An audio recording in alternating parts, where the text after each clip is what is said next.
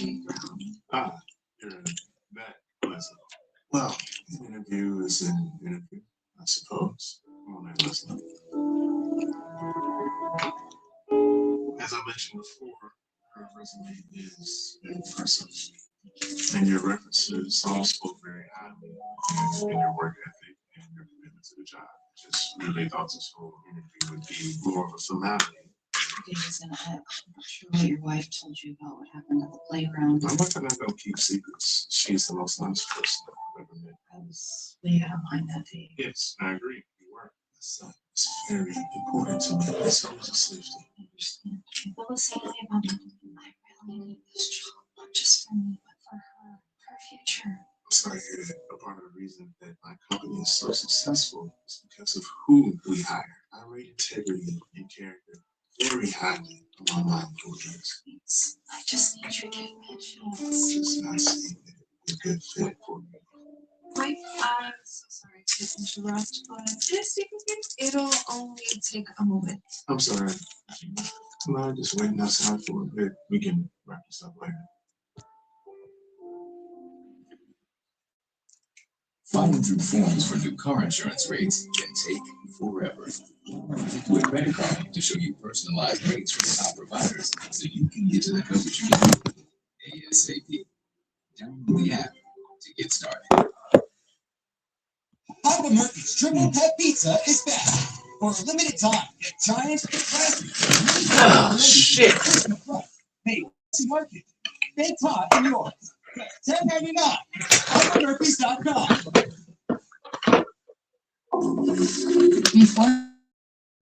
In this bitch. Upgraded with triple collagen peptides to strengthen cellular bonds from the cell. For firmer, richer, more radiant skin.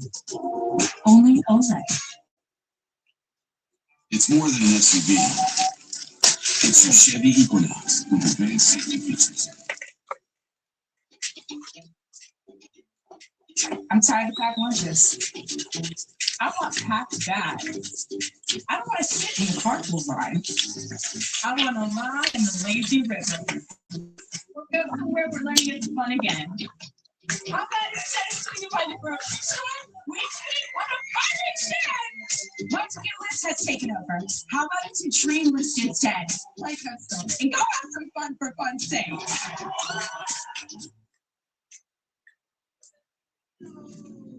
Like, Mr. Davidson, please hear me out. I know how badly I messed up, and I was so wrong to act the way I did on that playground. Sophia, I'm so sorry.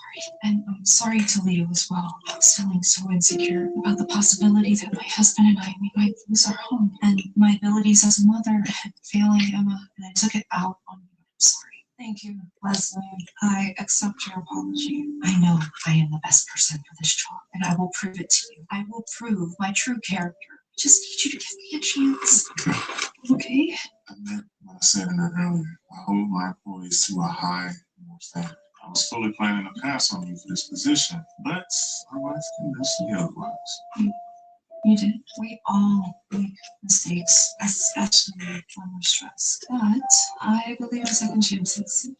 Thank you both. I won't let you down, I swear. One more thing. Leo has been begging for a play date with Emma. Would that be all right with you? Of course. That'd be wonderful. I just need to talk with her. Tell her that the way I acted was wrong, because it's an important lesson for her to learn. And so is forgiveness. Could you please have him stop? I'm trying to work. It's really important that I'm trying to focus on my work, but your son keeps kicking my seat. And I was hoping you could ask him to stop. Charlie, have you been bothering this woman? No, Mama, I just want to play. Well, he says he didn't work with himself. Of course you could say that. He doesn't want to get in trouble. Excuse me. Are you calling my son a liar? No, I was just saying. You were just harassing my son. That's what you were doing. Where do you get off? The love of some people. I am so sorry about that, sweetie. Your mommy's little angel, aren't you?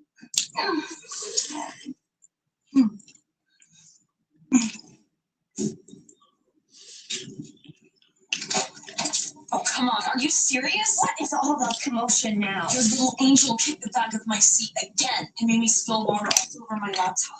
All I want to do is prepare for this very competitive job interview that I would be perfect for. But on my laptop, I paid for it. It sounds like you're trying to blame my son for your clumsy mistake. No, I'm not trying to blame you. I just think you should control your son a little better. That's all. How dare you try to tell me how to raise my child? Charlie is a good boy.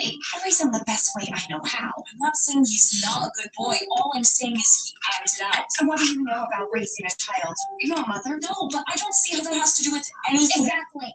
You have no idea the stress I'm under, traveling alone with an 8-year-old on a cross-country flight, and yet you are judging me? You know what? I'm sorry, okay? I don't want to argue. I just want to focus on the work. Then do that. And stop trying to tell me how to parent my child. That's fine. Ow! Give that back. Hey, give it back. Whoa, did you just hit my son? Of course not. I saw you put your hands on him. No, I was just reaching for my thumb drive, which he took. You saw it. I saw you. Please, what seems to be the problem? The problem is that this woman was putting her hands on my son. I did not. This is a huge misunderstanding. This is outrageous. Now she's trying to deny it. We all saw what she did. I want to press charges against this woman. What? I didn't do anything. Are we really sure that's necessary? Your son looks fine. He's not fine. He was just attacked. I'm not gonna let her get away with it. I didn't do anything. In fact, your son pulled my hair. Okay, so now you're trying to blame my son? Tell the captain to have the airport police waiting at the gate. Are you serious? You saw it happen. You know I didn't touch your son. That's what you get for trying to tell me how to raise my son. Have fun trying to explain your new criminal record and your big job interview tomorrow. Hope it doesn't seem your chances. Oh, officer, she's right here. Ma'am, can you come with me, please? Sam, I didn't do anything. You just have to back wall. Fuck. Miss Falcon, Mrs. Connors is ready for you now. Mrs. Connors looking ready.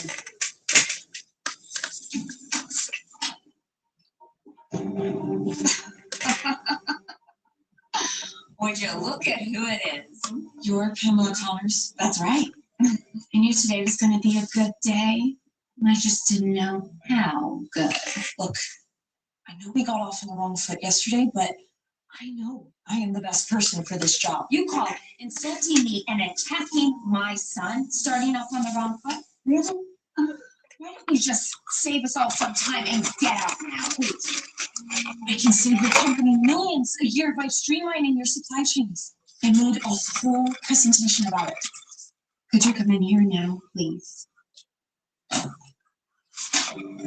Look, I ran the numbers. I have it all here in black and white. You're just embarrassing yourself now. Oh, right here. Toodaloo. You know, the funniest part of this whole thing is that you flew the whole way across country just to get thrown out of the interview by security. That's hilarious. I can find the exit on my own. Thank you very much. Bye-bye. Pam, what's going on here? Why security? Oh, don't worry about it, sir. I was just taking some trash out that blew in off the street. Trash? This woman spent an entire flight yesterday harassing me and my son. And then she had the gall to apply to be our new distribution manager. Can you believe it? There is no way that you want someone like her working for you. Trust me, she's the worst. She is my daughter. She's your daughter? But the name on the resume said Dawkins. That's her mother's maiden name. You didn't tell me you were coming into town. Because I wanted to get this job on my own, not because I'm your daughter. And what do you have there? It's a pitch I put together. I could save your company millions. But she didn't want to hear anything about it. What? Of course I did. I was just joking. Don't tell me you took any of that seriously. She's lying. Just like she lied yesterday when she falsely accused me of attacking her son. Because of her, I spent most of the day yesterday detained by the airport police. I understand all this looks, but you have to believe me. I didn't know who she was. This is very impressive. And you dismiss this, Pam? No, I didn't dismiss it. I just didn't read it. There's a difference. You know, I don't know if I'm more upset that you insulted my daughter or that you overlooked a plan that could have saved this company millions just because you didn't like the messenger. I was gonna. Now save it, Pam. Your toxic attitude has gone on far too long and has cost this company too much. You're fired. What? You can't do this to me. No, Jim, I am not leaving here. I am not leaving. I built this company with you, Jim. Oh, get over it. Well, what do you say you and I go grab some lunch and talk about your plan in more detail? Sure. You buying? Let's call it a welcome lunch for my new distribution manager.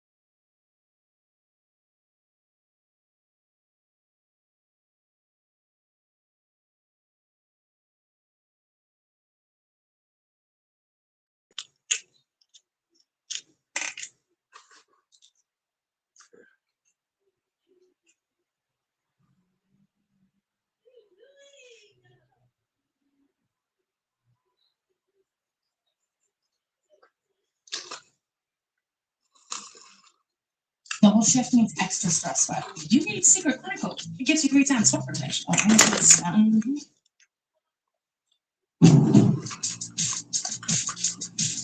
Now's the time for a great deal on a new phone.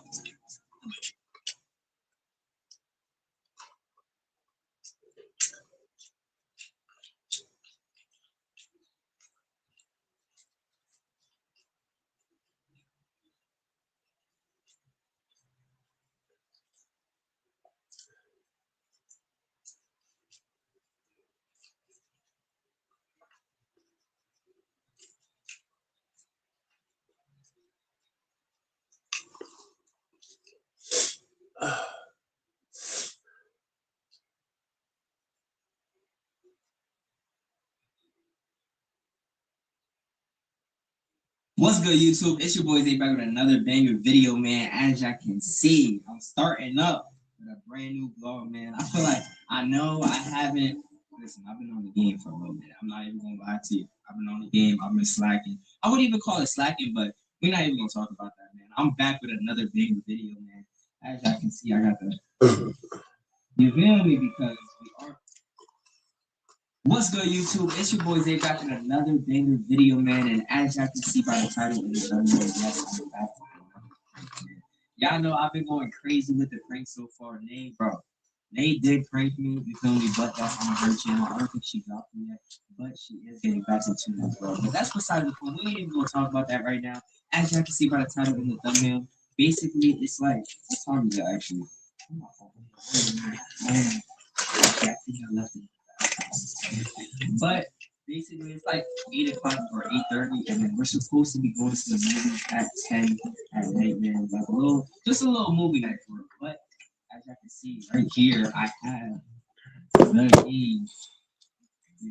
Yeah, no, I did this before, but not really because this is not really a flirting on the game or nothing like that. This is more of like I'm staying on the game and what you gonna do about it. Like, is you really gonna do something about it, or you're just pump faking for real? But I know she's gonna get mad because we haven't. You feel me? Like, she's been waiting and watching the movie for a little while. If y'all don't know, we are watching The Conjuring. Well, we're supposed to, but She's obviously pumping, but not. Matter of fact, no, she's doing the song. You good in there?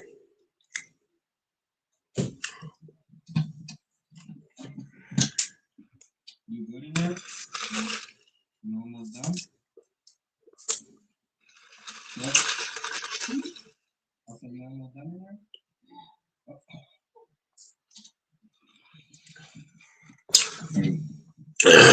Yeah, man. So before we start this video, make sure to subscribe to the channel and drop a like if you guys haven't yet. We are on the I don't know why we do no cap. I told y'all I'm back for good now. We staying grinding this whole rest of the year, man. This fourth quarter. I'm gonna catch up on the camera and set up the games on the video stuff. We just think we have to work and hopefully she'll get too mad because I kinda do want some, but at the same time it's like a prank is a prank. So we just gonna see. Set the camera. Hopefully she doesn't see it. But I'm not laughing right now. Hey Paul, like, let me see you in the mirror. Let me go. Let's just relax.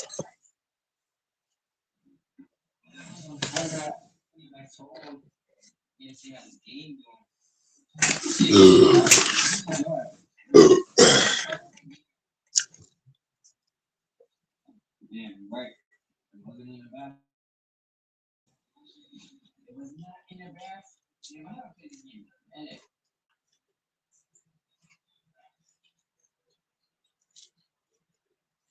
I haven't played it in a minute. What I need to get is 2K20. Hey, you don't deserve everything. All the work I put in. Mm-hmm.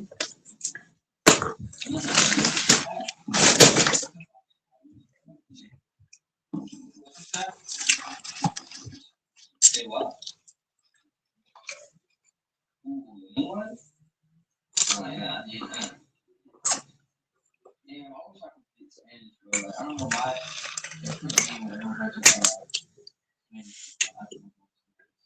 Hola. Hola. Let's play the game again. Let's go. Okay. Speak English too. Yo, man, depending on how the game goes, I don't know if we're gonna be able to go to the movies or not.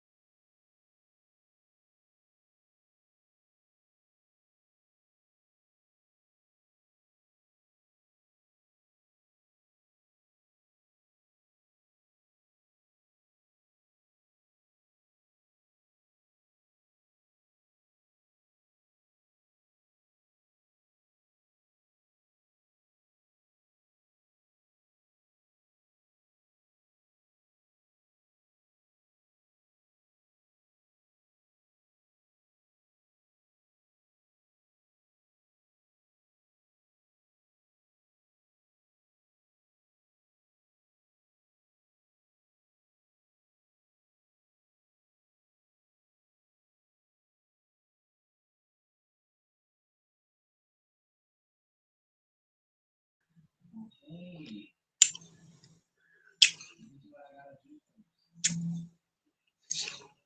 Bro, come on. See? Yo. You're being correct. I told you. I got to start. It's cool though. They ain't over that.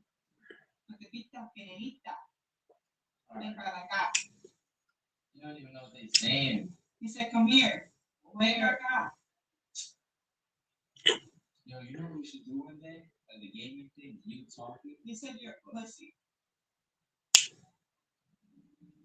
He said, tú eres un pegado. Oh my.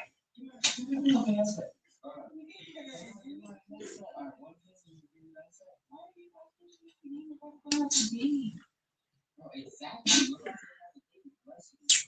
Bless you.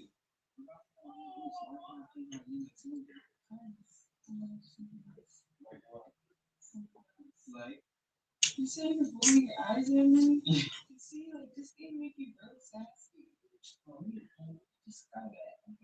Alright, stop. alright.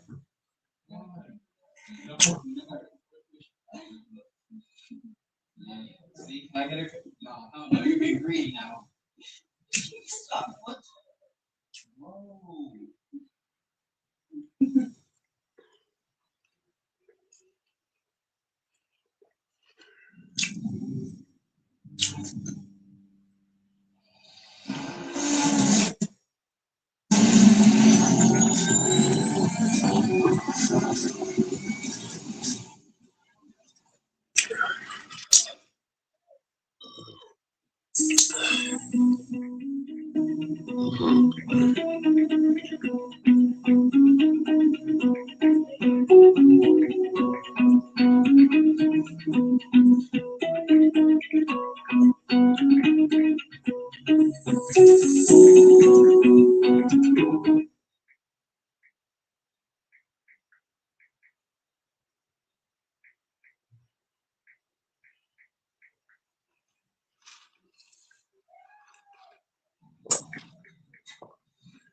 See? Alright. Now I need to stop. Bro, this is so keep playing. I'm just do both games. I mean, lock in. Making me laugh. Why didn't you just leave? You want to play a game? Yes. Like, you're not a child. You can get off. Let it be for the night. What? Just like, that's like me saying you can get off TikTok, right? Oh, you can see all my TikTok orders. You don't get TikTok. What's a TikTok? No, you get something like same thing. I don't want to hear that shit. TikTok is all right, come on, bro. Stop. You need to know. Stop.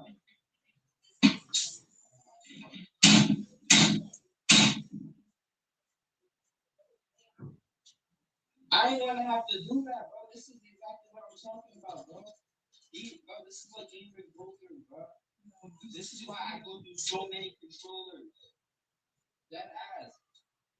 Yeah, bro. For real, look at you still playing. Alright, stop. Come on. I'm cool now. I'm good. We good. We both good. Alright, I'm not gonna take you. Look at Saucy, not me. Talk to me. You so beautiful. You know how fast you try. Come on, man. You know I love you. Bro,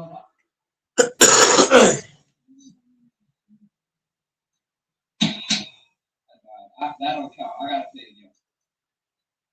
I'll play again. Yo, run up another one, y'all. Run up another one, y'all. Let's go. Let's do that. 2 for 1. You get 2 for $1. Make your mama holler. Yeah, I gotta do that. Have you been able to find that? Yeah.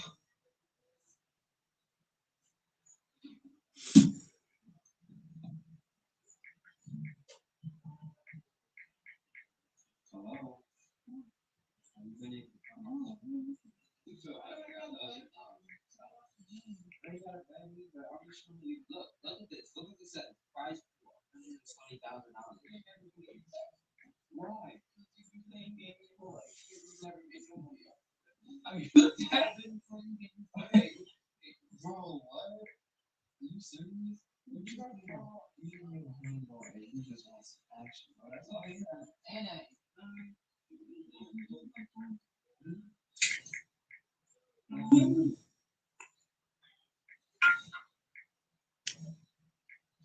alright, what about again? Oh, alright.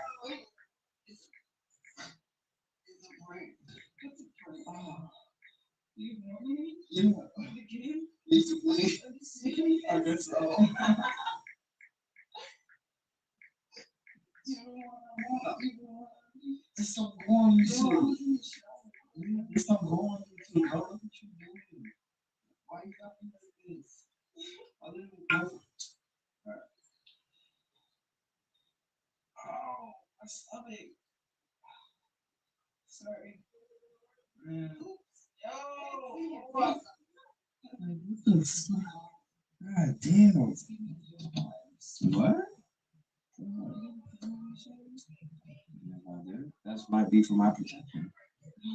You know me, you don't know if I'm taking a shower. You know me, I got the you know rag in one hand, other thing in the other hand. Someone walk in, bam, give me everything.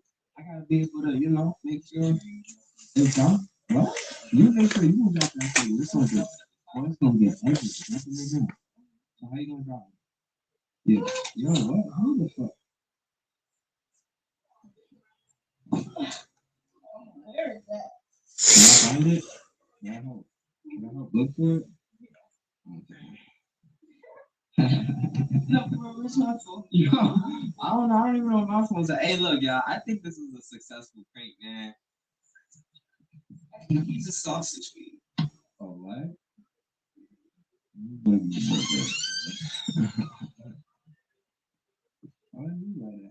All right, bro. This is what I'm talking about. This is why YouTube things don't fly. On that. Anyway, y'all, man, if y'all enjoyed this video, make sure you guys subscribe to the channel. Like I said, drop a like if y'all haven't. We on the road to 200K, so I'm gonna keep pranking her, man. This time, I don't know, she might wake up with like a snake on the bed or something.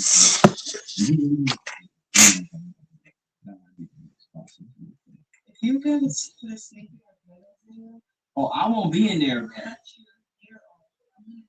But how I'm gonna do it is it's gonna start right here. I'm gonna have like an actual person come in.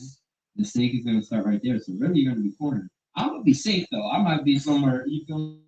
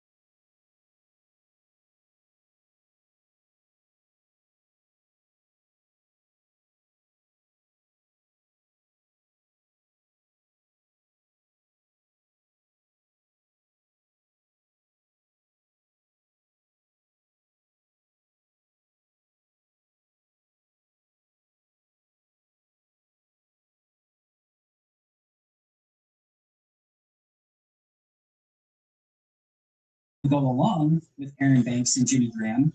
Number 3 on that list is probably their other big free agent signing in Nate Hobbs.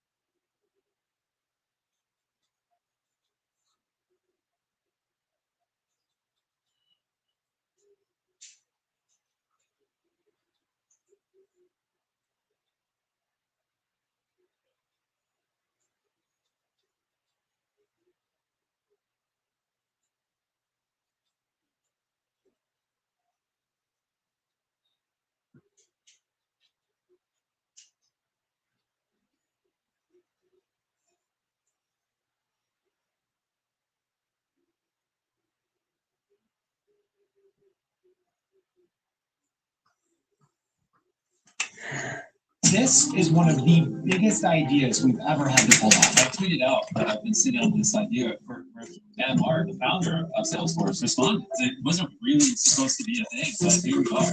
We got to put together a massive social media campaign in addition to a massive production campaign. You can't be executing at this type of scale, at this type of speed without the right tools. I couldn't fathom working on this commercial without Slack. This is a combination of everything we do great at Peace. This commercial could be amazing.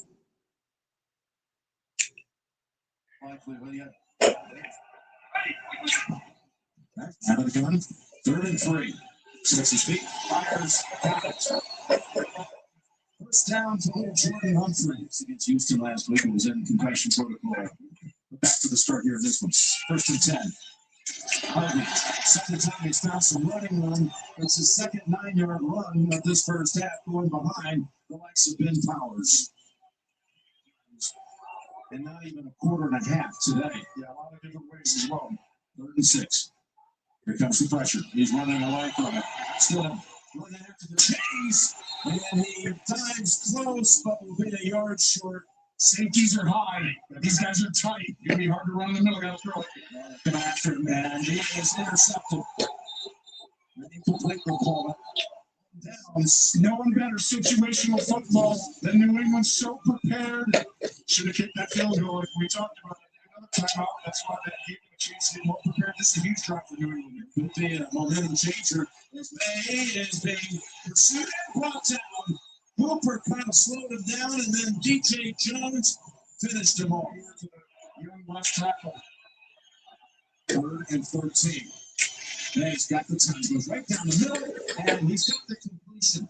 Matt Collins comes back. 3rd and 3. There's May. It's right there. Just step back to the line of scrimmage. Zach Allen brought him down. One-on-one opportunities outside. They're going to take him. He goes right now. So that instead of reaching out his hands.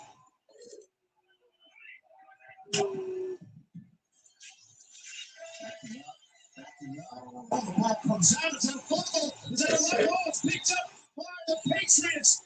And that is a touchdown for punter if they call it a fumble. It goes backwards. After the touchdown, it was a better pass by the quarterback. Picked up by the Ridley. First down for the Patriots. All right, Shane. After all of that, it's covered by New England. They reversed their own call. Yeah, they did, and because they blew that, he can't get the advancement of the backward pass. So they've got to get the defense the ball at the spot of where they possessed him. 2nd and 4. Taking off his man. Drake May in the end zone with a touchdown. And you see just the numbers right here. I'm going to throw it. No, you're not. Get up on the second level. Just a walk-in touchdown based on the numbers here. Stevenson goes and blocks. Just throw it away. It's not there. Record it. It's not there. Throw it away. 2nd and 10. He's got his target. He's got a first down. Going to the 2-minute warning. Harvey with a catch and run. That was a big one. We'll have a little bit more time here, technically. Now, 1 minute, Barmore with the sack.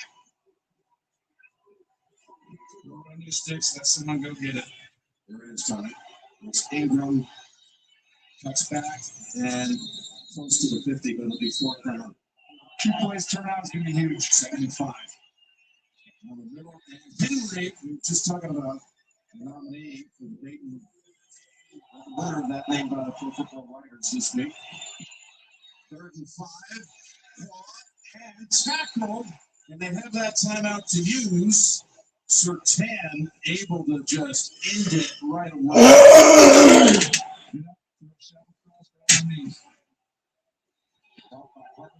There he goes.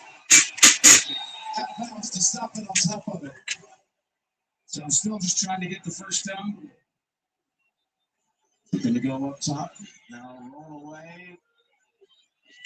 And they lost a yard or 2. More close ones, including the game winner in overtime. Here's Lutz. 54. No, and Wonder's right. That's why the conditions, it's just difficult. And you see, to me, they needed those 5 yards to make it, and it did not cover by much. It looks like it's going to cover by a ton, but look at about 4 or 5 yards where you're a little into the wind. I think that's why I tried to drive it a little more. 3rd and 15. Run with it. And look how far it goes. Oh, that was genius. He did it because he knew it couldn't get out of bounds before the clock ran out. He might have a second. Goes out the half with a monster kick, and that does not have a chance. Both teams with missed field goal attempts in the last minutes. Both defenses are great. Backup quarterback and a young quarterback has played great. 2 kickers miss. Tie game. What do we expect? Denver, New England, AFC title. All right, Devin, you got it. Coach, after that one scoring drive for Denver, what changed? Part of that, though, is scary because it's like he's going to be gun shy a little bit. He's got to let it go in the second half, but you're exactly right. He's got to protect the ball. Stevenson barrels ahead. With a first down all the way to the Denver 46. And how big? 2nd and 6, and another extra lineman comes in. A lot of jumbo, a lot of nonsets. Look at the Broncos. Busted cross, including Jonah Ellis. The Eagles going to get around the edge. Mayfield took off. And May's got a first down. And he's wide open to the 20 and out of bounds at the 15.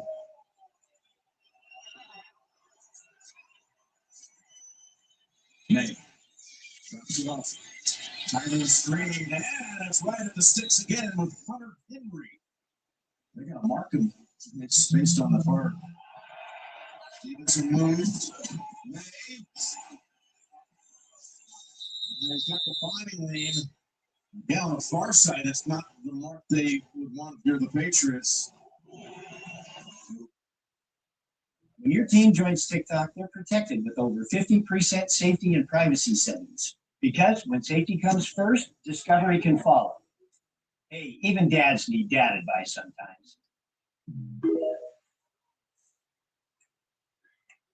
With investing options from Navy Federal Credit Union, Rob feels financially at ease, which means he can worry about other things like landing this fish. What if the fish is really big? What if it's not a fish?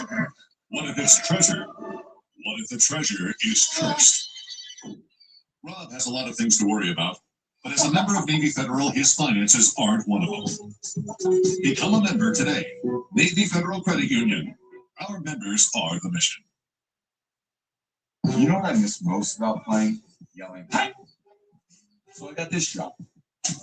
Pizza? I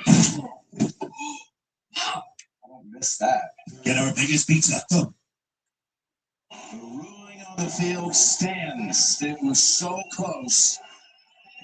Tracy confirmed she was right in the area when Peyton threw the challenge flag, and he was demanding they take a look at the Skycam view. But it's going to stand. It's a point. Hey, looks left. Keeps looking left. In trouble. And brought down. Brought down by Cooper. 9.5 minutes. 23 yards. The Regatas, the kick is good. Yeah, they took 9:31. 3rd and 8. Over the mids. And a buffer out in front is not going to have nearly enough room to get the first down. They are downwind, down snow, whatever you want to say it. They need to score on this drive. Second and 10, and they again escapes the pocket, takes off for a first down. Throw it on this drive and throw it quickly. Second and 5. This is a little flip flipper. Back to May, who throws it down the field. Is caught. That is Hollins with the reception. You know, in golf, it's howling left to right, down. Sorry. Yeah, Stevenson trying to push his blocker in a certain direction to help him, but Broncos are wise to it. It's away, and that is wide right. Good ball there, Tony. Early in the year, easy. This time, these conditions have been changing in real time. Very difficult. I don't even think it looks like it. I think it actually might be. Second and 9 over Mims. 2 blockers up ahead. And let's get more on this conditions on the field from Tracy. And that left to right, howling wind, as you call it, Tony. 3rd and 5. Stevens going to get the first. Oh, the ball was in the hands of his receiver. But Jones broke it up, and little Jordan Humphrey. 20, Stevenson. It's the handle, you know. Great try starter. And a pickup of 11. 3rd and 4. Ray has time. Now breaks down. Sacked him.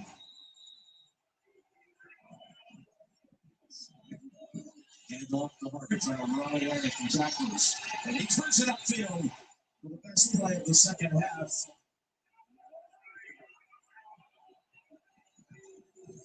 Still in traffic. Dumps it off. Short game. Not much there at all for Moore. Elijah Moore. This has been a big adjustment for New England in the second half. Just and the layback slips and May cuts his losses. Stevenson trying to take off. Rolling to the goal line, lofting it out of bounds. They literally decided to throw the ball away. The helmet on, standing by the heaters. This important 3rd and 12 snap. Still every step closer to the field goal as he gets within about 3 of the first. Earlier in this half, just to tie the game. And the kick, no good. Just impossible conditions here in Denver. Because they don't think the other team can score. And look at how tough it is to put the ball down. Does a great job there. But the wind, the conditions to see, it's whatever you're seeing on TV, I promise you it's way worse on the field. Oh, tips. How about that? Just brought up Leonard Taylor off the practice squad last night. Tipped it. That ball is made if he doesn't touch that ball. That was 45 officially now. And they can stay on the ground. How about that? How about that? They stay on the ground for no gain. They're 100% entrusting their defense. Still, in pocket one to heave it, now just shuts it to Harvey, and that's only going to be maybe a half yard. 2nd and 9. Rushing 5. This is a deep throw, and it is picked off, intercepted. Waiting for it was Gonzalez. No one's been better than Gonzalez this postseason. He's been playing outstanding. Gave up one play earlier today, but other than that, and right here, he sensed that they might take a shot on the previous play. They come back to trying to look there. This time he just widens, basically doesn't get up closer. The wide receiver stays deep, and that was just a really poor decision by Stidham there. Needed to go through the direction. I asked you, should they have heaved it down the field on the previous play? And I think Denver thought there was an opportunity there. There was a close. No safety deep. Oh, here he goes. He's going to try to beat him with his legs. His house runs after him, and May got there. Drake May outraces the defender. And the aggressive call by Josh McDaniels sends New England to the Super Bowl with a really, really aggressive call, and that is a first down. I'm telling you, they almost set him up. That is an aggressive call. What he's done with his culture and what he's done with his coaching staff, he brought in the right people, the way they built the roster, and the way that they developed and to get this team rolling. I mean, the belief is there that they play football the right way. I share map tips with millions on TikTok, but today I'm sharing tips about safety. TikTok has over 50 preset safety and privacy settings to protect teens. Plus, as a parent, I set up family pairing to help shape my teen's experience on the app. I can see their followers and who they follow, or they restrict content that's not right for them, and even set screen time limits. So they're not on TikTok when they shouldn't be. Because when safety comes first, discovery can follow.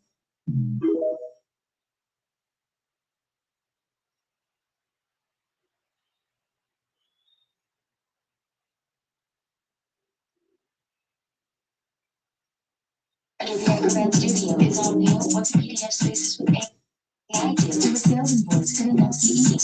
Adobe Express brings the use. Now we're talking. It's time to share. Next page, every doc, everything's right there. Now you can do that, do that, after that.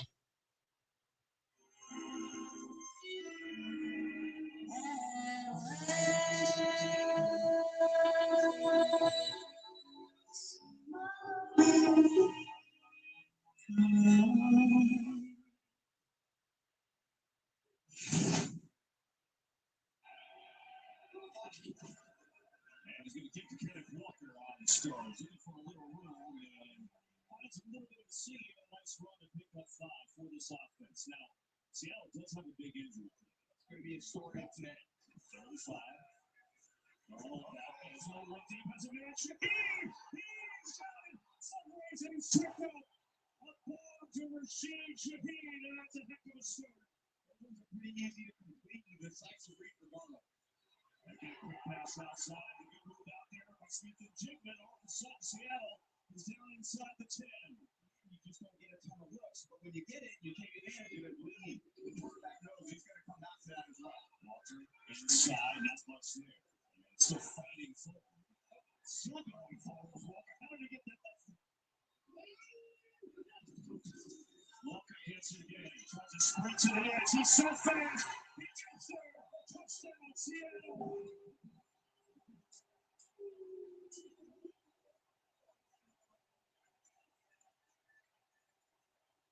An electric start. There's about 4 unblocked Rams in the hole. And Walker just stutters his feet and then uses his speed to the perimeter. You're going to feel like that will go 150 yards for a touchdown.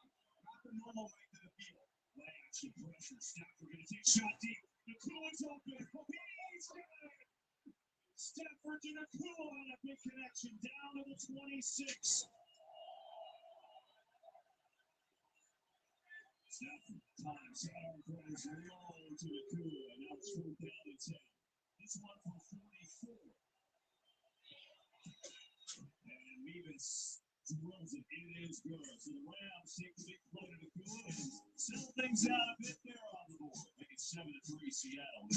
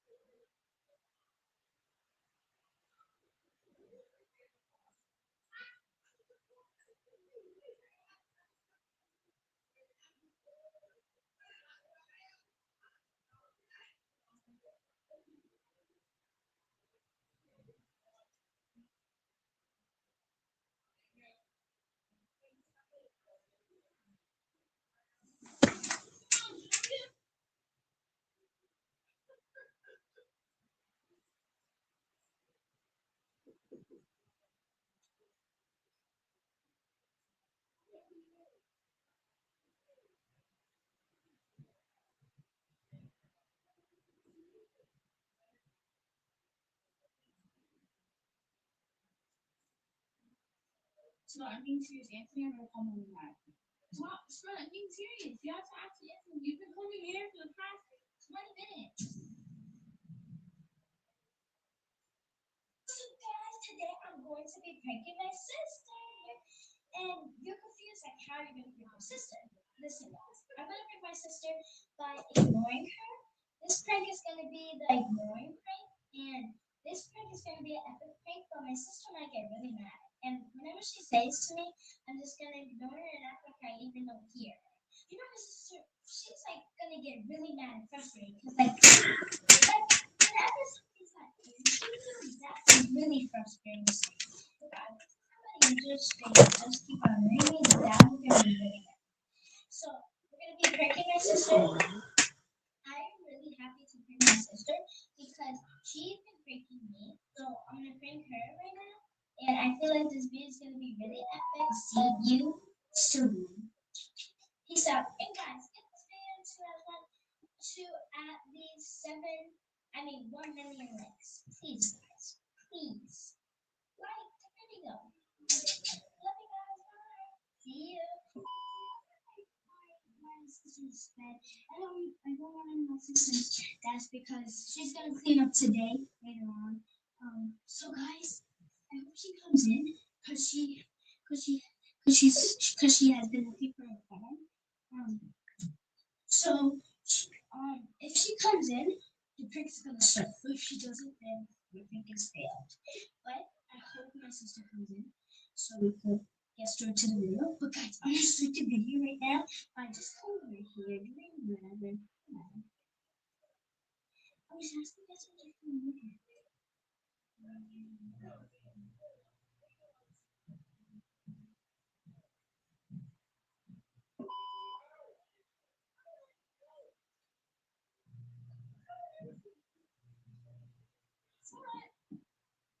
Sorry.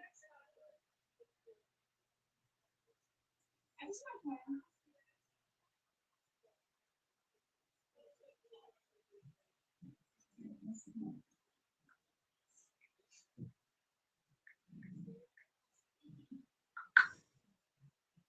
Sorry.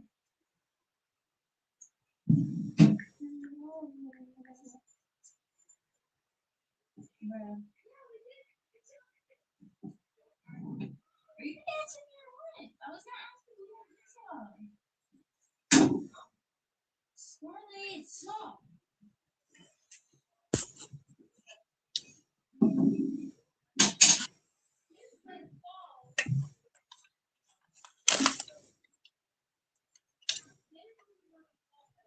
No, Smarty, answer me. Smarty. No, are you gonna text me?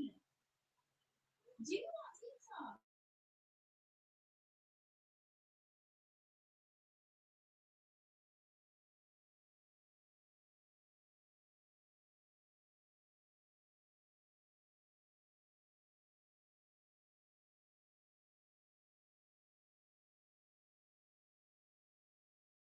No, Smarty.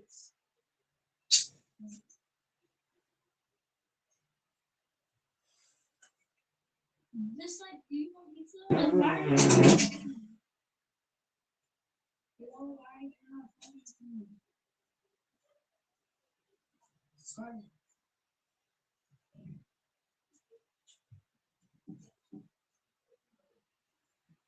Are you mad? Because when did I gonna give you my toy?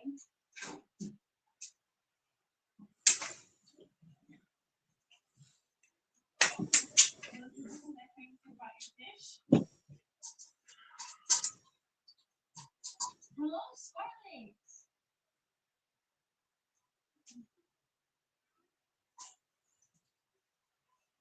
Scarlet, talk to me. I don't know what's happening. I don't know where you're at.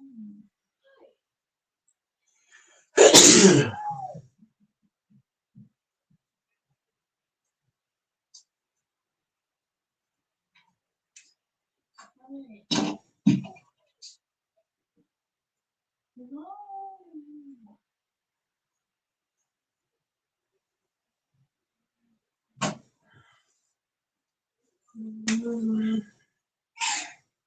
You know you want to laugh and talk to me.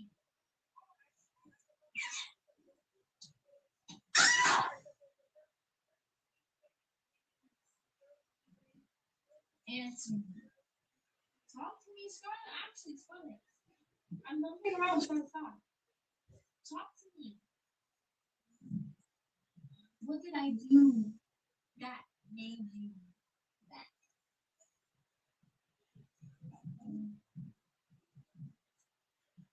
No, Scarlet, stop pushing me.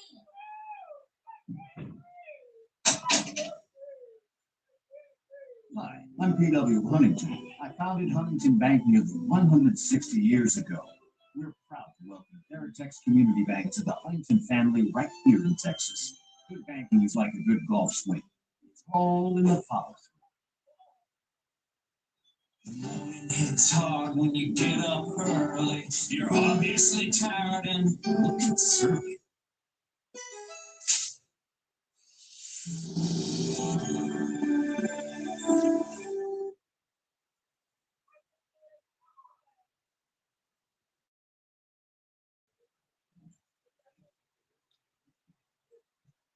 Bro, you're not taking it seriously. Scarlet, actually. Hello, I'm trying to talk to you. I'm trying to ask you. I tried coming in this room and being happy, and then I asked you for my phone. You never answered, and then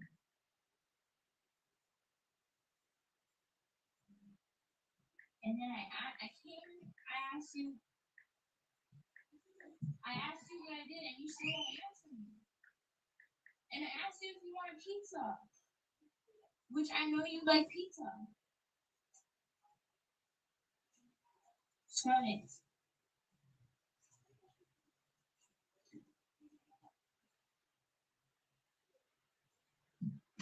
I'm being serious. Answer me or call me back.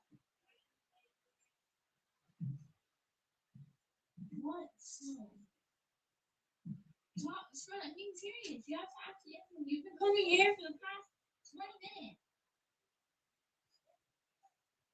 I don't know. Go talk to Sissy. Wow.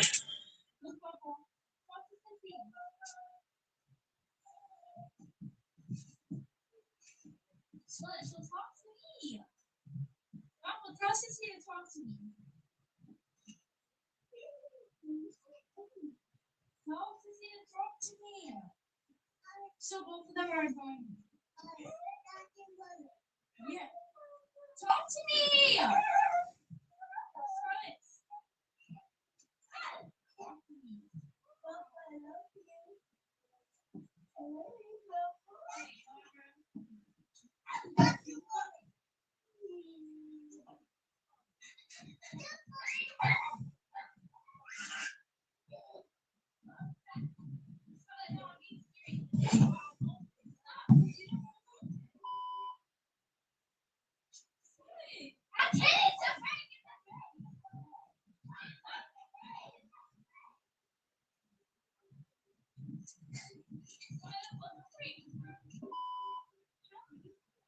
That you just got pranked by your little sister. That is a prank.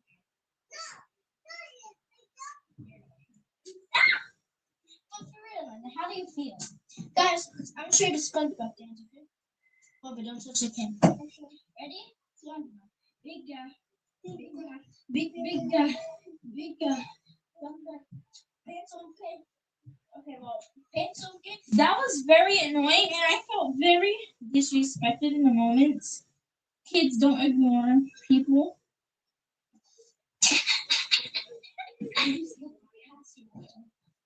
And the oil's off my head. I haven't washed my hair in a long time. Okay, so guys, live lesson time. Ignoring someone is really disrespectful, so really do not do that. And second of all, why are you ignoring people? And if you just that's a very childish way to handle things.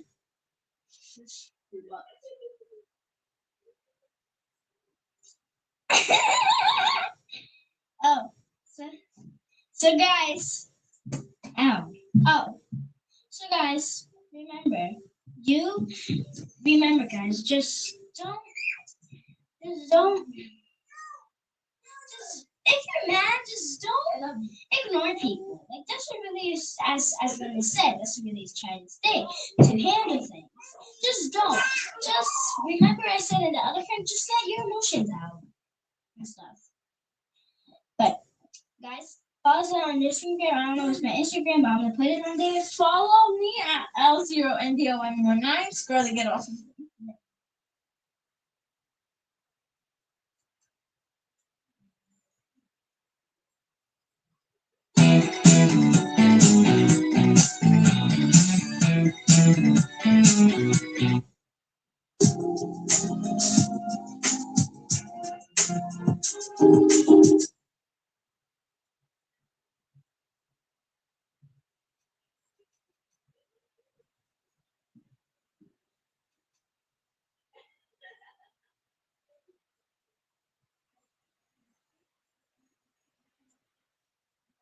They warned us this would happen. Blazers fans, Phoenix fans, even Colin Cowherd might have been right. Because it seems no matter how talented DeAndre Ayton is, no matter who he's playing with, no matter where he's playing, or no matter what he's playing for, some things just don't change. Teams looks at team. Ayton's watching. Good job. That's right. You take yourself.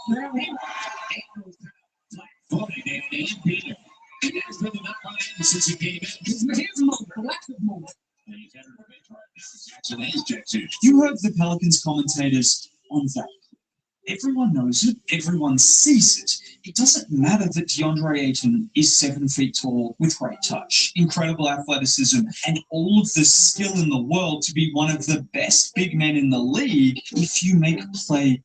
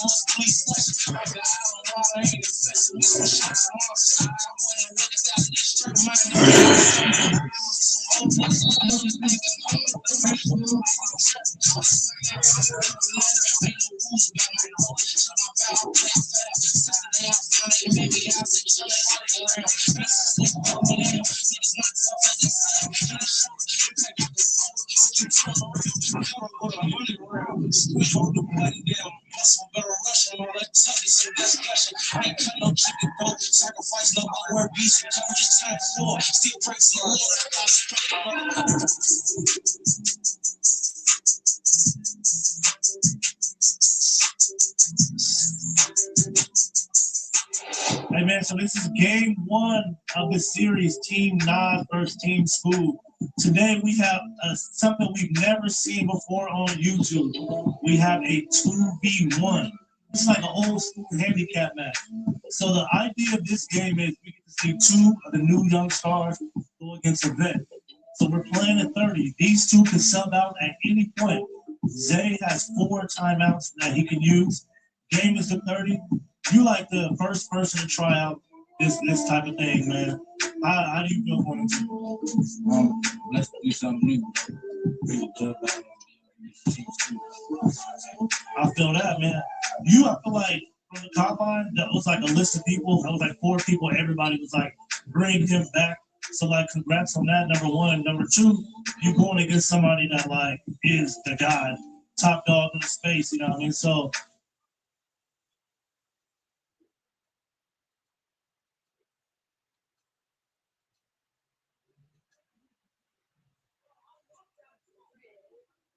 Another talk about him.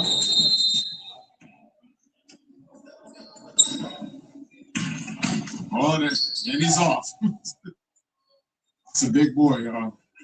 This. Right through his chest. So it'll be good because Tyrannus was so good in the first day. It'll be good to see him against a top 5 player.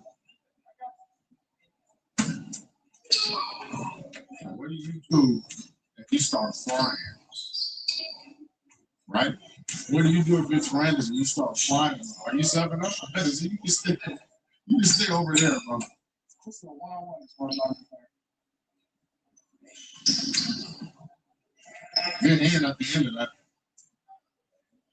We made that move yesterday. It was a lot of space. Way more space.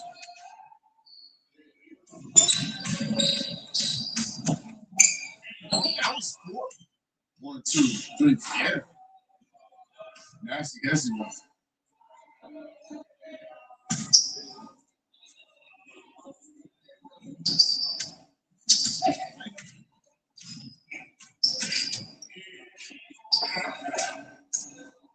Oh, Zay got a chance to watch him yesterday, you know. So to be fair, there's infinite film out there on Zay too. So that would have been a lot different if he didn't know, you know. He was extremely fast. Right? He said he talked about Zay first. Look fast on camera. You know he's fast. We don't look fast on camera. You seen him in person though? First up. Same move. Benoit. So he scored all his points on the same move. Like hard drive left.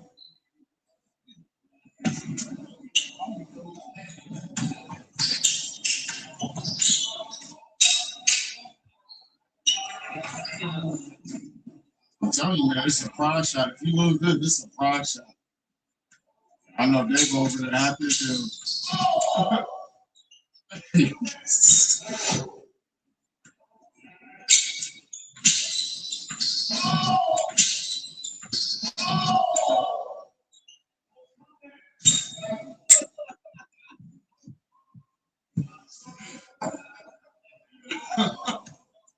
Oh my goodness. Oh yeah, I didn't see that video.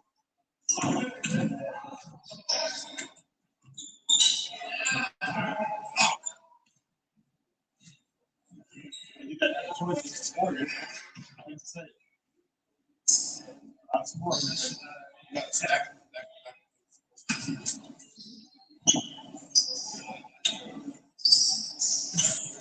Good move. Finish. Oh, yeah. Good move. I like it. Shout out to Tango for doing this.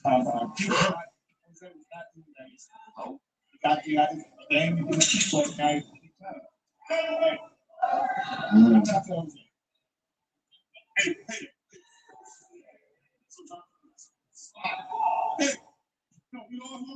Yeah, different problem.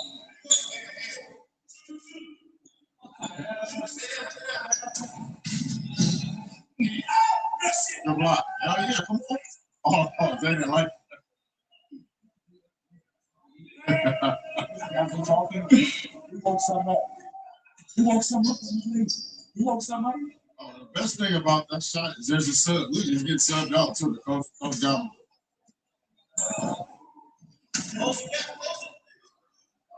3.7. Oh. Lady, we don't get a rest. No. And he hasn't used the timeout either. Yeah, bucket. This is where we're supposed to see their advantage. Right. When does they use this way to stand them up?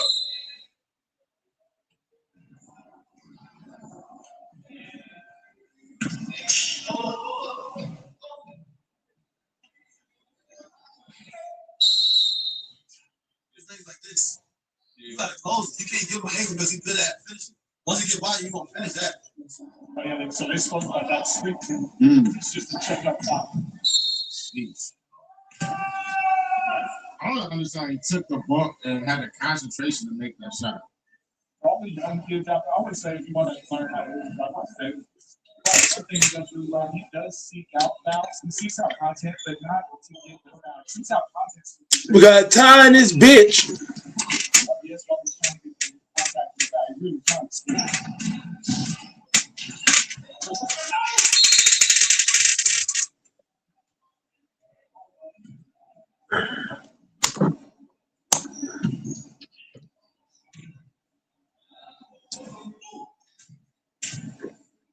I wonder.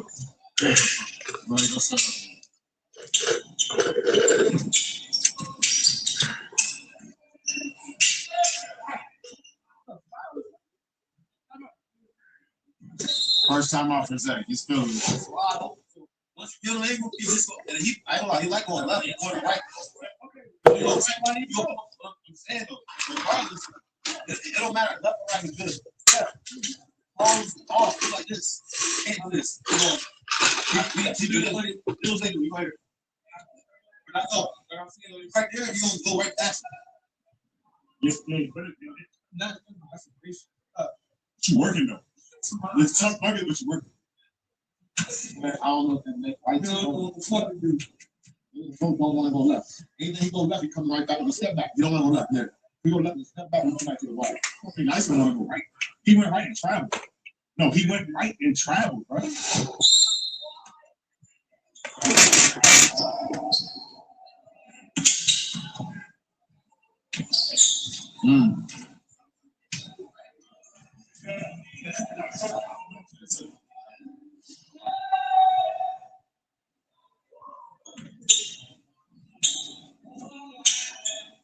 Oh no. A little short.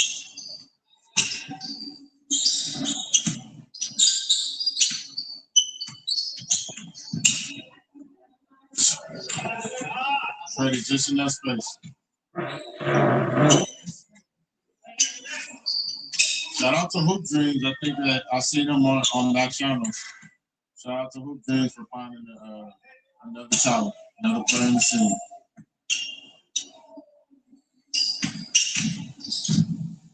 Good.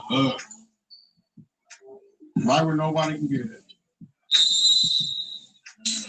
Say, what's the difference? Do you already feel like playing against any players can get rest? Or you don't get that rest? How do you feel about that? It feel great. Just another day in the gym trying to be better than yesterday, but I feel like the main difference is two different play styles. So just knowing advantage and disadvantages for each player, just staying consistent and trusting what they give me, really. So yeah, that's the big difference. We're all having this conversation. Does this count if you win? Does this count as 2 or 1? I'm just worried about winning the game. But this count is 2 murders.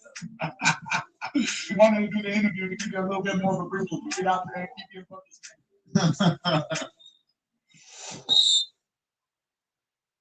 At Raising Cane's, we focus on making the most craveable chicken finger meals, getting them right every time.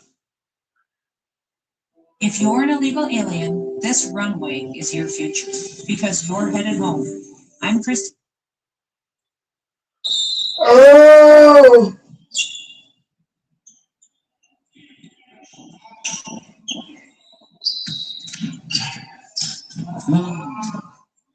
There was. He wasn't close to blocking that. Maybe man think about it. Yeah. You can waste your energy now. Thanks. Thank you, bro. It was the right idea.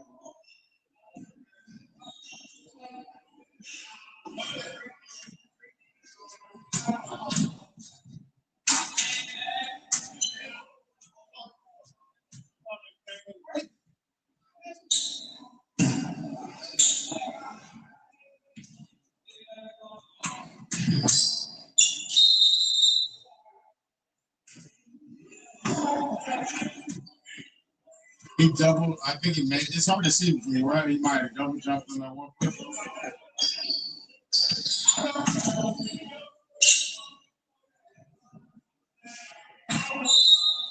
I'm almost positive. My eyesight is going a little bit, but I'm almost positive Jose is taller than Zay. And probably jump higher. He's getting up there and he blocks every time. Make it make sense, man.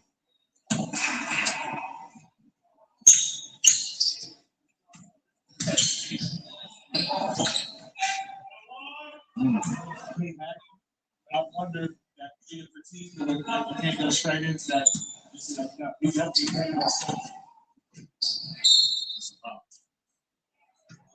And he neatly takes the banner, passes it back. What a guy. Now you don't get skill. Looking at Australia too long.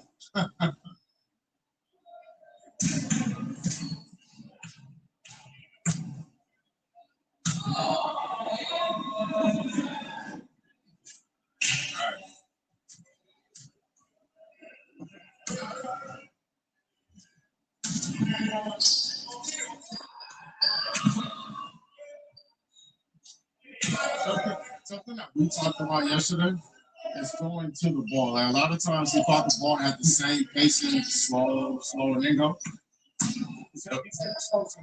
Yeah. And he did it right there. That was cool to see.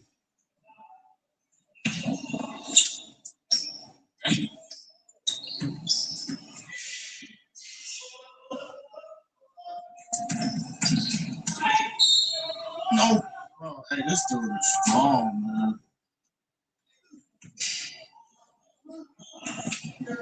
It's just like they're just hanging onto him, and they still can't stop him.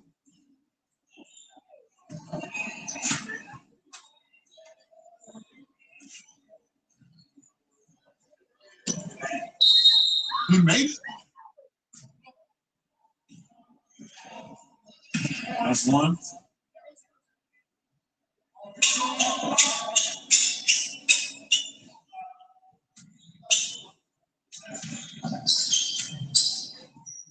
check your phone.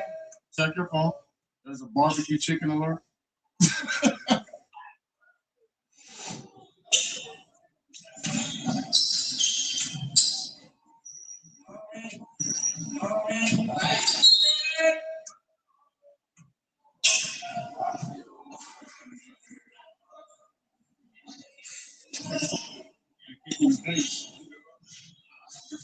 He got like kicked in the face.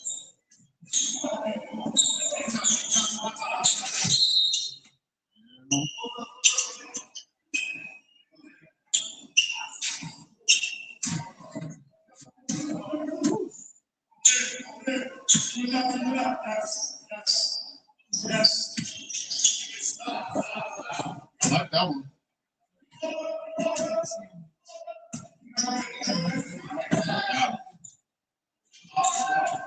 They're getting open and again, it's the hype.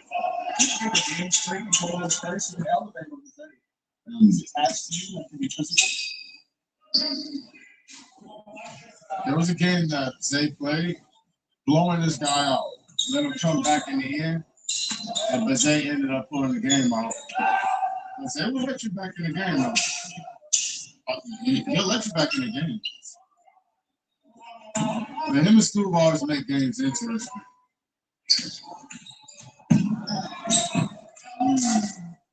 Okay. He's coaching them to speed up. So now he's saying, Ooh, okay.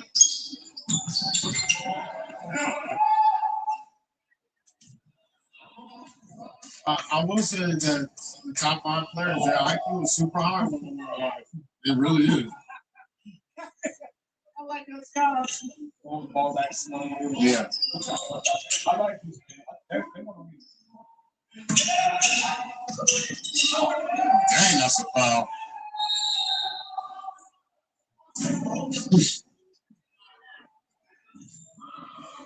Let's see. Nas over there hooping out. I didn't see him on the court pretty soon.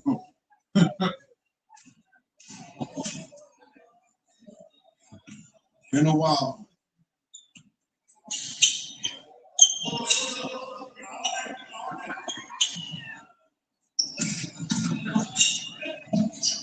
Same foot, same hand. This Loki's been a layup line for the most part of this game. What you told Tariq, hard runs.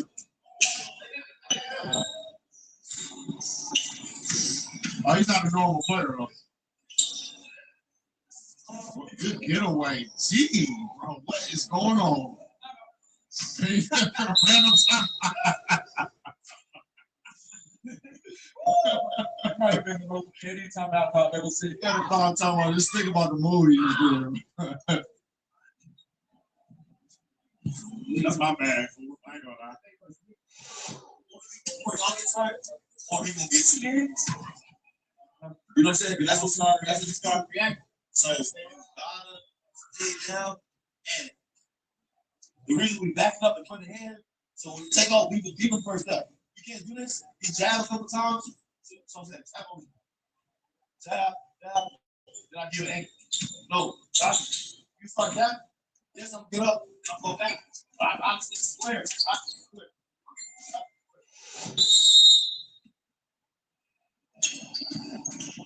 What's the strategy for the new guys? When you're playing, I keep bringing up top 5 players. I sound redundant, but it's like when you're playing the top 5 player, you can have a game plan, but like sometimes it's not up to you. And we're watching it right now today. What's the game plan? Let him shoot. Don't let him get like. Yeah. Yeah. Right. If I were the other two, I would get a help side. Like one get the elbow and one football. Yeah, it's on them.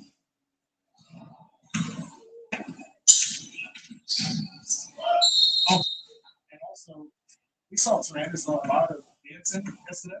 Say he's not laughing. No. You gotta pick away and go on Zay, bro, because you try to do too much like handles, he on top of that.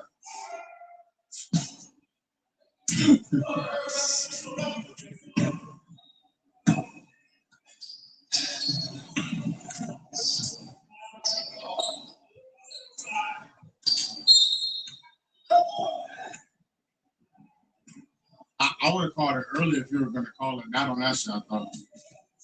Oh, you got him on the elbow? I didn't see. Okay. He said he got him on the elbow.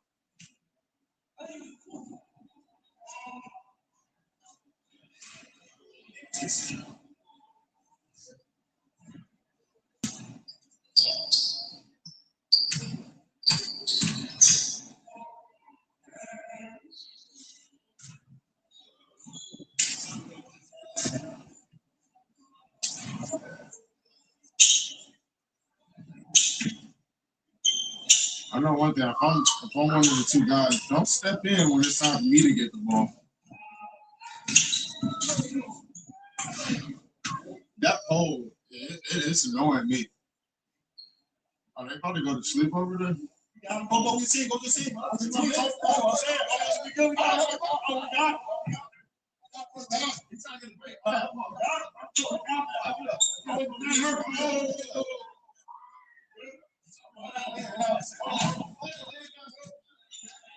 I always, that's that coach speaks. So I always would rather. Yeah, right.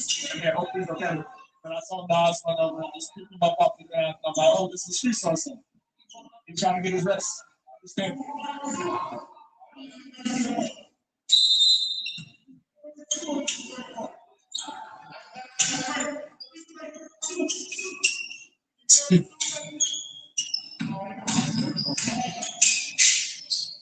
He's still he almost okay.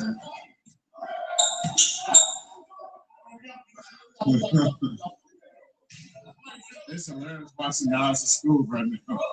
I'm making it like this is $10,000 dance.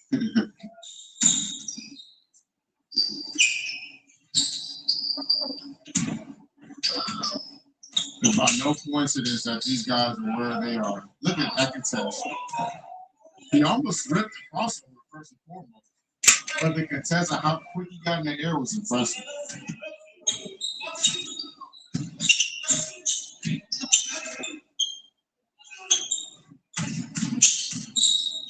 Yeah, he's just fumbling and fumbling all over the place.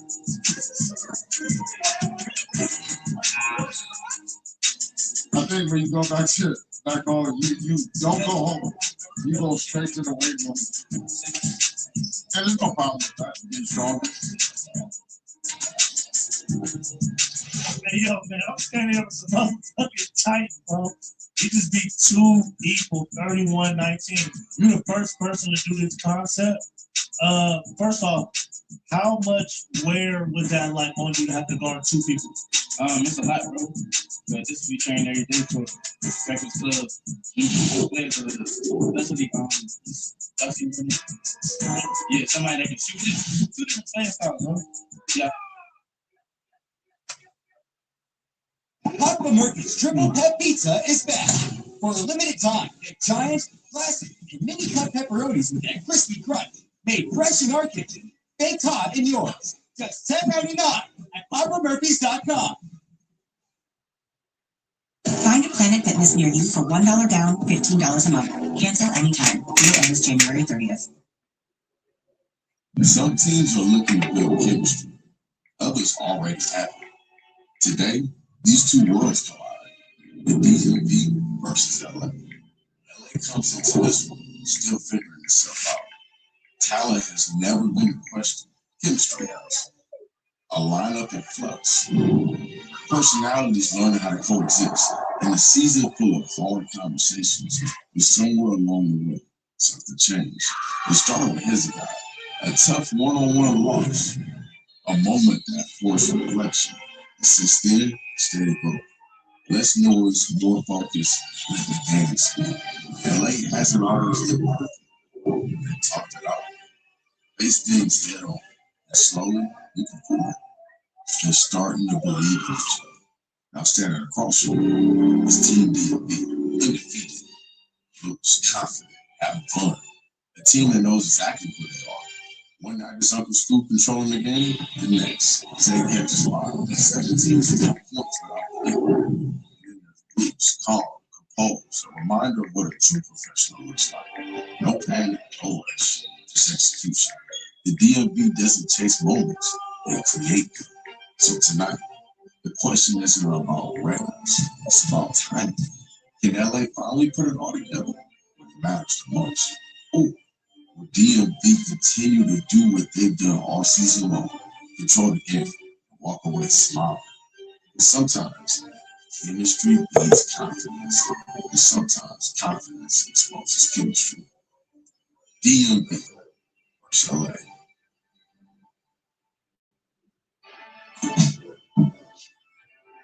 Good, man. Ain't no too much. I'm just getting ready.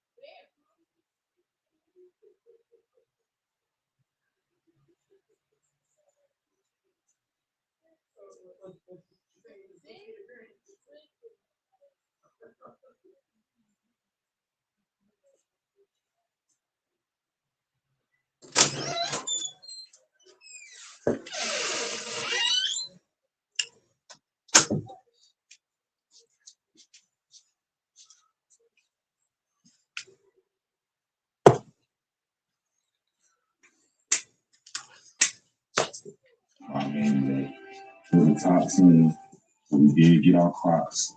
I'm not gonna lie, I haven't taken them all since.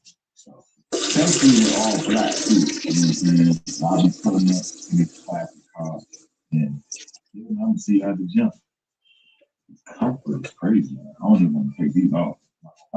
This is something every hooper should probably have in their closet. Just cause you can just slide them on, slide them right back off. Like, you know what I'm saying? Grab your bag. These are super close.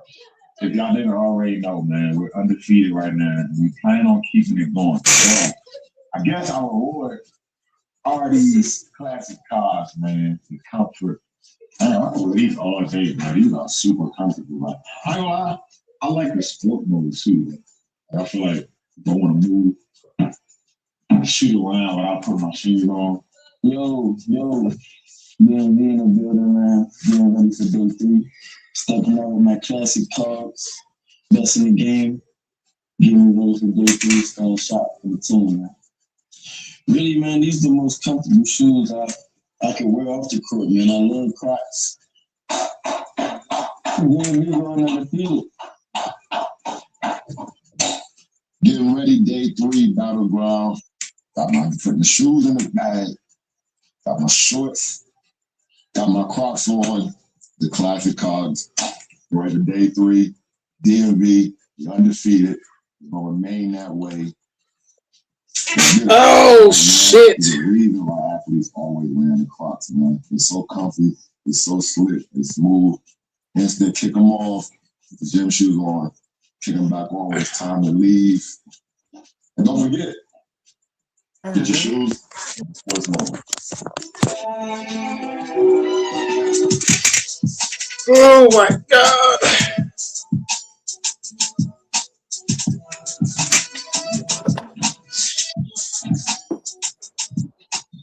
Yeah, hey man, I know what you're here to do. Continue to street. We got LaFonso on the building, man. You already hit Fambo and doors? Oh, salute. No, I didn't. I actually just got Salute, man. home. Nah. I can hit Fanbo on my other phone real quick. Hold on. I don't have Doris' number on that phone, but I'll hit Fanbo. We got LA versus Team DMV. Who you got behind it? And the way DMV has been playing this season, I think they're the favorites in my eyes. What about you, Danny? Yeah, they're definitely the favorites. I think it's going to be a better game than what people think.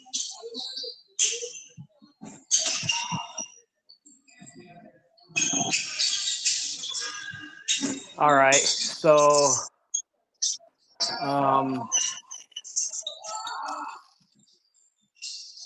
the question is what do you do if you're LeBron James? Retire. If I'm LeBron James, I go ahead and move out of the way for Luka to take over and let them build a team around him. And everybody talking about he might want to go to Cleveland and finish up there. That wouldn't be a bad idea, but if they're gonna mess up Cleveland, I know they so what so, but will it mess up their chemistry? I don't think. I think Mitchell went to that team because I was reading the report. Mitchell was like Kyrie when he came to the Cavs. When Kyrie went to Cleveland, right? He went there because he was gonna have his own team. And Mitchell was the same. He went there because he wanted his own team. LeBron go over there. That's gonna fuck up a lot of shit. LeBron should just hang it up, bro. Just bump it up. Yeah, if it was me, go Mike, I'm gonna wrap it up. You know why? When these dudes out here, I know they love the game, but sometimes they start to look bad out there when they get older. You don't want to go out like that. Just go out like you are and just say, "Fuck it, I'm done." You know. So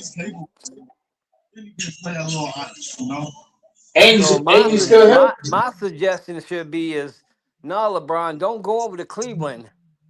Just retire, nigga. Yeah. I'm with you on that. Because LeBron's never tore his Achilles or tore his ACL. But if he keeps on playing, I mean, you've already given 23 years to the game. So, if you keep forcing it, guys, they're knock on wood. You dunk the ball, come down wrong, and the ACL injury can lead to something else. One injury leads to another. So LeBron needs to just hang it up now while he's still in good shoes. I mean, you played 23 years. I mean, that's what I'm gonna do. I got 16 years in Walmart. When I get the fucking, I'm gonna work 25 years. Year 25, I'm gonna call it this. So nine more years. I'm at 16. Yeah, nine more years. I'm gonna call it quits, man. Right. Because if I retire in year 25, I've already worked enough to get paid from Walmart. So Walmart, they would have to pay me some good money if I retire in 25. But then it might not be enough because of the economy. So once I figure out how much I have to work to retire and get a good paying.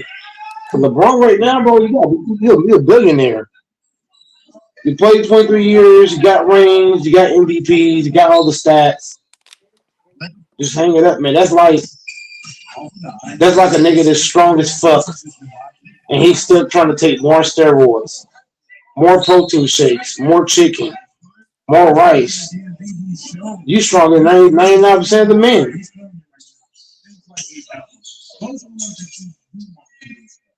Yeah. Plus, like last night, they got blew out by 30, I think. But Luca uh, got hurt though. You gotta count that in there. Luca got hurt in the first half.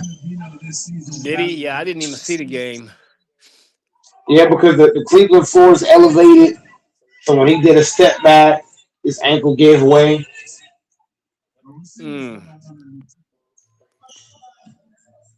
Well, I guess LeBron mom had a big moment at the game. She got, I don't know if this is the first game she's been to live. I don't even know, but they was making a big deal out of she got to see her son and her grandson play live. Oh, for sure, man. I mean, LeBron's mom come to a lot of his games. I don't know if you know that, but LeBron's mom is always in the crowd. Like they don't always show her on camera, but she's always there. Right. She's like very supportive. She remind me of Jordan Love's mom. Like Jordan Love, even he said his mom's always in the crowd. That's a Right. real support right there. Because Good when to I have was that growing up, support. man, yeah, having a support is huge. But I feel like LeBron ain't using that to his motivation. Like he's going out here playing weak. Now I was to my grandparents and my parents, so my granny come to my damn game. I'm finna act a damn fool. I'm blocking everybody's shot. Yeah, if I got to foul a motherfucker, anybody just walk by me and my fucking people watching me play. The hell? Right. I'm about to act a fool in these damn games. I don't care if I'm 45 or 65. LeBron out here looking bad, bro. Like you got people watching you play, you playing like you washed. If I like one thing my grandparents always said, if you can't get your best, hang it up. Right. So how did he play last night? I think he only had 11 points, right? Did he play good or no? He only had a few points, but his defense, when they was walking by LeBron, it was like I don't know if you know what cone drills is in basketball, but they was treating LeBron like a cone drill, unwatchable. Mm. And I hate to see LeBron getting embarrassed like that. These young cats out here making it bad. LeBron to hang that shit up, man. Like even when LeBron do score 30, he getting abused on defense. He is literally out here getting abused. They should So call scoring. CPS at this point. So then when LeBron scored 30, it don't matter because he giving all the points back on defense. You're saying basically, He right? giving, he giving. It's not even just the points. He giving up offensive rebounds too. He's not boxing out. He's not defending. He turned the ball over. They're leading 2 points. So he's giving up points, LaFonso, in 3 directions. Right. When he doesn't box out, they get an extra possession. That's a point. When he turned the ball over, that's a point. When he don't defend, that's a point. Like he giving up points in multiple different directions. That's like you and somebody boxing, and they can't stop your jab move. They can't stop you from getting to the body. They can't stop the headshot. That's basically LeBron. It's Right. sad, bro. Mm. He playing so bad to the point, I don't know what to say. I feel like I can go out there and play better than. Time to reset your budget. I feel like I can go out there and play better than LeBron.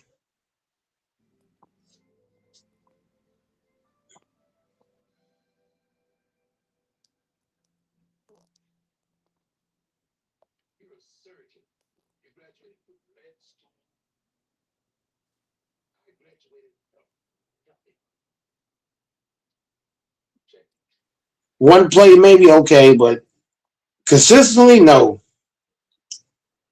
I'm gonna have something to say about that shit.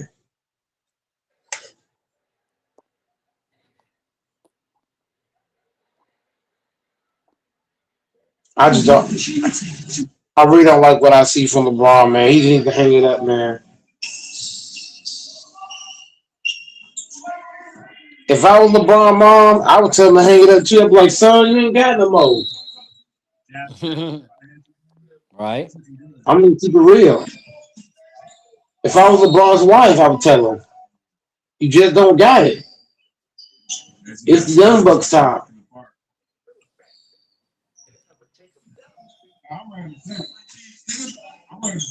I would never play on live television and get embarrassed time and time again. Hell no.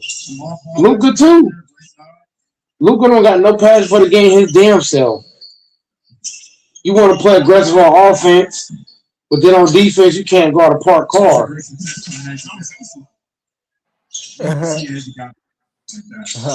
Luca needs to lose some damn weight. That's his fucking problem. He needs to start doing calisthenics, losing weight, getting in shape, taking the game more serious. LeBron needs to just hang it up.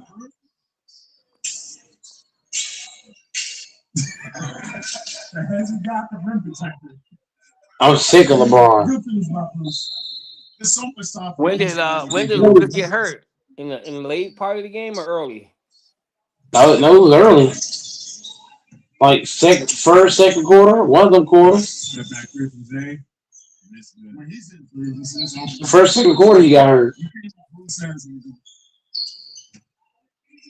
Oh, wow. 1 point ball game right now, D&D up. Damn, he got hurt and still had 29, huh? Because he be scoring. He got a stat. They say he averaged like 12, 15 points in fucking one quarter. So he's scoring all his shit in a short time span. But then he don't play no deep. That's why he can score that shit so quick. He don't play no defense. He don't guard. The same points he scored, he passed back. Him and LeBron. I would never want these two guys as my leader. Hell no. If you ain't gonna defend, don't talk to me. You know what I'm saying? I would not want a guy trying to tell me how to play basketball and you don't hustle your damn self. I don't want to hear this shit. Right. This is why I say I got Kobe above LeBron and Jordan. I don't care what nobody say. Kobe Bryant the GOAT to me.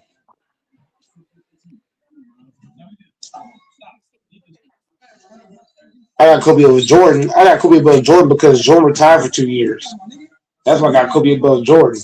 And I got Kobe above LeBron because that nigga 4-6 in the finals. He not a dog. He don't got the dog on his chest. He don't got the S on his chest. So I'll take Kobe. I'm taking Kobe all day. All these big dudes, huh? What is Kobe in the finals? Is he 5-2? Yeah, he like 5-2 because the only finals I seen him lose was the 08. Oh, right, no, he lost in 04 too. I forgot. He lost to the Pistons and then he lost to the Celtics. Yes, he's 5-2.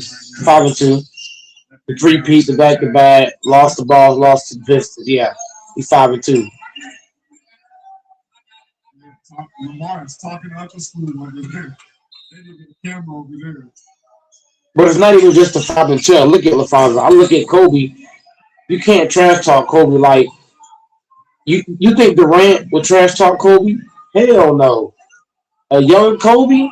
You think Durant just want to come down and hit a three in his face and Kobe ain't gonna do nothing? Man, Kobe gonna get that damn ball. He gonna come down. He gonna dunk on Durant. He ain't talk to him. That's why I say, man, like guys like Durant would never open his mouth against LeBron. Against Kobe. But they're gonna do it against LeBron because he know LeBron's hot. The same thing with Paul Pierce. When Paul Pierce spit on LeBron's bench, people don't talk about that enough. Paul Pierce spit on that nigga bench. I remember that. I ain't never seen somebody spit on Kobe bench. That's some disrespectful ass shit. I ain't gonna lie. Like if I was LeBron, man, I would have scored the next 50 points on Paul Pierce. I would have called for the screen, and I would force Paul Pierce to guard me. And every time going right to the hole. and dunk on his ass.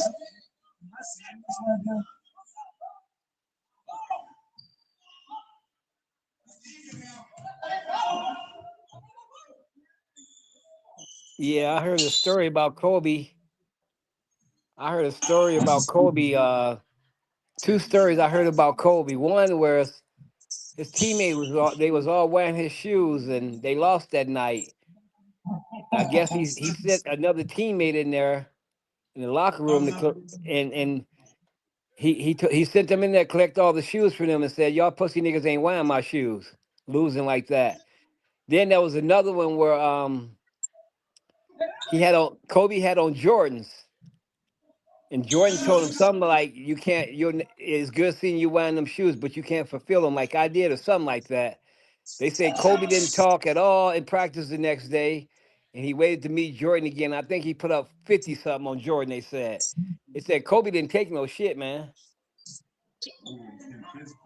Yeah, but the reason why Kobe Bryant surpassed Jordan to me because what I tell you, Jordan took 2 years off. You can't take 2 years off. And guys try to lie for Jordan and say, well, he was forced out for 2 years. No, he wasn't. The nigga took 2 years off to play baseball. How am I gonna put you in an all-time great conversation and you taking 2 years off? Hell no. That's what I believe too. I believe that that's what I've always been. I always believe that too. I just think the NBA didn't want to announce it, but that's my belief is that they told him to take them 2 years off and he went and played baseball because they didn't want Jordan to appear to be a bad guy because in the NBA they was making Jordan look like the cool, bald headed, dark skinned guy who don't get in no trouble, don't do nothing. The NBA protected him, if you ask me. Yeah, but he could have came out on social media and said, "Hey, look, it wasn't my decision to take off." Like Jordan, he ain't played 20 years, has he? He ain't played 20 plus years. He can come out and say, "Hey, look, they forced me out the game, so I couldn't play with the rules." Because people can say, "Because I wouldn't believe he took off 2 years just on his own." There ain't no clarification. You know what I mean? Like you ain't qualified nothing. So in my mind, you took 2 years off. You didn't qualify that they forced you out.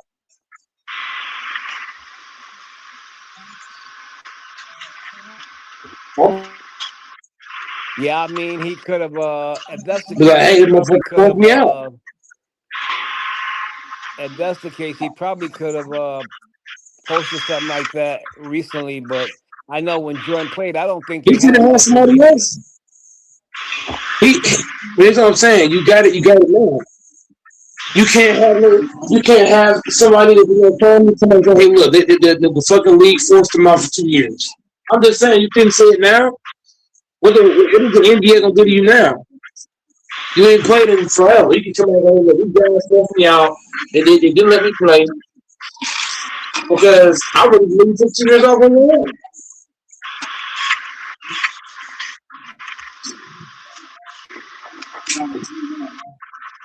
That's why I respect beast mode. Because beast mode, that's why the league kind of blackball beast mode. Because beast mode was an honest man fuck. Like he didn't give a damn. He kept it straight headed. Like he was nothing. Even Colin Kaepernick kept it 100 about the NFL. That's why they blackballed him. Who? I mean, That's the last one for the card. Okay.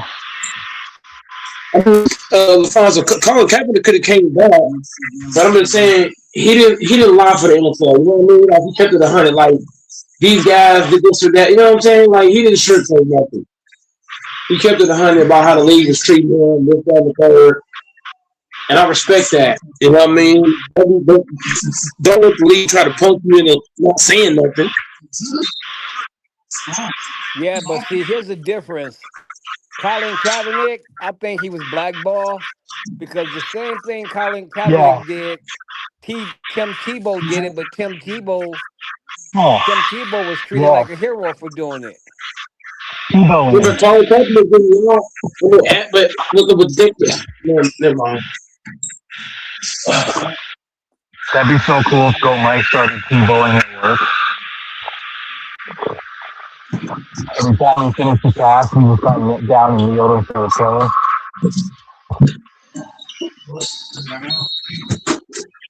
Can you hear me? Is my mic working? I'm talking about the I'm talking about the kneel. I'm talking about the kneeling thing. That's what I was talking Mic about. check, mic check, mic check.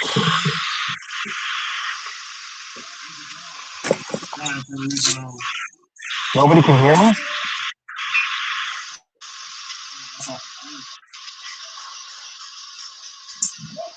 Nobody can hear me? What the fuck, dude? Yeah, I can hear Am you. I clear? I can barely hear anybody. I don't know. That's some weird noise coming from somewhere. Is it any better now? Yeah. So no, what I'm talking about is I'm not really talking about every inch, every little thing Colin Kaepernick did. What I'm talking about is what initially led to Colin Kaepernick problems was the kneel down. And what I'm saying is Tim Tebow did it, but he was named the hero for doing it. I'm just showing the difference because the NFL is they're picking and choosing who can do certain things. Yeah, but Because Colin Kaepernick was kneeling for the national anthem, bro. Tim Tebow kneeled when he scored. Tim Tebow I'm not kneeled worried. during the national anthem, No, didn't he? no, I can swear he no. kneeled during the national anthem. Find it. I'm not trying to be cute. He didn't.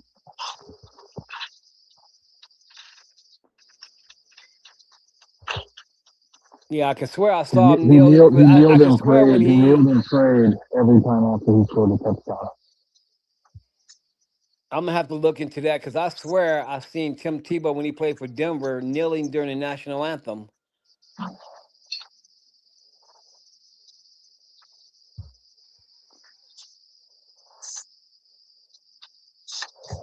He kneeled in religious celebration every time after scoring a touchdown, whereas those other guys kneeled in protest for the national anthem for racial injustice.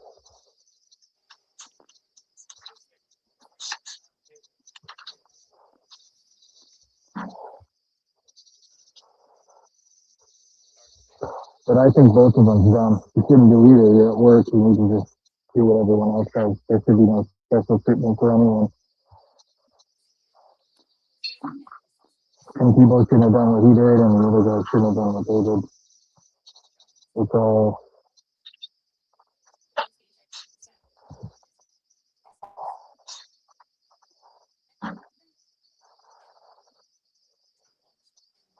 I think they should let guys celebrate however they want, as long as it's not violent. Well, the NFL, yeah, they fuck with Cam Newton with his celebration. They weird. Yeah. Well, it's stupid. People love to see that shit. They love it. It's fun. Go, Mike. Why'd you get quiet?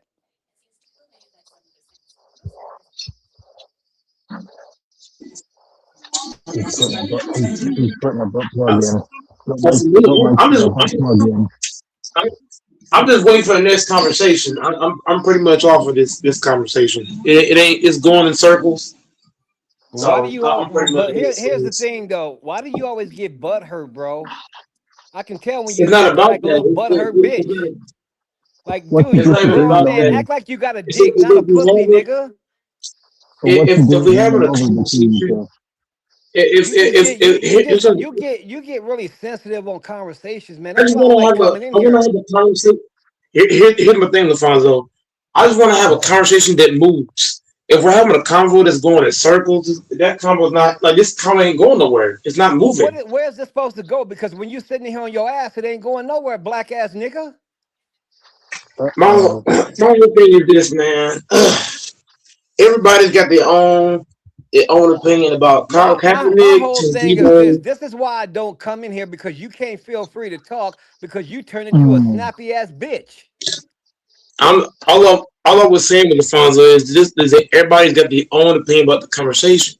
You've Why does made it your matter opinion. though? It's Doris just made a his. conversation. Why do you go to your I've feelings though? already made, but here's what I'm saying. I've already given you my opinion on it. You made your opinion on it. He made his opinion on it. So what's the point of keep going on about Josh, it? can I When put Josh? Josh, uh, It ain't no can challenge, can man. you People giving their fix opinion that is one just for a me? I didn't say conversation, it man. is. You asked me, but here's what I'm saying, Alfonso. You asked why I went quiet. I went quiet because you made your opinion. Doris made his. This is I how made it worked mine. out. Go ahead, man. I ain't got nothing else to say. I'm hopping off here in a minute anyway, man. No. Chill, No, chill, chill, fuck this chill, chill. nigga. Suck dick. Fuck that nigga. Bitch ass nigga. Fuck that bitch ass nigga. He a little bitch. That's why I don't come in here. He a sensitive bitch ass pussy motherfucker. All I literally said, Alfonso, all I literally said was everybody already made their opinion about the conversation. No, So you I don't get know what else hurt. you want to You say. get hurt. What it is I'm you not get good at hurt. I all. know exactly why you You got already hurt. made your. Because you think I'm Here's going over the your how can conversation. here's the thing though. Here's the thing though. You already made your opinion on it. So did Doris. So what else? What else can I say about Colin Kaepernick that we've already made three separate Well, opinions on? Because well, I soon as I missed your. I said didn't. something about kneeling, you got mad is what you do. I can tell. Not at You all. I'm not are a mad at all. bitch. You I've a already made bitch, my. nigga. Remember, you I've still a already bitch made. to me, nigga. I'm your pimp, Everybody's bitch. already made. Everybody's already made. Everybody's made three separate opinions on it. I don't know what else I'm supposed to say about the conversation when I've already made my opinion on it. I'd like to hear. I'd like to hear Lafonso's opinion. What was it? What was it? What did I miss? Because Doors, I you gotta think speak like Toby. what Go Mike does is when you have an opinion, he thinks you going over his opinion and demolishing his opinion. I didn't say that at That ain't all. no I literally let you that have. ain't what nobody's doing. This is How just did a I go? conversation. How did It's I just a go? How did I go? conversation. But you asked me, but the final thing, you asked me why I went quiet. I'm telling you that you made your opinion. Doris made his. I made mine. I have nothing more to say about Colin Kaepernick or Tim Tebow. I've already said what I had to say about both of those guys. Gotcha. I know Tim what you're Tebow doing got because away with some stuff. we had this problem before many a times. I know what you're doing. Yeah, but I don't know how many points you want me to make about Kaepernick or Tim Tebow. I said my piece. I went on mute. I went on mute because I It ain't already no said. nobody's making no points. It's just a conversation. What do you do when you sit in here by yourself? Jack your dick and watch pornos? You got Yeah, but conversation, dumb I don't bitch. know how can I have a conversation when I don't have any more points to make?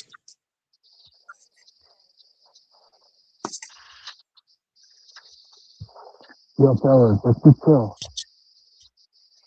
I don't that's really all I'm saying. You know what I mean? All I'm saying is that when you run out of points to make, it's kind of hard to conversate about Oh, they're something when you back. already ran out of points. Usually when he do this because I said something about Tim Tebow, and that's when he said, "Oh, okay, I ain't got nothing to say about this." That's usually when he's getting angry, thinking somebody is chopping down Not at his all. I already made opinion, my point. I chopping already down made his my point about opinion. Tim Tebow. I've already I made. did Here's the thing. I did I this can't enough argue to with you know it's all I'm saying is why does conversations though got to turn so serious? Why can't it just be a because conversation, man? you're the only one doing. But here's the What thing, is you? Lafonso. You act like a You're pregnant bitch. Here's the thing, Alfonso. You asked me a specific question. Man, I'm You done with the asked why. conversation, man. Go ahead and run your show, nigga. You asked. Go ahead and Here's run the your show, thing. nigga. Go ahead and run You your asked. show, nigga. Go ahead and run your show, You asked. nigga. You asked a specific question. You Go ahead literally and run your asked. show, nigga. Oh, okay. So are you gonna let me speak at all or no? Are you talking over me? I don't give a Okay. fuck whose I was. show this is. I told you when I'm on this show, bitch, it's mine. You talk over me, I I was. talk I over was. you back. It's Here's the my thing. show when I'm on here. Here's the sad part about this whole Tim Tebow thing. I didn't watch Tim Tebow. I barely ever watched Colin Kaepernick. I don't have many points to make on either one of these guys. Tim Tebow was a bust. Colin Kaepernick had like what 2, 3 good seasons that anybody can remember. So like this convo was actually like if this conversation was about like Aaron Rodgers or like Patrick Mahomes or one of the great players to play the game. Okay, cool. Or like a Yamamoto or Otani or somebody That's a like straight that. lie. I've heard you talk about Tim Tebow. I've heard you talk about Kaepernick. Tim Tebow's a Stop, dude. bust. You know what you Tim are? Tebow's a You are a bust. It's not an interesting repulsive conversation. liar. Tim Tebow, I didn't say I don't talk about Tim Tebow. I said Tim Tebow is not an interesting conversation to talk about because the dude's a bust. The dude never did anything spectacular, and nobody's interested about him. Like you can have a small thing about It's Tim just a Tebow, but even conversation, nobody. man. It's just a Nobody talks conversation. about Tim Tebow. Yeah, Stephen but A. Smith don't talk about Tim Tebow. it's just a conversation. Why do you get on your period? All I'm saying is I don't know much about Tim Tebow, so I can't even make no valid points on him because really I don't know the guy. Like I really never Got really you. watched him. I'll also say for the six people that's watching, no, I'm not drunk. I'm just not taking Go Mike bullshit. I'm It's not not 6 taking people his watching, Congo. bullshit. Somebody asked It's not if he 6 was people drunk. watching. No, It's I'm not. just I'm It's stating for the record. Oh, I don't drink no more. I'm stating for the record. I just think Go you Mike said 6 people. sometimes he get when things are going good and he got people in his panel, instead of him feeling happy, blessed, and humble, he always turned into a little bitch some kind of way. Going, bro. I literally went on mute because I ran out of points. That's No, why you I literally didn't. You ran out of points to lying. make. You lying. Yeah, I did. I You already made my lying. point about the Bristol guys. You I didn't lying, watch Tim nigga. Tebow in the past. I don't know nothing about Tim Tebow. Last time we I can't talked tell you about one thing he did. that last I time we can't tell you talked one about thing. Tim Tebow and what's his When name? was We was talking this? about it. And When was secondly, this? the whole conversation wasn't about just Tim Tebow. I was comparing the kneeling down. That's what you got bothered by. I was Million comparing the down. kneeling down. Million down? You're the one. Million, You're the one. who's that? Ain't you the one who brought Kaepernick up? Okay, Uh, need I say more? I don't need to say Colin, no Colin, more. Colin, Colin Kaepernick. The only reason why I know Colin Kaepernick is because he actually played against the Packers. That's the only reason why I knew about Colin Kaepernick. You just told me you didn't know about now one of them. See, I like really I say, don't. bro, I you are can't a tell you one thing they're repulsive. doing. You are a I can't repulsive. tell you one. I can't tell Yeah, you one great play Colin Kaepernick let me made. use the rich white words on you. You are I don't even know his stat line. yeah. I don't You know don't if even Colin Kaepernick you like don't that. The even only be thing he's hearing known you for don't is even be the hearing what kneeling. you saying, man. Colin Kaepernick is known for one thing: kneeling. Nothing else. He's not known for anything on the field. He's known for literally kneeling stuff, and that's it. That's really it. Colin Kaepernick led his team to a Super Bowl. So how is he not known for nothing on the field? I didn't See, know. Well, you and don't that was even the know thing. you don't even be knowing what you talking about sometime, man. You like a Disney And, doll that's and been slapped by a I, pimp. I've seen, That's what you're I've seen like. Kyle say that Shanahan take. again. Say that again. What did you just say? You're like a what? A You like Disney. I've seen you like a Kyle Shanahan take. you like a What? dumb broad who been slapped by her pimp.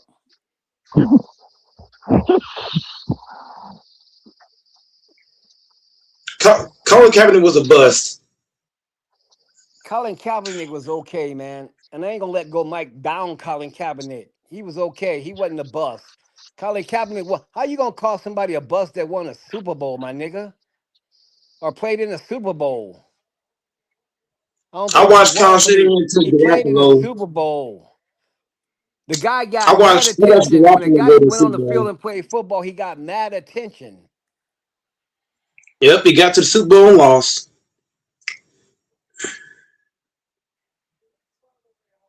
Yeah, but how many people who are bust make it to the Super Bowl, man? That's A like lot of them. that's like Garoppolo went to a Super Bowl. Jimmy Garoppolo went to a Super Bowl. okay, but What? how you gonna compare him to Colin Kaepernick when Colin Kaepernick was the talk of the NFL when he played? I don't remember that. You just said you didn't remember nothing about him. This is what I'm saying. He's a repulsive liar. I don't remember. Disappear your I ass. don't remember him being the talk of the NFL. I don't recall that. Colin Kaepernick was always the talk of the NFL from his kneeling to his. He was not a bad football player. I rather watch guys like Ed Reed, Ray Lewis that played in that time. The real football players of that generation. Aaron Rodgers, Big Ben, dudes like that. Antonio Brown. Like what? There were so many great players in that time frame. Colin Kaepernick's the last, probably one of the last people on the list at all the dudes that play in the era. Big That's Ben, your Tony Brown, that's your Gronkowski, opinion. Edelman, That's Cam your Newton. opinion. But Nobody's tell gonna everybody nobody. else. He don't have any accolades. He don't have any accolades to his name. He's gonna be probably like a top 200 quarterback. So Never there we played the go game. again, y'all. These are the Go Mike theories that if you ain't won a Super Bowl, you ain't shit. There's a lot of great motherfuckers play sports ain't won shit. I didn't say What's that. You wrong don't with have to this win the Super dude? Bowl to be great. Look at Cam Newton. Cam Newton is really great, and he didn't win one Super Bowl, but Cam Newton was great though. Yeah, but Cam Newton played in the Super Bowl and he was great. And when he played, he was the talk of the town himself. Cam Newton was a beast. Cam Newton was a beast when he played. I got mad respect for Cam Newton. That dude was a beast. He would run you over. He could make passes, but Cam Newton was a monster Well, I'll tell you when this. he I'll throw played. this out there. Colin Kaepernick to me was better than Jordan Love, my nigga. I mean, that's not hard. That's not hard to do. Jordan Love don't even belong in the NFL, so that's not saying much. Everybody knows that. I'll take Jimmy G over Jordan Love, and Jimmy G ain't all that. Yep, but I guarantee you, if I ask you this question 3 days from now, everything you would say would be completely different because you're a weird. I'm gonna say the You're same weird. thing. You're weird. You probably got like, what do you have? Bipolar? I'm trying to trade. I'm trying to trade Jordan Love right now. I'm trying to get Jordan Love traded right now because Jordan Love to me, bro, bro. If I'm being honest, he ain't better than Sam Donald. He ain't better than Zach Wilson. There's a lot of guys I'm taking over Jordan Love. Bryce Young, the list goes on. Kyler Murray, however many quarterbacks you can name, it's all better than Jordan Love. Yep, but remember The fucking backup. you was arguing The with me backup because better than Jordan when Love. I gave you my opinion about Jordan Love, you was arguing with me. Said all I do is talk shit about Jordan Love. I can see why everybody talk bad about Jordan Love because he actually is trash. For a guy that's I making didn't 220 mil, 130 something guarantee, or was it 180 guarantee? I don't know what the guarantee was, but the dude making way too much money, way too much. I don't think Jordan Love is trash. I think if you get a good coach, he can bring out the best in Jordan Love. I just think the way Green Bay used Jordan Love, they just using him like Brett Favre and Aaron Rodgers. That's it. Matt They ain't LaFleur's looking not at leaving him. the same thing. They're not looking at him for the talent he has. They're trying to make him into Brett Favre and Aaron Rodgers. Well, it's going to stay like that because Matt LaFleur's got a 6-year extension with the Green Bay Packers.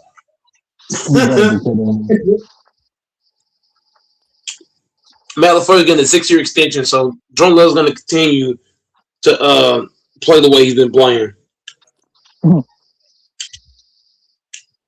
that's sad. I don't know how Matt LaFleur is getting a 6-year extension when he just choked a big ass lead in one half.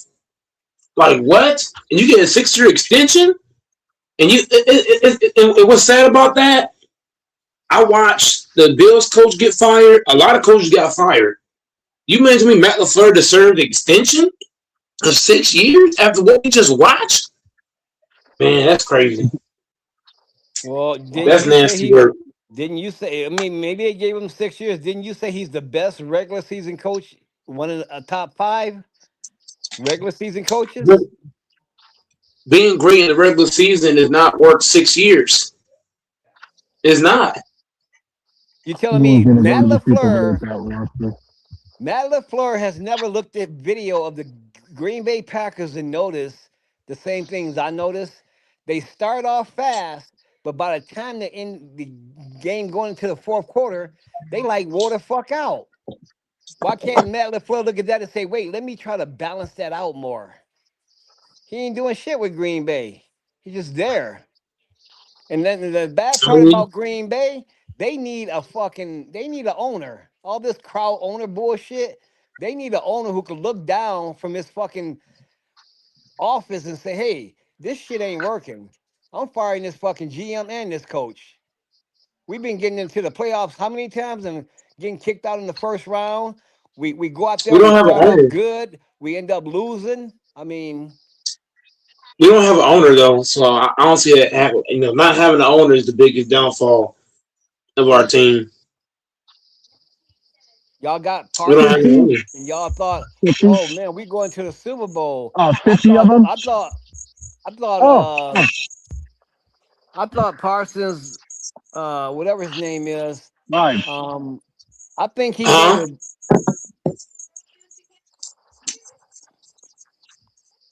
I don't know what George is saying. I was listening to the Fonzo, and George was saying Mike in the middle. So I don't know what's going on.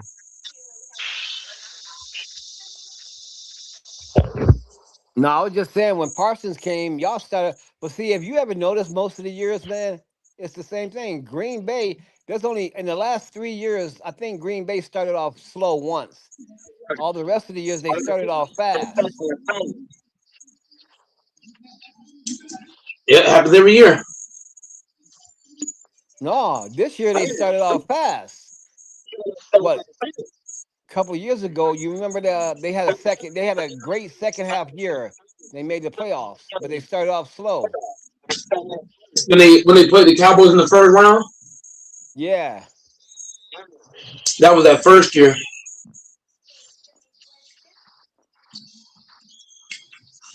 Yeah, that year we started off slow, and we got hot and ended up sneaking in the playoffs.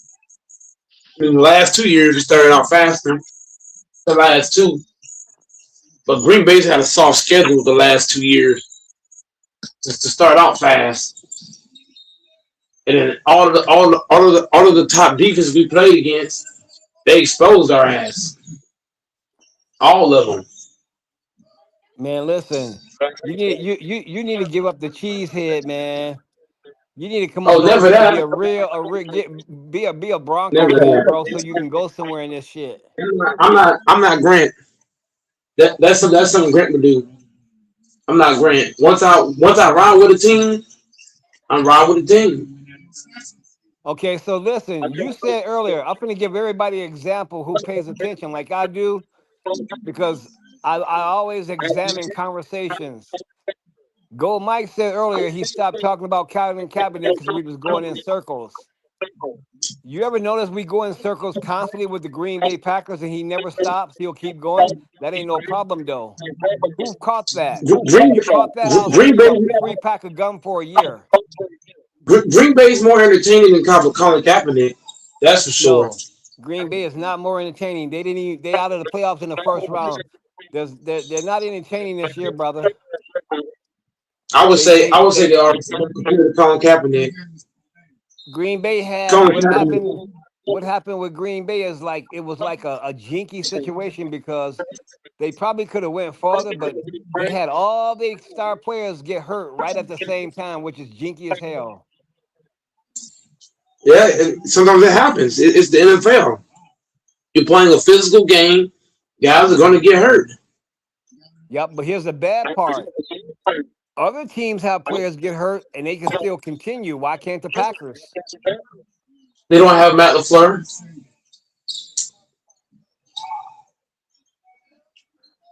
Oh no, there's an echo.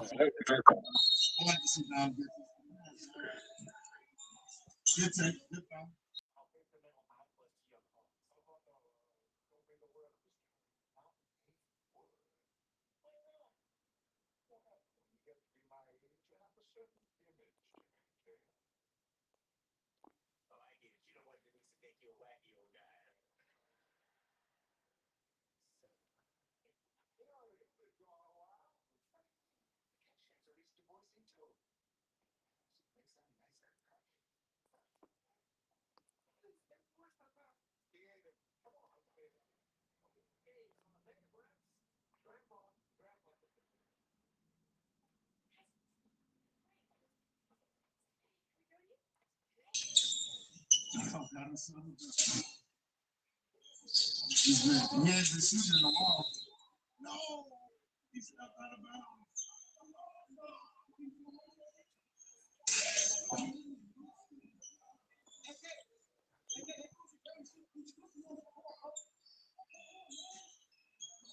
John's a little frustrated right now with the officiating.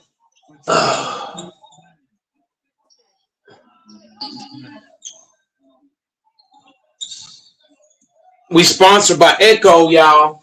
Echo clothing brand. Because the Echoes is always there.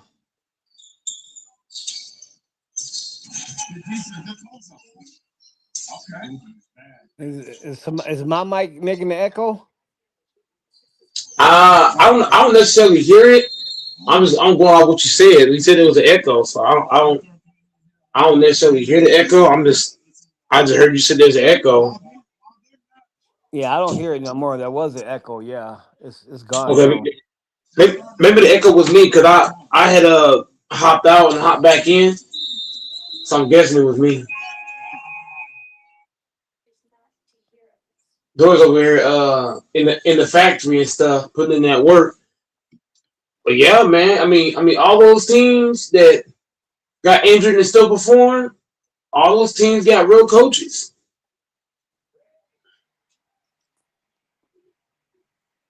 So you Coaching think it's matters in the NFL. so you think it's so all these teams that like the 49ers and all them that had them injuries this year, you think it's just the coaching? Is that what I you're wouldn't say. saying?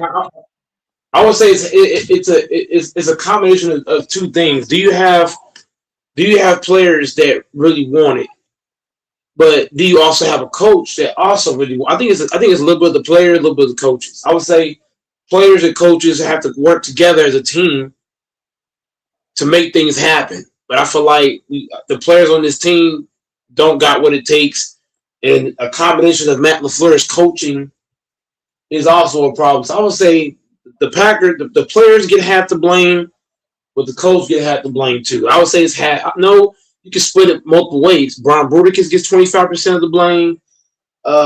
Matt LaFleur gets 25% of the blame. The players get 25% of the blame. Rick Pasaccia and Jeff Hansen can share the blame because we lost a lot of games. Our special teams, our defense give up 25 points in the fourth quarter. So this blame will go around. I would say, yeah, Brian Bruticus, Pasaccia, Matt LaFleur, Halfley, they all get a piece of the pie, and the players they get a piece of the pie as far as the blame. It ain't just the coach, but it's a combination of everything. The GM, he's at blame. The coach, he at blame. The DC, he's at blame. The players, they're at the blame. Representative, you're part of the blame.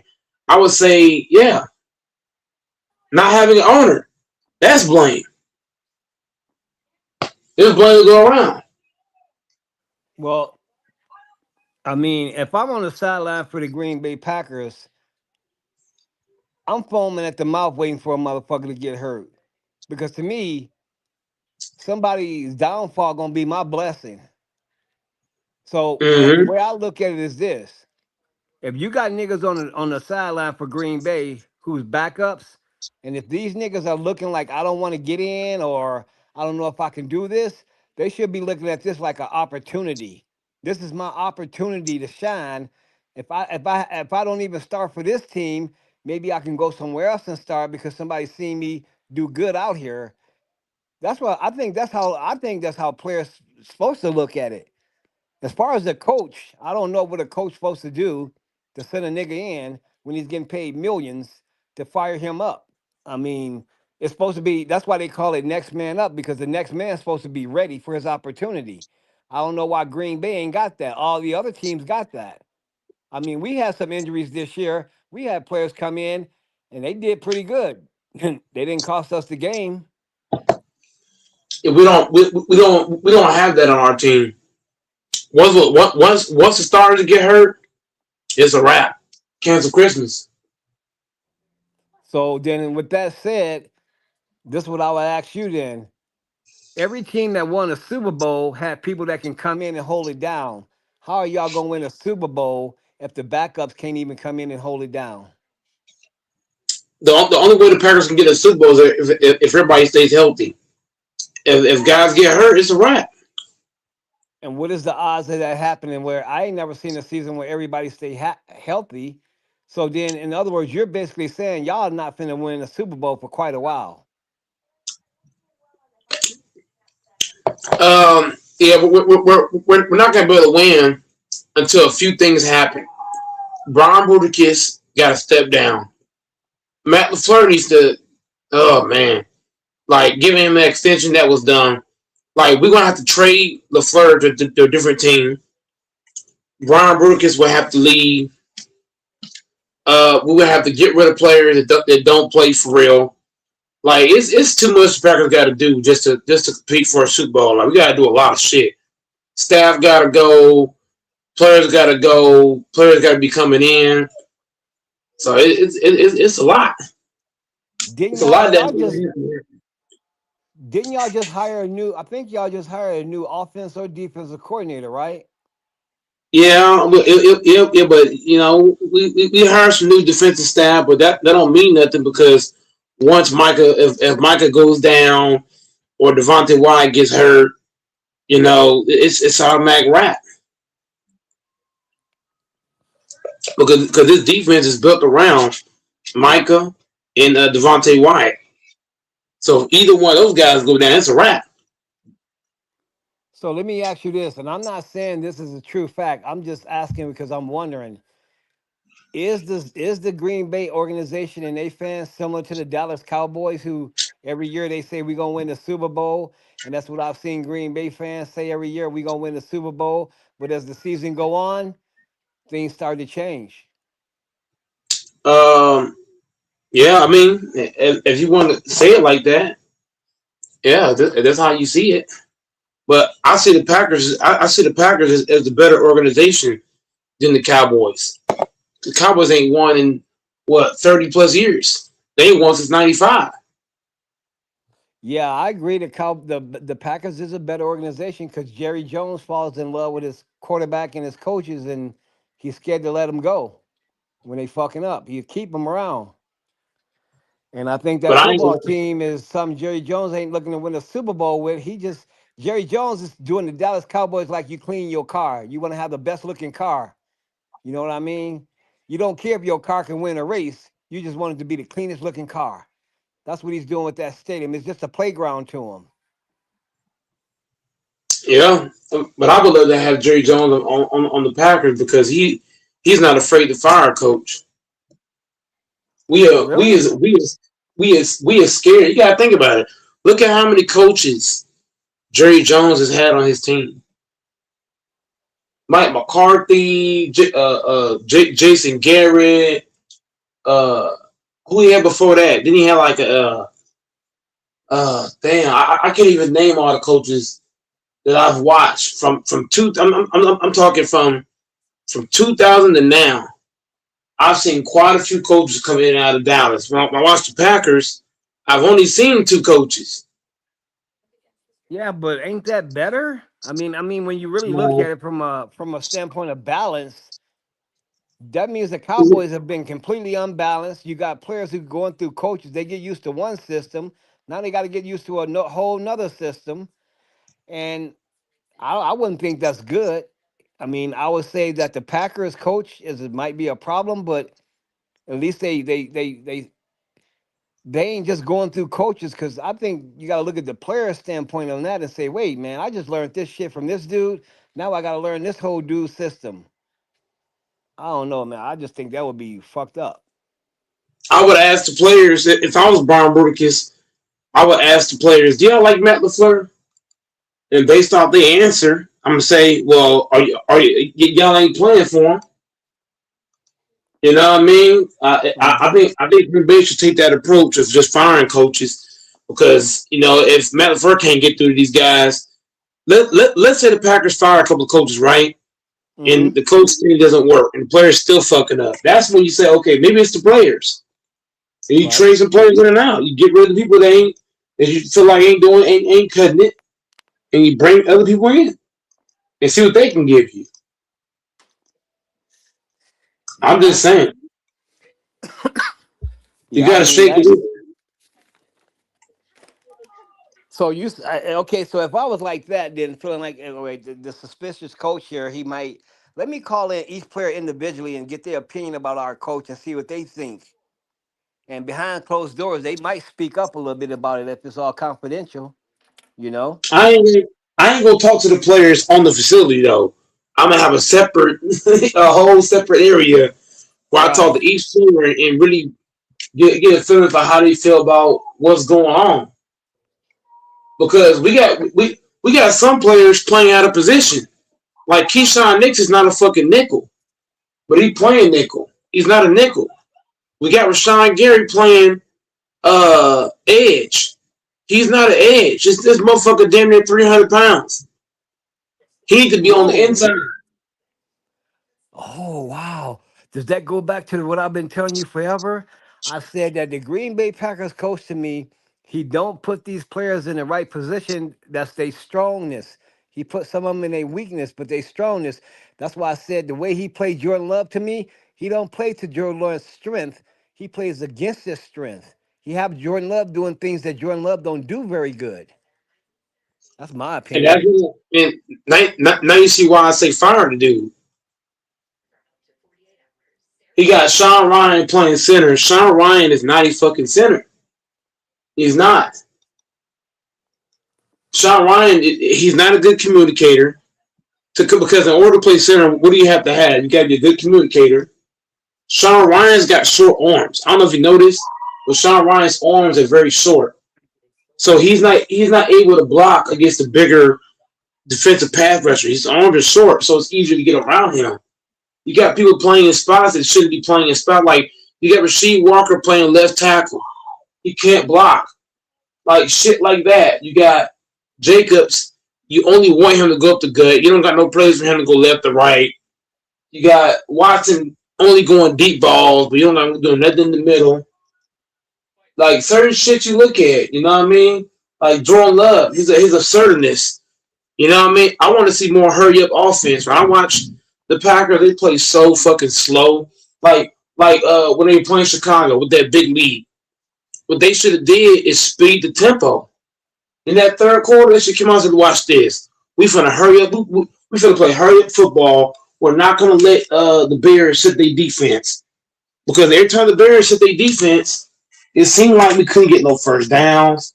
We couldn't move the ball. So a real coach would have said, hey, Joe Love, we're gonna pick it up. We're gonna run a hurry up offense and try to catch Chicago off guard. That's what I would have did. But Matt LaFleur is not in him. He don't coach this stuff. This is why I say I want the coach gone. Because it's like as a fan, you see shit that the coach he won't see it. He's not holding players accountable. Accountability on the sideline is lost. It's real lost. The Bears are not good against the run. You mean to tell me you got a big lead and we're not running the football? So I'm just saying, man, stuff you look at. Matt LaFleur might be one of the dumbest coaches in Packer history. And that's why I said I want him gone. I see something in him. Like he goes to the podium, you can tell LaFleur's about if a coach want to win or not by how he talk. When I listen to Matt LaFleur talk, I could tell he don't want to win. He said the same shit over and over. We gotta look at the film. We gotta do this. Like he don't give me a vibe like he want it. He don't his vibe is off. You don't strike me as a coach that want to win for real. And I feel like Matt LaFleur is too nice to the players. He's too nice.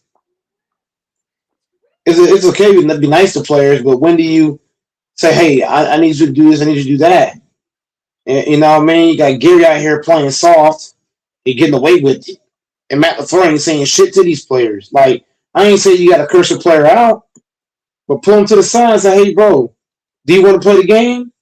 And based on what they say, you tell the player, show me. If you want to play, show me. And if you don't want to play, you can always sit on this bench. You ain't got to play the rest of the game. If you don't want to play hard, you can sit right over here. And I feel like all these players are getting the pass. We're not playing hard. Dropping pass and getting away with that shit. That's just crazy. O-line ain't doing a job. Jordan Love out here going for deep balls. You don't need a fucking deep ball. Simple shit. So you don't think it's a problem though that y'all don't have captains? Because If you take one of your players from the offense, the most vocal, take the most vocal from the defense, make those your captains. When those guys are talking, though, when they get used to these type of guys being a captain, that becomes a voice. You don't think these guys they can get fired up from that? Because y'all don't have We no don't have a captains. captain.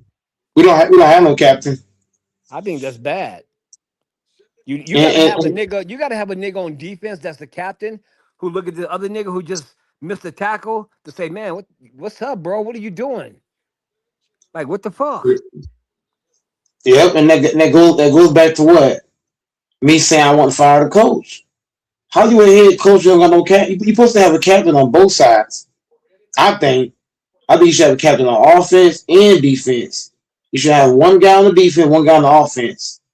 We don't have that neither way, and it's disgusting. No captain, like this is crazy. No vocal Okay, leaders. so y'all beat Detroit twice this year, right? Yep, uno dos. Okay, and did y'all beat Detroit at their best, or were they just a down team this year? Uh, I would say Detroit without Ben Johnson, they just look like a whole different. They don't look the same without Ben Johnson. Like they got the same players from last year, right? But the difference is they don't have Ben Johnson, and that goes back to what I was saying about the damn Packers. Coaching matters. Like this Lions team didn't change at all, did they? They got the same player. You still got St. Brian. You still got Laporta. You still got most of your O line's a little bit different, not a whole lot. You still got the receiver. You still got most of the players you had from last year, 90-some% of them. The only difference is they just lost Ben Johnson. Ben Johnson left, went to Chicago. Chicago did what the Lions supposed to do. Chicago ain't made the playoffs in years. They got Ben Johnson. They making the playoffs. So I would say it was a coaching thing. I would say Dan Campbell got exposed. Just how Matt's getting exposed. So if you think Ben about it, Johnson then did deal. if you take Campbell and put him in Ben Johnson position, and take Ben Johnson and put him in Campbell position, I would say Detroit might have won a Super Bowl that way. If you ask me.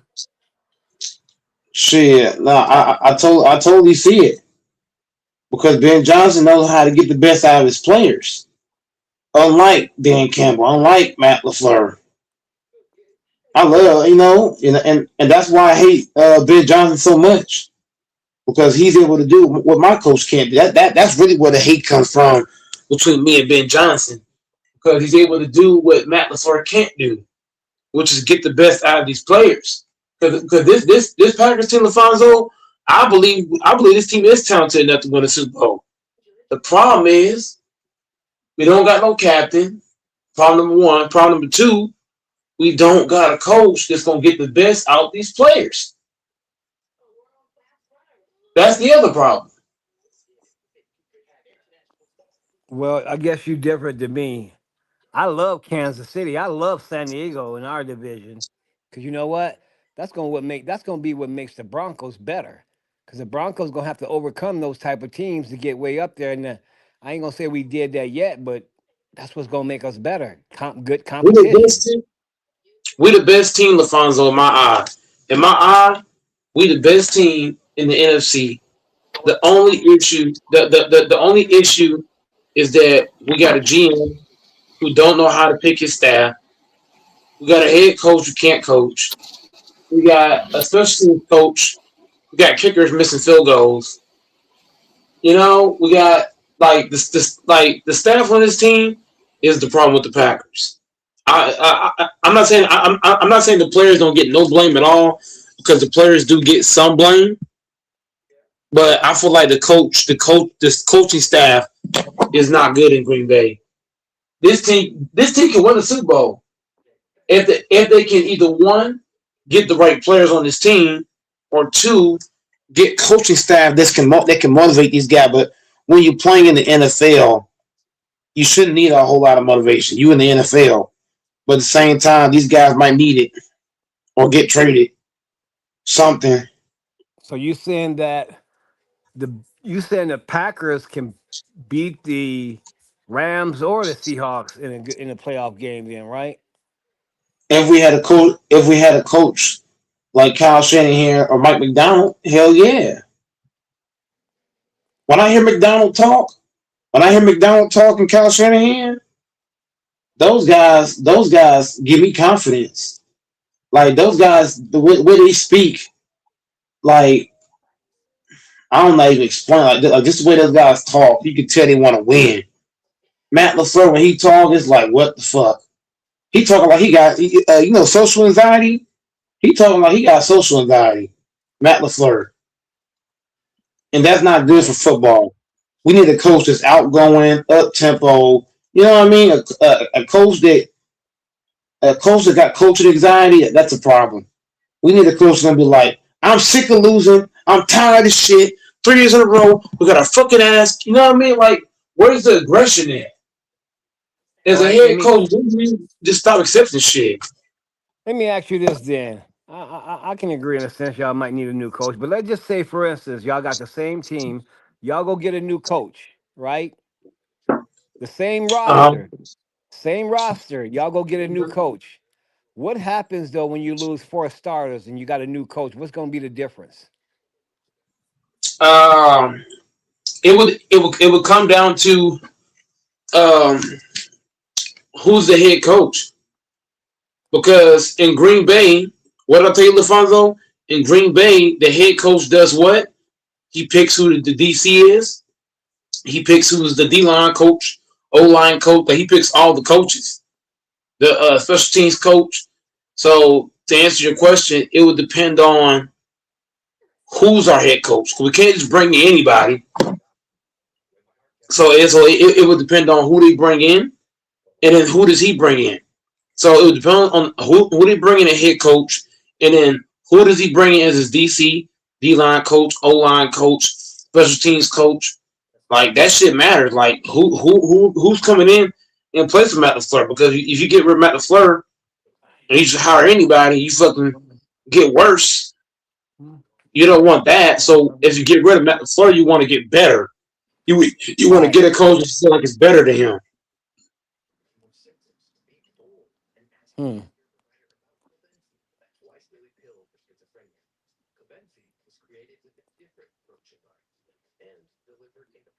So that it would come down to that. Like who's coming in for him? Who did the Packers lose in the playoffs this year? I don't even remember. I think it was Chicago. it was the Bears. Yep. So y'all played the Packers. Bears twice, right? Y'all beat them once and they beat y'all once, right? Yep. That's correct. That is correct. Damn, I didn't realize that. So the Bears beat y'all in the playoffs, then, huh? Yeah, I'm not. I mean, yeah, it beat us because we got Matt LaFleur and they got Ben Johnson. No wonder you hate the Bears. I mean, I only hate the Bears because one of the Bears, but two, they got a head coach that he installs confidence in those guys. Like the way that he speaks to his players, the way that he talks in his interviews, like his confidence is next level. When you got a coach that speaks with confidence, like the way he came around and said, "I enjoy being Matt LaFleur twice a year." Like to say that shit, it'll come out and do it. That's balls. That's like me and you playing 1-on-1, and I tell you what I'm going to do, and I do it, and you can't stop it. That's basically what Ben Johnson just did. He did some MJ shit. Like that kind of shit gets comfortable to your players. Not And Matt LaFleur, necessarily. Not necessarily. Go, Mike. You hearing what he said, but did you see what happened? Twice a yeah, year? yeah, He didn't beat y'all twice this year. Y'all split it. he beat So us. what He he beat us. He beat us twice in my eye because he beat us in the regular season, and he turned around and he beat us in the playoffs when it actually mattered. so That y'all counted as played two them 3 wins. times? I was look, Lafonso. I count playoff games as two wins. If you beat a division rival in the playoffs, to me that's 2 wins by itself. So for Oh me, my I'm, God. I'm gonna give Ben, I'm gonna give Ben 2 wins because he beat us when it actually mattered, and on top of that, he was talking shit about us before he beat us. He was talking So bad shit to me, fuck the Packers, this, that, and the third, and they come out and do that shit. That's some gangsta ass shit. I ain't gonna lie. so then let me get this right so I can join this you need to give a name to this. So for instance, last year we lost to the Buffalo Bills in the playoffs. No, we lost to New England this year. So I should say New England beat us twice from one game. Come on, man. I Bro, you know what you're doing? You're feeding into what Ben Johnson's saying. You're not looking at the results. Ben Johnson said, "Oh, fuck the Packers. I'm gonna enjoy beating them twice this year." He didn't beat y'all twice this year. But he talked shit about us. He was talking shit about us a lot during the season, and then he still come out because Alfonso, you know, in sports, right? Usually when a team is trash talking, right? Usually that's bulletin board, right? That's supposed to be bulletin board. So I expected Green Bay to respond to the bulletin board material and say, "Hey, look, y'all talking this shit. We got to, you know what I mean? Come out and destroy y'all." But the fact that Ben Johnson in the Bears was talking crazy about the Packers all year long. They was talking shit before the season, during the season, all that. And then turn around and beat you when they was down 21-3 at half. That is some gangster ass shit. Ben Johnson is a gangster for that. That is some gangster shit, man. I ain't gonna cap. Like Ben Johnson pulled off some historic shit. And this is why I hate the Bears. The Bears got a coach. And I don't like that shit. I don't like it. So I mean, the Patriots was talking shit about us, but I don't care. If them Denver niggas can't use that for motivation, what motivation do they need? It's like that old Was the saying. It's like that old what saying. I love the haters because the haters keep me going. They keep me motivated. what was the coach talking shit? Because that's the difference with the Bears and the Patriots. The head coach was talking. Ben Johnson was talking crazy I about the don't. Packers. I don't know if it was New England coach or not, but look, if I'm a coach, I basically tell my players two things. You either ignore that shit, or if you feed off of it, let it give you motivation. Other than that, it don't even matter. Let him No, talk because we want him to talk because we want to prove him wrong. LaFonso, that's literally what I'm saying. I'm not saying Matt LaFleur got to get into a huge back and forth with Ben Johnson. You get what I'm saying? What I'm saying is Matt supposed to tell his team, "Hey, look, this guy's talking shit about me. We finna go out here and show this nigga that he ain't shit. He supposed to be in that Packers huddle. Matt LaFleur is supposed to be in the Packers huddle. Say, hey, look, guys, they're talking shit about me, talking shit about y'all, talking shit about this organization. We finna come out and beat these niggas and beat them bad. But you come out, you're up 21-3 to a team with the head coach talking shit about you, and you let them come back? Hell no. They should have injured Caleb Williams. Even if, if the Packers really loved their head coach LaFonso, right? They would have did whatever it took to not let the Bears come back in that game. Even if you got to step on Caleb Williams' foot, whatever you got to do. If you got to injure a motherfucker, do it. But don't let this team disrespect the fucking coach and not have his back. And when I saw that this Packers team did not have Matt LaFleur's back, it just tells me that they don't respect Matt LaFleur at all. Because if I'm playing for a coach, Alfonso, that I respect, I'm going to do whatever it takes to help this coach win. I ain't going to let a coach from opposing team trash talk my coach, and I respect him, and I go out there and let that team win. Fuck that. If I got to injure motherfuckers, elbow niggas, whatever I got to do. And I feel like Hey, this team Don't respect them. So let me ask you, how many times did y'all play the Bears this year? This year. Two times. Okay, so y'all split it. So Ben Johnson talk was cheap. Secondly, I don't think Not at that all. I don't think that the Packers keep this in mind. Everybody was looking at Denver fourth quarter stuff so bad they overlooked Chicago because Chicago was doing the same thing Denver was doing, but it wasn't talked about it as much as Denver's. They were coming back on teams in the fourth quarter. So it ain't just Green Bay. They did that too. They was doing that to their opponents pretty much all year long. Go look at If you it. if you respect your head coach, maybe I'm just different from a lot of these players. That they're like, I'm not in the NFL, so like I understand what you're saying, LaFonso. I'm not playing in the league, so maybe the players think differently. But I'm just saying, like, if I'm playing for any team in the NFL and I respect my head coach, right? If I got to injure somebody, I don't care. Whatever I got to do to help my coach win, if I really respect my coach at a high regard, and I'm playing for the Broncos, right?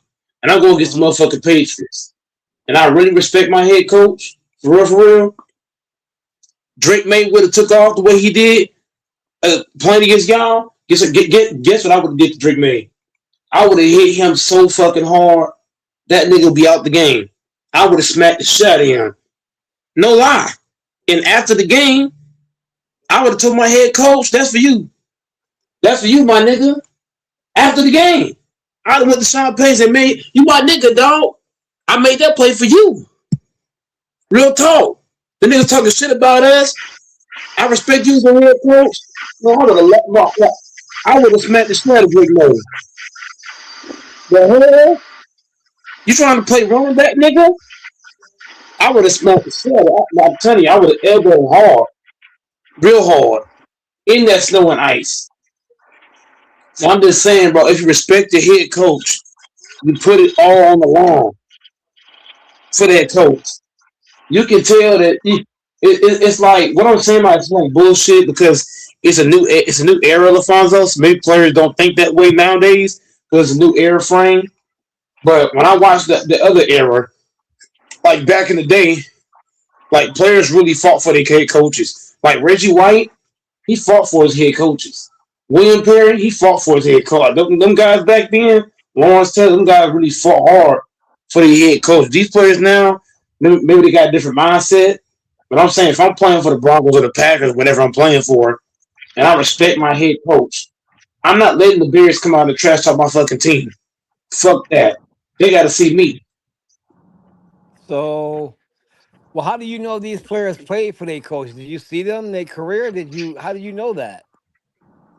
When I watched Reggie White, for example, right? It was in the 1996 Super Bowl. The fucking Patriots. They was talking that shit, or big shit, to the motherfucking Packers head coach. I forgot who the Packers coach was at this time because I didn't watch it live. I did go back and watch a lot of clips on it. It was some plays where the Patriots was trash talking our head coach, talking big shit, and Reggie White took this shit personal. He didn't go up to the head coach for the Patriots, but what he did, like bro, this nigga like a switch turned on in Reggie White.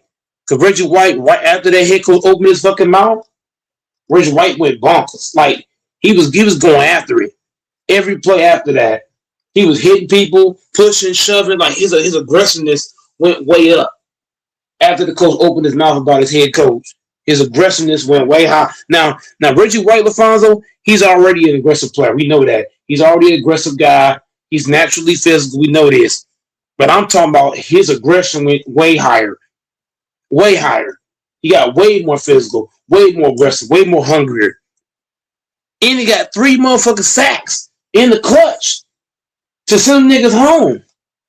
And he had his hand up, point to his hand, talk, put a ring on it, put a ring on it. That was some signature ass shit. When I watched Lawrence Taylor, right? The Giants had a chance to win the Super Bowl. I forget what year it was. It was the year the Giants got to the Super Bowl. and the head coach for the other, I'm forgetting who he was playing against. I forget who the Giants was playing against. I got to go back and rewatch that tape. But it was a tape where Lawrence Taylor was playing against a different team. The team was trash talking his coach and his team.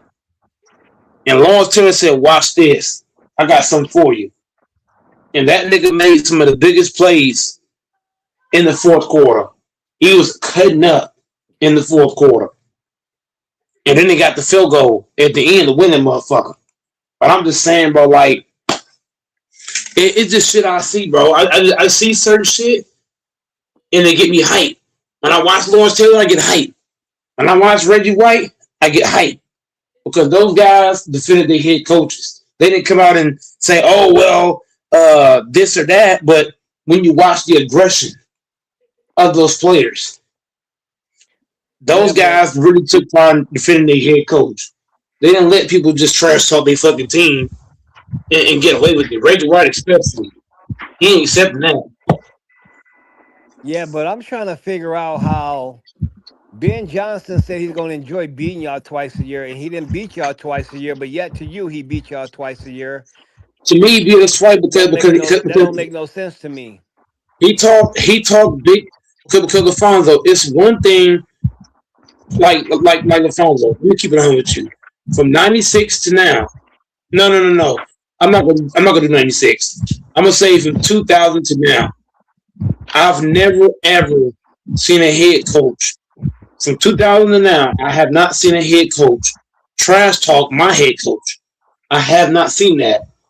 So when I seen Ben Johnson talk the way he talked about Matt LaFleur and the Packers, even though he didn't beat us twice, the way he opened his mouth, LaFonso, and felt comfortable doing it, Matt LaFleur should have told his team the next day, when we play these niggas, if I gotta buy y'all niggas a car, lunch, dinner, whatever I gotta buy y'all, I need y'all to go out here and beat these niggas for me.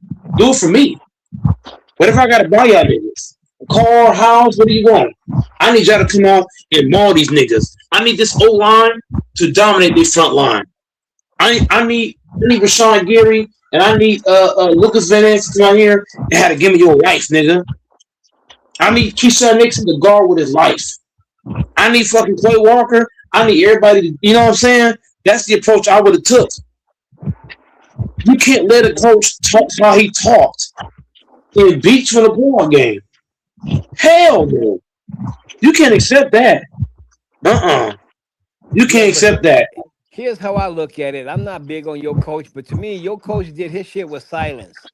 He probably heard Ben Johnson said that he heard it, but he already know you didn't beat me twice. So he's probably looking at it like, nigga, you ain't saying shit. I ain't gonna even speak up on that because you didn't beat me twice. You can't let him beat you in the playoffs. You can't let it like Alfonso. Maybe me and you just got two different perspectives on it. But what I'm saying is, when a coach open his mouth on you like that, Alfonso, look at what I'm saying, my brother. Matt LaFleur, is he a trash talker? No. Matt LaFleur is a quiet guy. He to himself. He don't bother nobody. He's a humble guy. Like he's one of the most humblest coaches all time. Do you know what I'm saying, Alfonso? I'm not saying that Matt LaFleur got to come out and say, oh, you a bitch, this, that, and the third. You know what I'm saying? I'm not saying he got to do all that. What I'm saying is he should have told his motherfucking team, we got to come out. If we put them niggas in the playoffs, I need us to have our best game against these niggas.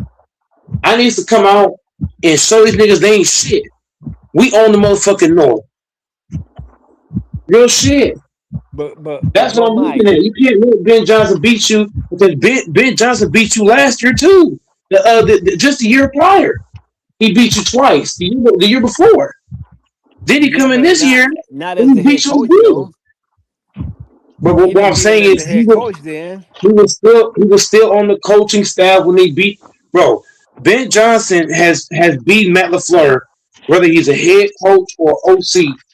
He's beat Matt LaFleur a lot over the last couple of years. And if you're Matt LaFleur, when do you say enough's enough?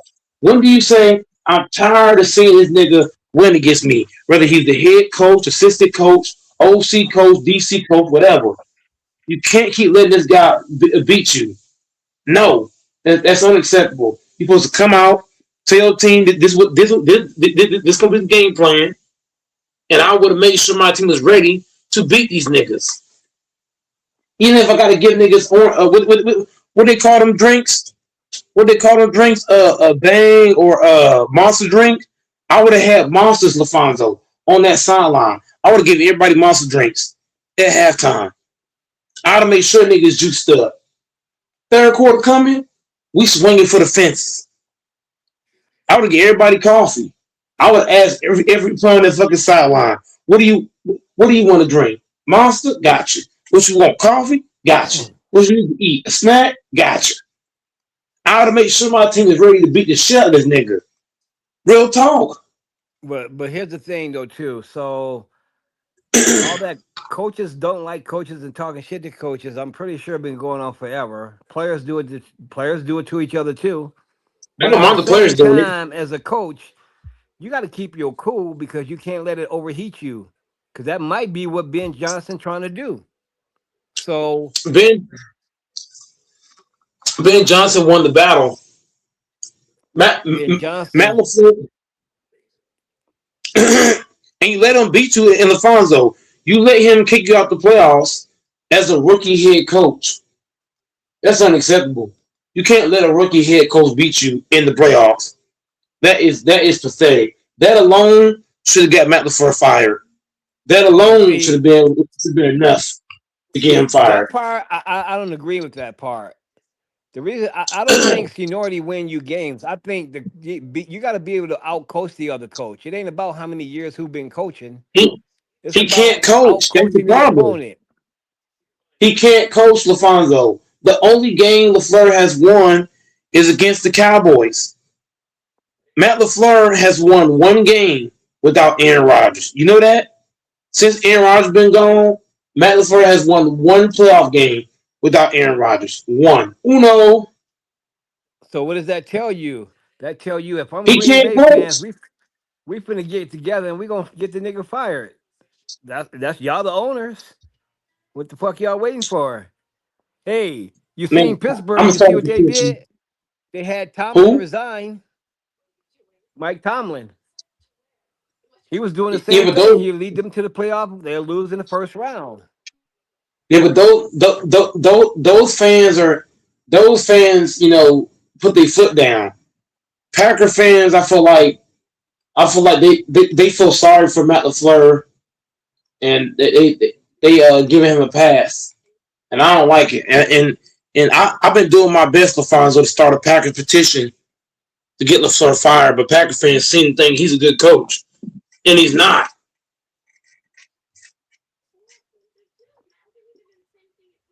Matt LaFleur can't coach better than me.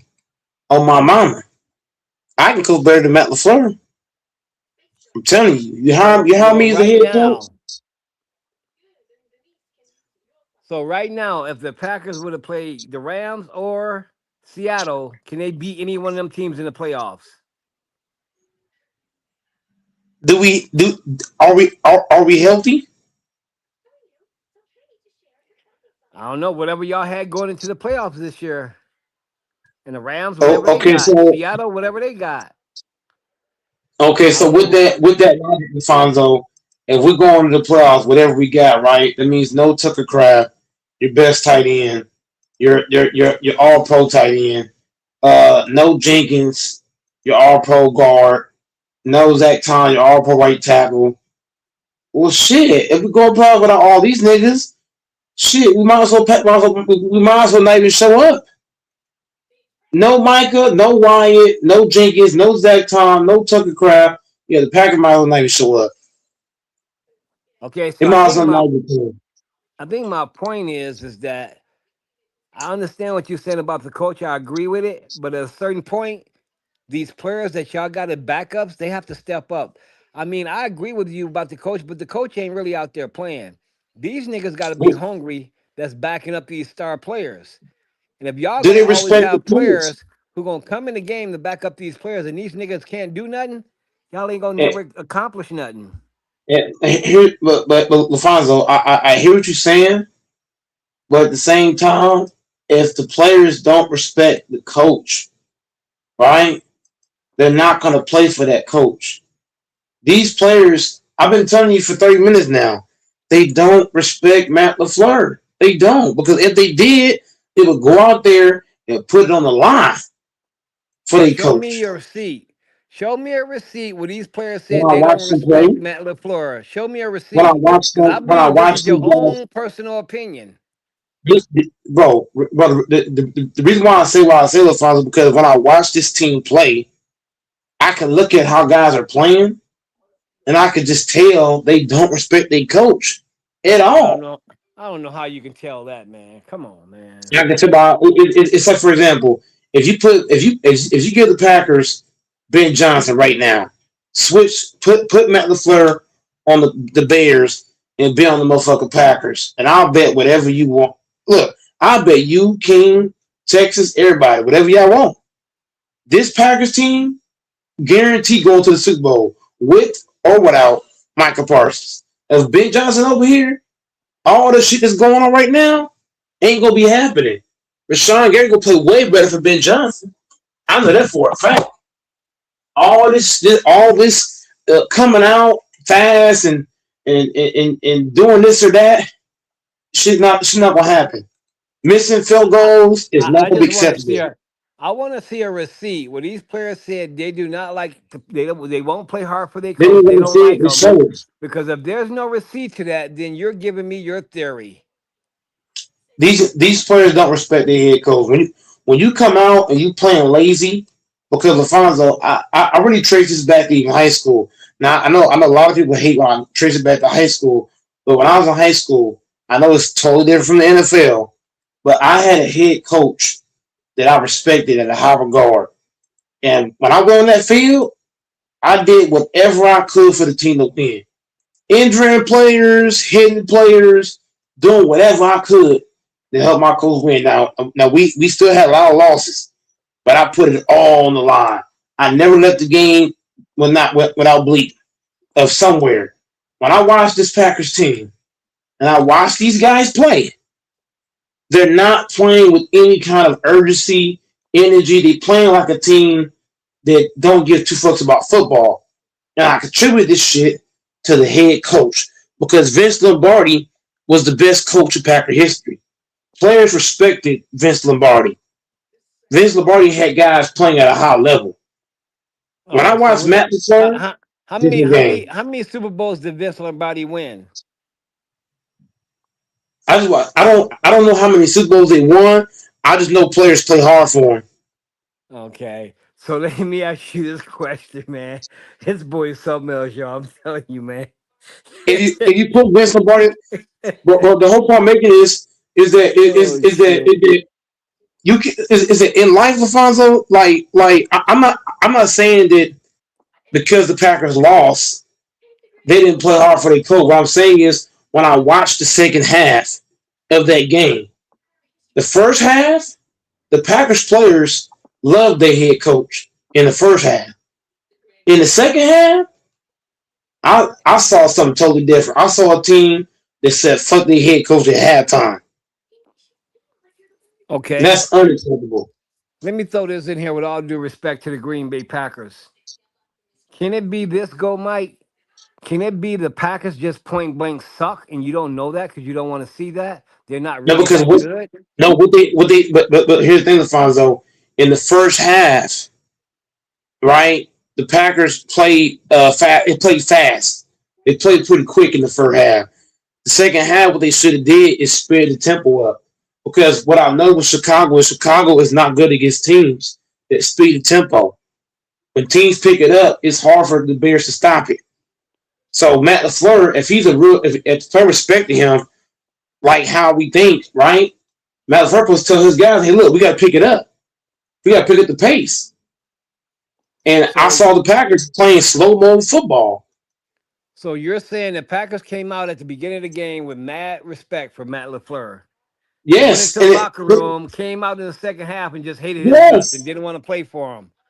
In the first, LaFonso, you know how I know this, LaFonso? In the first half, do you know what Christian Watson did in the first half? What? This nigga jumped over three people into the fucking end zone in the first half. Let me ask This you this nigga jumped question over then. everybody. Let me ask you this Huh? question then. He did that in the first half. Yeah. Was there a similar incident where he had another chance to do that and didn't do it in the second half? There was plenty of them. There was plenty of times he could have did it in the second half. Okay, I'm gonna He go just watch he that didn't do it. game. Then. I'm gonna have to go watch that game When and you see. when we go back and watch it, there was a play where Watson jumped over three people. There was another play where Josh Jacob in the first half, he was fighting for every yard. He was fighting. Second half, it's like Jacobs just ran out of energy.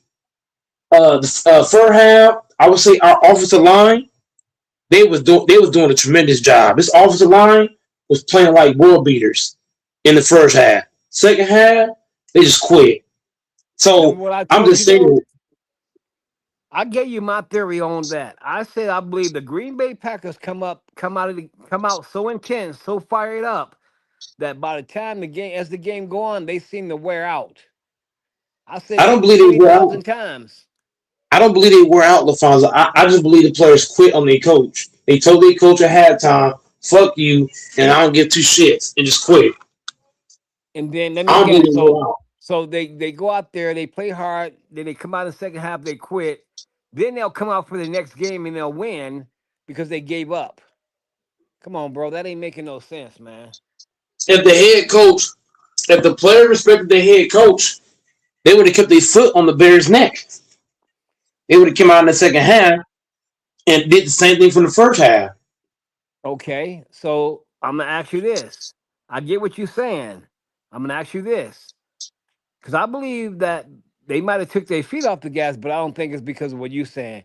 Can you show me receipts where these niggas are saying we don't like to play hard for this coach? Because other than that, You don't you're think giving players me don't? you're giving me This team your is own expectation of that. You're not. This is your this team is thoughts. humble. This team, LaFonso, this Packers team is a very humble team. I don't hear players on this team just like bashing each other or talking bad about one another. Like this team's very humble. When they're asked questions about a teammate or a coach or a staff, they're very humble. Like I seen a player was asked about Matt LaFleur. Michael was just like, "Oh, he's a good dude, he's a great guy. I came here because of him. Da da da da da. This, that, and the third." But if you ask players off camera how they really feel about a head coach, that's when everything gonna come out. Like I saw too many people on the media asking players questions about their head coach on camera. I want to Okay. know if you ask them off camera, what's their response? Is the response gonna be the same? Gonna be the same if there's no cameras, nobody watching? If it's just you and them with no recording, and you ask them, will it be the same thing? Because on camera, the person's gonna come out and say, "Oh, he's a great guy. He's a great coach." Da, da, da, da. But I want to see if that's real or not. And I don't think these players are being real about their coach because they own camera, and they don't want to. They don't want to make their coach look bad, or they don't want to look bad, vice versa. But I Okay. believe these Well, players don't respect their coach. If you you say ask them your off camera, you say your team is humble. I've heard the Green Bay players talking mad shit before, especially Parsons I'm talking saying when they mad ask shit. LaFonso, I'm talking about when players are asked questions about their head coach. That's what I'm talking about. I'm not talking about like the football side of it, where it's like we playing football and it's like, "Oh, you're trash. No, you're trash." No, I'm not talking about that. I'm talking about if you ask Michael a question, right, about the head coach, he's gonna be humble. That's what I'm talking about. He's not gonna come out and say, "Well, fuck the head coach. I'm glad he's getting fired." He's not doing that. He's But humble. see, go Oh, well, back. I'm here because of him. That's This, that, that's and the any third. team, bro. That's any team. Nobody ain't gonna come out and say, Right. "Hey, fuck Sean Payton." They don't do that. Come on, man. You But know but all these but that's players what are I'm taught. saying. All these These players players are are just being taught. All these players are taught how to deal with reporters in nearly in high school through college. that They know that better that than that. yeah, but I'd rather be honest though, LaFonso. If I'm playing for a coach and I feel some kind of way about that coach, I don't care if there's cameras on me or not. I'm gonna say how I feel. If I fuck with the coach, I'm gonna say it. If I don't like something if I don't like something he's doing, I'm gonna come out and say, hey, look, fuck this coach. He ain't shit.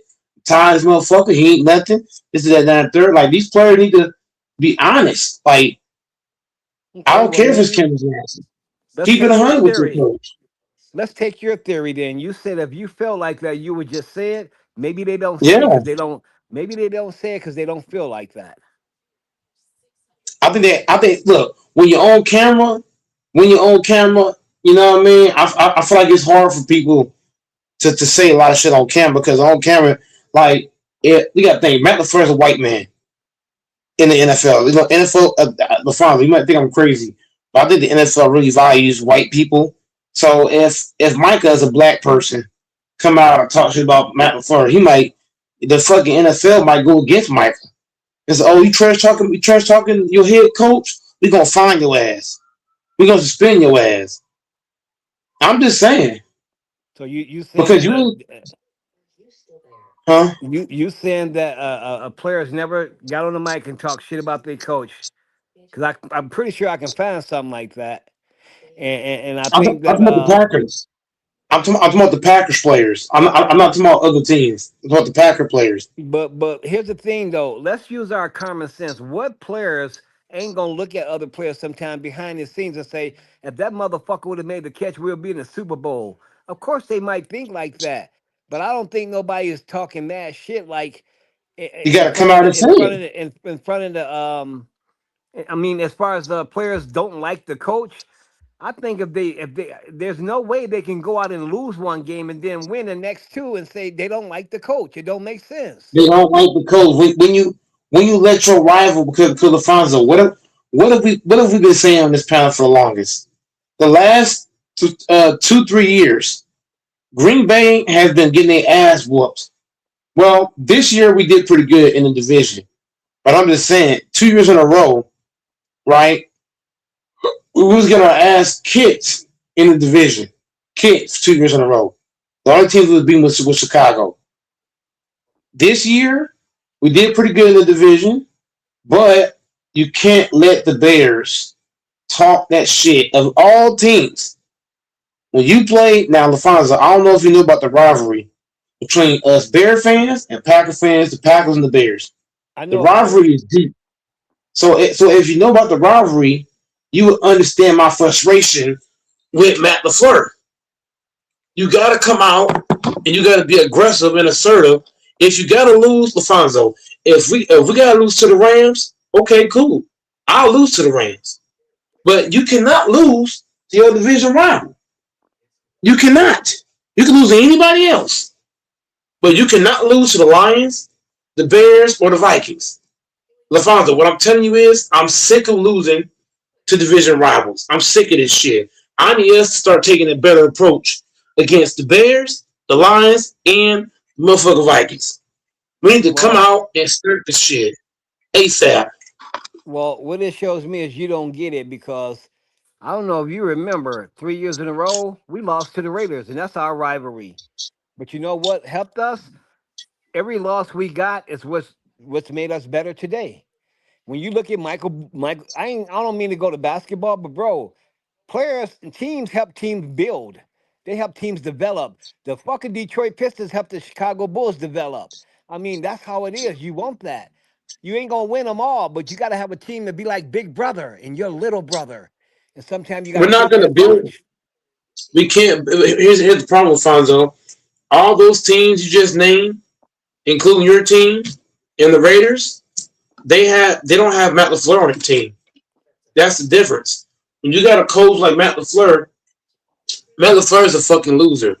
Bro, we had a I'll coach take the worse greatest than Matt coach. LaFleur. Not at What are you talking all. about? We had a coach worse than Matt LaFleur. Oh, Those were I, all losing I'd say years. I'll take that coach right now, LaFonso. I'll take that coach right now. Over Matt LaFleur? Hell yes. Right now. I'll take the Raiders coach over Matt LaFleur. Right now. The Panthers coach. The Cardinals coach. List goes on. I'll take anybody over Matt LaFleur. I'll take Well, Matt what Eberflus. what what that shows me is you're willing to make a situation from somewhat okay to worser. That's what that would do. No, I'm not. I want to try something. Look, the Fonzo. My whole thing is I want to try something new. I'm tired of eating Pop Tarts. I want honey buns. That's what I'm telling you. I'm tired of doing the same thing over and over. Matt LaFleur is old roast beef. I want to try chicken. So It's time. It's then, time to try something different. then what you do is It's time to get him out of here. you Huh? find the right then what you do is you find the right person for the job because just throwing anybody in there ain't gonna make it better. You got to find the person that's right for this team, that know how to motivate this team, that's Bill gonna do the right Belichick. things for it. I would hire either Bill Belichick. If I don't hire Belichick, I'm gonna hire what's his name? What's that guy name? Jimmy Johnson. I hire Jimmy Johnson right now. Yes, I will hire Jimmy Johnson or Bill Belichick as the Packers head coach. Yes, sir. Hmm. Yeah, That but yeah, yeah. I mean, yeah, I wouldn't. I would. That's probably good. I hire either one of them. I even hire Clay Matthews. The hell? I bring Clay Matthews, AJ Hawk. But it's a combination of niggas I bring in head coach to Green Bay. I can name you a lot more. I name who's the Ohio State coach. I hire him, but I ain't playing around. I got niggas I name. Matt LaFleur got to go though, and that's the problem with Brian Bruticus. Is that he needs to get off Matt LaFleur, trade his ass somewhere else, and go get a coach, man. Don't sign this nigga to no 6-year deal, man. Don't do it, man. Matt LaFleur is awful. He's one of the worst coaches I've seen in Packer history. There's so many guys, LaFonso, I can name that I'll take over Matt LaFleur. It's not even funny. Well, I guess I'll use your words right now. We're going in circles. Yep, I definitely agree because you and King think Matt LaFleur is somewhat decent. I think Matt LaFleur is awful. I don't I, think he. I, I I, don't think. I don't think Matt Lafleur is decent. I fired him if I had it. If I was, a owner. I just think now you this. talking. I think Now this you see. though. I just think that I've been said that. I said I would fire the whole staff. I said that a while ago. But that don't mean by me firing the whole staff and going out hiring somebody else, I'm gonna win the Super Bowl. We still got problems there. One of the problems is if motherfuckers get hurt, we ain't got no backups to come in here and win. That's No, gonna because the take back that's gonna take the new coach a little bit of time to fix all that. what if the backups LaFonso are being played out of position? Hmm? Well, from Did from you what think you about that? say, the backups don't even like to play for this coach. You said nobody does. But here's the problem, LaFonso. LaFonso, if you're a left guard and I'm playing you at right guard, would you want to play for me? It depends. No, no. I'm not saying you got stripped at both. I'm saying your strong suit is left guard, and I'm playing you at right guard. Would you really want to play for me? Let's be honest. If somebody's strong suit is this, and you're playing them at this, you know what's happening, LaFonso? You're gonna make that player pissed off because if I'm a left guard, you're playing me at right guard. What am I saying, LaFonso? You're not allowing me to because if I'm a left guard, I want to play left guard. You know why? Because I'm able to play at my best at left guard. But if you're throwing me a right guard, and I'm not a right guard, what am I saying, LaFonso? You're making me play down because you're playing me out of position. And I believe that our backups are being played out of position, which is why they're struggling. You got Gary out of position. You got Keyshawn Nixon out of position. You got Bullet out of position. You got McKinney out of position. You got Sean Ryan out of position. You got Walker out of position. Do you hear what I'm saying right now, LaFonso? We got a bunch of people. We got a bunch of players that are playing out of position. So I don't blame the players for fucking. Well, I mean, you gotta get some blame because you're playing. But what I'm saying is, I can see why certain players are playing bad because they're playing out of position. You got to put guys in position to do what? Succeed. That's why Bill Belichick is so good. Phil Jackson, Pop, great coaches do what? They put players in position to win. They don't play people out of position and they can't succeed at that position. Like Jordan Morgan, he is not a left guard. I'm sorry.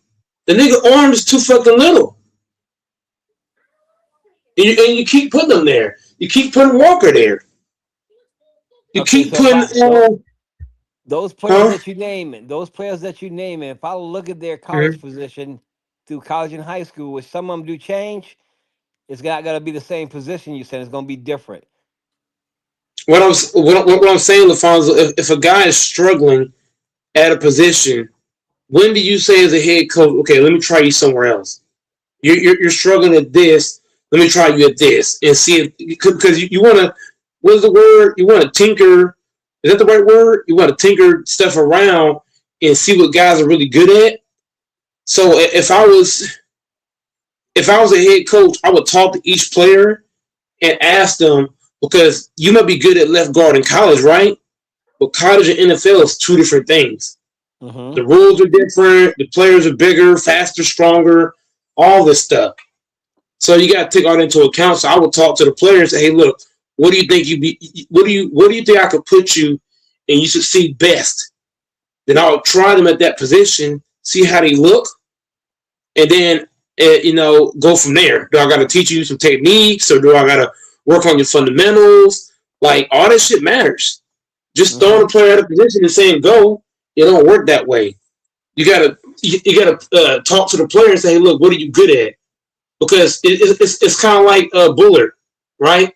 Bullard's a safety, right? But what did the Packers do? We playing him as fucking corner. He's not a corner. He's a safety. We got Nixon. What did I think about Nixon? Nixon's not a nickel. We're playing him a nickel. He's not fucking nickel. You got Karen Devontae playing slot.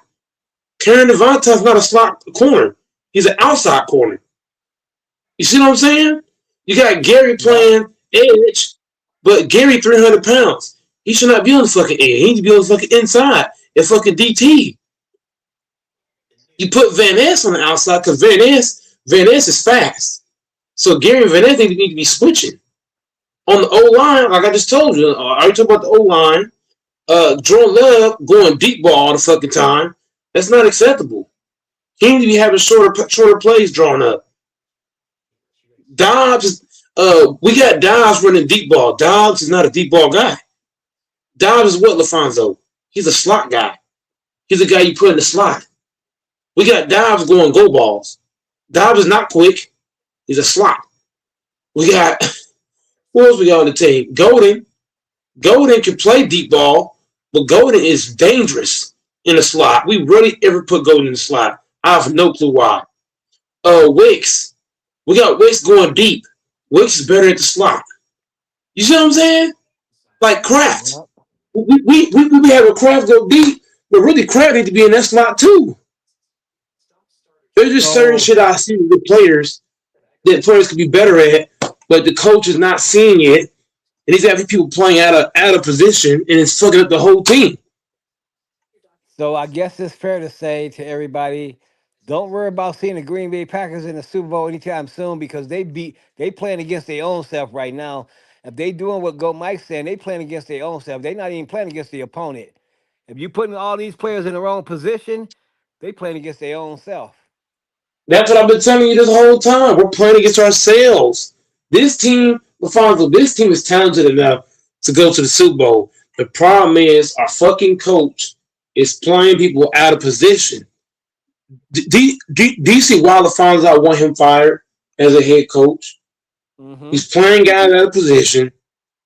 That's the biggest problem. You're playing guys in spots they're not good at. You got Keyshawn Nixon playing nickel or outside corner. Nixon is not a corner, or look. Nixon is not even a defender. Nixon, he's a special teams guy. You got something, LaFonso? We got a special teams guy playing nickel and outside corner. That's bullshit. Remember this though. All this shit was going on the same way when y'all picked up Parsons and said, "Here we come, Super Bowl." All the same Yeah, shit but how was you going gonna? on. But you can't win a Super Bowl if you're playing guys out of position. That's my point. When y'all got Parsons, y'all was screaming out Super Bowl, but y'all wasn't finna go to no Super Bowl because you still had them same problems there. What do you love Birds doing?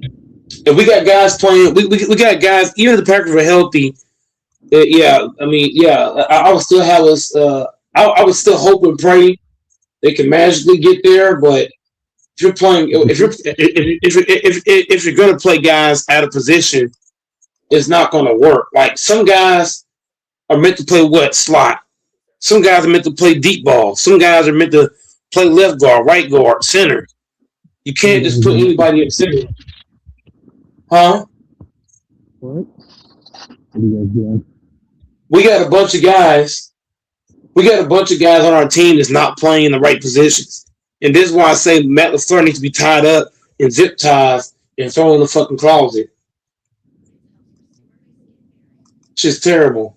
So that's why I said We then. don't, we don't, we don't got time to talk about Colin Kaepernick or Tebow, but we can talk about Hold on, Doris. You sound like you sound like you sound like you sucking titties right now. I suspected Matt LaFleur. I'm back late coming back from lunch. I think I'm going to try and do at the most 2 more weeks here. Okay, go ahead and talk now, Doris. What are you saying to me, LaFonso? Motherfucker, I don't know where my fucking phone is. How do you lose your phone? I'm just sick of this fucking job. I'm going to do like maybe 2 weeks max left here. Sometimes I look around when I'm here. Can you hear me? Now we Where can. the fuck is this stupid fucking phone? How do you lose your phone? That should never happen. That's the one thing you should never do. Lose your phone. Yeah, I'm gonna be late going back from lunch too. What do you got to say, Doris? Doris, what do you got to say about guys playing? I can't. All I got to say is sometimes you got to tough shit out and be a man. Hopefully, not hopefully. I'm just gonna be here another 2 weeks. But what I'm trying to say is, sometimes you got to humble yourself, do things you don't want to do for the long term. But I look around, I know what I've done with my life, the accomplishments I've made in the education, getting degrees, work experience. And I look around here and I'm like, dude, what the, like, this is like you know how you get scared straight or you like get gobsmacked? This is like, I look around and I'm like, whoa, what are you doing with these retards? These people, like Yeah, I remember those days where I would wake up and go to a job that I hated and didn't want to work, and I would have to make myself go because I needed the money. I know what you mean.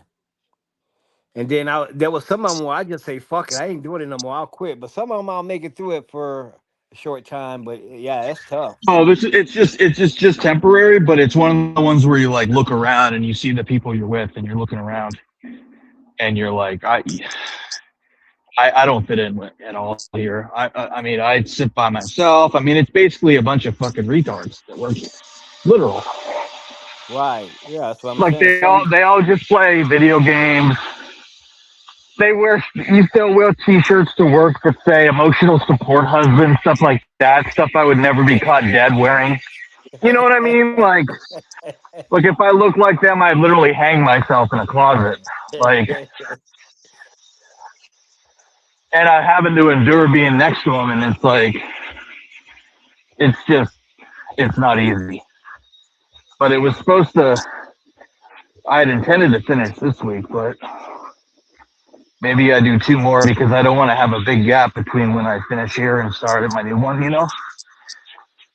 And I got to still do the interview for the other one, and hopefully they're still hiring and I can get a start date soon with the one out in Utah. But I'm about to go back on here, but this is one of those jobs where, like, Every minute you fucking dread it. You remember those jobs? Every minute you're like, what the fuck? Yep, I do. Waiting for that time to hurry up to get the hell out of there.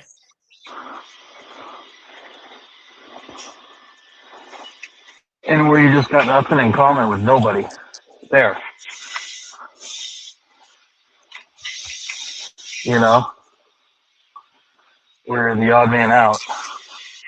You know? Well, you definitely ain't You gonna know what win I mean? employee. You definitely ain't gonna win employee of the month there. Oh, if they told me they nominated me, I tell them I don't want it, and that if they put me on the thing, I'll quit. No, I'd literally tell them that. I'd say I don't want it, and if you put my name on the fucking TV screens to advertise to everyone here, I'll quit on the spot. Because when I see the employees of the month here, I immediately think, wow, you fucking loser, you think that's an accomplishment?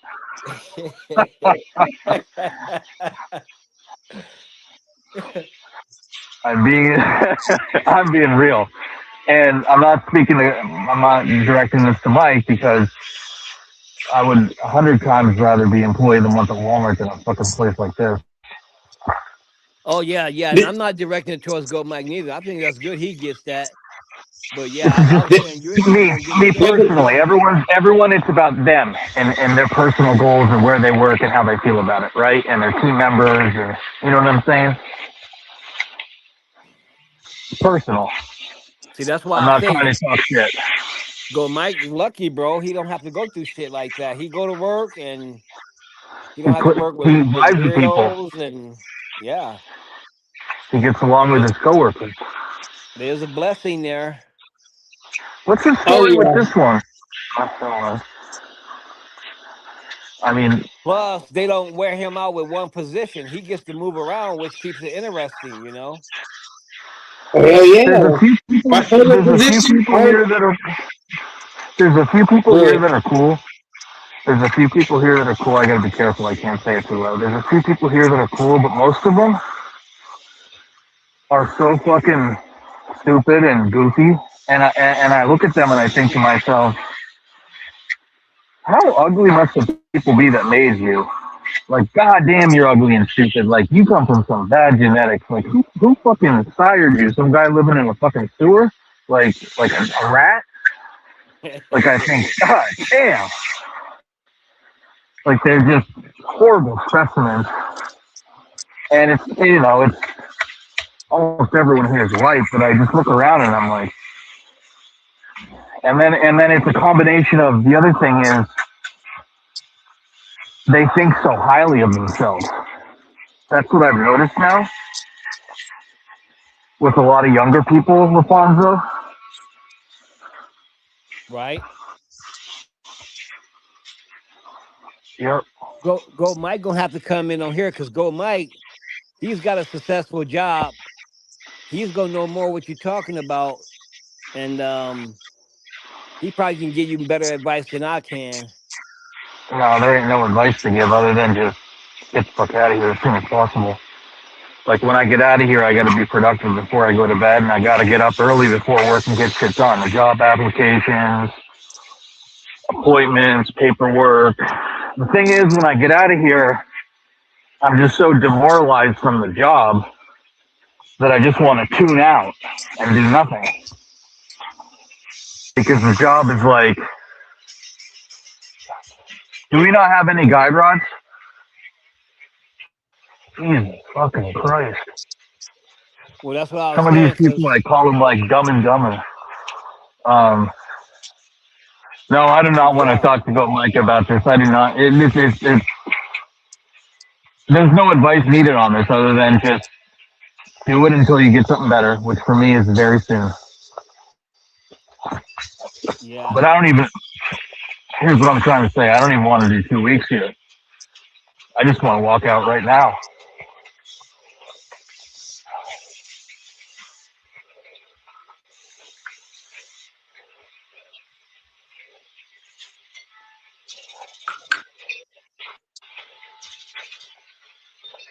Uh,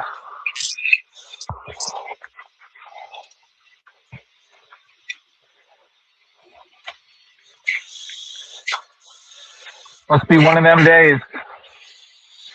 Guide rods. Want me to switch with you, Frank?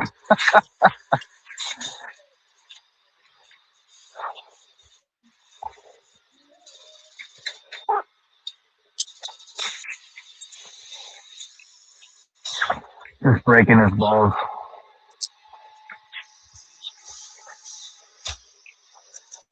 Oh.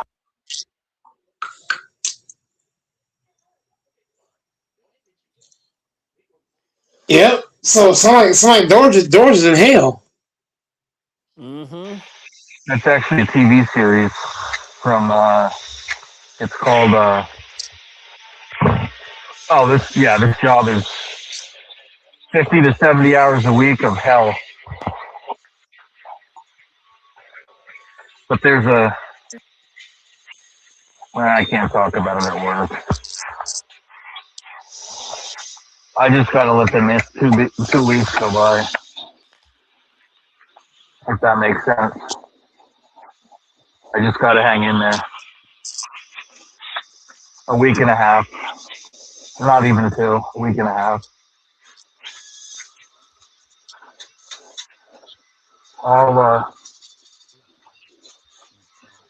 I'll fucking turn tricks on the street before I do another week here. I'll put Snage out on the street. That's what I'll do.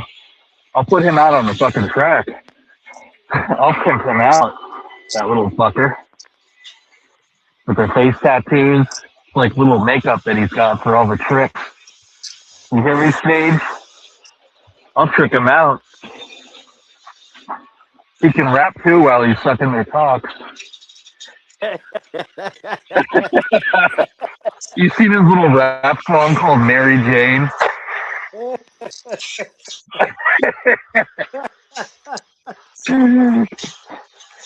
Mary Jane, Mary Jane, Mary Jane, Mary Jane.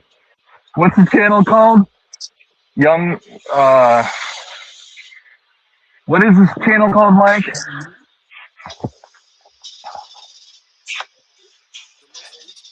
It's called.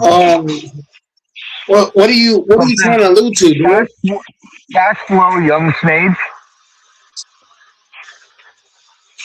Young Snage Cash Flow. A retard, yeah. Young Snage Cash Flow. Yep. He ain't gonna pay me, bro.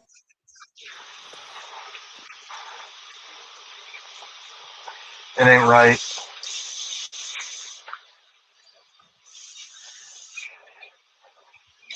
That ain't right. If there was something I could do about it, I would, but I don't think that's right. You better not let him back on the channel until he pays.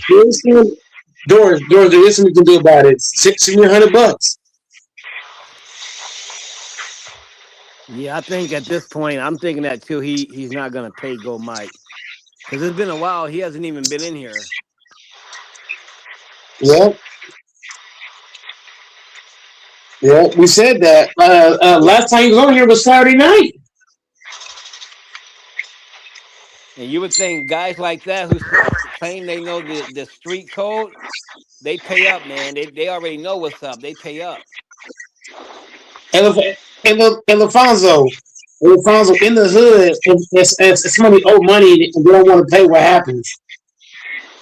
They get fucking beaten to death. They come into your fucking door and knock down the door. They want their money. They're gonna fucking curb stomp them.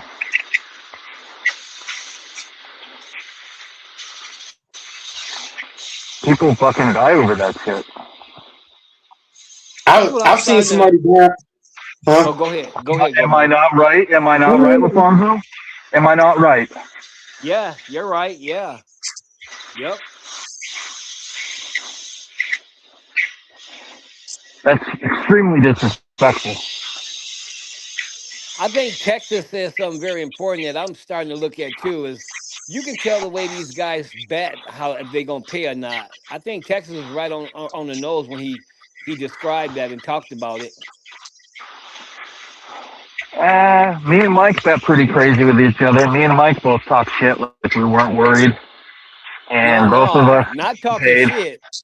not talking shit is what you'll hear them say is, oh, when you lose, you're gonna pay me. They never tell you nothing about if they lose, they gonna pay you. They talk about you paying them. Yeah, me and Mike didn't say that to each other ever. I don't think. Right. I kind of believe that when Texas said that. I noticed that when I thought about it. And I never need to say shit like locked in with Mike and pinky promise and triple swear and need to record him and stuff. Mike knows what he said. Yeah, I know.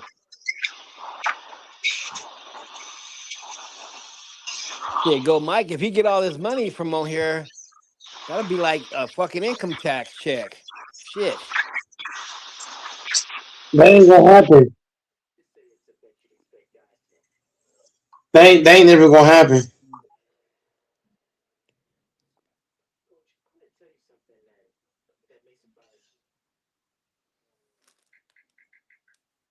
That's crazy.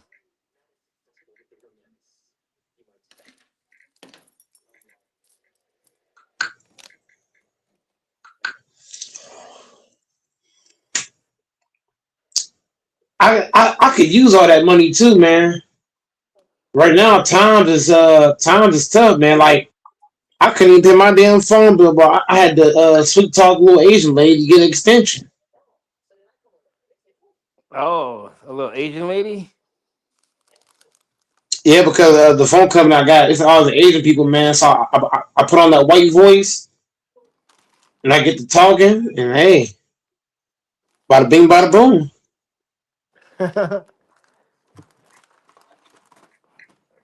Yep. Yeah, that's a lot of money you got out there, man. If you add all that up, that's a lot of money. Oh, no doubt. That's why I said Dora's got to just send me 100 to make up for Snage. Right. Snage is, and I tried to tell Doris LaFonso he thought I was bullshitting. That nigga not gonna pay, bro. Yeah, I actually starting to think that now. Especially when he made that bet. If you listen to him talk, he was talking as if he already won. Yeah, that's why I say when Like, Texas was explaining that the other night, I was listening to him and it made a lot of sense because nearly with the everybody who Rams, didn't pay, that's what they talk like.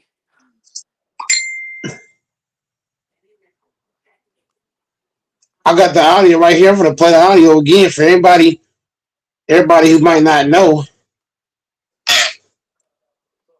Stop it. Andy Richardson's a bust. We already know that. Both of my grannies is dead. Hold up. Both of my grannies is dead. And I put it on both of my dead grannies. We already bet it. We already bet $100. So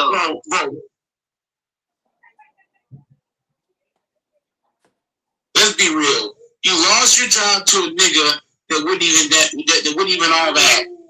Business being in the NFL. Stop. All I'm saying, okay, look, all I'm saying is Rams, Super Bowl 60 champions. Shut your ass up. And what's gonna happen to Seattle beat you out here? Huh? It ain't gonna happen. On my mom. But Seattle will I put that on my dead granny. I put that on my both dead granny. I don't even got both of my grannies is dead. Hold up. Both of my grannies is dead. And I put it on both of my dead grannies. We already bet it. We already bet $100. So why you putting it? Yeah, man. I mean, hey. He ain't gonna pay me, man. I don't think so. What was that? That was last Sunday's game, right? Yeah. But the live was Saturday night. So that's been like 4 to 5 days then, huh? I was never good at math, but that sounds right. It really do. Yeah, it is 5 days. Yeah. Sunday, Monday, Tuesday, Wednesday, to Friday. That's 5 days. Sunday to Thursday. Yeah. But it's been 5 days. He ain't paid me yet. Yeah, Because that's enough time for somebody to get over the loss and say, okay, let me go ahead and pay my dues. He could have got a loan. He can get a loan for $100. Oh, yeah. He could have got a couple loans by now. Shit. He could have went to LA on a flight, on an airplane flight and back twice in 5 days. Shit, a few times. So it sounds like the only way you're gonna get No, I that bill just is didn't you go gotta right. load up and go down to San Bernardino. You gotta push it, make sure it's back. Ain't that where he lives, San Bernardino?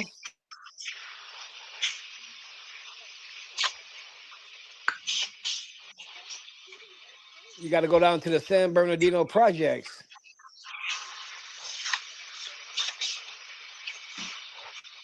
The projects. Yeah, right. They don't have projects in San Bernardino. He's seen too many TV shows.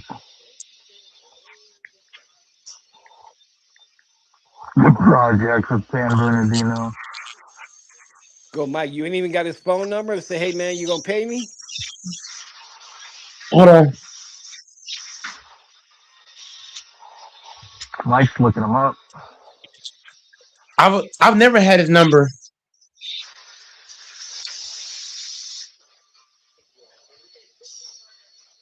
Then the only other thing you probably can do is just you said he blocked you from his channel, huh? Yeah. He didn't want no part of this. That's crazy. Dude blocked you from his channel, bro. That's crazy.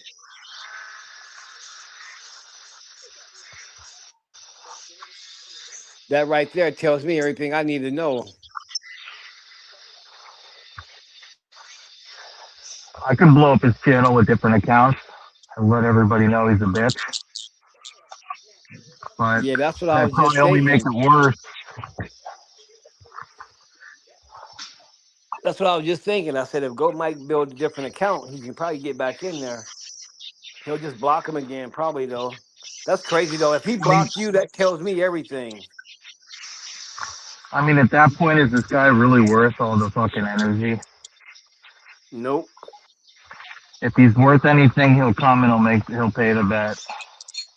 If he's not a learning experience, I would never bet money with people that you don't have, where you don't know they're gonna pay.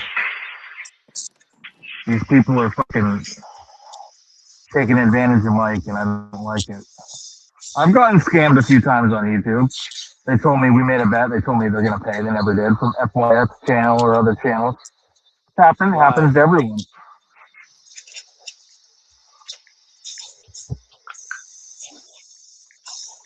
You just can't let it happen again. Mike's a good guy, and they fuck with him Yeah, I would because they say know Goat Mike's Mike. honest. I would say Goat Mike got the bad end of the stick on that one. Yeah, I agree with that. And the fucked I'm up the part is same for way. him to kick Goat Mike out of his channel when Goat Mike hasn't even kicked him off his channel, all the stupid shit he did. Oh yeah. Especially last time he was on here just cutting everybody off. Yeah, I remember that. I had a girlfriend who told me many times, you're always too trusting of people. You're too naive.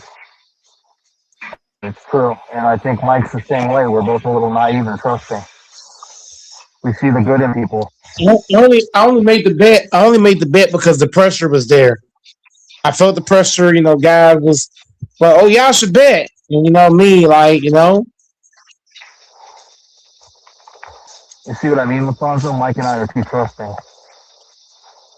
it's not that. It's that I felt the pressure. It's like it's kind of like me and somebody gonna scrap, and the whole sideline tomorrow, fight. What's gonna happen? Maybe that's part of it, but I think me and you were too trusting. You wouldn't have made the bet if you didn't think you were going to get paid. No, I only made the bet. I only made the bet because it was LaFonso and 4 of the guys was all saying y'all should bet. I said, all right, bet. And I bet it. because the guy came on, he seemed cool. He seemed like a homie. And then you know, these people seemed super cool. The coolest guy ever seemed like Brandon Slim Bates. He seemed like the chillest guy ever. That's what they do. They make you think that they're fucking chill. They got, you know, we a homie. I got your back. I'm cool. You're cool. No worries. I'm good for That's it. like a serial. That's kind of like a serial killer. That's super nice, and everybody think that he's a sweet guy until people start going up missing and shit. You know, fuck. That's what a lot of these serial killers do. They pick up prostitutes and they have a picture of their kid in the car and they make them look like they're a nice guy and they smile and then they do horrible things to them because they're evil people, which is sick. But my point is, you know, Brandon seemed like the coolest cat ever.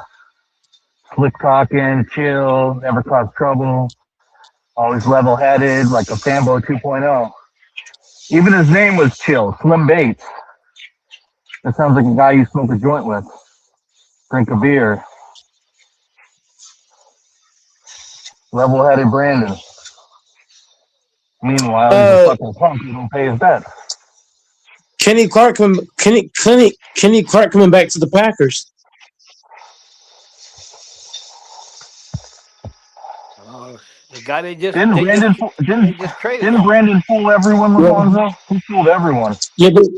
They're saying they're saying that the Cowboys might cut Kenny Clark, which is saying he's gonna come back to the Packers. That's perfect. Yeah. Oh wow.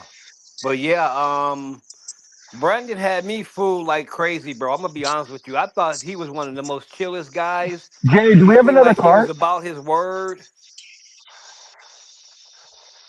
Oh, I see it right there. But then again, you know, there's the old saying that people who are too chill, you got to watch them more than anything.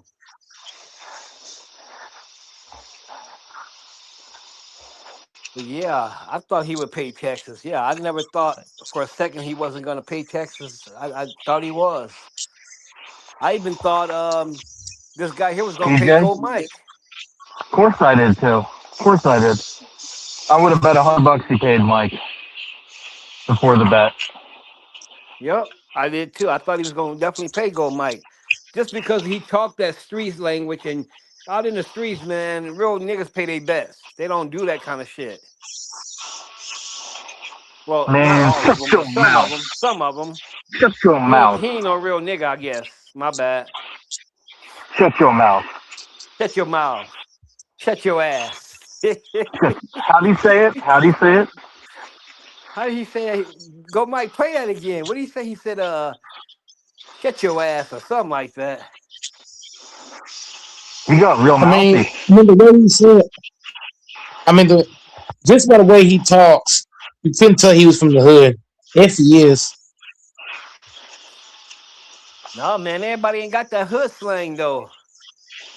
I'm telling you. I know niggas from the hood that talk like they fucking graduated from Harvard. Everybody don't take up that hood slang. They don't do it. Especially if you're an important person, you want to blend in.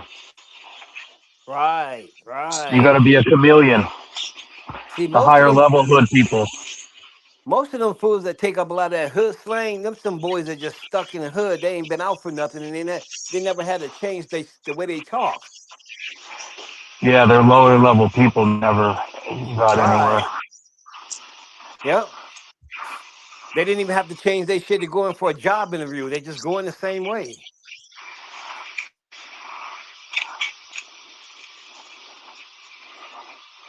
I mean, how many rappers from the hood that got rich stayed in the hood? As soon as they get rich, they get the fuck out. Yeah.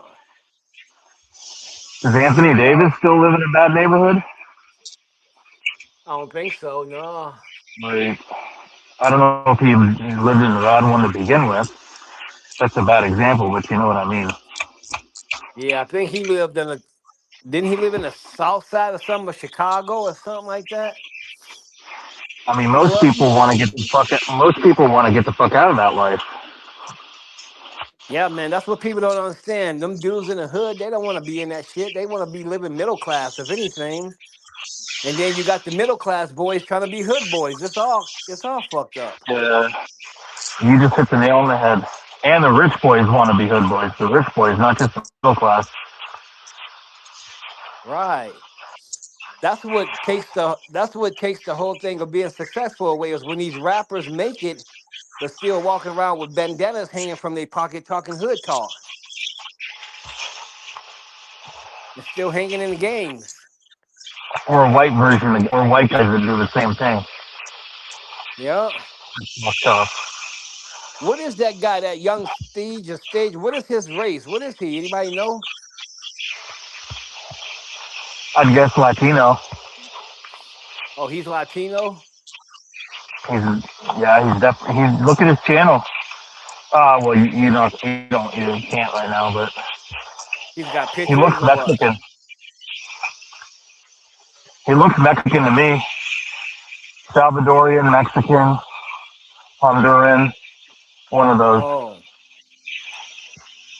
He could also just be white and be Italian or something, but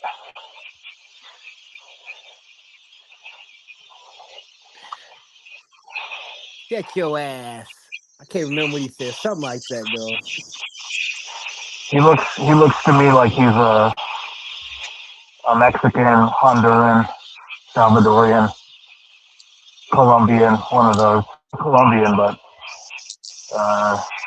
Mexican, Honduran, or Salvadorian.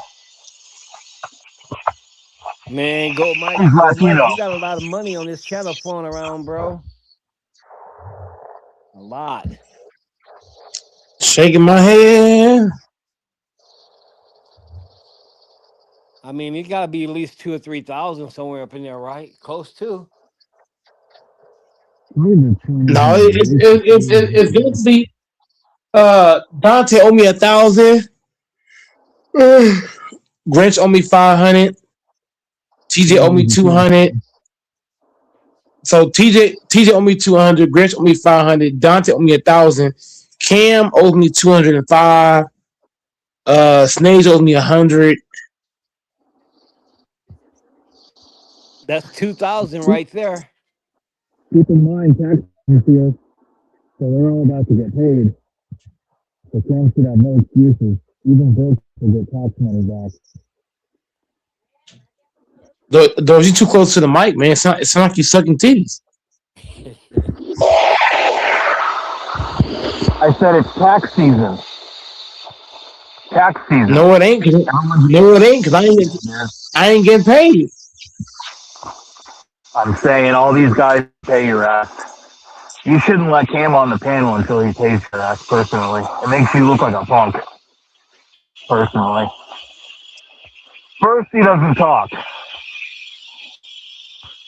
He's already not on the panel. Even when he's on the panel, he's not on the panel.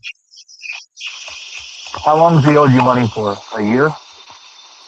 Well, he said he lost his job about a few months ago.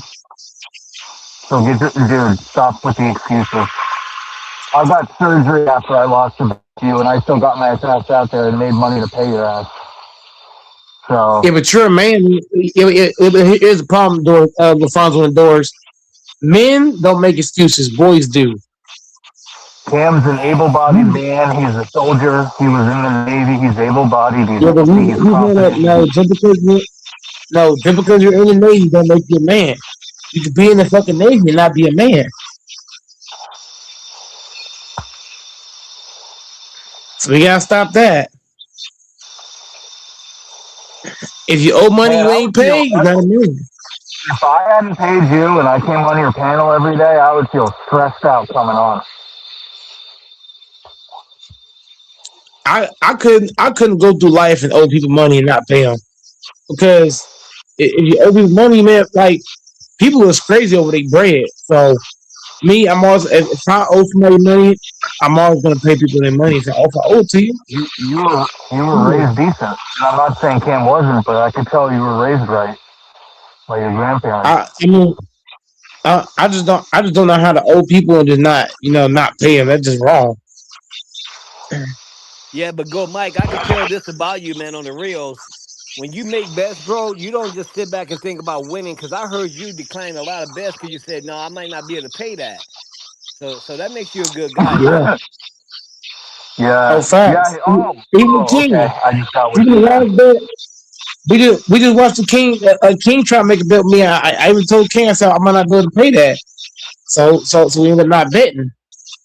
You Right. know, I ain't gonna bet what I can't pay. If I know I can't pay, I ain't gonna bet it. Yeah, I will say that you're really good at that though. You endorsing them. You endorsing them are. We're the only ones on here that lose bets. That's why when y'all bet it's fun.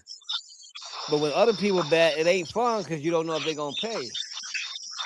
But other Yeah. people bet, whatever other guys bet, you don't even know if they're gonna show back up to the panel. They might disappear for like 2 months, 3 months, Right. 4 months. Yep. Some guys 5 months. Look at Grinch. I bet Cam. Grinch has been I on here bet since Cam. The reason last I didn't time. bet Cam again is because I had What? to hound him to get a I had to hound him to get a measly $20. It took like 3 months. That should never If happen. it took 3 months to pay $20, we think it's gonna take to pay 205. Yeah, I It's been know. enough time. You need your money. It's been at least a year. At least 8 months, 9 months, a year. Yeah, it has Wasn't been a it a year basketball bet or was it a football bet last season? we made like 5 different bets on last season. It was college bets. It was all short. But yeah, it was almost a year ago. Yeah, it was the Ohio State bet, the Lions bet. It was multiple games we betted on. I ain't been paid since. Jesus Christ, the Lions last year? Holy shit.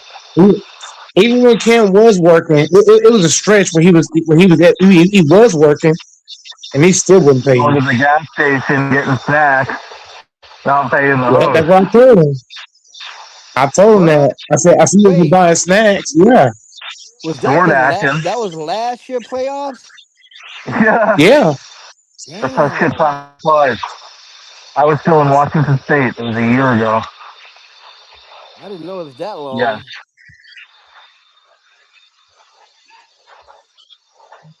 Damn. Yep. That You was. gonna leave me hanging? I'm just teasing. You guys waiting?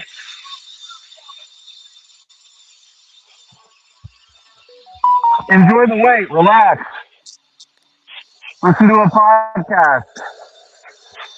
Phone a friend. Look up porn.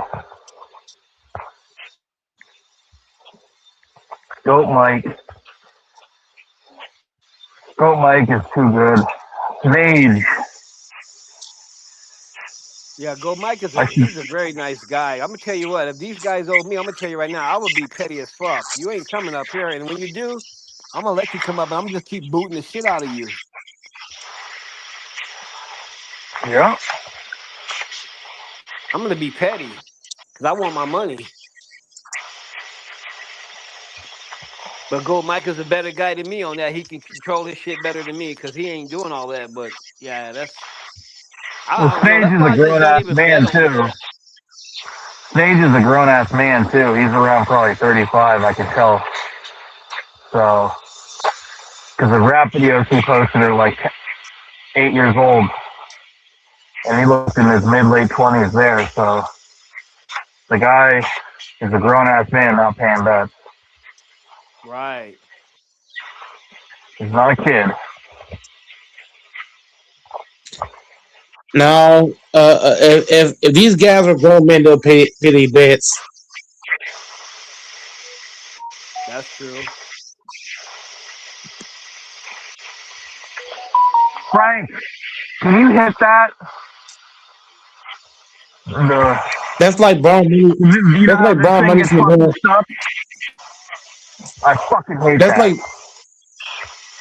like borrowing money from a loan shark, Horribly and it's engineered. saying that's like Sorry. borrowing money from Go a on. loan shark, That's like borrowing money from a loan shark and not paying. Right against on You the know what's side gonna of the happen? machine. God damn. You're killing me, brother. This stupid thing. That means go, Mike. That means that out of all them bets, you picked the right teams and won. That means you bet on point with Yeah. your picks. Yeah, I've been on point like how Clay Bryant when Clay Bryant shooting his jump shot. I've been that Yep. on point.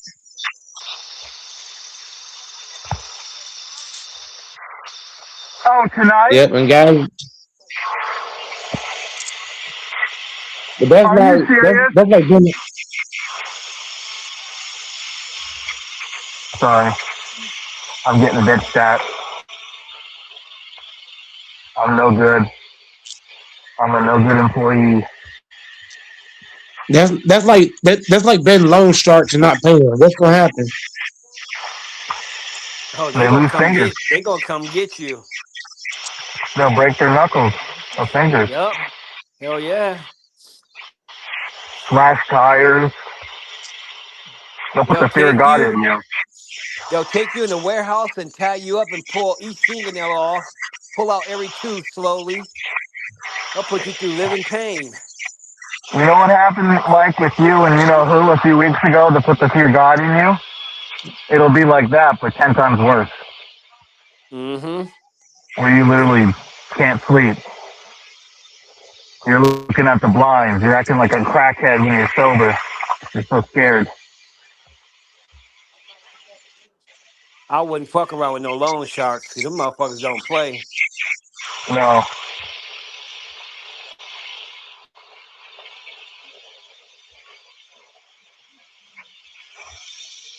They have guys they call enforcers who are violent criminals. Oh yeah, I know. And they know how to do the craziest shit. They know how to find people.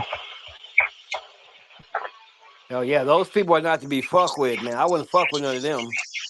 They'll Uh-uh. come get you for real. Uh-huh. Or your family. Your Yeah, if they bitch. can't get you, they'll get the next best thing to you. And I ain't justifying none of it. I'm not advocating. I'm not saying your channel is nothing. I'm just saying, like,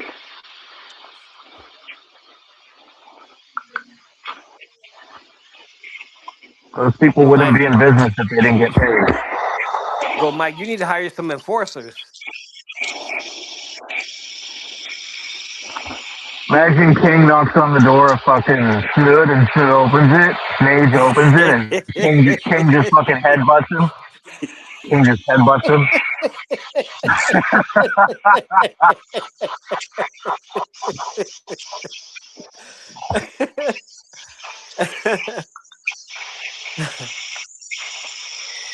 Because Sneeze looks like he's only about 5'5". He's a little tiny Latino guy. Maybe 130 pounds.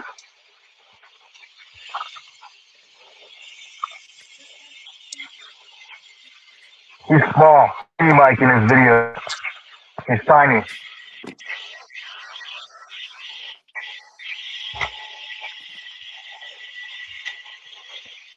Mage is a little man.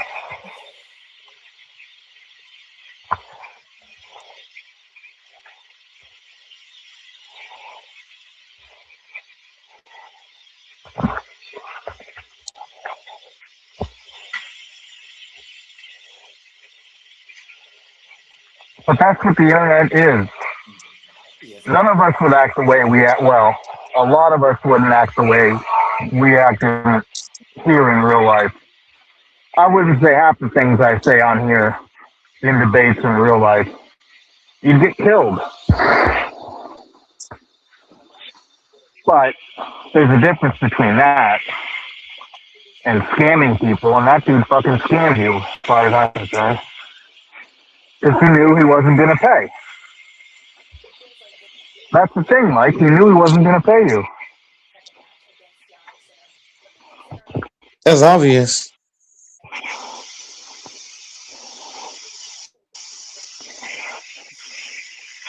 Yep. Go I was Mike. out Go there. I Mike. should have been a little scared. Huh? Oh, no, I was saying, yep, you're right. Go Mike was scanned out at about $2,000. They didn't pay him. Yeah, that's a lot of money, man.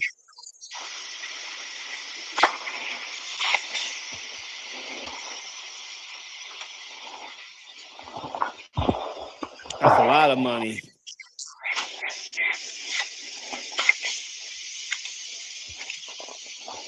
And then The even one when he person, reminded Dante about the bet, Dante's like, "What you talking about, fat ass? I never made no bet." Dante fucking denied the whole thing. the one person though, I was surprised out of all of it because I thought they were really close. Was Grinch. Oh my god. Yeah. Yeah. That surprised me the most. It makes me feel dumb because I lost the $50 bet to Grinch. He messaged me within 30 seconds, said, "Where's my money?" And I paid him within 5 minutes of the loss. So here it is. If he had lost to me, he never would have paid me either. Yeah, because after Grinch paid Go Mike that last time, I thought, okay, Grinch learns his lesson. He ain't gonna do that no more. And that's what he was talking about, how he learned his lesson. And then the next thing you know, bam.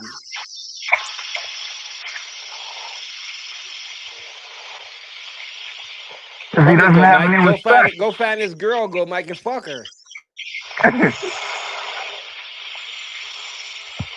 And then fuck Grinch's mom and all her holes. And then get her deported.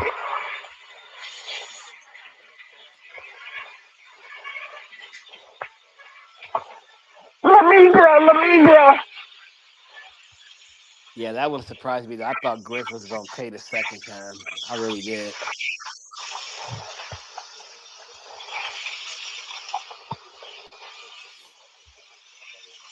So who all pays then? Doris paid, Go Mike paid, Kings pays, Infamous pays, Texas pays. I think Infamous that's is known it. not to pay. Oh, is he? Sometimes. He didn't pay FYF, I think, once. Mm. He didn't pay me. That was a bet. Sorry. Not sorry.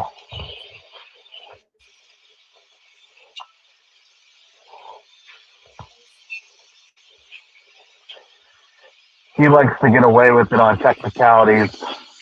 He wants you to dock his time like a wedding contract every time you make a bet.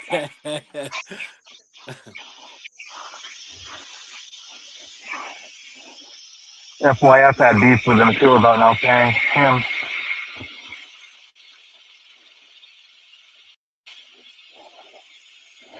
Imagine getting scammed by some guy that looks like Eric Kwan. Like literally like Eric Kwan. Imagine if he scammed you. I never said that. Yeah.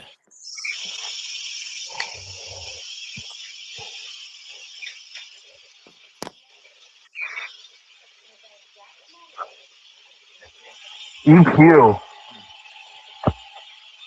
He came on here and had to say that he was a AAA baseball player for 20 years. That was his little fucking alternative life.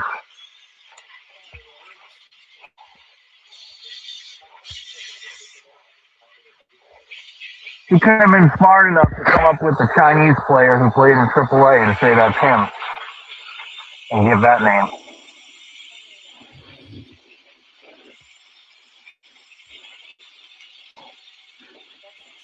Like, if you're gonna lie, at least do it decently well.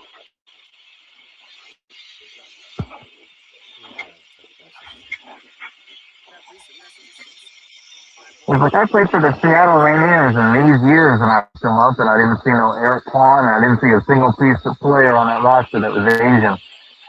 I said, care to elaborate?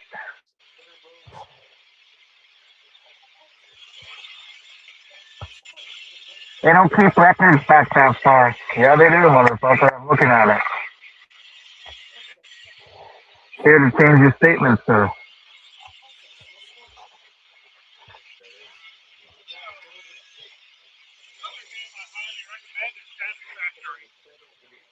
Satisfactory? Satisfactory?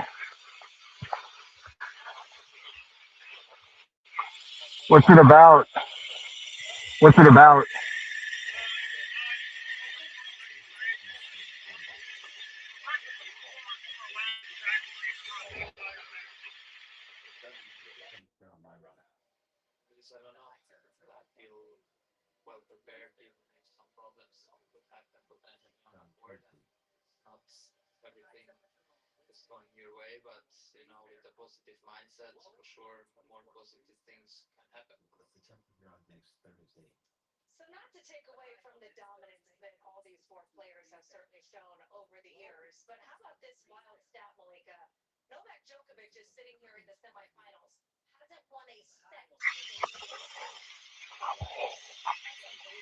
Man, I can't wait for this shit to be done.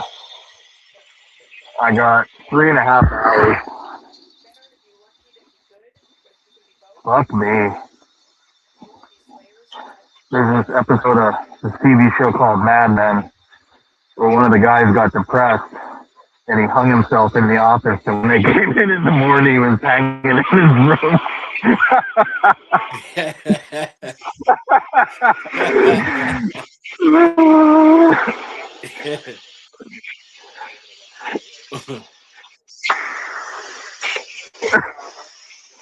Have you ever seen that TV show Mad Men? There was a character that hung himself in the office. Yeah, and I was just thinking a job like this would push a man to it.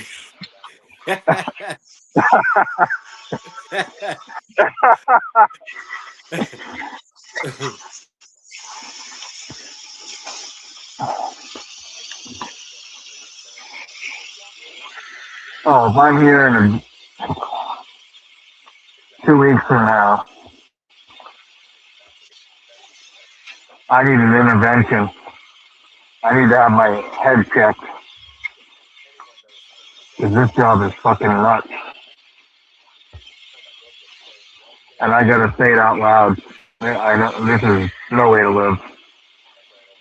Jesus Christ. They work me, my dick into the ground. Never good enough, never fast enough, nothing's ever fucking shit. They're doing this process here. It's called Kaizen, Kaizen, I believe. And they literally stand behind your station and watch it with a fucking stopwatch to check to see like the exact most efficient way you could possibly do it. And that's the standard they hold you to. And they expect you to maintain that for your whole fucking shift. Like a fucking robot. Yeah.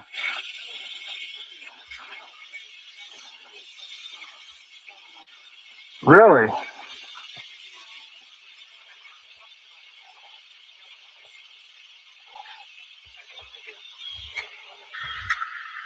I'll have to look it up.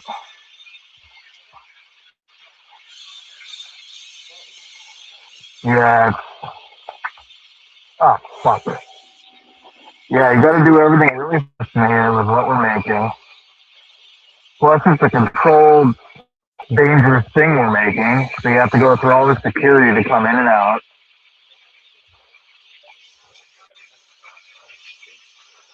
Oh. Sometimes people here just want to talk your ear off, and you have to go along with it, even though you're thinking, will you stop fucking talking to me?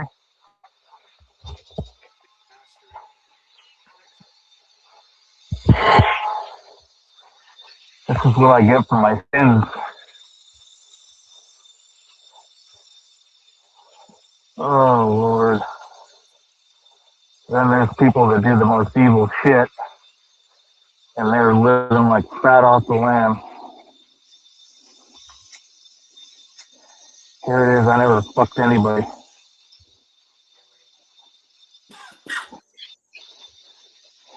I'll tell you one thing, life ain't fair, and anyone that says it is full of shit.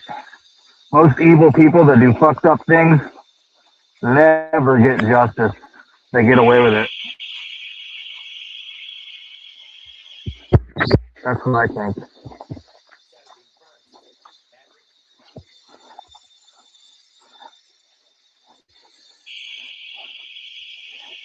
My dad always says something like the wheels of justice spin slowly, but they do spin or whatever. And this life or the next. And I hope that's true.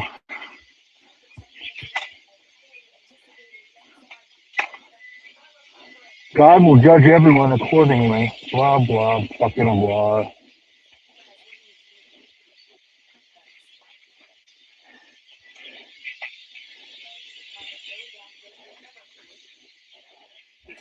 Well, you gave me tithing money, so I'm going to give you a pass.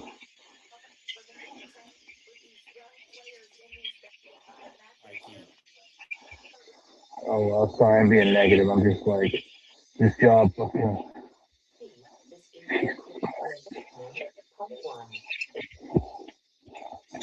When's the last time, how long in your life has it been, LaFonso, since you had to work a real shitty job like before you started your businesses? The last one I had, I was probably about Like how 20. many years? 20 years old or 2020? Yeah. From, no, 20 years old. So it's been, okay. It's been about 10 years or whatever, Yeah. 15 years. Yeah, because I started my sports league in 2015. Okay. But I struggled with jobs, man. I couldn't maintain a job because I hated every job I worked. I didn't want to be there. I will Well, admit I did not like working for other people.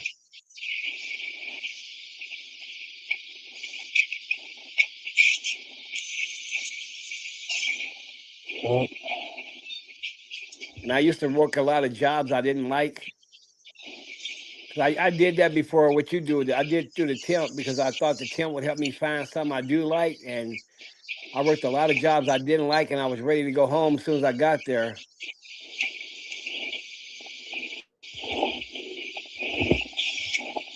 I worked one job because I didn't have a car. I used to have to catch the bus there.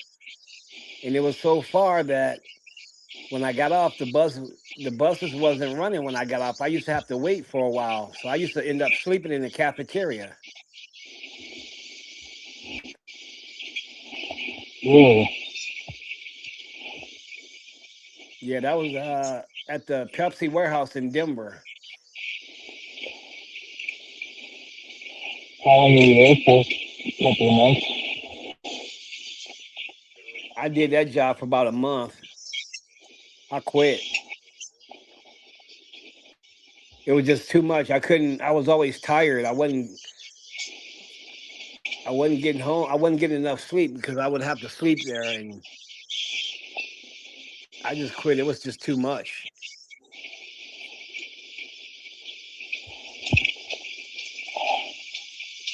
I went from that. I was filling Oh, wait, propane yeah. tanks I did, there. I did that. I did that.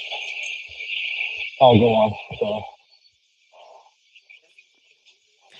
Yeah, I was filling those propane tanks there, and they said my first night I filled as many as the dude who'd been there for like 5 years. But I went from that to a janitorial job,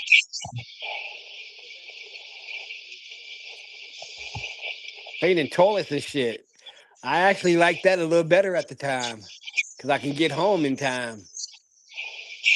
people leave you alone. Yeah, I didn't have people breathing over me neither. I like that.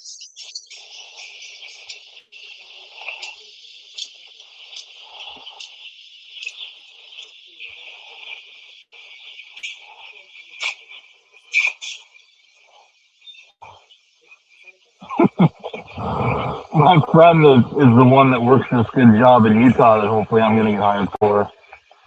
Told me before that he worked for years at a college in their maintenance team, and he would he would go in this janitorial college in this building closet and sleep for hours at a time on the clock.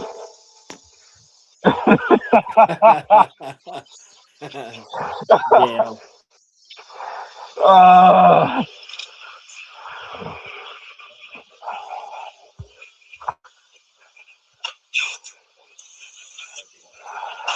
I don't blame them. You get out of people what you pay them. That's what I believe.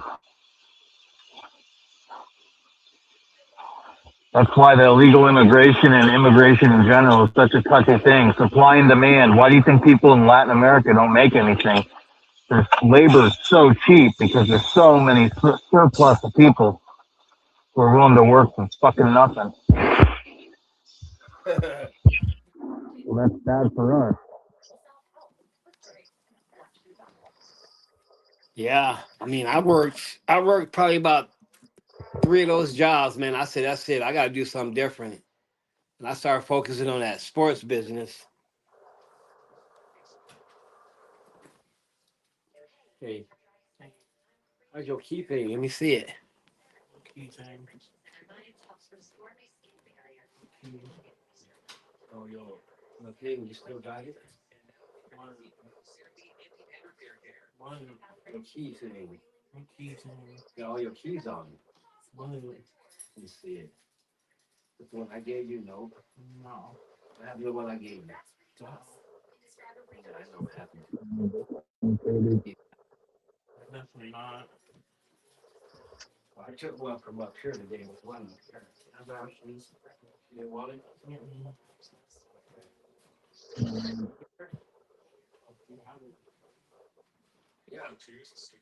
Can't get it. Right. We do those papers in the morning. All right, from you.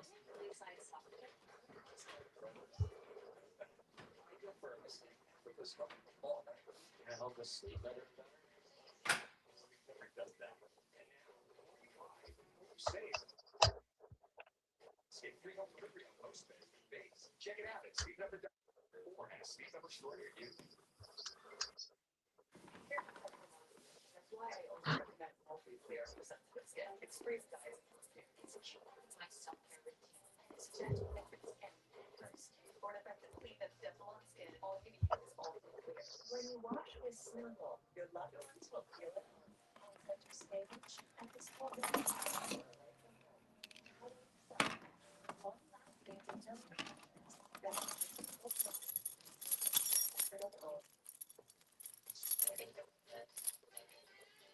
You can use these fucking things as handcuffs.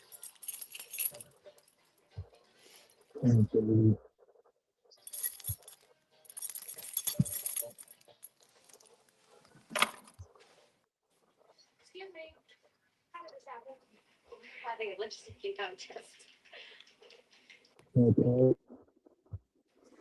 Maybe now is a good time to take a bathroom break.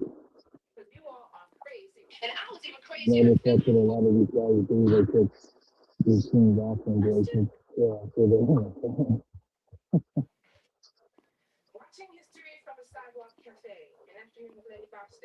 man. Yeah.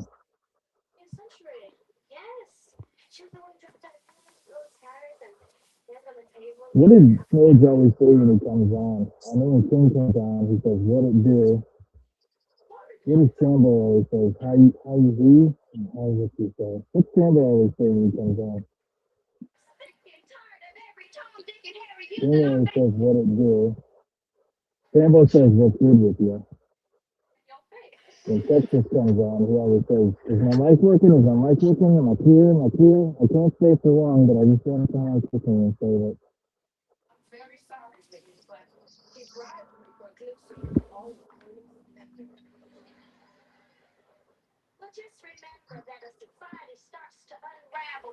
Can you hear me, Alfonso?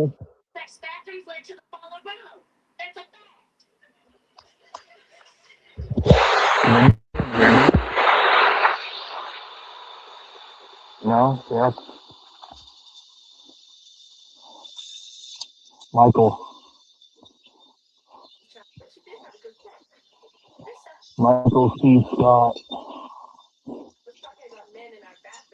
Who the hell is Michael C?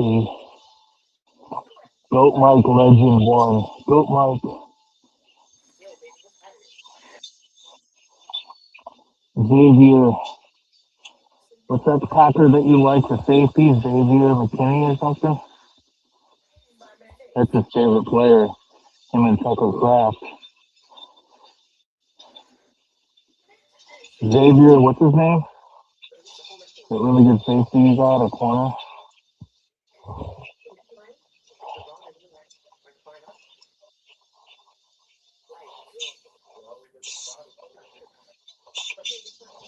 Man, I remember that panel the night of the draft, and the Packers drafted Golden.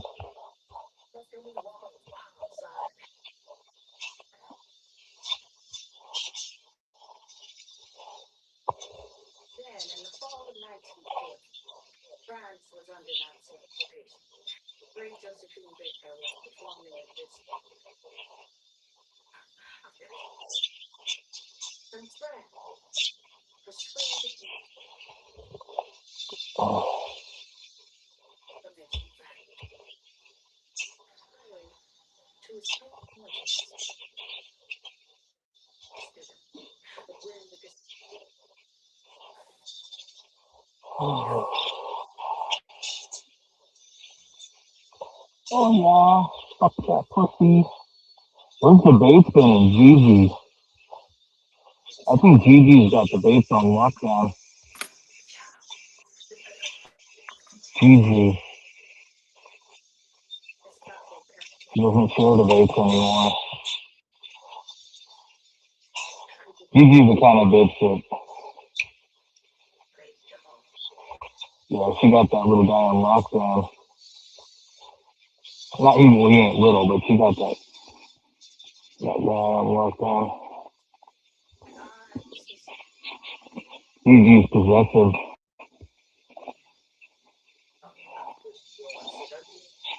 If the bass is gone 5 minutes longer than he said to get a pack of cigarettes, she's probably like, where you been? Who you been talking to? Let me smell your dick.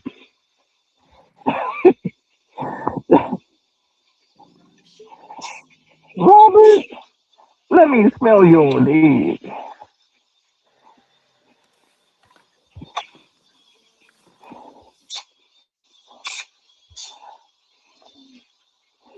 Let me smell your dick.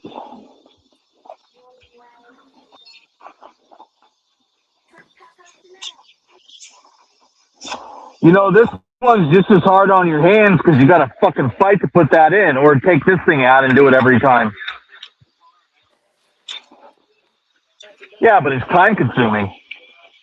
This fucking thing isn't working. Man, whoever engineered that needs to be.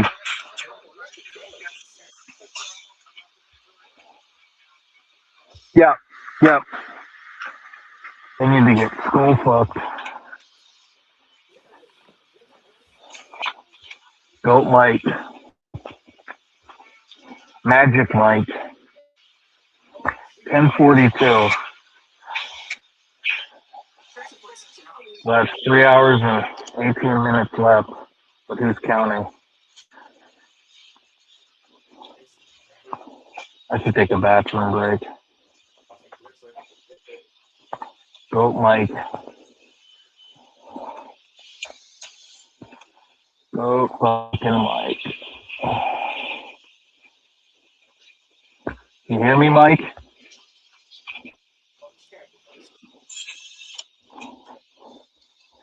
Mike's fucking looking at porn. Mike, you want to make a bet?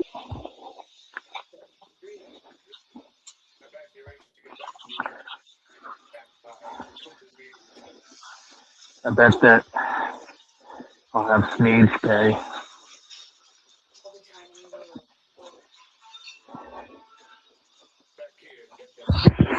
Oh, fuck.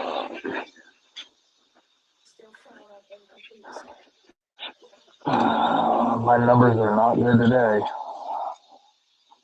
I'll be lucky to do 250 of these. No, we're not doing that many.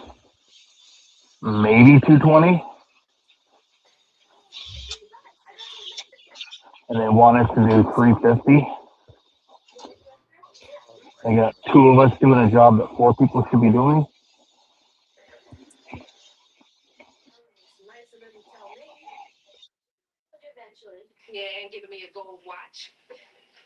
Well, of course, Madam Bostic is a colorful lecturer, but do we really want a woman who spends her nights carousing in cafes, dancing the hoochie coochie with anything in a garage?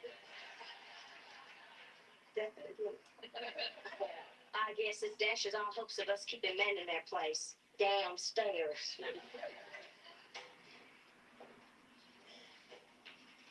But anyway, on behalf of all of us, welcome home. Thank you. Gilbert Hall. I broke a lot of rules here. You lived here? No, it was a man's dorm. Do that be party? I beg your pardon? Well, you saved us up. Don't wait for life to come after you. Go out and grab it. Oh, yeah, go out and grab it all you want, but don't bring it back here. Especially after 12. You're joking. I'm not joking. You know. I'm not done. You know, they'll let you. We're going to have to work on your French.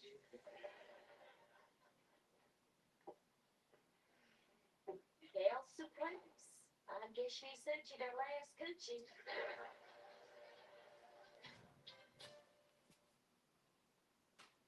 Come February 19th to TV1. It's uncensored. Every Thursday night at 8. No classes, no programs, just don't miss the best season ever. Uncensored. Thursday nights at 8. Premiering February 19th. Only on TV1. To test the toughness of the 3-row Kia Sorento X Pro and the Kia Sorento Turbo Hybrid, we recreated some of the wettest springs and hottest summers, windiest falls, and coldest winters. All on one track. Prove these 3-row SUVs were built for the unstoppable. Kia, movement that inspires. So while I'm gone, if you goes into Buffalo, I got Ox. So Drew has Evo chicken, chicken meal, brown rice, oatmeal. Well, Ox has chicken, brown whole grain, sorghum, chicken pie. What's missing a blue? Introducing new frosted sodas and floats. Only at Chick-fil-A. Everybody come clap your way. Don't you know when you're dead? You better smile.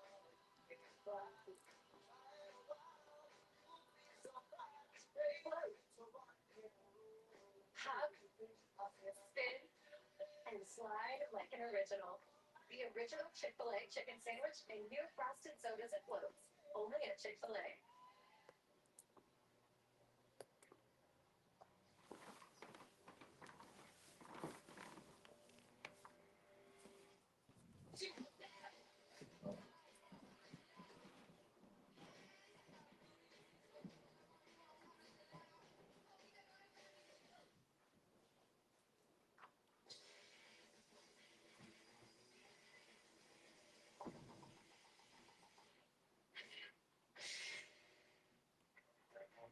Different dog, different needs.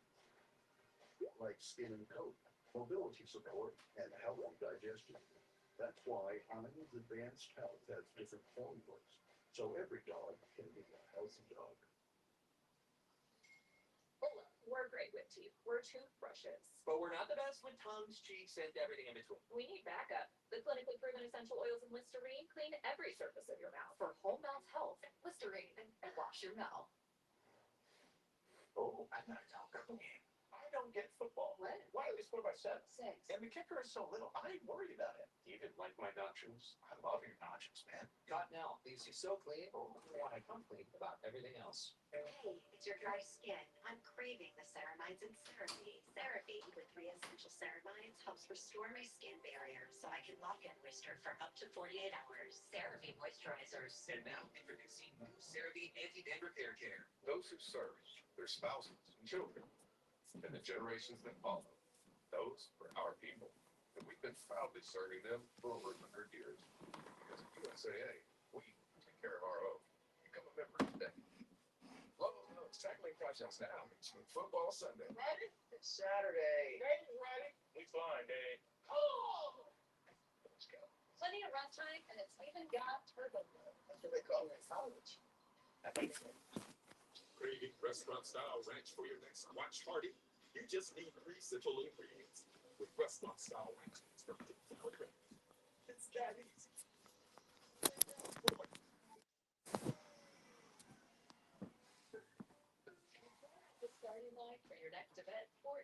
has the right promotional gear, bottles, bags, hats, and tees delivered on time to energize your customers and your team. Race now to 4imprint.com. 4imprint, 413.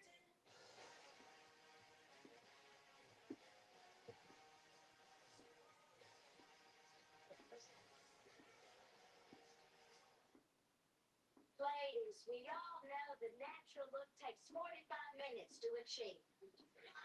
If we allow men into the bathroom, they may suspect that rosy glow was a gift with purchase. Do you have a point? The point is, men should be banished entirely from the second floor. No way, no how. We have enough rules around here. Don't we all use bathrooms in the men's store? Not in this lifetime. Look, I'm tired of putting on makeup just to wash my face. I see her point. Excessive. Now playing the curious case of Season 2, Episode 3, The Skincare Queen and the Hitman, Part 1.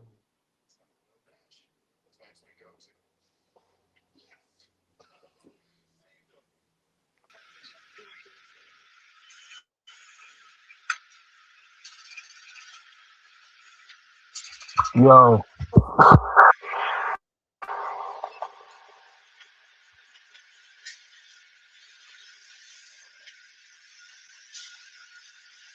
Alfonso,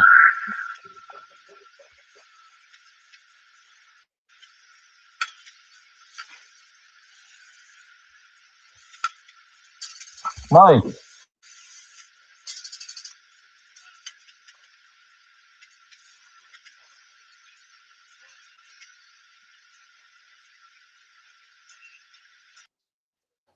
Free virtual visit with a prescriber. And we said, hello, Becky. The only needle-free epinephrine is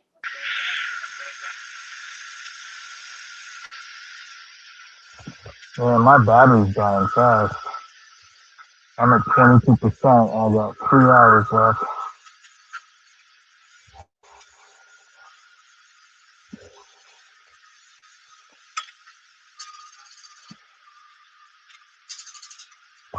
Fuck it, I may as well take a bathroom break.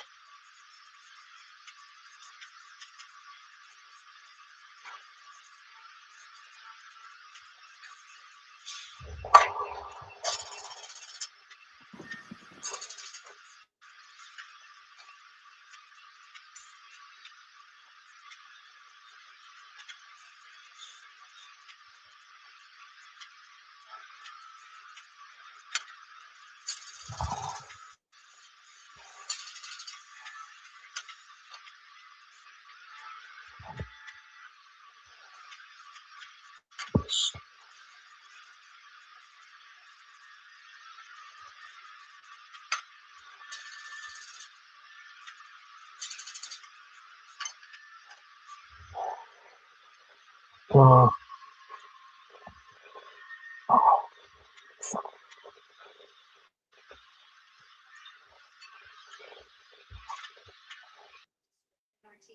would recommend this toothpaste to everybody. It's really an amazing product.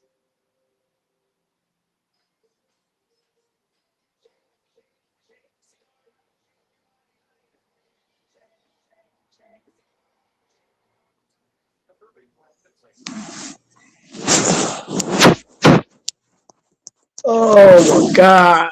Oh, bulking, bulking season's tough. Oh my God. Oh my freaking God. Oh my god. Oh my god. I forget how much you shit when you bulk. You're fucking crude.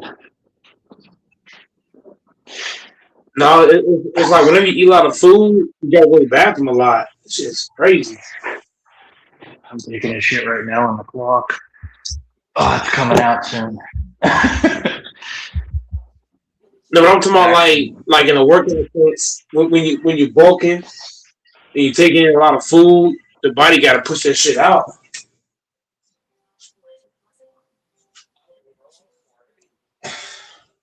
I took 5 shits today and I'm still eating. You're trying to make me believe that you took 5 shits in a single day. Yeah, because I'm doing 7 meals. You're fucking crazy. I'm doing 7, 8 meals. How many calories? Like 10,000 calories? More than that.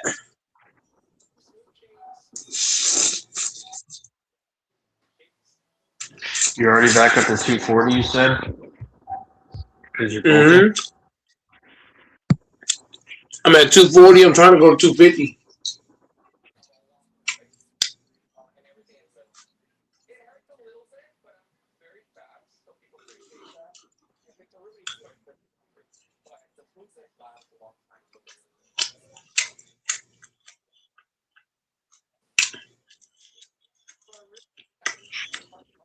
I'm eating 7, 8 meals a day.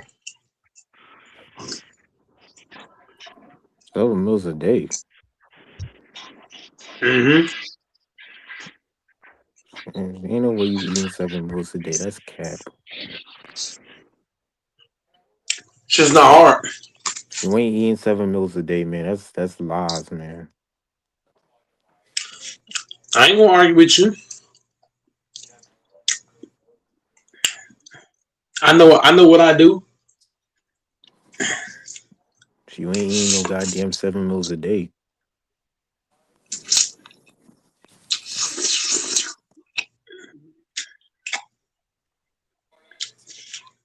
There ain't no way a normal person's gonna be eating 7 meals a day.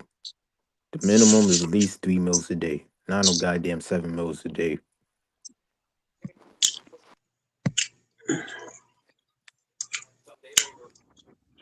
Dante always stands on God business. damn, this food good. About 7, 8 meals a day is easy. Did you really It's take easy. Dante? But you gotta start. You gotta start. 7, 8 meals. You don't eat it at one time. You eat it in motion. So sometimes what I do like I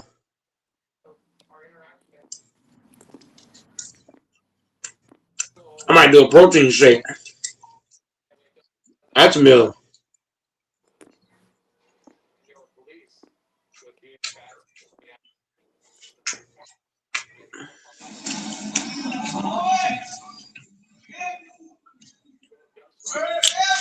I ain't gonna tell me what I eat.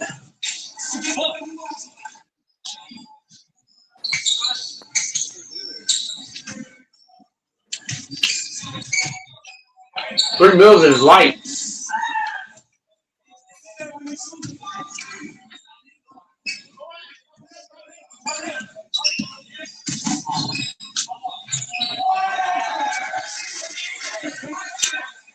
Three meals a day ain't shit.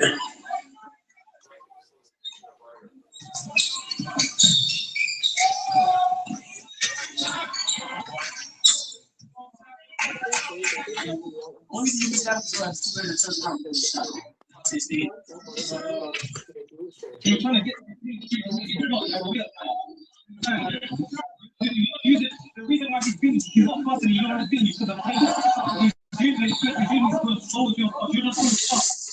Use your feet. Use your fast.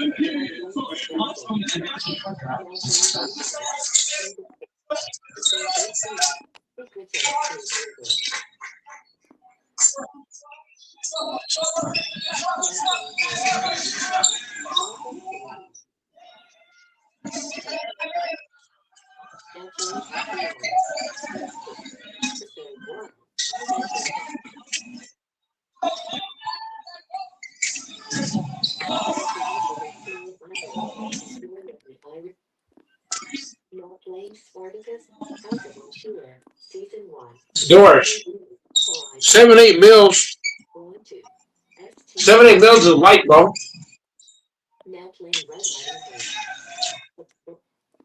I'm a bodybuilder, man. 7, 8 meals is normal for bodybuilding.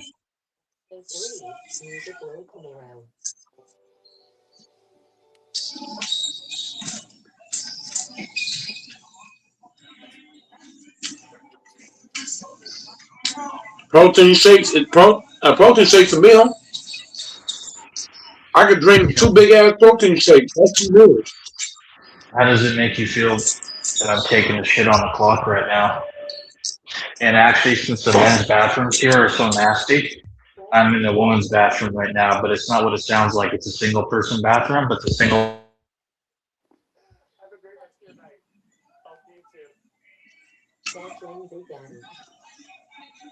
I'm about to walk out of here. If they catch me in here, they may fucking complain and be like, how come you're using that? It's for women only.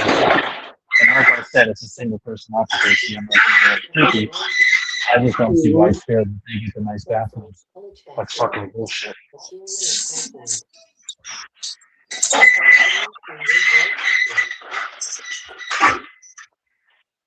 Well, I don't know if I call it nice, but the men's bathrooms. Hey, Doris, what? Hey, Doris, 78 mils is light, bro. I don't know time. This is one of those shits where you shit and then you stand up and you're like, fuck, I could shit more. This is what you get for talking about shits with me. If you want to talk like that, I'll talk right back. It all comes down to what you eat. If you eat a lot, you're gonna shit a lot. You know, like the bathroom so much that I bleed.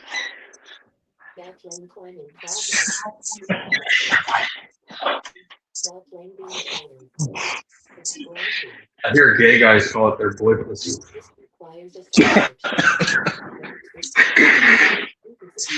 I eat more food than a fat man.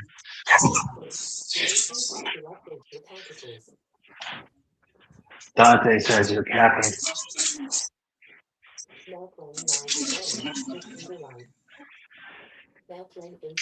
Oh, she might complain. I've been gone for like almost 8 minutes.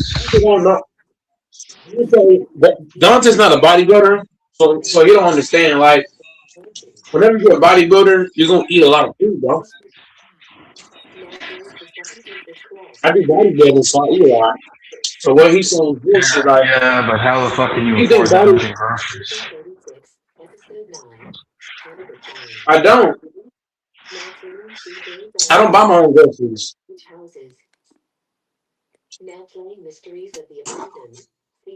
I don't buy my own groceries.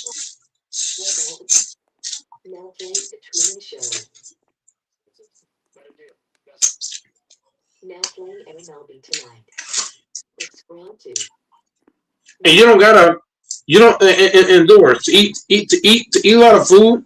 You don't gotta get the most expensive shit, bro. Like you don't need expensive chicken to build muscle. You can get sandwich meat. Oh fuck. You can get sandwich meat. You can get some turkey for cheap price. You just gotta know how to shop, bro.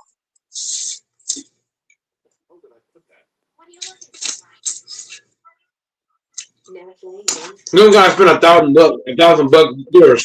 You don't gotta spend $1,000 to eat a lot. This requires a subscription. Now playing Lady Quattro. All the Spanish language shows. Have you heard of Save Lots? I can go to Save Lots and get a whole lot of shit for $40. This now playing Labor Cup Encore 2025 Day 2 March 11. There's a one for that. Huh? I believe you. Who pays for your groceries? It ain't my business, but you're saying you don't pay for your groceries? I got a friend that helps out, but I don't get expensive groceries though. I go to Save a Lot.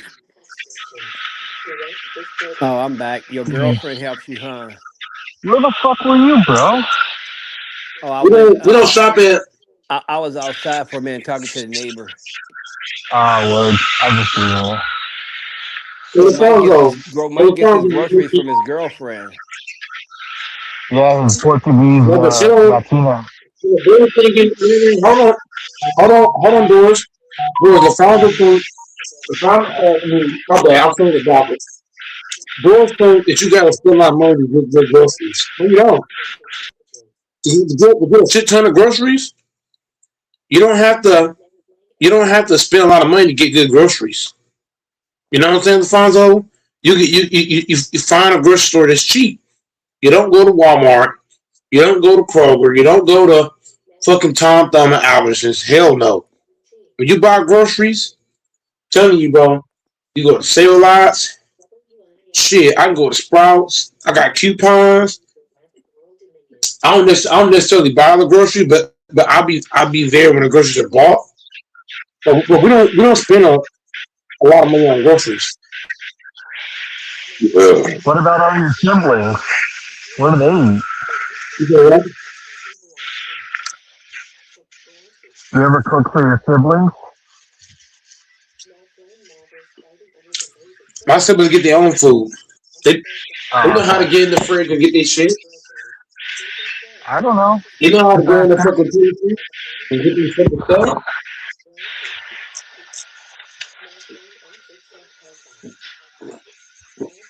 Was yesterday crazy as today, Frank?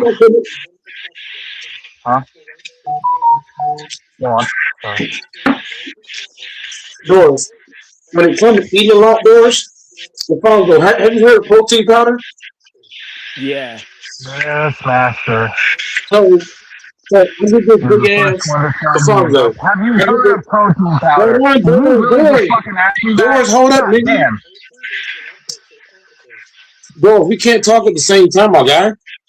He's not gonna be able to understand both at the same time. What I'm saying, Alfonso, is this. Bodybuilders is good. Duh. Now back to Alfonso. Alfonso, I'll get this big ass jar of protein powder. It's huge. And I do along. So I do what? So one scoop is like 50 grams. You know what I'm saying, Alfonso? Right. So what I do is I do 6 to 8 scoops. 6 to 8 scoops, 3 times a day. And then after I do that 3 times a day, I turn back around and eat 3 meals. So I eat 3 regular meals, and then I do 3 protein shakes. Oh, I see. So Do 3 of you those, take you see what I'm saying? Three of those meals is drinks, huh? the What you protein say? shakes you talking about? You do 3 of those a day? Okay, so I do 3 protein shakes a day, but what I tell you, I do 6 scoops. Each scoop is 50 grams. So Right. I do 6 scoops, 6, 12, 24. I'm basically getting 24 scoops of protein, which is like 3 meals. And then I do 3 regular meals. So 3 of the meals, Alfonso, what am I doing? I'm drinking. 3 of them I'm drinking. The other 3 I'm eating. That's what doors don't get. I want to talk about stage and what you're gonna do to get paid. You never heard of protein shakes, doors? That's crazy. That's I said nasty. who has? I said who hasn't heard of protein shakes? Okay, so what I'm saying is, Doris, that 3 of my meals that I have is 3 meals that I get is not food. It's strictly protein and a food. It's a drink. That isn't a meal. Yes, it is. No, it's not. A protein shake is a meal. Yeah. No, it's not. Yes, it is. A protein shake is not a fucking meal. No, it's not. Hold on, Doris. Look, Alfonso, are you there? Yeah. So, Alfonso, do you know what my protein shake consists of? What? It's got. I got it right here in front of me. It's got fish. It's got chicken. It's got potassium, calcium, vitamin A. It's got iron. It's got sodium. It's got a couple things that I can't pronounce, but it's got a lot of shit in it. And when you drink it, I'm telling you, you gonna gain weight. I'm telling you, it's a weight gain protein. So if you drink this consistently, you're going to gain weight with muscle. That's what Doy's gonna get. A shake is a meal. Yes, it is. A protein shake is a meal. Yes. My cock is a meal. So that means you can buy a protein shake with food stamps. That means you No, never I'm need to eat no, chicken or no, need no, to no. eat protein What shakes your whole life. no. What did I tell you, LaFonso? I'm best friends with who? I'm best friends with a guy that gives me free protein. Ronnie Coleman. Matter of fact, he gives me a free jar every 2 weeks of his own protein. He got his own protein. He gives me one jar every 2 weeks of his protein. And his protein It's is the story real deal. hour. It's story hour right now with Mike LaFonso. It's his daily story hour. The I town got children. Doors. Should I show you the pictures of Doors? I got pictures with Ronnie Coleman. I'm not even joking. I'm being totally serious. But you know what, I'm Gold? not If even I ask playing. Coleman, I say, I got Ronnie, a you don't go video. Mike and see your homie? You can ask DJ, bro. You can ask, bro. Listen, you can ask DD23. I got videos with Ronnie Coleman in the video. I But you wouldn't know lie what, about Gold that. That's Mike? facts.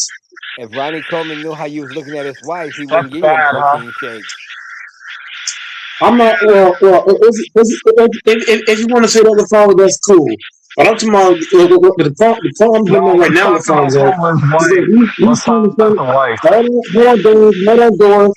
hold on, Doris. You're trying to say that you're trying to say that I'm telling a story about being Let's around keep it Ronnie a Coleman, beam. right? Is that the Let's thing? keep it a beam. Doris, I'm asking you. No, Doris, you I'm remember that asking time you. you said that remember that time I you gotta said you ask couldn't him be a around question. Ronnie Coleman's wife? I'm trying to get a Running better through her. LaFonso. I'm trying to get it. Hold on. I'm trying to get a better. Hold on. I'm trying to get a better LaFonso. LaFonso. I'm trying to get paid. Dor, do you want to bet? You said that. You said that. So you're trying to say that I know Ronnie Coleman, I've right? already Is that what seen you're the saying? Walmart. I've already seen the photos of you and Ronnie. That don't mean shit. But it's not just photos. I also got videos with the guy. Like what? You just said he gives you free protein twice a week. He does. Stop fucking around, Mike. Don't fuck We around. tell you everything, dude. Bro, On my me and Randy mama, Coleman, on my bro, me and mama, Randy my Coleman dead is, grandma. me and Randy, no, I'm not gonna do I that. I'm stand not on gonna do business, motherfucker. Ronnie Coleman gives me free protein. You're hating. You saying hate right now.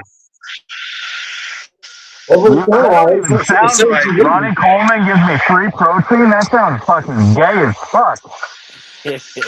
No, it's not. Ronnie Coleman has the best. Ronnie Coleman. I'm gonna say it right here, LaFonso. Ronnie Coleman has the best protein in the fucking industry. I'm gonna say it Yeah, it's again so good it'll for put you in a anybody wheelchair and listening. have you paralyzed.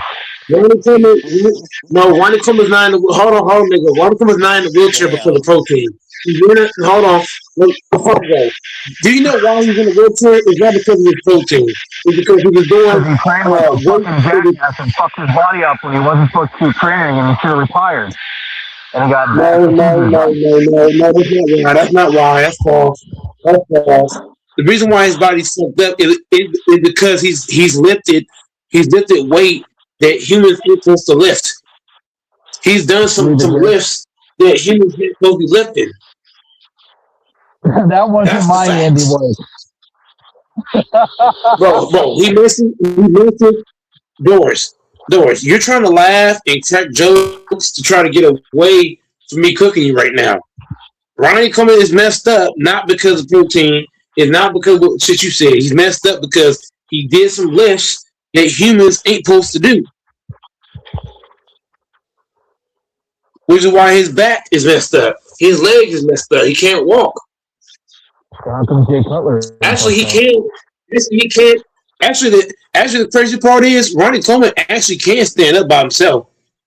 Ronnie Coleman can actually stand up and walk. That's the crazy part. Niggas think he can't walk because he in a wheelchair. That motherfucker can walk,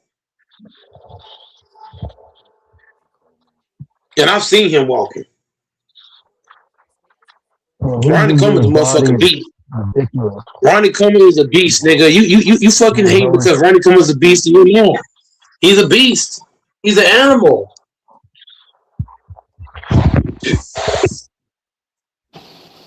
You should start training with Ronnie Coleman. I'm gonna have Ronnie Coleman train doors, LaFonso. I'm gonna have Ronnie Coleman train doors, and I want to see if doors can make it. Yeah, we're gonna do that. I'm gonna have Ronnie Coleman come train doors, and we're gonna see if doors can last even 5 minutes. Huh? Don't do that, doors. Right? Ronnie Coleman is still elite in the weight room. I've seen Ronnie Coleman do things that a lot of people can't do, and he fucked up. Ronnie Coleman, LaFonso, he got screws in his back, he got screws in his leg, and he can still lift more than doors. Huh? Bodybuilder Ronnie Coleman has undergone more than a dozen surgeries since 2007 due to the extreme weights he used over the years. He has had double See? hip That's what replacements I and said. various attempts at alleviating That's what I chronic said. pain Extreme from weight. damaged intervertebral discs. He is now confined to a wheelchair and continues to train with light weights.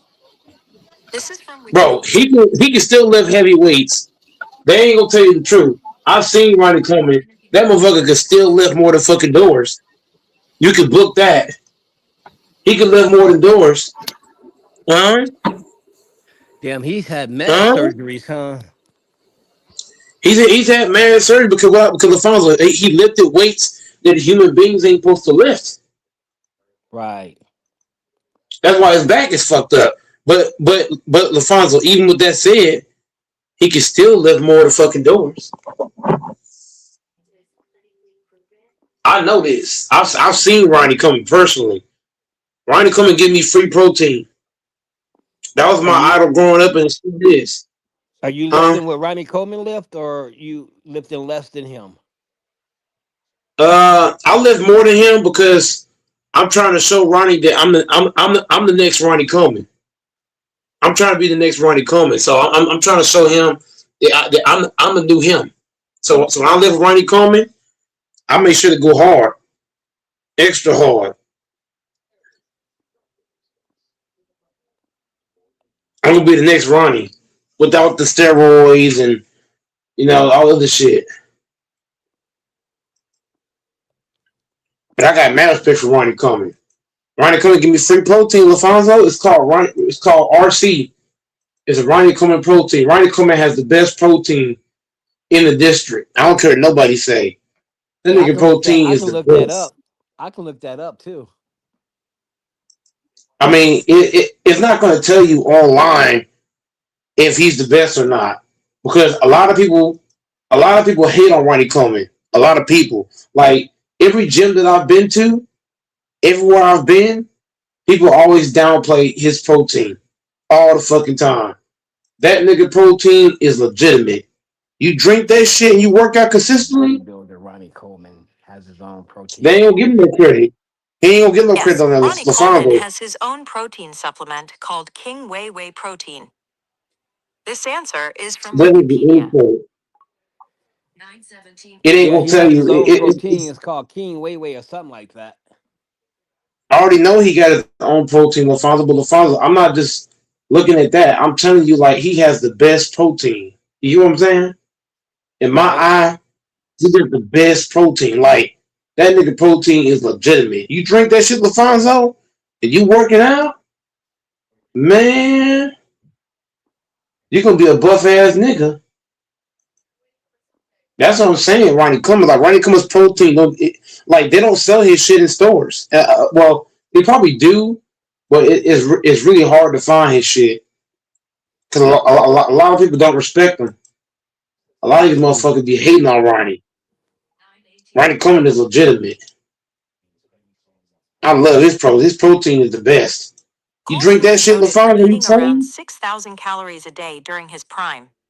He also followed a strict diet regime, sticking to basics such as grilled chicken breasts, turkey breasts, steak, egg whites, rice, baked potatoes, and grits with cheese, eating 6 meals a day. His daily protein intake was 600 grams, and the daily carbohydrate intake differed from 100, 1000 g depending on the cutting or bulking phase. This is from Wikipedia. Yep, there you go. You're right about that. The bulking phase. Yeah, when you get in the bulking phase, you got to eat 6 meals or better. I'm doing 7, 8 meals because I do a lot of cardio. See, Ronnie Coleman, he never did cardio. You know that he never did cardio, so he could eat. You know what I'm saying, Alfonso? He could eat Yeah. 6 meals a day because he don't do no cardio. He was strictly about weights. He went Right. about motherfucking running and shit. I does cardio. You know what I'm saying, Alfonso? So Right. because I do cardio, I got to eat 2 extra meals to offset the cardio. Right. Right. That makes sense. And you got to count too. How fast is your metabolism? His metabolism might not been as quick as mine. So 6 meals. Some people can eat. Alfonso, some guys can eat 3 meals and be buff as shit off 3. Right. But then it comes down to what? It comes down to your metabolism. If you got a fast metabolism, you got to eat more to offset your metabolism. Right. Yep. So I don't know what his metabolism was, you know. So his metabolism seemed like it was quicker than mine to eat 6 meals. If I eat 6 meals, that ain't shit. I gotta go 7, 8. And Ronnie Coleman, his protein's the best, LaFonso. Like Google ain't gonna say that. But I feel like he has the best protein all time. And I might sound like a fanboy, but I'm just being real. I drink this shit, LaFonso, I turn into a lion in the fucking weight room. I be in that motherfucker throwing weights. Ugh! Ugh! I be like, yeah, buddy. Like, wait. Yeah, buddy. Like, wait. I be having folks staring at me and shit. Like, what the fuck wrong with this nigga? Yeah, buddy. Like, wait.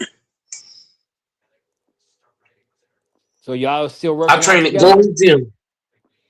Hell yeah, me and Ronnie train at Gold's Gym.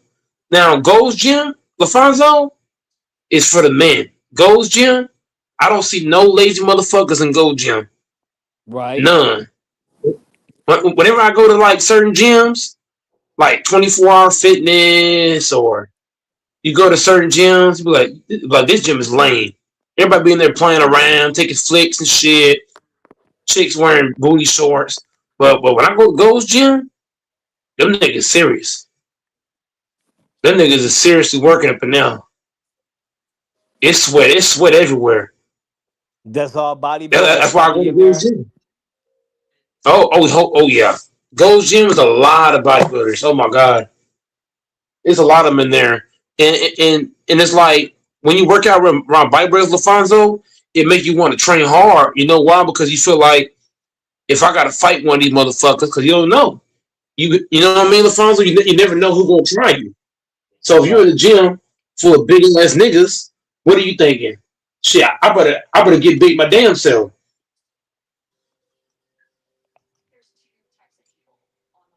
So that's just me. Whenever I go to the gym, I'm around a bunch of big ass niggas. It puts that fire in my chest to get after it. Whatever I'm doing, I'm going hard. Ain't no such thing as doing one rep. You know, most gym people do one rep, take a long ass break on the phone. Now that goes gym. You got motherfuckers take 2-3 breaks after each set. Go gym, niggas is serious. Niggas be in there yelling. Huh! Telling you, whatever they doing, they yelling doing it. They do a squat, they yelling. They do a bench press, they yelling.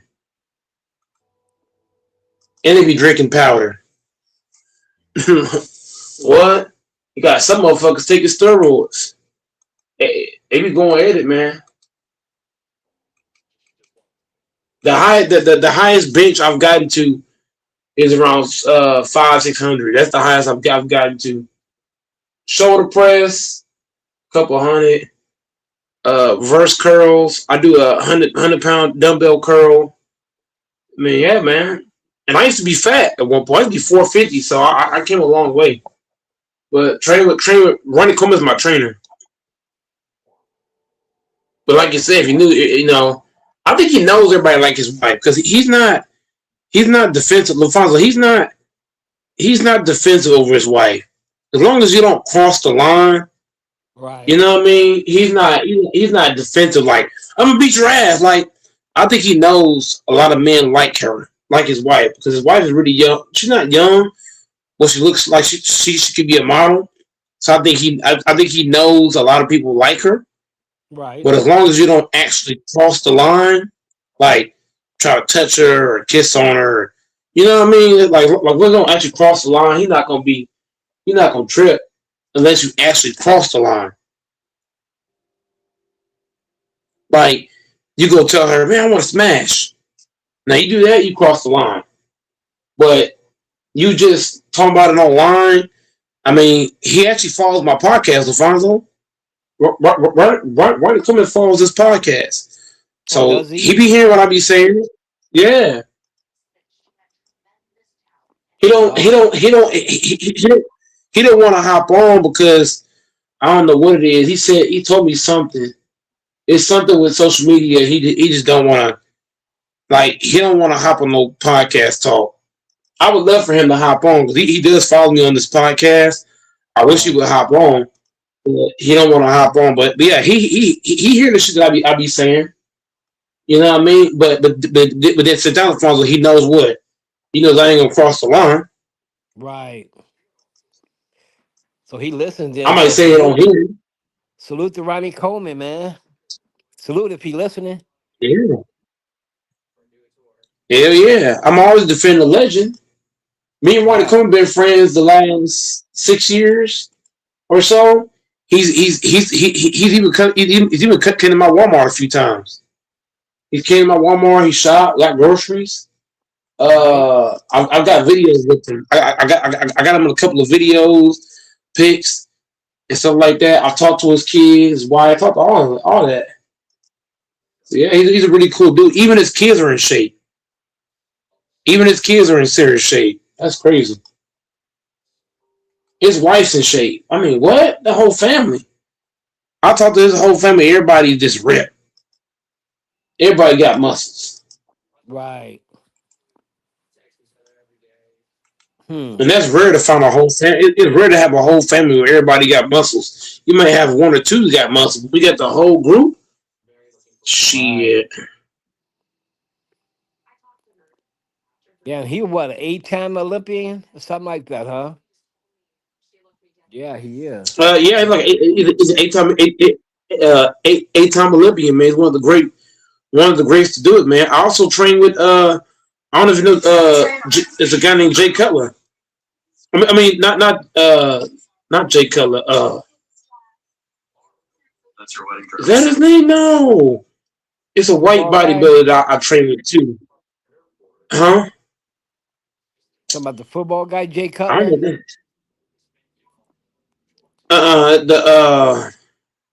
It's a bodybuilder. I don't want to butcher his name, but it's a white boy. Named Jay Cutler? Yep, Jay Cutler, the bodybuilder. Yep. He has the same name as the quarterback for the Bears. But I'm not talking about the Bears quarterback named Jay Cutler. I'm talking about the bodybuilder named Jay Cutler. Yep, me and him train together too. But he's very intense too. Yeah, Jay Cutler's intense and Ronnie's intense. When I train with them two dudes, man, I get my best pumps. Those guys are hard nosed. But you ain't gonna be doing you ain't gonna be soft. That's what you gotta know. You ain't gonna be in that gym doing that weak ass shit. You got people go to the gym and they soft. And go up in there, they ain't for real. It's like the farms. I don't know if you went to gym before, but like you go to some gyms, you can tell who about what. Yeah, but you got some people going there, they just talk all day. They got all their friends and shit. Right. I haven't been to a gym in a while. Also, you probably ain't gonna know, but all the gyms I be going, like, I go to two gyms. I go to 24-hour fitness, and then I go to Gold Gym. When I go 24-hour fitness, or I go to LA Fitness over in downtown Dallas, bro, motherfuckers be there with their girlfriend, their friends, they ain't serious. And then I go to Gold Gym in Dallas, Texas. Man, motherfuckers for real, Alfonso, like they be in there pumping. You would think the sky's falling. How much yelling you hear? It's a lot of yelling, a lot of grunting and yelling, all that shit. Ooh, that should be real. Gold Gym be lit.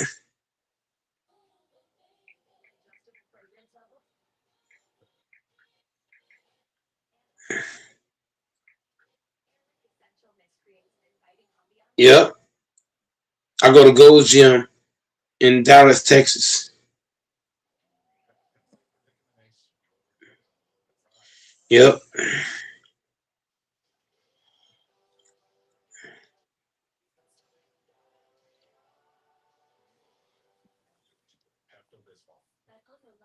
Gold's Gym is nice, man. I go up in there. I'm telling you, it be getting serious, Alfonso. Oh yeah. It be getting serious because you got most gyms, a lot of niggas playing around. Is that his gym or a different? Is that his gym or just the gym he go to? No, that's not his gym. That's Jimmy. He just go to. It's not his gym. Oh, okay. But Gold's Gym to me is the best gym because everybody's serious. People ain't in there playing around. There's too many gyms that I go to. People be playing. You know, people be bullshitting. Like, why are you here? I didn't Gold's realize Gym. that.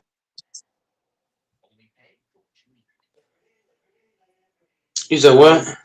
I was just saying I didn't realize that those guys from all them weights suffer their body, have all these surgeries and stuff. It's crazy. Yep. And Ronnie Coleman still training. That nigga still be training. Damn. That's why I'm Yeah, so damn motivated, man. That's motivation right there. You got to doing that. That's what motivate you. he's had a bunch of surgeries, huh? Yep. He's had a bunch of surgery, but it ain't stopping him from lifting weights Right. at He's all. he's That dude's still still lifting. lifting. Like that dude's, huh? No, I said he's still lifting, huh? Oh yeah. That's why that's why whenever I feel sore, I still lift because like this dude Ronnie Coleman's had so many freaking surgeries and he's still in the weight room. Like, Right. if that's not motivation, I don't know what is. Like to have the balls to do that shit still is crazy.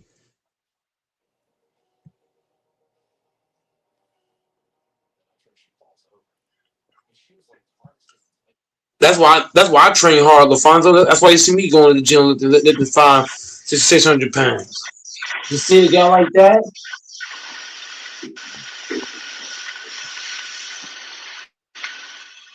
What do they say, LaFonso? When you surround yourself around certain individuals, it's gonna make you or break you. One or the Right. other. Look what I'm surrounded by. I surround myself with guys like Jay Cutler, Ronnie Coleman. I got some other bodybuilders that's not famous, but they're Did you in say good Jay shape Cutler? and good health. Yep. I told you too. You are too I much. tell you this sometimes. Yeah. Everything's larger than life with you. You 50,000 gotta think, steps. bro. You swear on your mama you average 50,000 steps a day. 50, Swear on 50, your mama. 50,000 steps. Bro, 50,000 steps ain't hard. You I can want take to hear it. I want to hear it out of your mouth. Swear on your mama that you work it's 50,000 not hard steps. you're not listening. You can take 20 steps in one spot. You not know that? We're not talking about 20. We're talking about 50,000. You're not Swear on listening. your mama. I want to hear it come out of Most your of my mouth. Your mama and steps, your grandparents. most of my steps, you're not Come listening. on. Most of my steps, most of my steps are in one spot. Maybe two spots, three spots. What is that? You hear that noise? It sounds like a phone ringing. Those is over here. Those is over here fighting demons at work. My You know father. what I'm talking about? He should go ahead and quit his job No, before there's one him. of I these ain't gonna lie. machines. It sounds like a phone ringing. He need to go ahead and quit his job, man. I'm gonna fuck your girlfriend and let you watch. Who? I'm gonna teach your girlfriend how to get it good from daddy. She don't want that too. She don't want that teenage dick. I'll give her that Eric Kwan dick. No, hell no. Hell no. She don't want that either. I feel He's bad. cute. I ain't gonna lie to you. Eric Kwan should never air that shit online. I'm sorry. We already know. I don't know what. I've been in plenty of locker rooms with Asian men. I already know what they're packing. It's not a surprise. They try and lie and say that that's not true and talk to me like I'm stupid.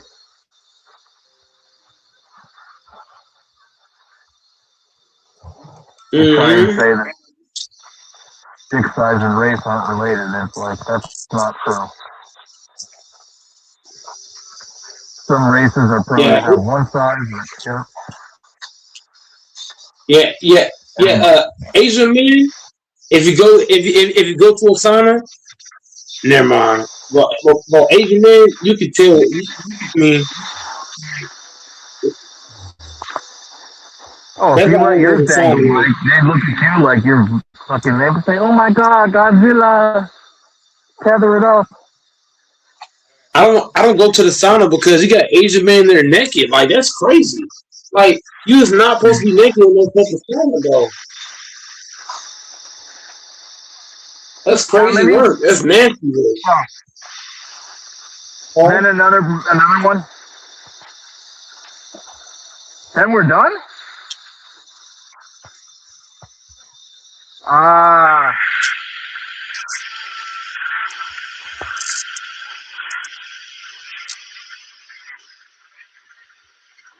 Three and then set up.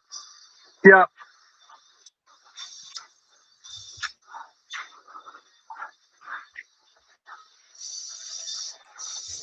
Eric Kwan. I feel bad for Eric Kwan because he said that he said that he showed this girl what he was packing with, and she left.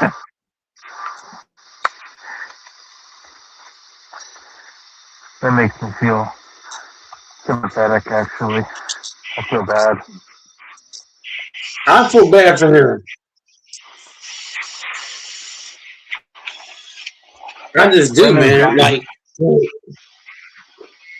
what? Then there's guys out there that say their cock is so big that most women can't take it, so then they live in hell too. They're like, you could be packing, but then what if the girl can't take it?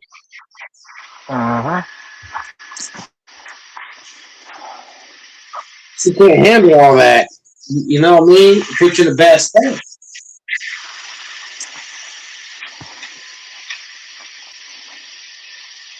welcome to my life.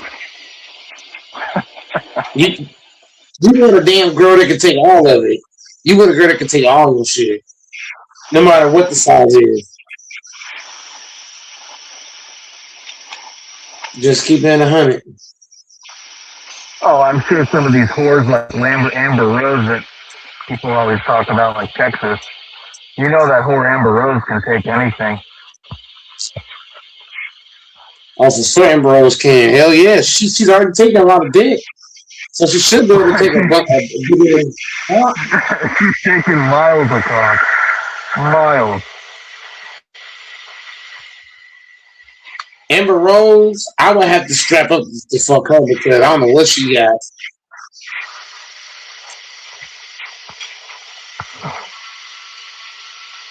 Well, she does got big titties, so that's a plus.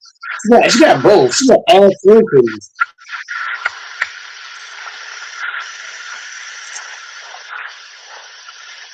What about Ronnie Coleman's girl? Does he watch when you fuck her? It well, Ronnie Coleman, Ronnie Coleman. I know you're watching this podcast right now, but if you give me, I can't even see her because door is so high. I can't even see anything. I'm just thinking he's fucking Ronnie's mom or wife.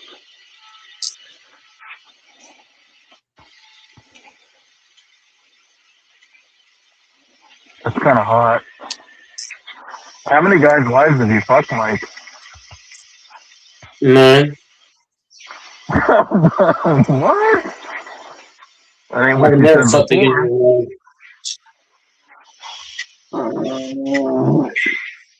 I've never What done the that. fuck?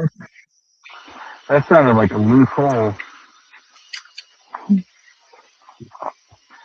I've never fucked somebody's wife. Okay, I have. I'll be I'll be worried the about first getting to say shot I have. I've done it a few times. How many times? At least with that twice. 2 inch shit, with that 2 inch dick, man. Both of the married women were Asian. Married pussy is amazing. I'll be the first to admit it. Asian bitches love small dick. Oh, I fucked the Puerto Rican girl who's married. Works at Microsoft. Asian girls love small dick. And who else have I fucked who's married? Uh, I've had so many other opportunities to fuck married women, but I've turned it down. I used to be such a good boy, out of respect. And then I'm like, fuck it, if that whore wants this dick, I'll give it to her.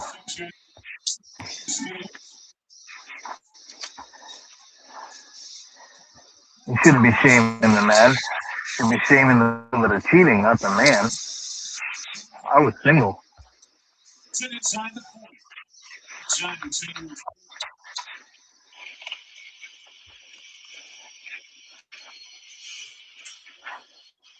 Doors is crazy but funny.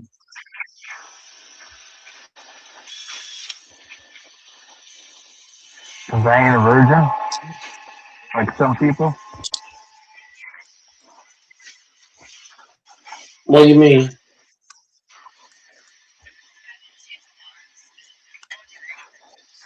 What do you think? I'm I don't know if I'm in the Matrix or what.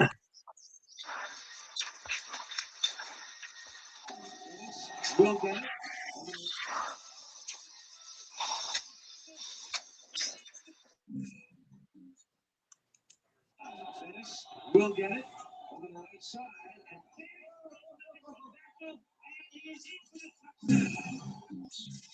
It's Pettis slicing his way in.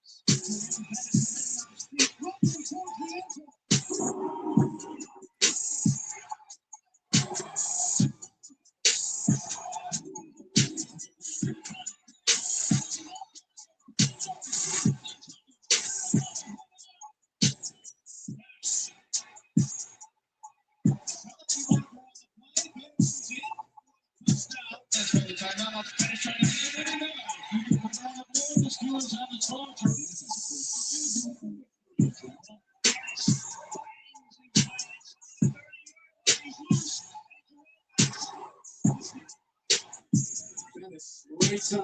Big hole. Still on his feet. The pass is moving.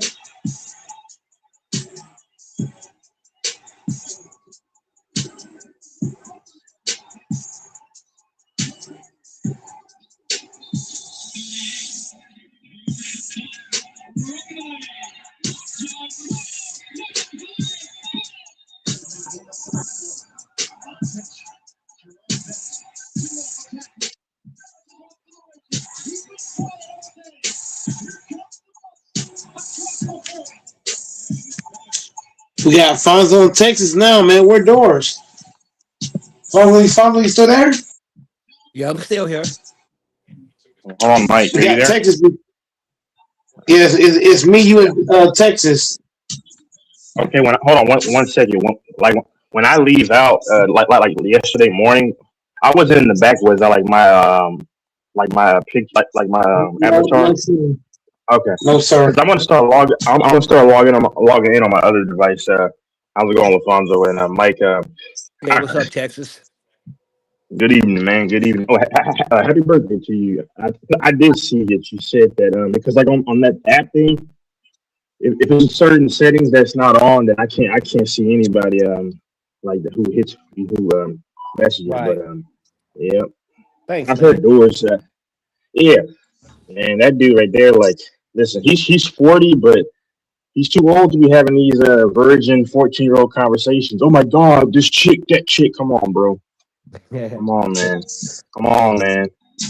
I mean, that's why I don't say much because it's like if you know, I'm not saying anything, but if you had a decent amount of play, you're not talking about oh my God, her body, her breast, her rear end, like that stuff doesn't amaze you at 40.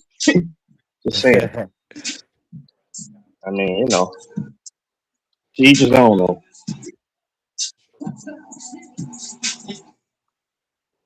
I'm gonna be on for a minute and I might come back on. Yep. Hey, man. Say, I man. mean, Yeah. women are cool, but it's just like at a certain time, bro. Like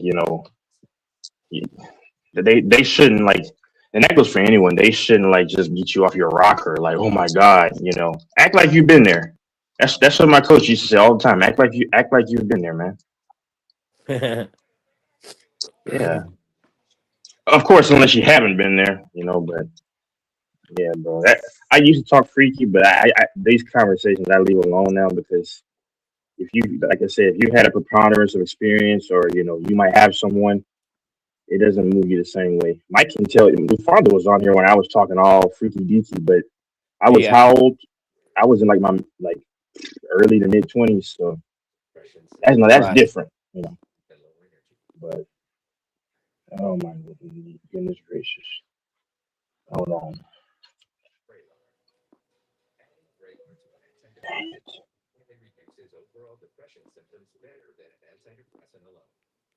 Elderly with dementia-related psychosis due to increased risk of death or stroke. Report changes in behavior or suicidal thoughts to your doctor. Antidepressants may increase these in those under 25. Report fever, stiff muscles, or confusion, maybe life-threatening, or uncontrolled muscle movements which may not go away. High blood sugar may lead to coma or death. Weight gain and high cholesterol may occur. Difficulty moving, uncontrolled movements, tremors, feeling like you need to move, nausea, constipation, insomnia, dizziness, decreased appetite, and fatigue are common.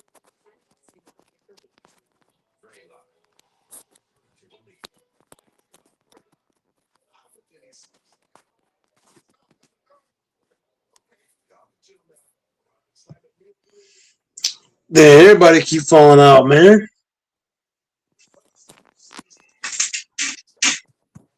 I was over here watching Jerome Bettis. Well, Jerome Bettis is a big ass nigga.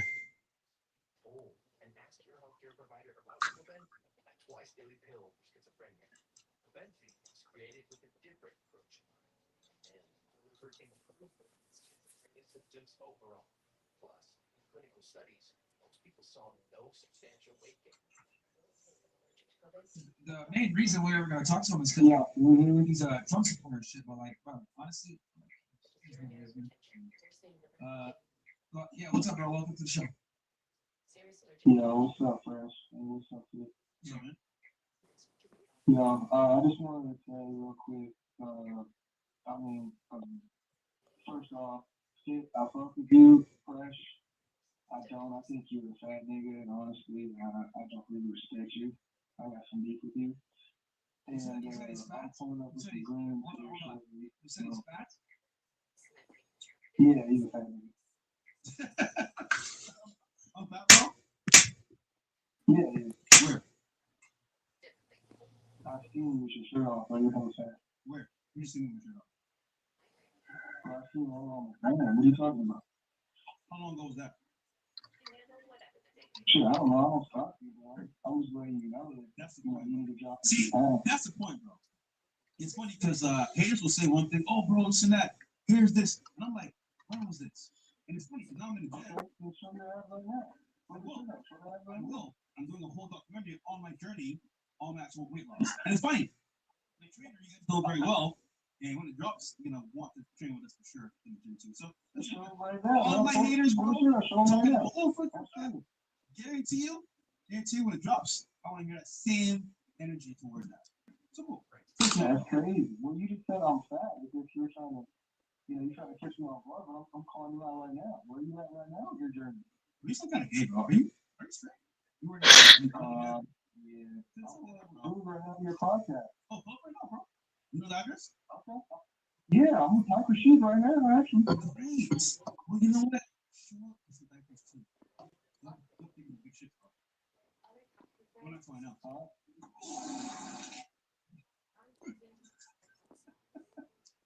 Anything else, buddy? Anything else? Is he gone? Oh my goodness, this is bad news. That was weak and whack. What was that, bro? Niggas so mad gay too, bro. What's next one? All right. We have.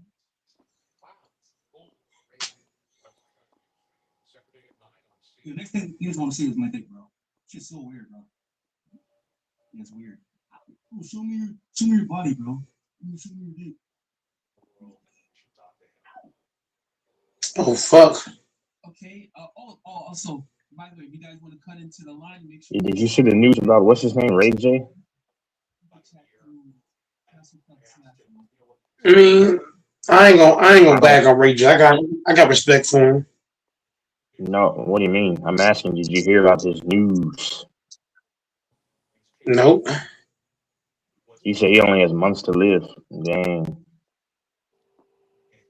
Why is that? I guess he's been hospitalized because it's his heart condition. I don't know. I don't follow Ray J. I mean, Ray J. I mean, damn.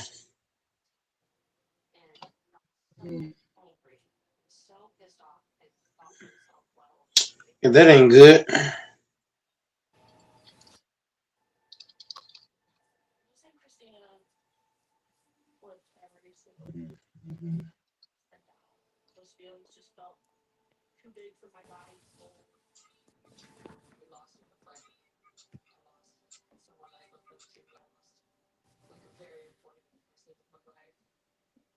Oh, never mind. Never mind.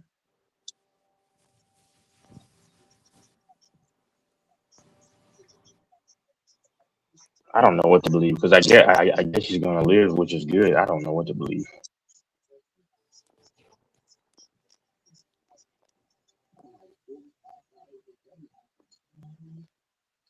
Never mind. Everybody think Giannis can get traded. Giannis ain't going nowhere.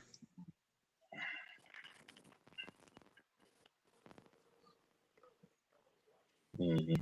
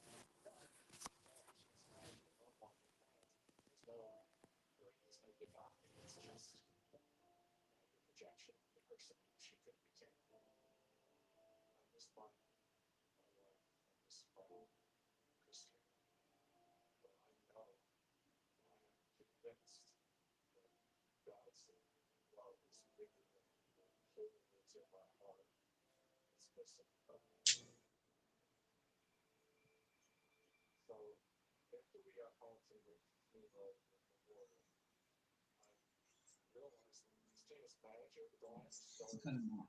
Right. Okay. We have 0846. You are up. 0846. You are up. All right. What's up? What's up, y'all? First off, let me say I want to say thank you to both of y'all for the content. I've been watching y'all since like 2021. I've learned so much. I started off working night shifts at a gym, and I got myself to where I'm making about 80K. Looking at about 120 in about a few months.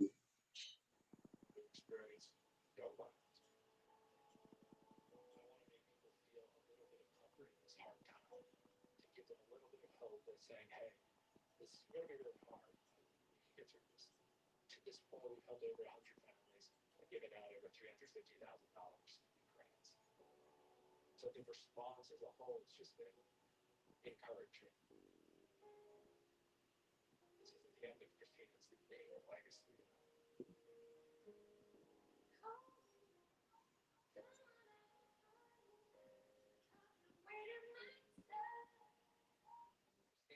Changed my life. Honestly, there. It love the family. It doesn't know what this day is. I would say. It is. Do not hesitate. Some people want it all. You, baby. We talk for 6 months. Yeah, I'm playing the same time breastfeeding. A slush or a month. Yeah, initial life. You got to go. Which one's those three? Initial life.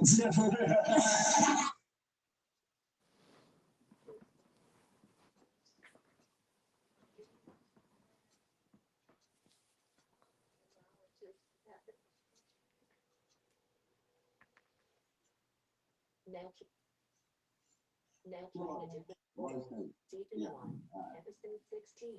The show must go on. Hi, how are you? Hey, how you doing? Hey. Hey. Yeah, how you doing? How are you? How you doing? Good kid. I'm saying, what's up? I'm saying, where you from? I'm from Miami. Type shit. What you be doing and shit? I do sales and I ain't gonna lie. I don't know. I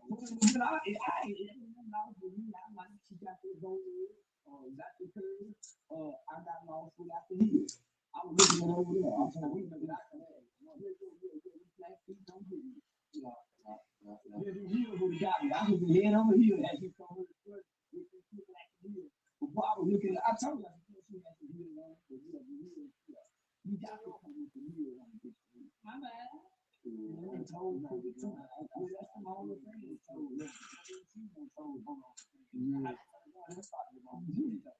So what you gonna do to us, you feeling? I can't. Okay, bet. To the left. I sure want to keep going.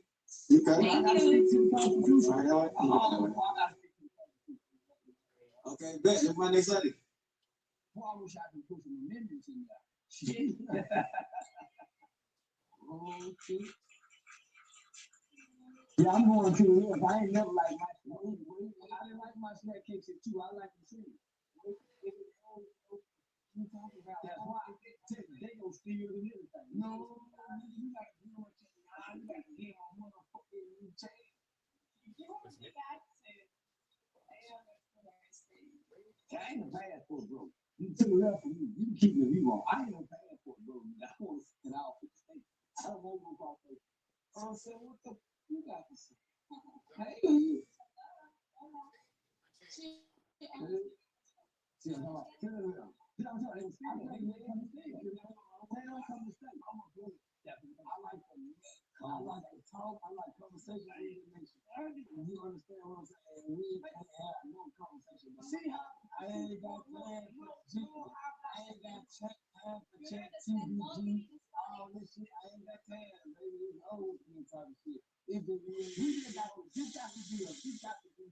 The only way you get niggas gonna be my partner out when we have a unless it says sold from 30 minutes to the hour. No talking, no nothing. You read the room. 30 minutes to an hour. Both of y'all looking at each other. I'm certainly telling you, you can keep people like this. Man, these niggas don't know how to talk. How they gonna be perfect? Yeah. You right, huh? You gonna be perfect. But what if she got to work? Then you go to bed and get some money out. How you gonna ask for the money? I don't say what I'm saying. Don't wait you pass away. She don't know what the fuck I'm talking about. What that means, you just said. Oh, what did y'all tell me you said don't wait you so I said what that mean? What that mean? Keep going away from my kid. Y'all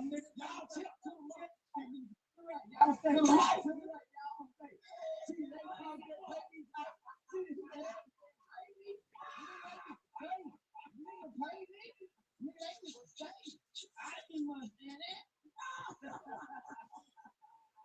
All right, so they good? Yeah, no. Okay, bet. Look at my next lady. Oh, shit.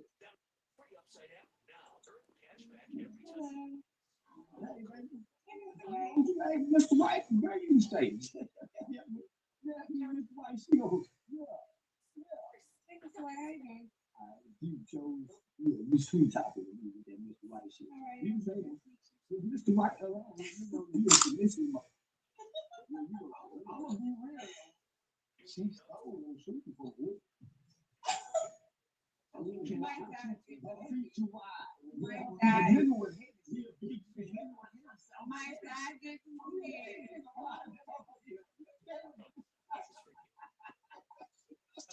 So, you can keep her. I enjoy that.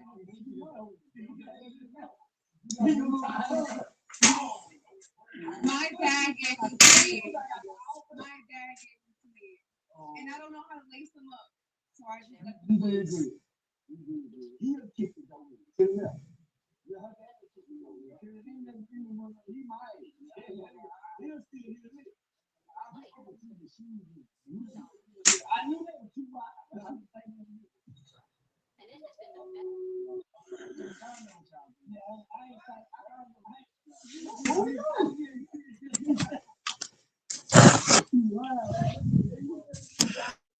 Oh, damn. George come in. He missed out on Texas. LaFonso, I don't know if he's still there.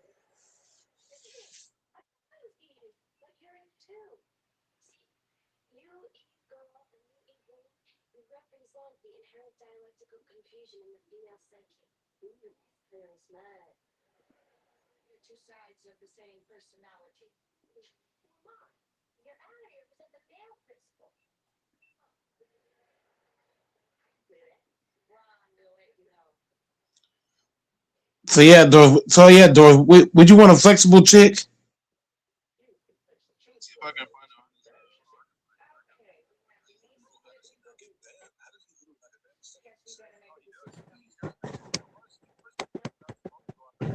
I can't hear nobody.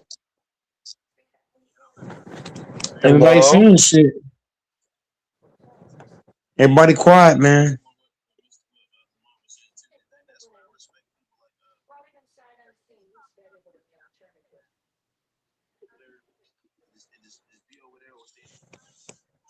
Sometimes this shit doesn't work. Let me hop back in.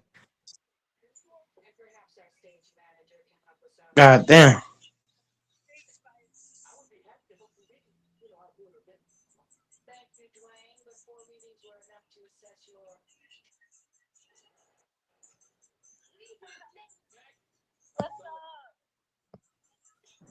Can you hear me now? I could hear you the first time. And that is so fucking weird. Sometimes it's just not want to work.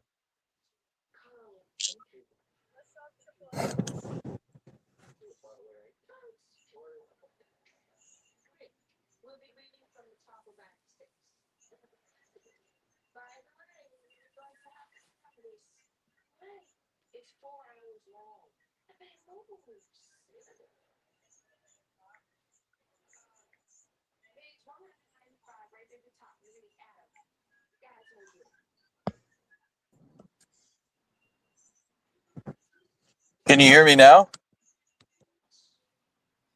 I can hear you the first two times.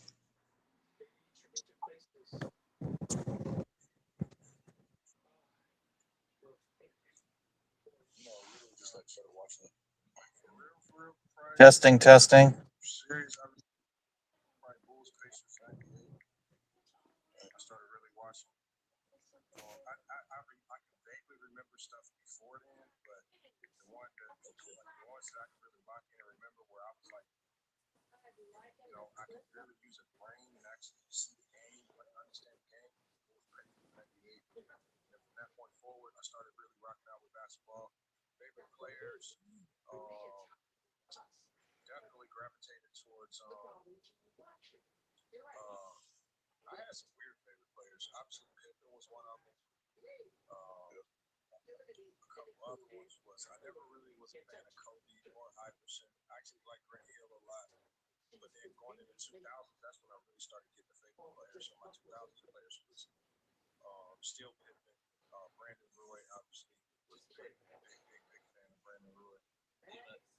I know what your play needs.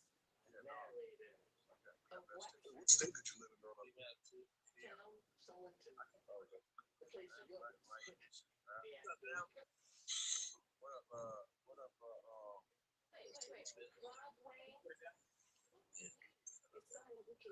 I think Giannis is going to answer the prop question. I think he's going to next week.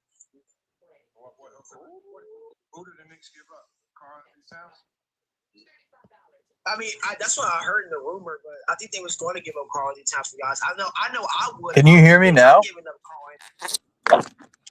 I can hear you. I can hear you all three times.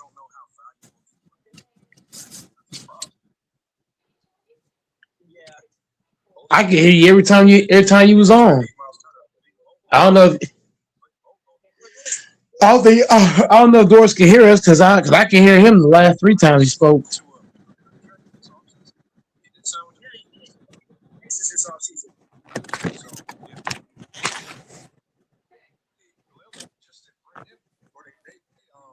Steve Lillard just signed Turner.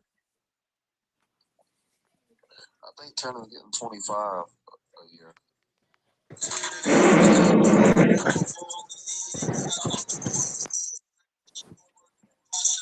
Right now, Giannis, like, it's so hard for me to project where he's going to go because there are like 25 teams that should. Doris, can you hear me? It's just going to come thirsty.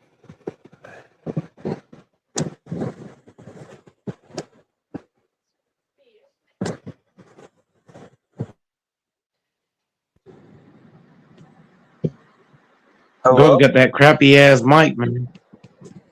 Yeah, can you hear me?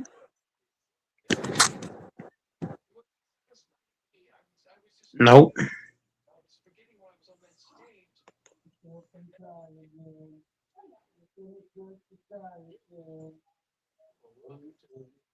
just listen to me right now? So, you remember me? What's up? From doing one of these. You did one with 6ix9ine and I was there. Yeah, a little bit. Yeah. He said, where do I know you from? Y'all asked me if I beat man and I showed y'all my fits.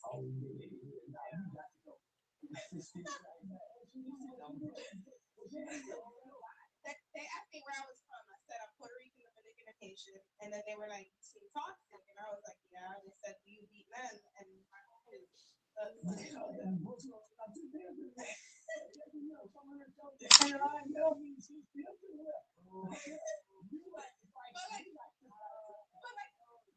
I'm not that bad. I be chilling. Right. You make me feel good. I'm happy. Right.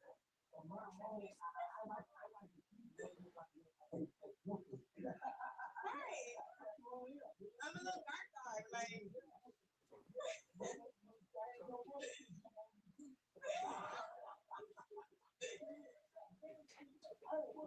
No, I wouldn't do it unless you put your hands on me. I wouldn't touch you. If one of y'all say right, they still get to stay. I'm going for right. Like, you good. Good.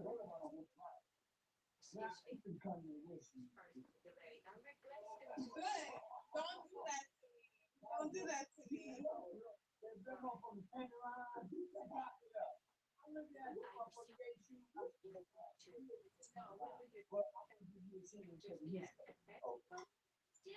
I appreciate that. And I like you last time. I was scared. I know you did say that. You never regret anything. Is my next lady? You like it, love.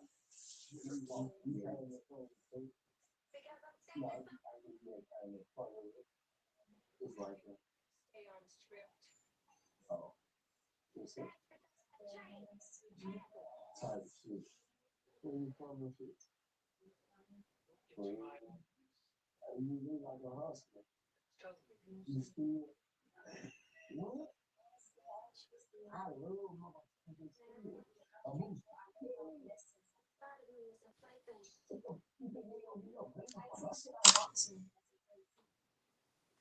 So you telling me you ain't want to fight for now? I'm a dirty. I'm admiring you. The fight, the confidence, you like boy, you're a good dude. Like why I say you know about the boys and you on the good. That's all. When I look at you, I see what you say saying the key. That's what Bruce said when you got the key there. That's what I see you. When she waited for you. I'm gonna keep this.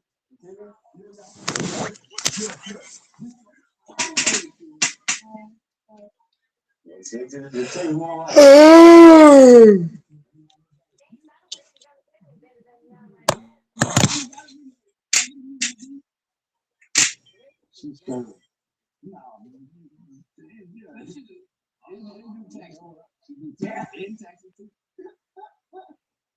much you do on that tax?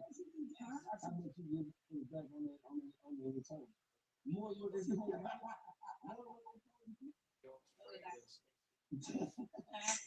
Then that's the grown one. What's her name?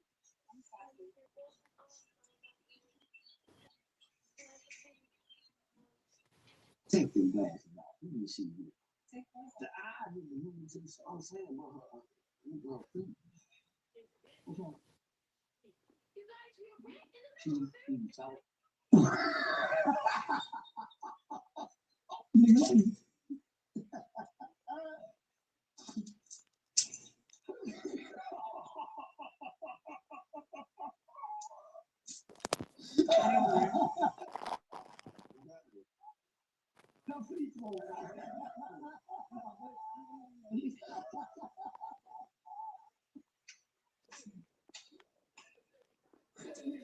I'm gonna keep it.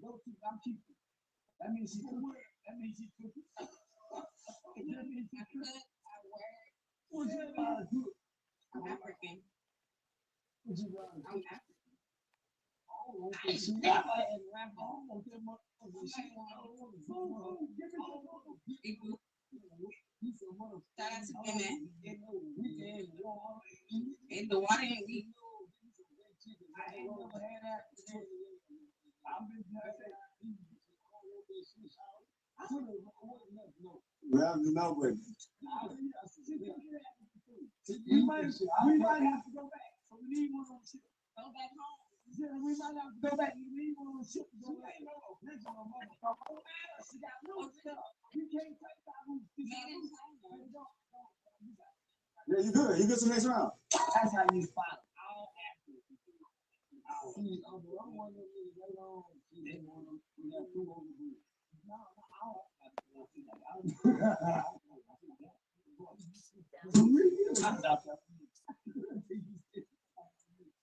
Everybody next lady? She owed me money. I do not owe you shit. She owed me, bro. That was not me. I don't be picky. She mad. I was taking a picture. She was in the bathroom. Like, you seen me dick, now you owe me. Why I always gotta get accused of nasty shit? Like, I'm a freak and all, but yeah. I'm respectful. I'm respectful. Right? Right, Keith, right? To the right, right. To the right, because you see something. I see you with The new year is a perfect time to reset your budget, and we're making it easier than ever. That's why Vanguard Kia of Arlington is the #1 Kia dealership in DFW. Get no payments for 90 days and also Rentos and 2025 Tellurides. Or the adventure-ready 2025 Kia Telluride S for only $379 per month lease or 0% for 48 months. Better prices, 5-star service, and one of the largest selections in Texas. That's the Vanguard way. Visit Vanguard Kia of Arlington today or Vanguard Kia.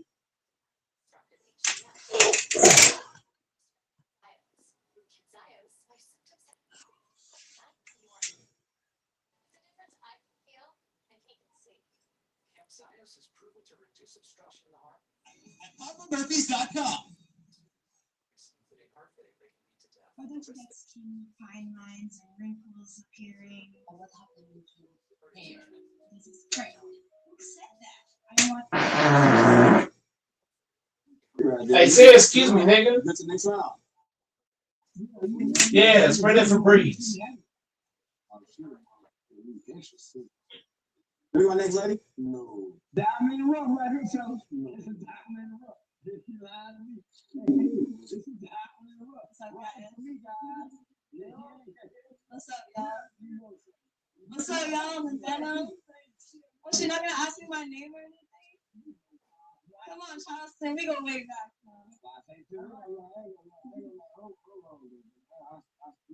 What happened? Yeah. I was good. I did it. I still got the. We still got the. You probably be like the fourth person. I'm just actually trying to help me understand the way you make it. I ain't gonna lie. I ain't gonna lie. These are Gucci and these are my. These are rundown shoes.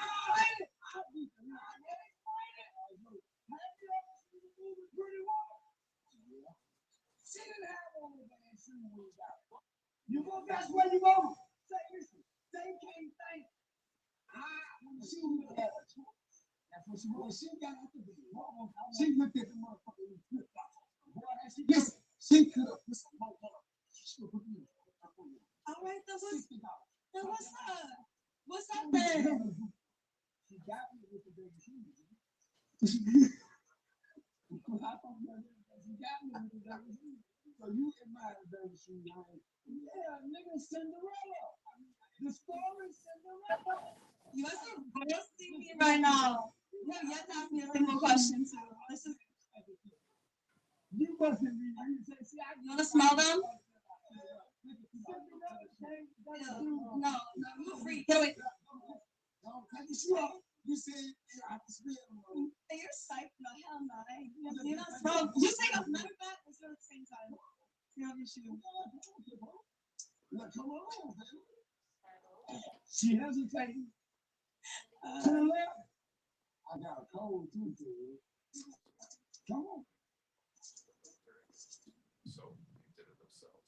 A group of No, they don't stink because he falls. The stinky shoes don't make you fall. They don't smell. They don't smell. They don't smell.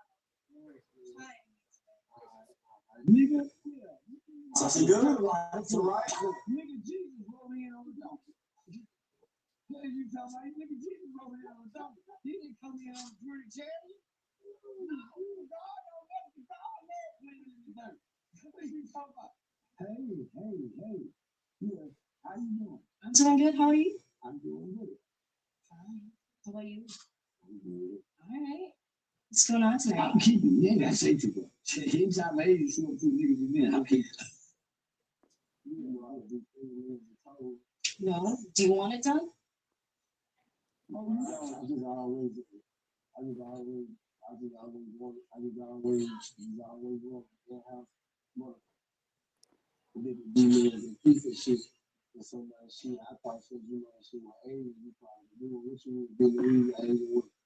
Chinese.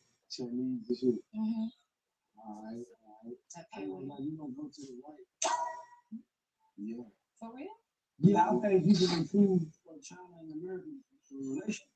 Yeah, I think you be good for that. As first lady to y'all or what? As first lady to y'all or what? To y'all. I see presidential energy here. Secretary of State, okay. Yeah, we need you to go talk to China. Yeah. I need you. Oh, you ain't got no makeup on. No, I do. No blush, no lipstick. Do y'all like having makeup on? All right. Sit right. You good. Next round. Be my next lady. Hi. Good, how are you? What's up? What's going on? You can't do it. What? You can't do it. You can't just walk in and say, hey, what's up? Yes, I can. I just did. I'm gonna go to the left on this one. Yeah, I ain't gonna lie. Yeah.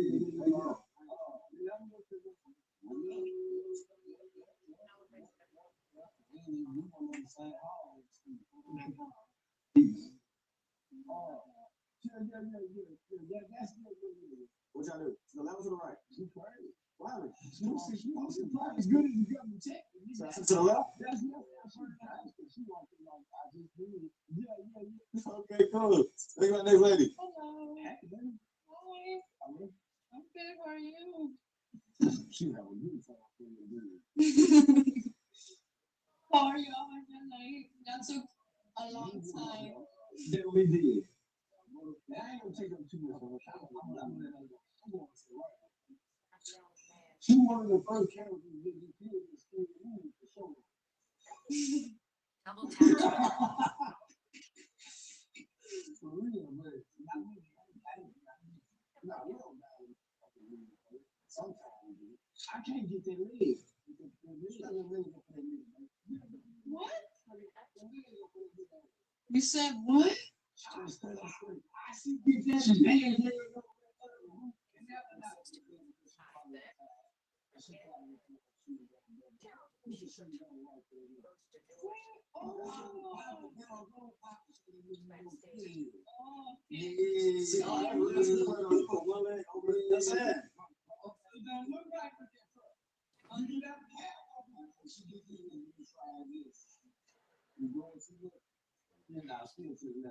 I'm trying.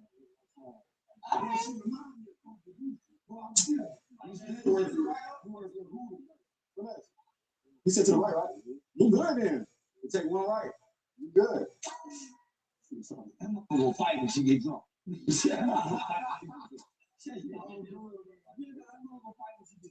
My next lady? Hello. Ay, ¿cómo estás? Tú right. That's it. I got this. He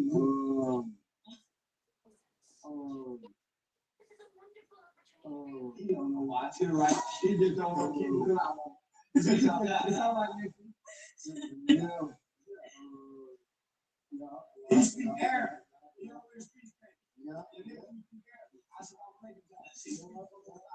Hola, ¿cómo estás?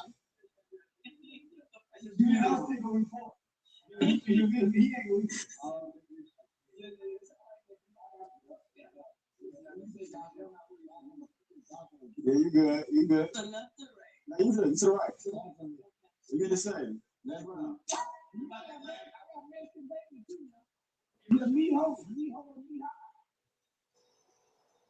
Hello. How you doing? Nice to see you in Charleston.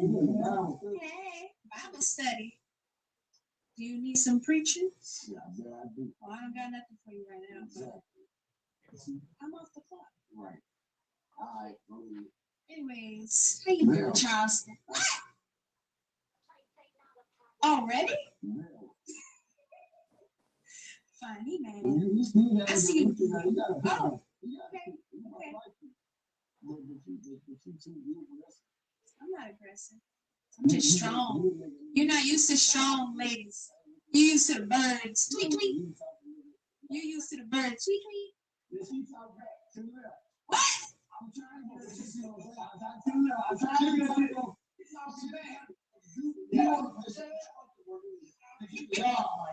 Whatever.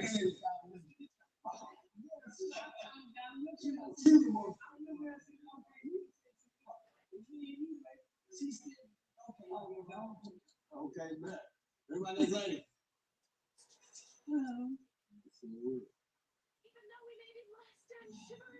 What's up? Good. Well, I'll be waiting over here for another 4 hours. I want to keep you, but you got me all. Too big. You got me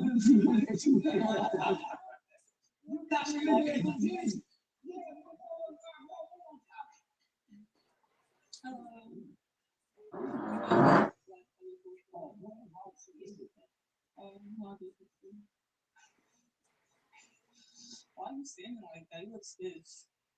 Oh, to the left. I'll for the keeper. I'll for the keeper. I mean, I'll for get on my knees and say something. You was looking like you was. Yeah, I just seen that arch in the back. You can see some more. To the right. Come back. Come back. Try to get out back to the microphone. Come back. Take up to the right. Come back. Okay. I'm sorry. I'm a little spicy. I'm sorry. Sometimes when you admire something, you like a girl in the headlock. You don't know what to say. You just listen. Oh, fuck!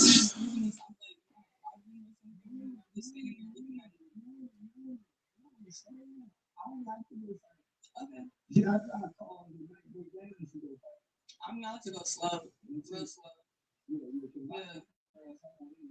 Yeah, we don't want that. Like, I don't. Say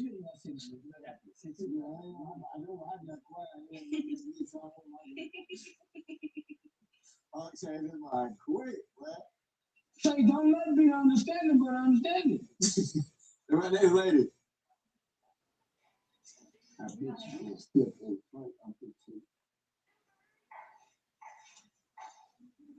Hi. How you doing, sister? I'm Nubia. Not sister, don't do that. What's that? Respect. Yes. Yes. Yes, you get queen.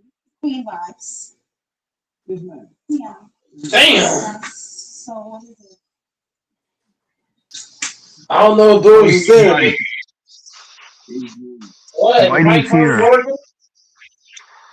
The white man marches on. Doris, That's what I was Doris, thinking. you might have to click. Doris, you might have to click on politics, bro. I like when he calls me Jeffro. It makes me feel so special. Jeffro. Doris might have to, Doris might as well bake on the economy. Where do you want me? Doesn't matter. You want me down there? You tell me. I'm pretty good here. I'm pretty good on these two. You want me to do these two?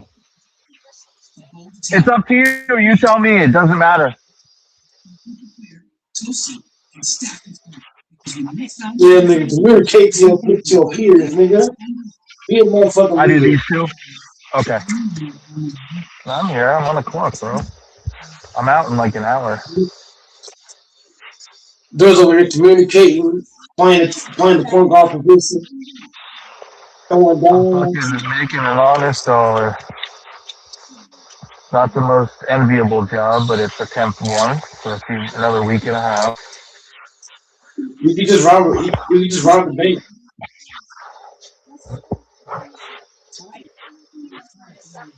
Oh, cool. Thank you. I can't say too much.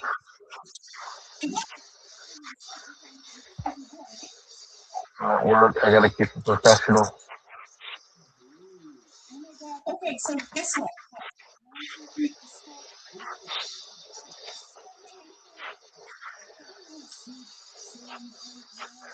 I can't just whip out my cock. That's probably what Mike does at work. He whips out his willy and shows it to customers. And the parents, why you ain't hit the bills in order? Alfonso got to get Liddy on here.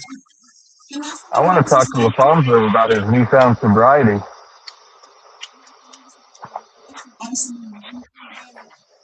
and how committed he is to that.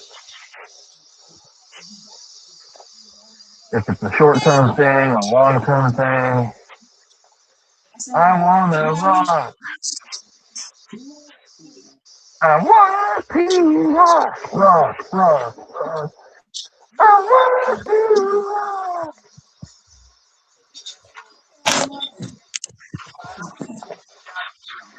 I want to whack it. Mike's a professional masturbator.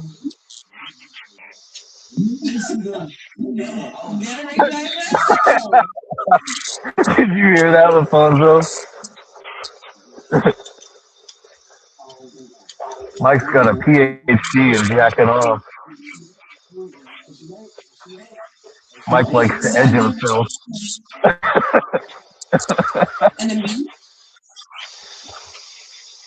Edging. You know what edging is, Mike?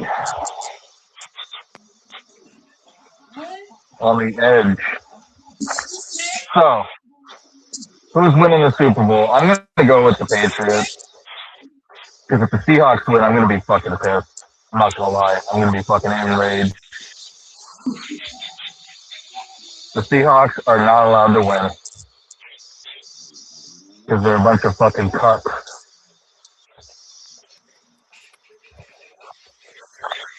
But if the Patriots do win, you little fuckers are probably going to complain and cry that it's rigged, and you probably cry and bitch and complain, as usual.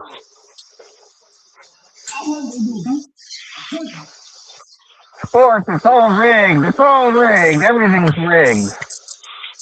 Well, then why the fuck do you watch it? It's rigged. So why are you addicted to sports, buddy?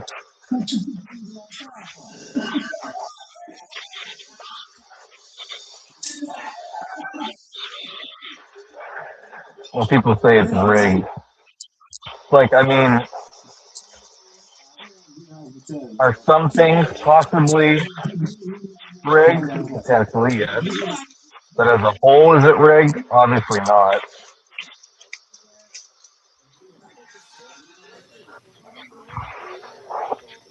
That's why they take people fixing games so seriously. That the government gets involved. It's illegal.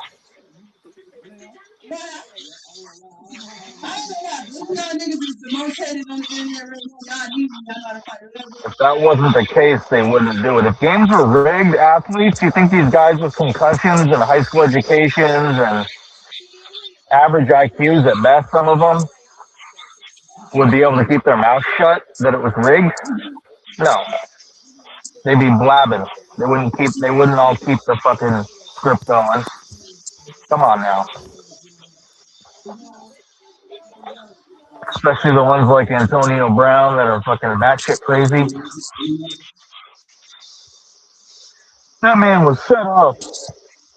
There's probably people that say he's has it bad, Antonio.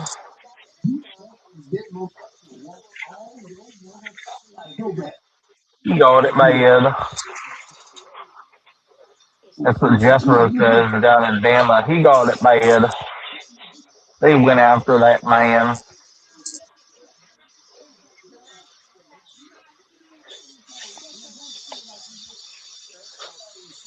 I think it was Vontae's birthday kit.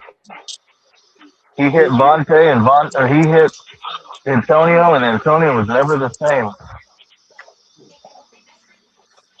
That's gonna be Antonio's defense. I got the CTA. But you good? No, you got one life, so you can set your next round. Nobody good. Nobody good. Everybody's ready. CPE on my clock. What time is it? 38. I got an hour left here. About an hour and 10 minutes. Somebody got it. It cannot go by fast enough. I wonder what mom cooked for dinner tonight for dad. And I think she said some type of chicken, lemon chicken, my favorite, and rice. Ooh wee! I got that waiting at home. I'm gonna apply for that job I talked about. I'm gonna fill out a form to have a wicked old shards expunged. Gonna do some mobility stuff, exercising, and then to reward myself before bed, I'm gonna play a little Battlefield. And I'll probably get to bed around 4 if I'm lucky. No, 5. And fuck, I'm not gonna get any sleep because SoFi has earnings pre-market. I have like $17,000 with them. I'm hoping SoFi has good earnings and I can get out of it. I think my average is 26.60, and right now it's at about 24.60 or something, so I'm down like 12%. I got in at a really bad time, so I just want to fucking exit the position even or with a small loss.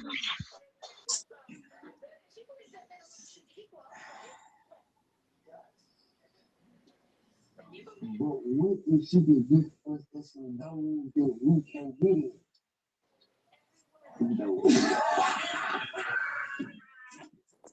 Stand outside. I ain't gonna lie, bro. This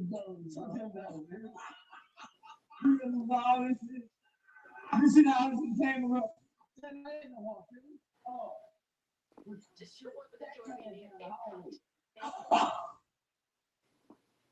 What you doing, nigga? I'm not listening. Appreciate you. Thank you. Where's my next lady? That's you see her gonna be a prison though. Who said it before you? I see you. No, that's your call. No.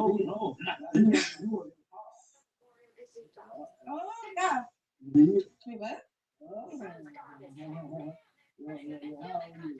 I'm 20.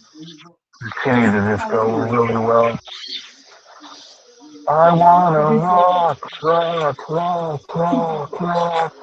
want to come.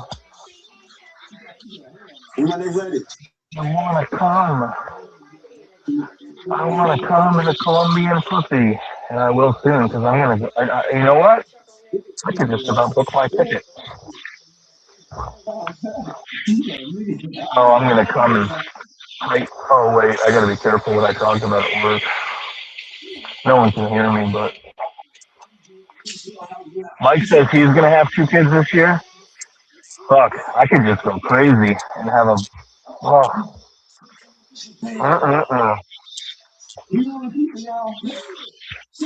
I love you, baby. You're so special. I'm gonna take care of you. I'll bring you to America. I'll tell her my name's Michael C. 2467.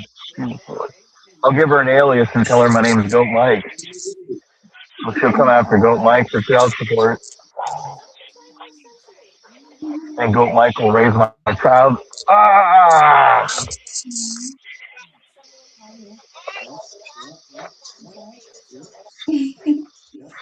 Okay.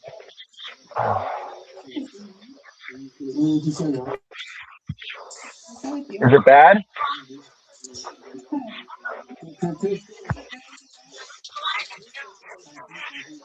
Is she being mean to you, Cindy?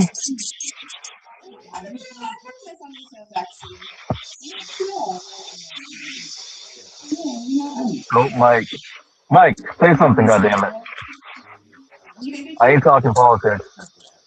I mean, you don't. But I don't want to embarrass people no more. Because when they come on, they don't want to. They don't have a rebuttal. Because there's nothing Democrats can say right now. Barack Obama, the former head executive The former head of the executive branch, basically the head fed for 8 years, recently posted that people need to resist ICE, and he posted how they can do it. Resisting federal officers that are doing legal, lawful stuff that was democratically elected. That's what that fucking piece of shit's doing. But I appreciate you on the toes, though. And if anyone's followed Barack Obama, he's got 10 or 20, 30 talks where he talked about immigration and the people that needed to be deported and how he was working to deport them and all the 20 million people at that time, or the 11 million actually, that he needed to get out, and laws need to be followed, and we can't take in people that are going to be a charge to our system, a ward or a charge. They need to be able to demonstrate they can support themselves and come in line like everyone else. That's what he says multiple times. Deport illegal aliens, and he had them detained in facilities that were just as bad, if not worse, than Trump. That little Ecuadorian kid that some activist judge said can't be deported now, even though he's an illegal alien, like his fucking piece of shit father and mother who threw him on the street, that an ICE agent had to take care of him. Thank y'all. I appreciate y'all. Thank you. That piece of shit was in a it looked like a freaking kid's library. It looked nice as hell. You should have seen the cages Obama had him in. All publicly available information. But a lot of people don't understand they don't follow this stuff. They get their news from TikTok or BET or wherever the fuck they get it from. It ain't reputable. CNN isn't reputable. MSNBC isn't reputable. I would say even Fox News isn't reputable. You need to get your news from a newsworthy source. Because so much news now is written, it's not written like it was in the 1950s or 40s or 60s, where it was written very objective with due diligence done, and it's not done like that anymore. It's written with an agenda, and the way information is disseminated and the tone that's used and which information they put and don't put. Like just recently they said, person shot, ICE. Well, they forgot at Mexico. The articles basically said, migrant shot, Mexican-U.S. border. Now, it forgot to mention that this migrant had shot at Border Patrol when he tried to apprehend them. Why would you not put that in the headline? Why would you try and manipulate an article like that? How is that even lawful or legal to do? That is horrible journalism. That's propaganda. To say migrant shot, U.S. border. No, he shot at Border Patrol. He ran, he fled. He was a criminal trafficking people and fled after shooting. So there's really nothing to talk about. The Democratic Party is in shambles. And I already brought up all the things that Obama did and is doing now, the things that Trump's done, and I'm backing it up with facts. So there's nothing really to be said. I would do a debate when the time is right that's live with King or debate or Dirty, anyone. But it's got to be a dialogue, two people, and each person's got to be willing to do it, and each person's got to want to do it, and each person's got to allow the other to speak, and you can't talk over people, and you can't yell and scream and try and manipulate it. It's got to be fact-based, not just feelings, but fact-based adult dialogue. And not doing like the stuff that Texas does, or talking really loudly, or not letting you talk because they're constantly interrupting you. I'll just leave, and I would expect someone to leave too if I did something like that, because that's totally inappropriate in a conversation, in a debate, to do that type of shit. that's actually going to have any. So, but until guys, this isn't a politics show, as far as I know. So I am interested in politics, geopolitics, and domestic politics. But until I would like to have it where we could talk about that. But if it's not, you said to talk politics, Mike. So that's why I brought up the latest stuff that I've been reading. But until people that have opposing or polarizing or dissenting views from me are willing to come on live and engage with me. Not say, when King comes on, hold on, I just want to talk to my black brother here, and he talks to Grant, and it's like I'm not there, and it's like, well, you just hopped on a panel where I am. You're jumping into the conversation, which Grant and I are having,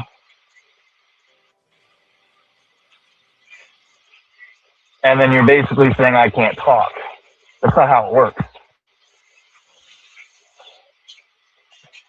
That's not how it works. Like, you can't, if someone wants to say, well, I'm just going to jump in this conversation you're having with Grant, and Grant hopped in with the conversation I was having with Bill Mike.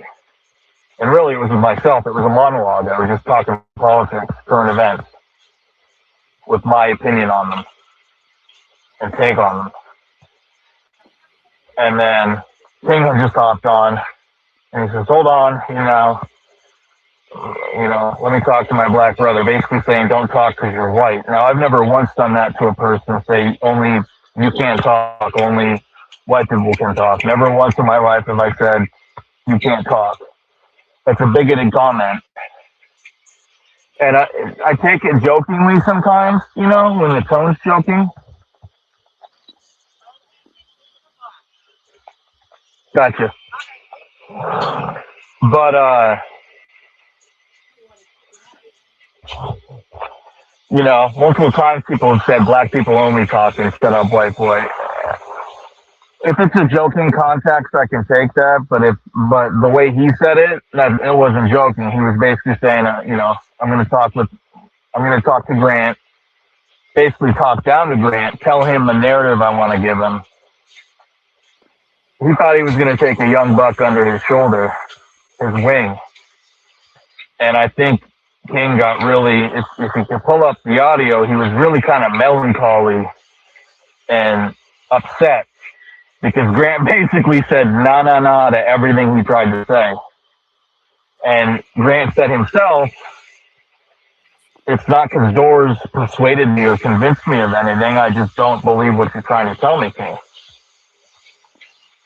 The narrative, the storyline. So, anyways, you said to talk politics, Mike, but if it's just me giving take on current events, it gets kind of boring when it's cool to recant what I've been reading briefly, but when no one's giving a counter take or when it's not I'm more about dialogue.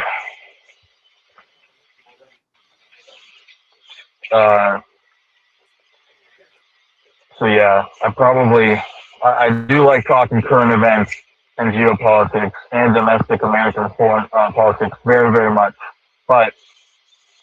And for the first time in many, many, many years, I'm actually following it.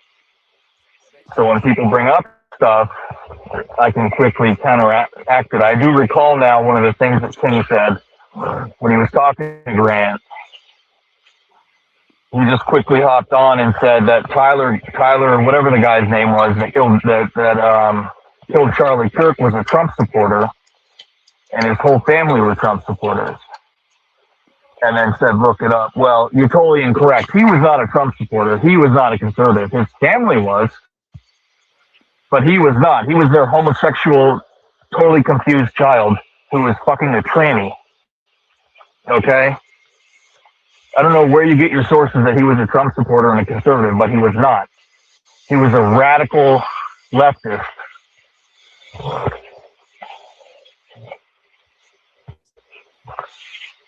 And his parents being Trump supporters his acts are his acts alone. They were the ones that turned him in. If it had been the Obama family, they would have given their kid a medal and sent him to Kenya or whatever.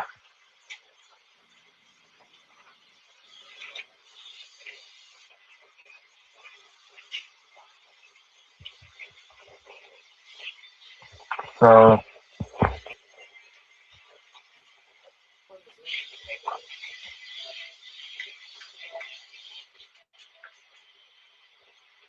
yeah, the fact that Obama, the former head of the executive, head of the federal government,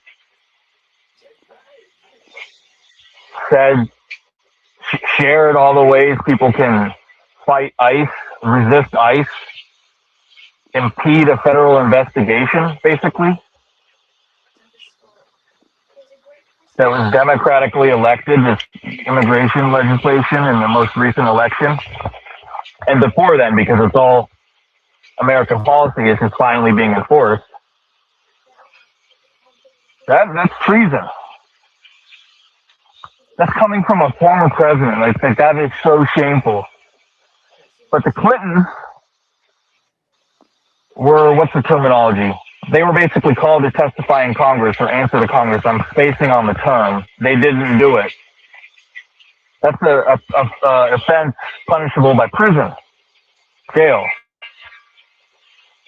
So they're probably going to serve at least a year, both of them. That's in contempt of Congress is basically what it is. It's called being in contempt of Congress, to not testify when you're called. It's not fucking optional. Both of them were in contempt. So that's a former Democratic president and his fucking crazy ass wife, former Secretary of State under another former president, who's saying actively be adversaries to ICE, a federal agency under the Department of Homeland Security. So I would call Obama a terrorist at that point. That's terrorism, is what that is. To not obey federal law that was democratically elected, democratically voted. Some things are not democratically voted. They're unelected bureaucrats, such as the head of the Federal Reserve. Those are called fucking bureaucrats. The policy that's being carried out by immigration, that was democratically voted by a representative republic. Okay? Anyone that has problems comprehending that, you need to go back to 7th grade civics class. And I would say that's probably like at least half of Americans would struggle to comprehend that. So when Dirty and King and anyone else wants to bring up politics, I'm actually following it now. I have a political science degree. We can go toe to toe. You're not going to like how it ends. You will not win a battle of actual logic and wit. Now, if it's just over talking and cred and cool and shit like that, well, okay, yeah. Probably. Because I don't care about that dumb shit. It shouldn't be about being liked and being popular. It should be about the truth. And you can call me Jethro, and you can call me whatever you want. I'm not Jethro. I'm not some uneducated white trash. I don't fly fucking Confederate flags. I don't listen to David Allen Coe and Merle Haggard. Sorry to disappoint you. Never heard racial talk at home. My grandmother was one of the first people to teach in desegregated New Jersey after Jim Crow ended in New Jersey.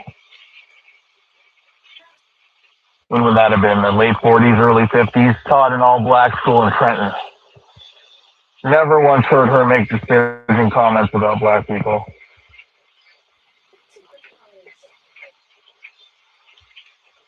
So, didn't come from a family of some toothless Jedi Knights, talking about N-word this, N-word that. Sorry to disappoint you. Never heard racial talk in my home.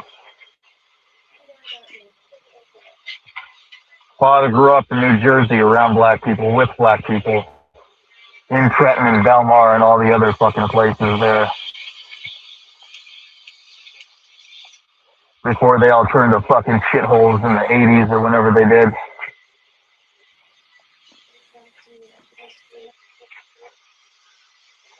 New Jersey actually used to be a nice place, all those places. Patterson and Trenton and this and that, they've all been turned into a fucking urinal. Just like Baltimore, Newark.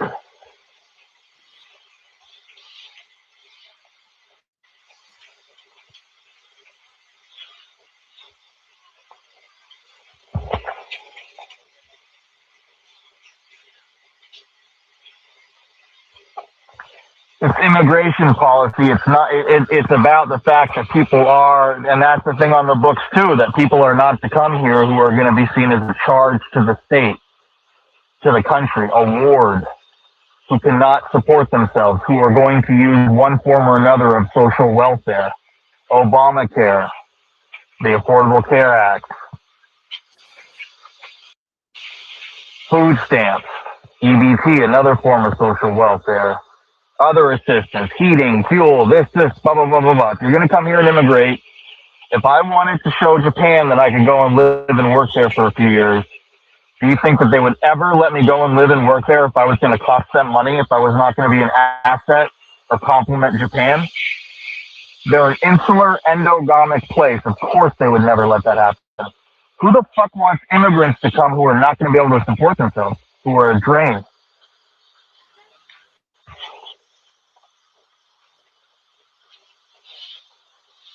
I don't know why that's hard to comprehend.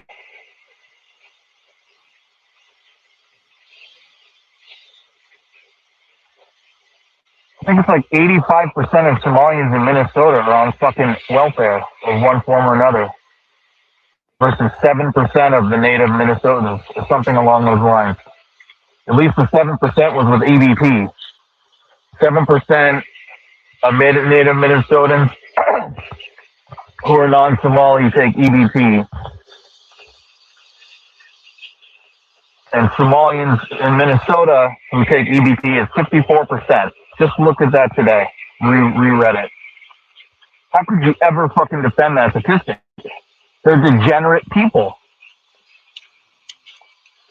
With how they look, with how they talk, with how they act, with how they function.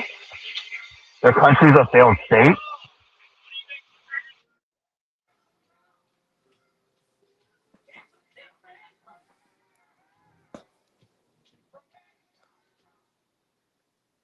For small business owners, taxes is more questions than answers. Taxes is a terrible taxes.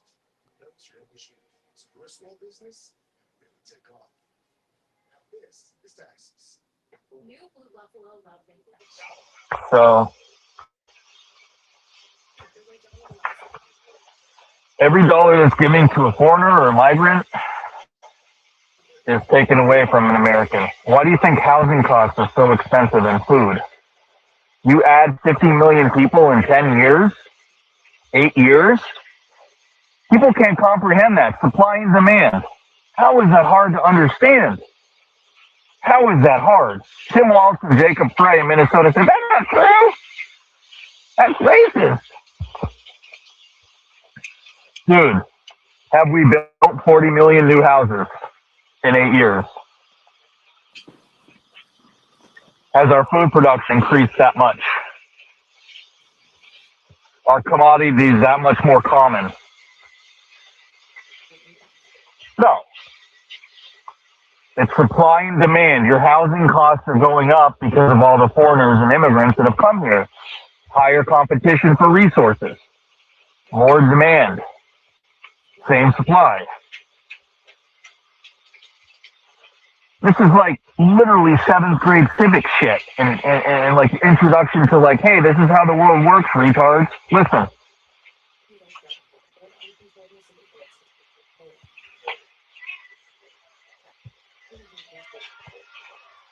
But that's what happens when people go with feelings over facts and what makes them feel good and what sounds funny, what gets them laid.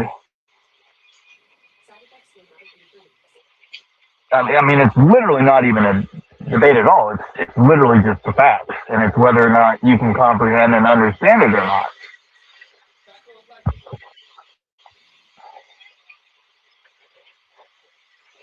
I think immigration is at like a 50-year low. It's a net 2025 was a negative net migration year, the first since like when was it? 1964 or something.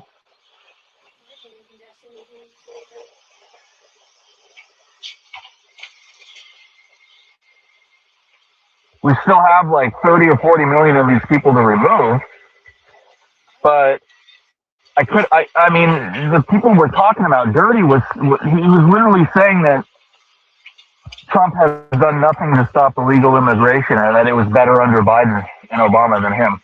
I mean, I don't know like how you can argue or have a conversation with people that make up stuff as they go. The numbers are in. The murder rate's at a 20-year low. Or sorry, it went down 20% year over year, the most in recorded American history. The U.S. is the safest it's been since the year 1900.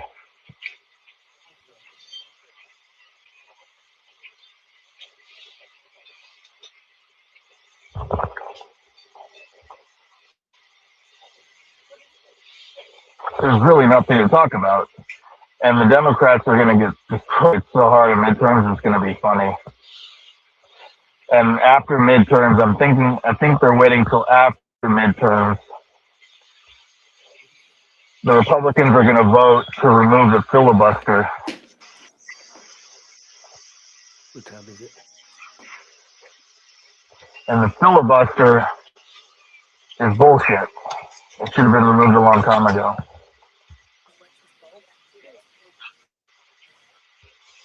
These little government shutdowns and stuff, that shit's ridiculous. That shit needs to end forever. That's terrorism. Government shutdowns is terrorism, in my opinion. Should never happen. It is a fucking disgrace. And these democratic policies, I just read that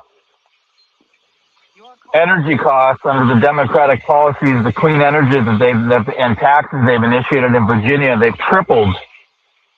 In just a few months, they've tripled energy costs. People are saying now they're paying more for power than their $600 a month car payment. You boys in Texas found out about those Democrat policies just a few months, like a year and a half ago or whatever, when you had all that power loss. Fucking hilarious. Fucking retards. In Texas, of all places. That's so ironic.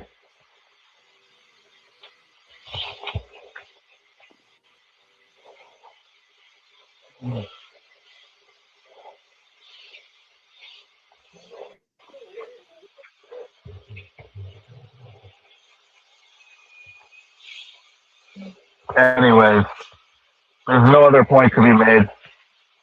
It's just I'm peeling the onion more and more and seeing how far how deep the swamp is that needs to be drained. But I clearly see Obama for the terrorist he is at this point. Check out his post. You can see the type of individual he is.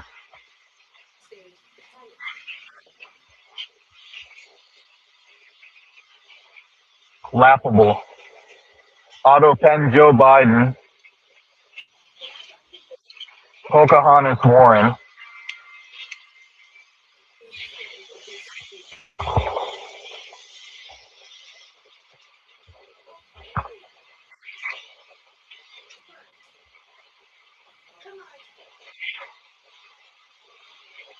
There's 42, 43, 44, 45. That's 45. 5 more. Is that it for the night or we keep going?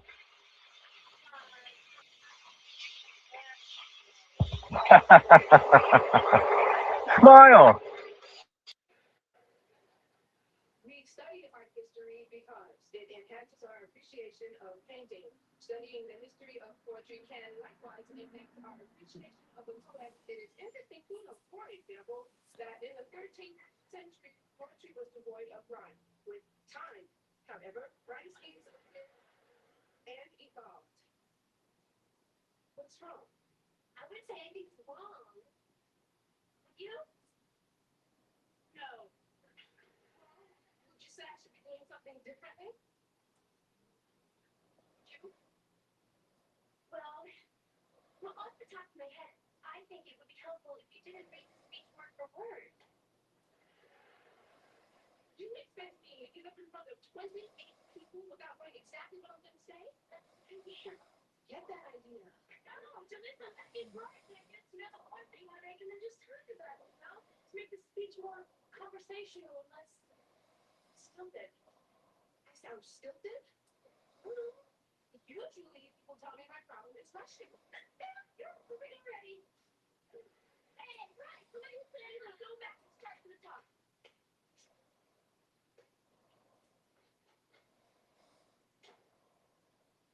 I didn't have that.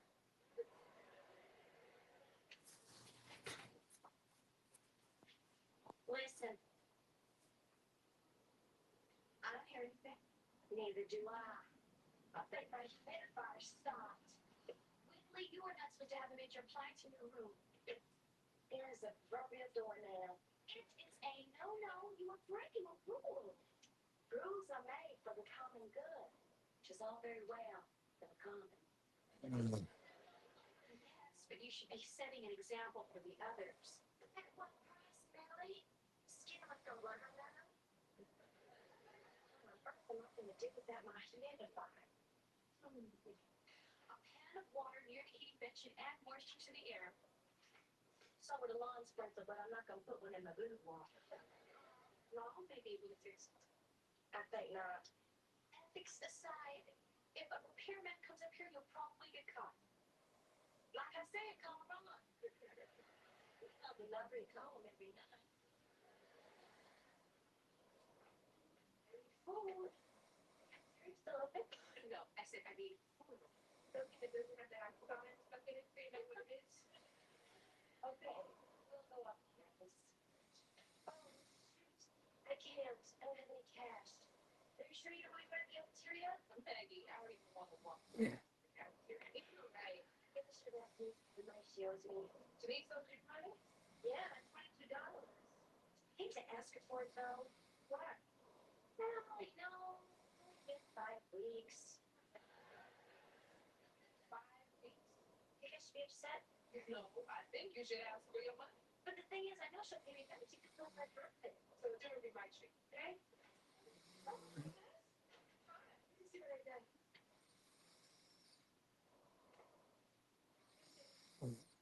I think if you're gonna wear that out in public, you better get a horse to go with it. Cute.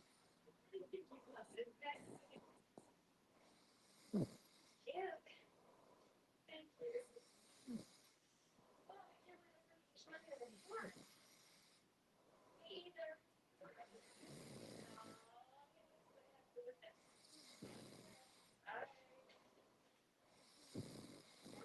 Say something. It's a little spoiled and moment. Really? About $50,000? Okay, about me.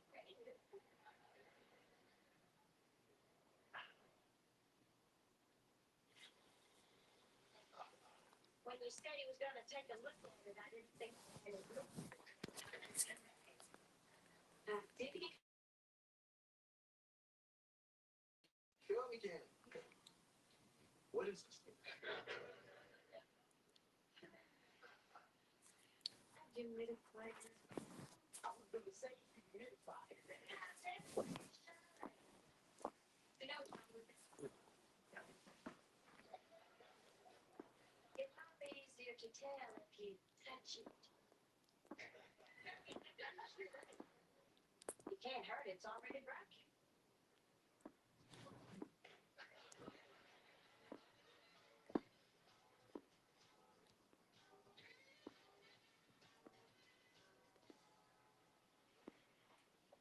Excuse me, what's the question? May I speak to you for a moment? All ears. It's about my oral report. You're dealing with Fine. fascinating fun. Oh, it really is. In fact, I don't think a speech will do it justice. I thought if I did a written report, I'd be able to explore the topic, expand it in depth. In other words, Miss Benson, you're afraid to give a speech. Yeah. Well, I really do think I could do a better job. Oh, Alexis Poe. All in Alexis Poe? Take this one in any votes. Public speaking isn't. You may not be, but I promise you, the more you speak before a group, the easier it will become. Was it difficult to review at first? No. I'm just afraid if I do a bad speech, it will lower my grade. Don't worry. Well, you mean I can get an A for effort? No. Oh. What I meant was, the grade is better. But I need good grades to keep my scholarship. You're a business major, right? Yes.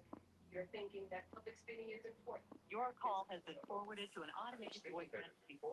You're willing to take some risks. But it's not a speech test, Miss Vincent. I'm going to leave the decision up to you. I need a report from you, be it oral or written. Choice is yours. Thank you. You're welcome. Cases. My wife graduated from yet another cooking class.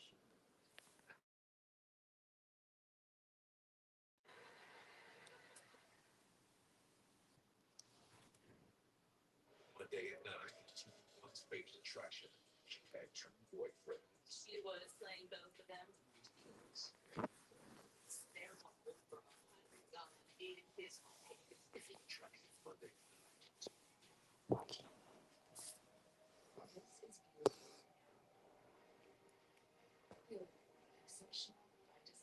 Get 0.9% APR on select Vivo models. Plus, current eligible non-GM owners get up to $22.50 allowance on Encore GX. I want congrats. Which shape for more money? What name is your phone? No. Go to Guardian, get a quote, and you can save $900 with your phone. Look at that, it's ringing. It feels good to save some car. It feels good to go. Safe like repairs, safe like replace. Sometimes things fall right. But other times, they just fall. What's that? But at least you can get it fixed now and pay later in 4 interest-free payments at SafeLight.com. Awesome. And SafeLight can come to you for free, anytime, anywhere, and do everything you need to get back on the road. All set, here you go. Thank you. Take care. Get it fixed now and pay later at SafeLight.com. Safe like repairs, safe like replace. With new Jaguar scents from Clorox. Clean finally smells as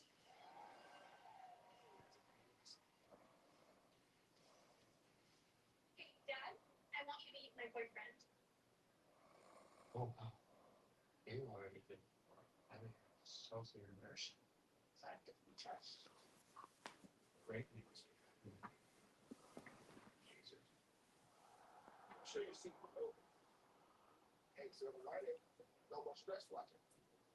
Your team give you limits. Make the win big. Fresher season. Jim give you limits.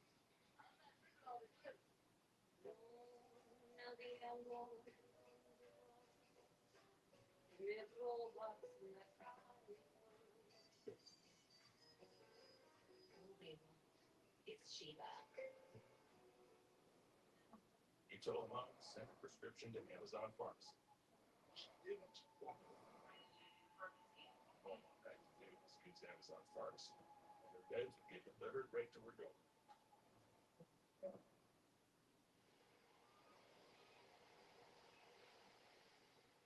The beach is always just Corona. La playa awaits. Tackling projects now makes you football Sunday. Any stuff is down. Well, we can measure it. Sure. Lows. Okay. Jim, stop trying to work the crew. This is Jim, one of the greats and handsome.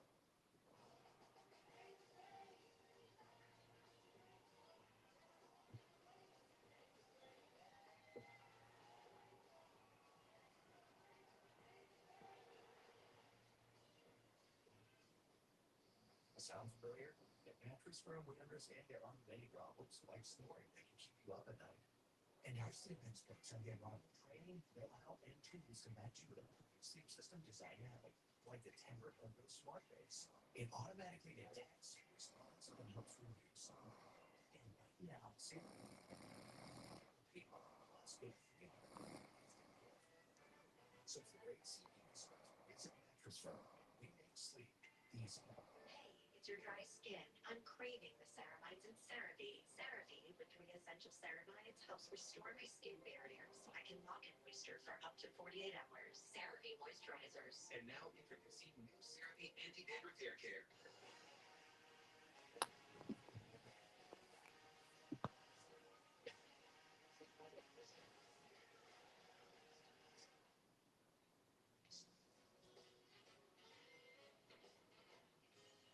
Where did Chris go? In my hair, you nanny. This is my electric comb. Whitley, Ronald and Dwayne are trying to do you a favor. You're right. I'm all done. Take your drawing voice. After that, I am forever in your debt. My skin is so parched, I feel like a bedouin. I might just drive and blow away. Don't like this guy. Ronald. I can't help it, Buttercup. She really fries my rice. Kids, pretty deep. I think I know exactly what we need to get this thing to stay in. You do? Yeah. What? A repairman. I can't have a repairman trying to dust these stairs. Humidifiers are contraband. Wait, if the repairman cannot come to the appliance, we must get the appliance to the repairman. Now you see why this man and I are tight.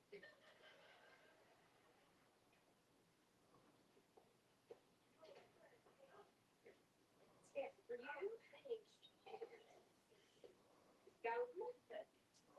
The taper and ribbon and the fashion magazine. Oh, it's pretty cool. $92. Yeah, $12. Yeah, right? Yeah, that's $8. Can you believe it? It's Italian. Spots of glass pearls for change. That's a very interesting thing. Okay. $8 for a magazine? No, isn't it? Please, you don't even speak Italian. You know, but I love Italian clothes. Wow, it's very close. Is that close? Yeah, it looks like a pineapple. That's got shoulder straps. You tell me why I can't get over it. $8 for a magazine. It's so expensive. I know, but I've really been saving my money lately. It's great, you know. I find if I discipline myself just a bit, I can afford those extra luxuries. So,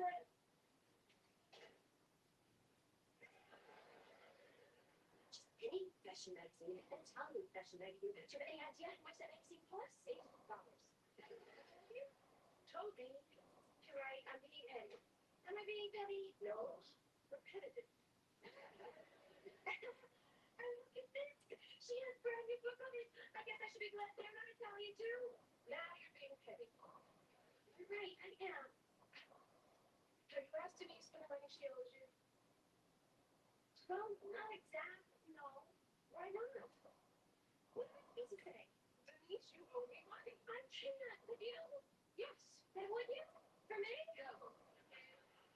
No, Maggie, there's between you and Denise. When I've got this paper due for Dr. Foster, and I'd like to get back to it. Okay? Okay. You decided to do the paper instead of the speech? Yeah.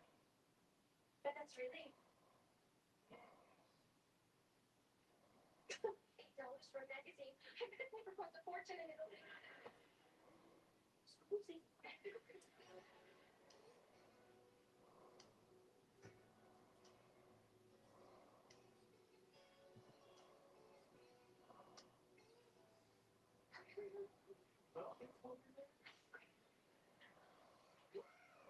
Silly, isn't it? But I get out of my quick up, I guess not. But lady, you're certainly no hot-house flower. If you were thinking of going out, go. It's a documentary on TV.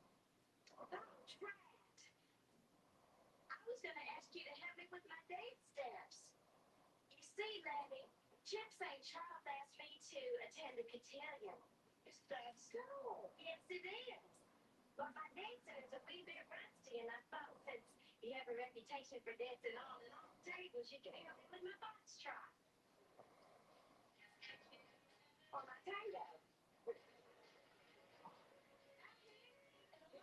Small room right here. Ready,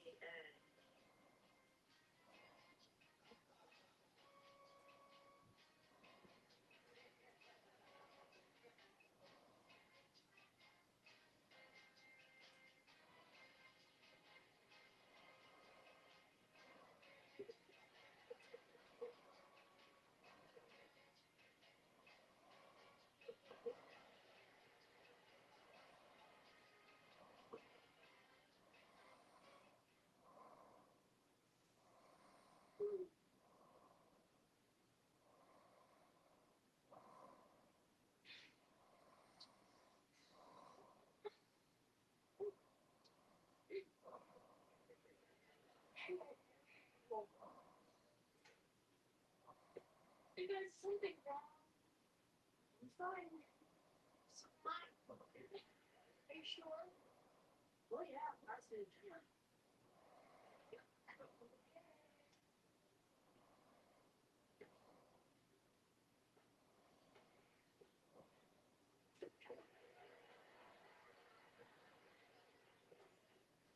Something is wrong. Not with me. Now you look at her. What's the matter? You gotta tell me something's wrong. I grew up with 3 sisters, and my favorite was Denise. So nothing's wrong. Okay, fine.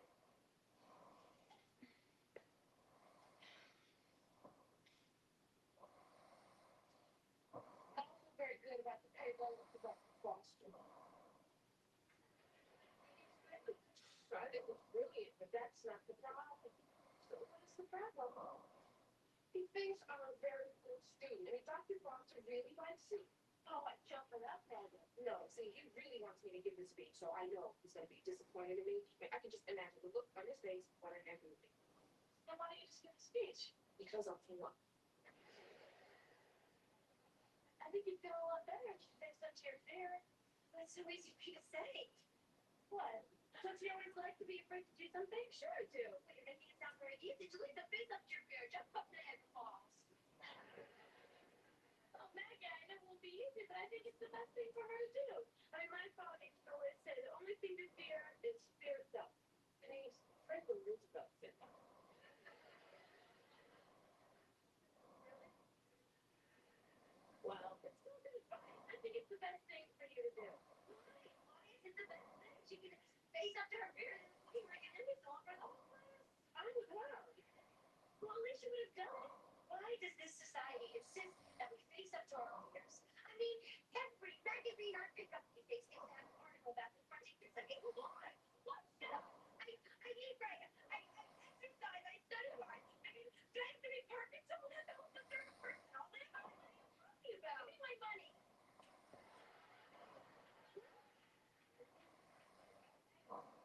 I do? Bookstore, oh, man, it's never ago. 6 weeks ago yesterday. It was coming. I'm so sorry. I can't believe I did that. You don't have to give it to me now. Send it to one. I want to. She wants to. But really, take the money. Here. Sorry.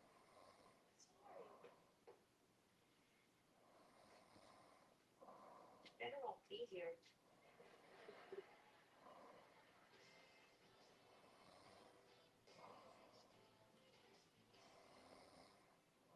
Today's poetry, in fact, takes us full circle to the earliest English poems, which were, as I stated earlier, totally devoid of rhyme.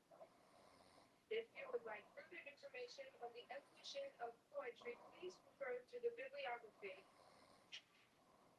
I handed out before I began. Thank you. Thank you, Ms. Vincent. Next time we hear from Mr. Lennon. Goodbye.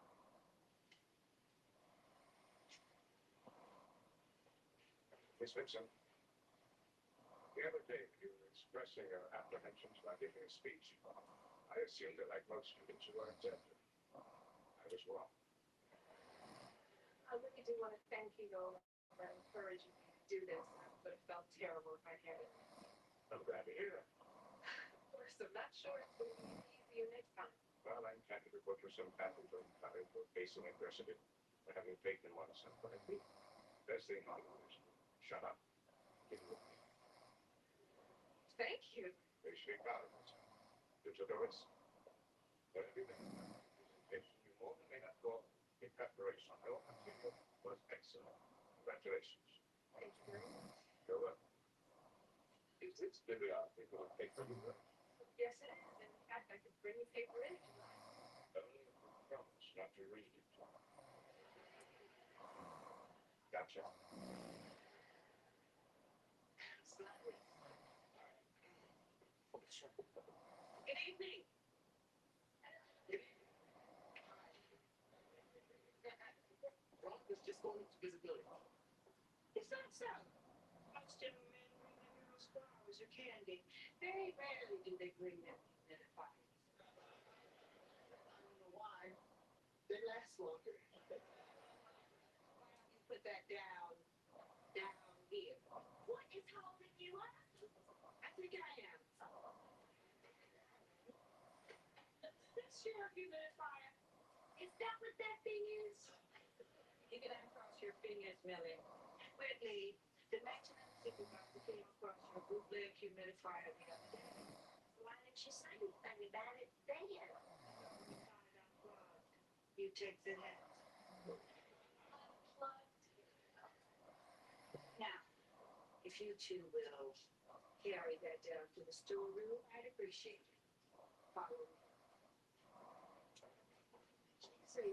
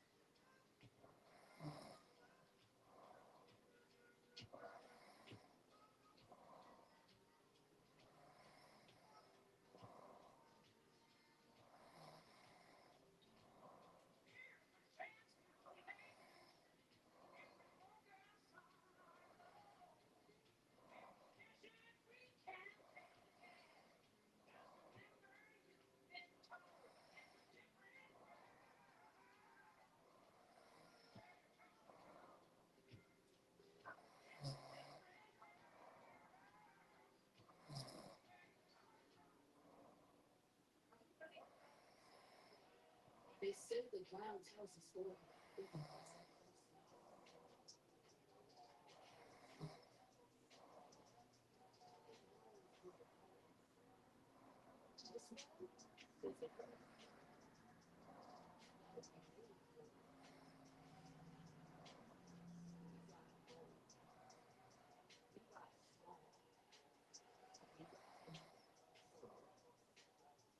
Texas, chasing mountains.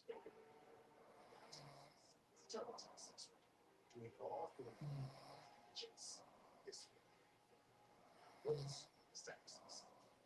Do it to Texas. You're in one.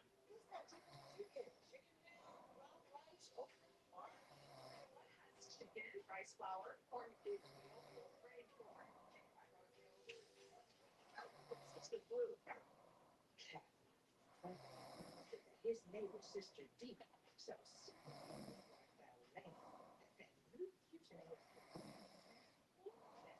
what's his house name?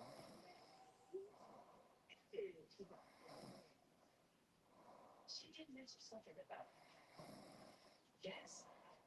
Is when you're better. Did you like so? Hey, Mom. Okay, Renee. I'm doing well. I think so. Is here every 6 weeks, 2 times a year.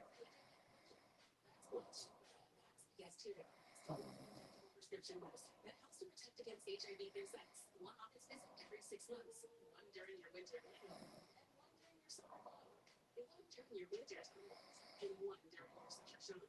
You must be HIV negative to receive this Yeztugo if you're tested for HIV before each injection. If you are exposed to HIV or have like symptoms, tell your healthcare provider HIV testing may be needed. Yeztugo does not prevent other sexual infections. Practice safer sex and get Yeztugo scheduled. This increases your chance of getting HIV. Tell your provider about your medical conditions if you're pregnant, lambity, and all the medicines and supplements. Yeztugo may affect some medicines. The most common side effects are injection site reactions, headache, and nausea. Rare serious injection site reactions can occur, so tell your provider about any side effects. 95% of people stay HIV negative. Ask a healthcare provider if it's right for you. I don't get football. I feel myself. And the kicker is so little. Like my nachos. I'll get nachos, man. So clean. I'm thinking about everything else.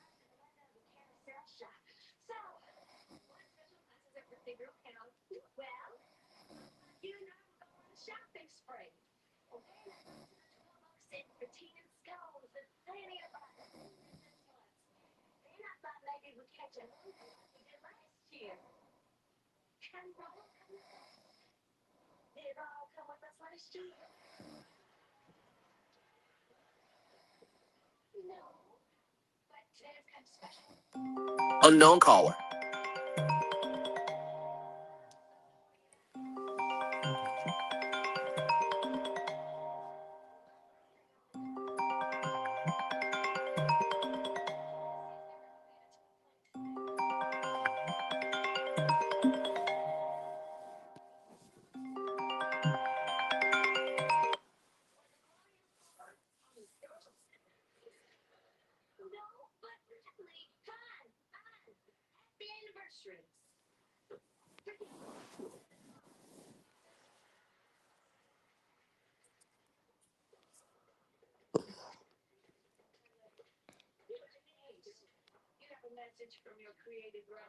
Oh, that's a missed call.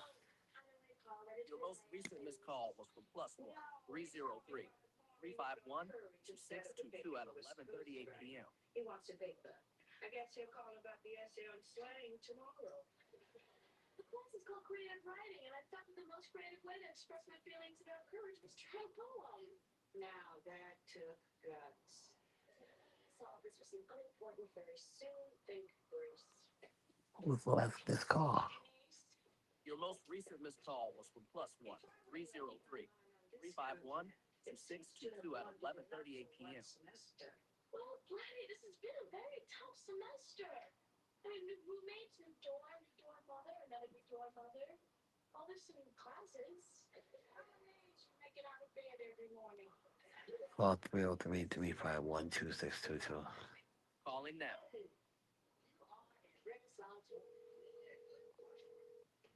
What you missed this? Where? Thank you so much for letting me in your car. I really appreciate it. Wasn't my idea. Wait, let me out of the headlock. This is nervous. I could get another car. That's not what I hear. And the tank is full. The points and plugs have been checked twice. She couldn't bring the car. She tried. Now give me the keys. Be gentle. I'll try. I'm not available. Leave a brief message and I'll get back with you as soon as possible. Thanks. Last time we were looking for a roof. We're gone.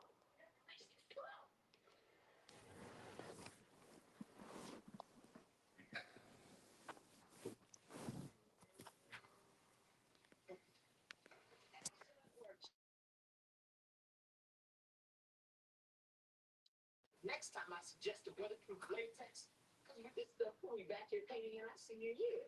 Thanks. I have your number. Don't put the brush so deep in a can. I say your dreams. Hello. Hello. Very Foster. I'm she. And you must be Mrs. Huxton. Claire. Ready. It's very nice to meet you. Where's Denise? I thought she was picking you up. Yes, I thought she was picking me up too. I hope nothing's happened. I'm sure there's a very good reason. Well, she needs a reason. I don't know how good. Yo, hello? Hello, guy. Did you get fed already? Yeah, you want to get some? I was waiting for you to get something to eat. I'm gonna get. Yeah, do you want to get something? Are you hungry or no? Yeah, I was waiting for you. I was gonna get something too. What do you want to get? Uh, what do you want? All I really like is pizza. Pizza. That's the only thing really going my way to get is pizza. Which one is open? I think either Blackjack or Domino's open till 1. Yeah, one of them's open. What do you want on it? I just get cheese. Cheesy. You got a drink or you want a drink? I have drinks. Hmm?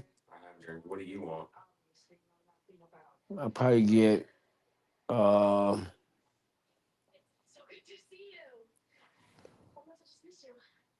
get like 8 chicken wings.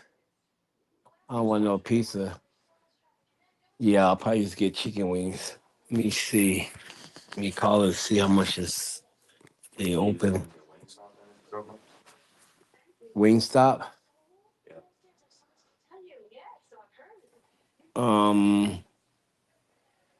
They deliver. They're open. Yeah, I got to check. I'm just going to DoorDash it.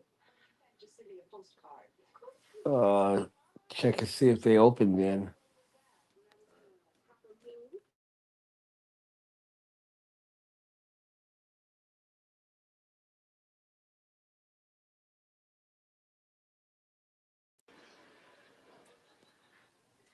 She will not be going anywhere this summer that you cannot get to by subway. Because, my dear, you are. This is such a wonderful educational opportunity. Yes, and so is college, but you don't seem to have gotten very much out of it. What are you talking to? Isn't it, Grace? It's a beautiful country. Yes, I know. Give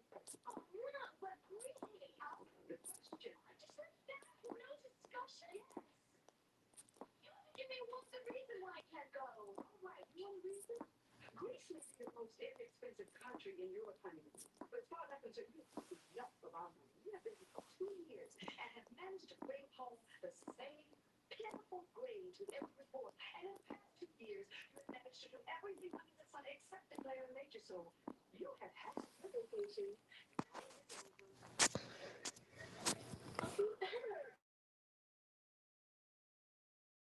Continue this won't you really help pay for it? Oh.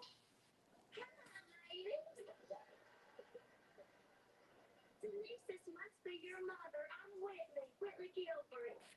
We're gonna have a fabulous weekend.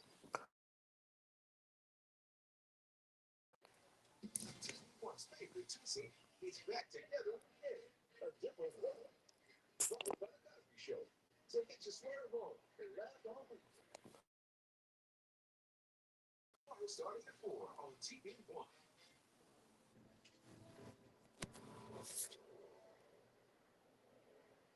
Every time we drive,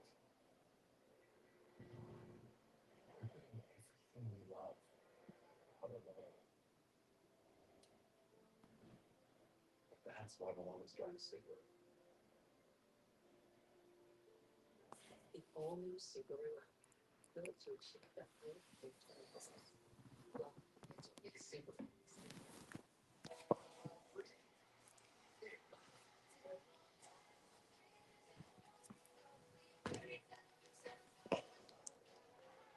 This blackjack pizza open.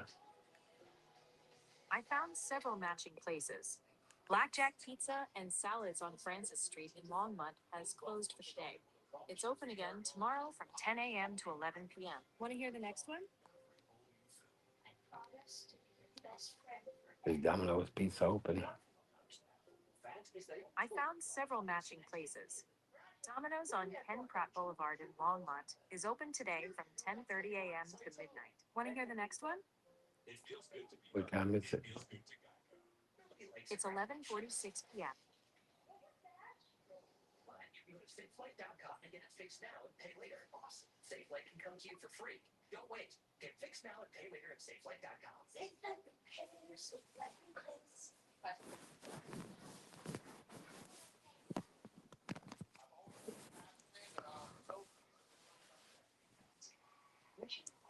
Oh, Domino's Pizza.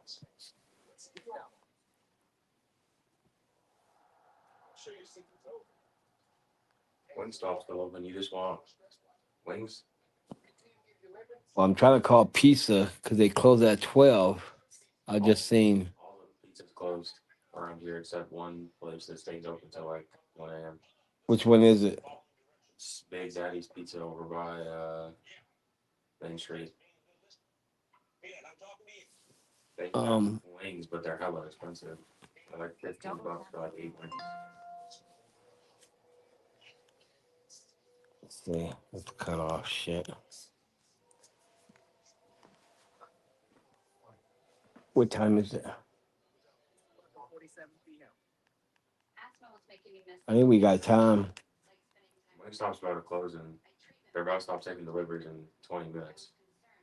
Wingstop is? Yeah, so do you want to get it that or something else? I can get them from Domino's open till midnight. I'm gonna try to call and see if they can still deliver. Call Domino's Pizza. Serious allergic reactions include anaphylaxis and get help right away for swelling, face, mouth. These phones or something else. Don't stop asthma treatments, including oral steroids without. Call Domino's Pizza on Ken Pratt Boulevard. Which Domino's? What street is Domino's on? The one near us is on Ken Pratt. My main phone stopped working.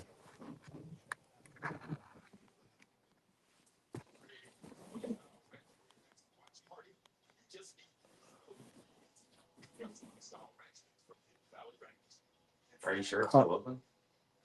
Yeah, they open till midnight. You see prices up. It's right there.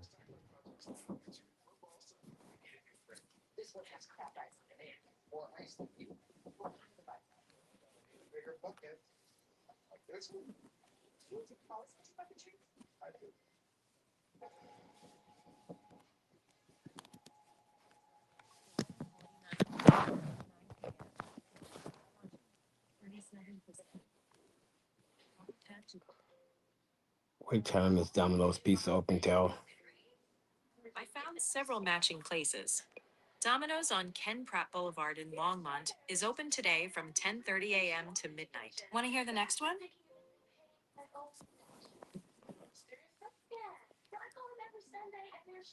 Notification center. She sleep or up? Yeah, she sleeps. Shit.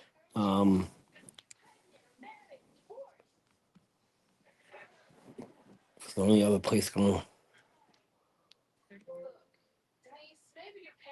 I don't think they're gonna take our order. It's already almost 12. I think we'll have to. I mean, if you call them on Camp Pratt, we're not even 5 minutes away from I that. don't think they're Sure, they open can. 50 p.m. You know the phone number?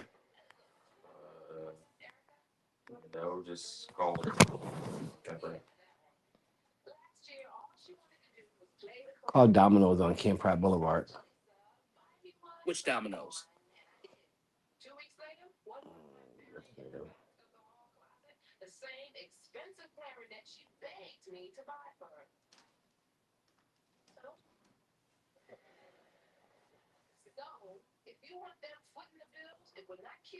Call it.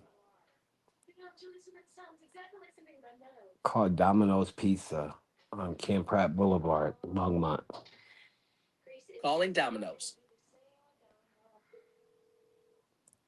Introducing the new spicy chicken bacon ranch specialty pizza. It's made with grilled chicken breast, creamy ranch, smoked bacon, jalapeno, provolone, and cheese made with 100% real mozzarella and finished off with a drizzle of buffalo sauce.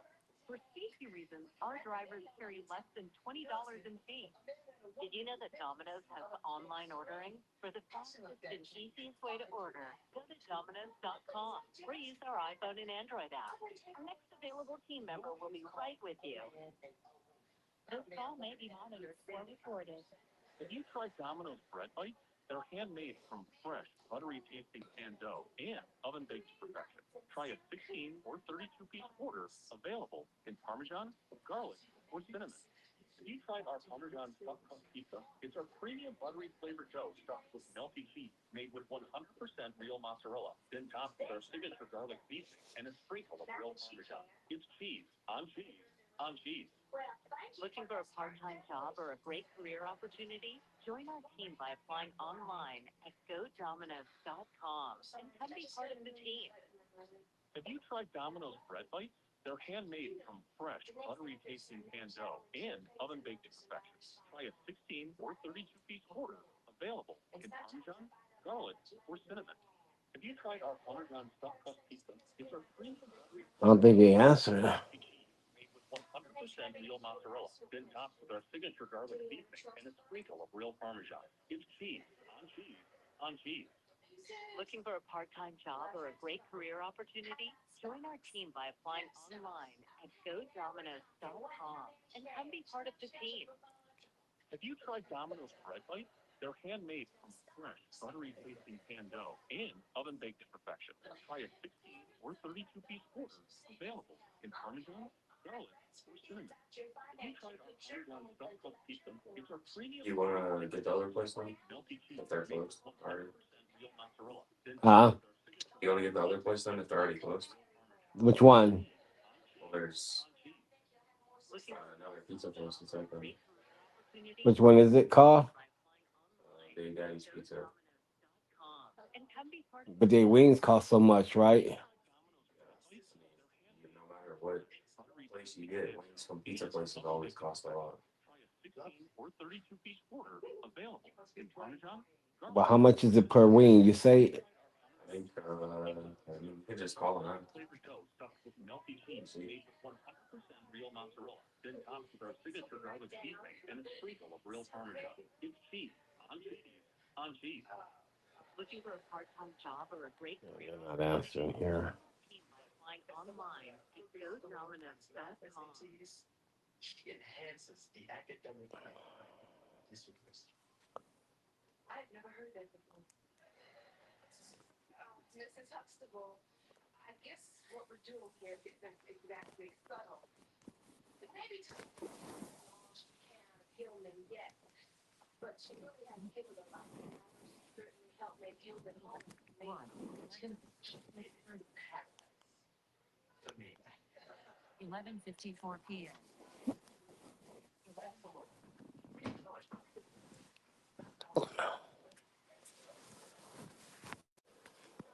The least subtle people I've ever met. But you're also the most sincere, and I really do appreciate that. Ma'am, did I mention? Yo, I'm out of work. Oh, I thought you was calling him.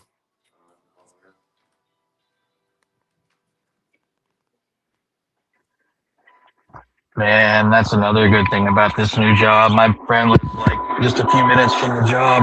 I'm gonna apply for that. I gotta apply for the job, stretch and do some exercises. It's just like the adults, so we sat there for hours. And Asked us to leave, but I said, Mary has not finished her rice yet. That was my son. Oh, I wasn't saying that. I was just looking at how so that means so much. Too bad I asked that night.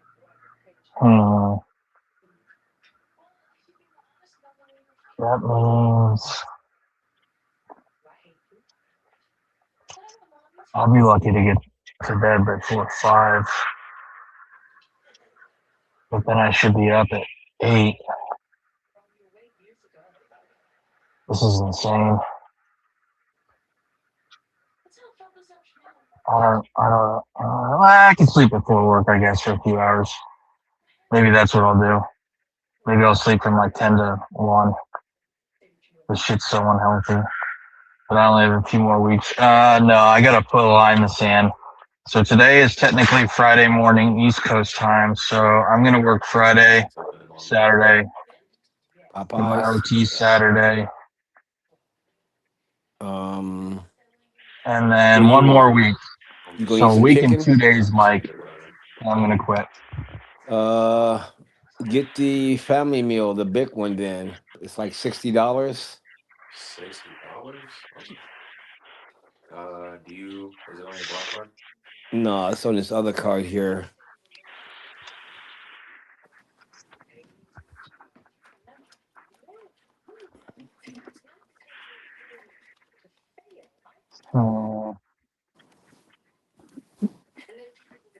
Mike, Rafonso, you may want to mute yourself if you want that to be private because we can't hear you. Okay. Whether it's up to you. I'm hearing you, but I don't know if it's a private conversation. What happened? All right. Yeah, I didn't even know y'all can hear me. Thanks for letting me No, know. I got your back, of course, anytime. I appreciate that. Yeah, right back at you. What was I gonna say, Mike? Yeah, Mike, I'm gonna quit this job in a week and 2 days. Green one? One more week and 2 days.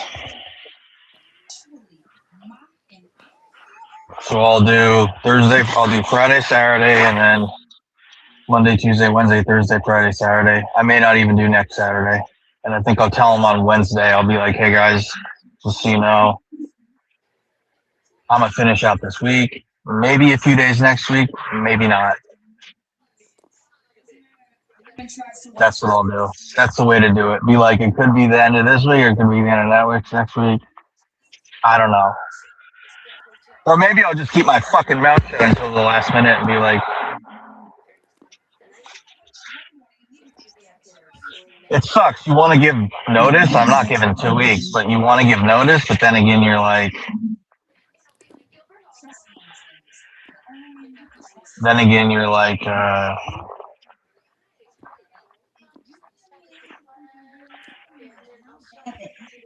if you let them know what you're up to,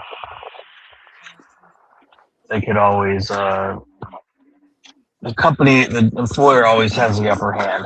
So in something like this, at will employment, non-union. So I don't want to get stupid on myself. Are you really gonna drive slow or are you gonna drive fast, baby? Good, baby. I just want to get the fuck out of this shithole. Yeah, that's the other thing, Mike. The new job, I think my friend said it's like 10 to 15 minutes to work, so that'll cut my commute time in half. Plus, I think he said as soon as you get to the bus where they take you to the site to work, I think you clock in. So that'll be fucking awesome for my commute time to go down that much. I do have to drive my car all the way from here to fucking Utah. And then I think benefits start after third. Yeah. And actually, they have some really, really top of the line doctors in Denver area. So what I may do, I think I may need to get surgery on my foot/ankle. So I'd probably get it done maybe say in the spring or the summer. So what I'd probably do is I'd probably get it done from one of the top-notch clinics in Colorado. And since it's 2 weeks on, 2 weeks off rotation, I could probably I'll work 3 weeks. On that last week rotation, I'll get that fucking surgery. Boom, and then I'll do PTO. I'll want to be back to work ASAP. That PTO probably won't give me the OT type of money. I'm not going to want to miss hardly any time.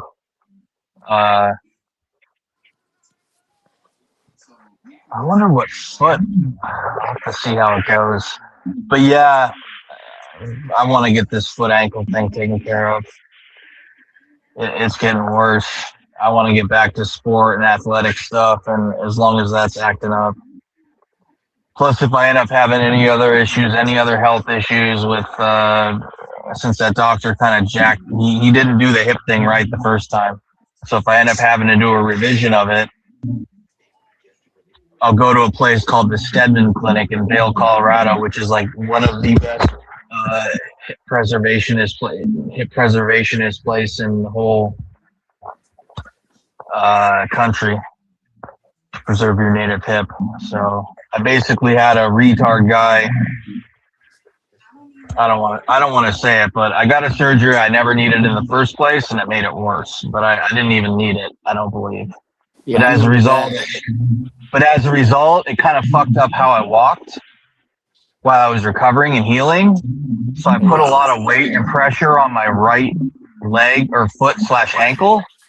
And now that's kind of bothering me. So I think I got some shit going on there. So I think what I'm going to do is just have them go in. So I think I do that maybe this summer. But I'm going to want to plan it very intelligently. But what I'd probably do is on one of my rotations off, I'll either fly or drive to Colorado. I'll go there on, say, like a Thursday night, get there Thursday afternoon and do a couple appointments on Friday. And then for a consultation. Or maybe I'll just fly there from Salt Lake to Denver. But Salt Lake has really, really good doctors, but Denver has better doctors. Denver has top-of-the-line doctors, as you know. Like, the best of the best. A lot of doctors are in Denver area, That's false. No, there are No, I'm saying for that area. There are, amazing surgeons in Texas. It depends what you're talking about. I'm talking about orthopedic surgeons. But, I got the best surgeons. I got the best surgeons and the best doctors in America. In Texas? In Dallas? No, not in Texas. And not in Denver. Some of them are in New York. Some of them are in Cali. It's basically a tie between New York and Cali, and then it's spread throughout the rest of the country. But there's a place called the Stedman Clinic, and it's in Colorado, and it's world renowned, and it's in Denver area, and one of the guy practices out of Vail. But LaFonso would know because Denver and Colorado has so much sport, like skiing and stuff like that, it attracts world-class athletes and some of the richest people in the world. And as a result, those specialty clinics and doctors operate on those really wealthy people. And that's why you have that there. Like, Right. Vail Yep. is one of the wealthiest places in the world. Aspen, Vail, where he lives in Boulder, those are all extremely affluent places.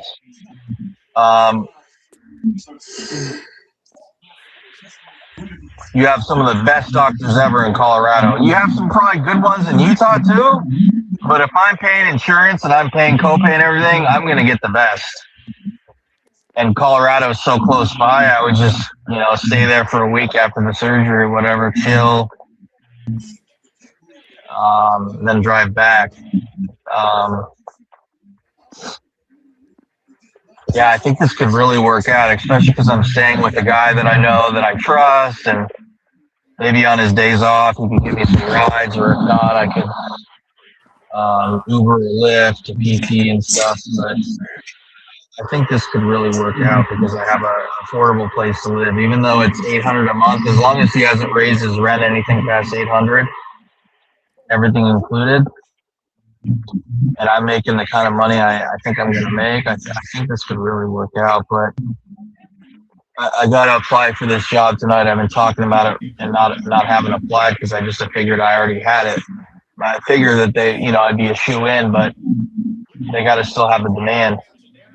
But it's, hopefully it hasn't been filled. He sent me the link like a month ago for the application, and I think he only applied and started back in November. So,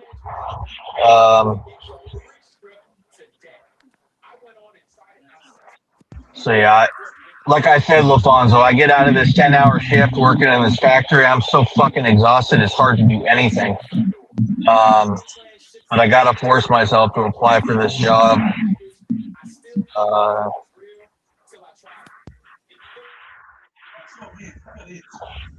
Because this job I'm doing now, dude, is just one of those jobs where it's just so rough. And I work on the hardest line there. It's a fucking gun factory, and I work on the hardest line at the gun factory. And it's just go, go, go, and they want you to make 500 of the guns a day on each line, and it's just fucking crazy, man.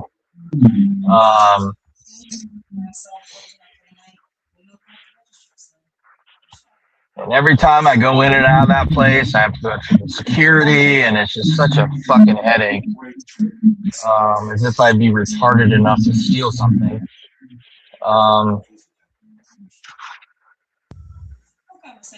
In fact, I'm the one who's the most cautious of one of those crazy bastards there doing something to me because they live test the guns. They test fire them right in there. So there's live ammunition. If one of those crazy fuckers loses it, God knows what they can do. It definitely ain't going to be me. Like, I'm focused on my future, but some of these people that work there are fucking nuts.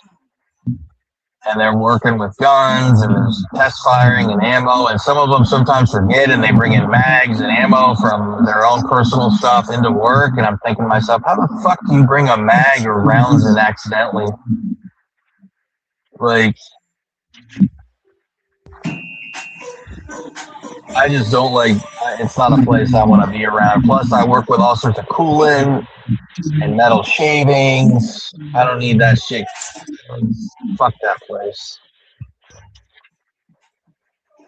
And although a lot of the people there are like really decent people, hardworking, like salt of the earth, you just see what that job's done to them for years and years, how they walk and how their body looks. They just have it's just destroyed them. And I'm like, no thanks, I don't need to join that not cohort, but I don't want to join that club.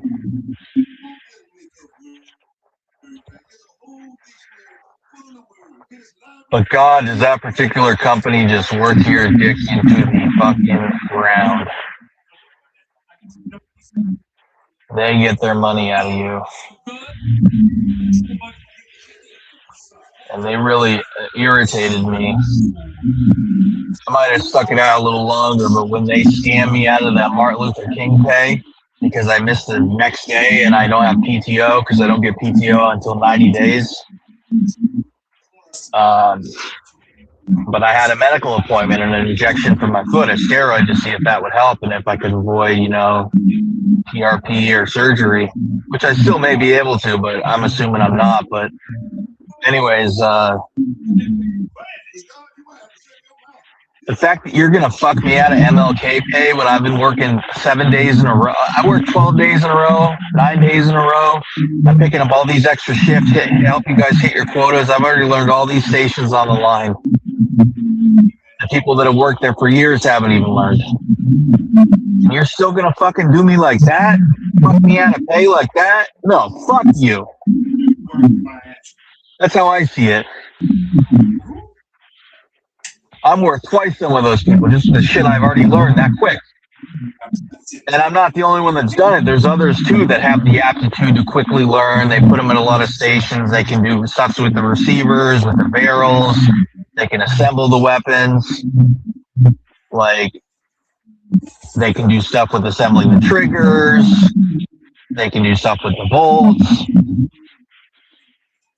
But to all learn all that in just 2 months, everything I've learned, a little over 2 months, and then they're going to treat me like that, and meanwhile there's girls and other people that have been there the same amount of time as I have, and all they put her on is one thing, pack. They just pack the gun and the fucking butt packaging. That's all she can do. She stands around half the time on her phone. And it's like, you're going to pay that bitch the same you pay me? She doesn't do anything. Assembling a gun, machining receivers, machining barrels is totally different than packaging a fucking firearm in a fucking box, bitch. And making sure the serial number is right.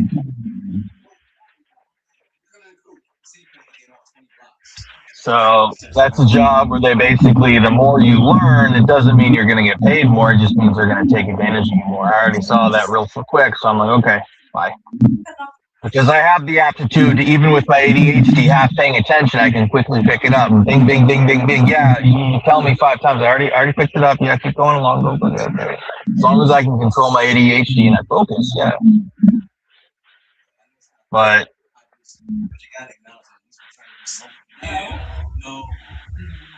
it's like, no, I'm on to this other one. I don't plan to continue in this blue collar line of work, but it's like, yeah, I need to get this shit taken care of, this health stuff that I said. And if I get this other job, good health insurance and fat money, plus every 2 weeks I get 14 days off, I can go where the fuck I want. Colombia, Philippines, see my family in New England, work those extra 2 weeks and make even another fucking $6,000. Fuck. Yeah, bitch. Because like I said, I'm going to be a millionaire in 3 fucking years. I'm going to have a net worth of $1 million plus. And I will pay the price required.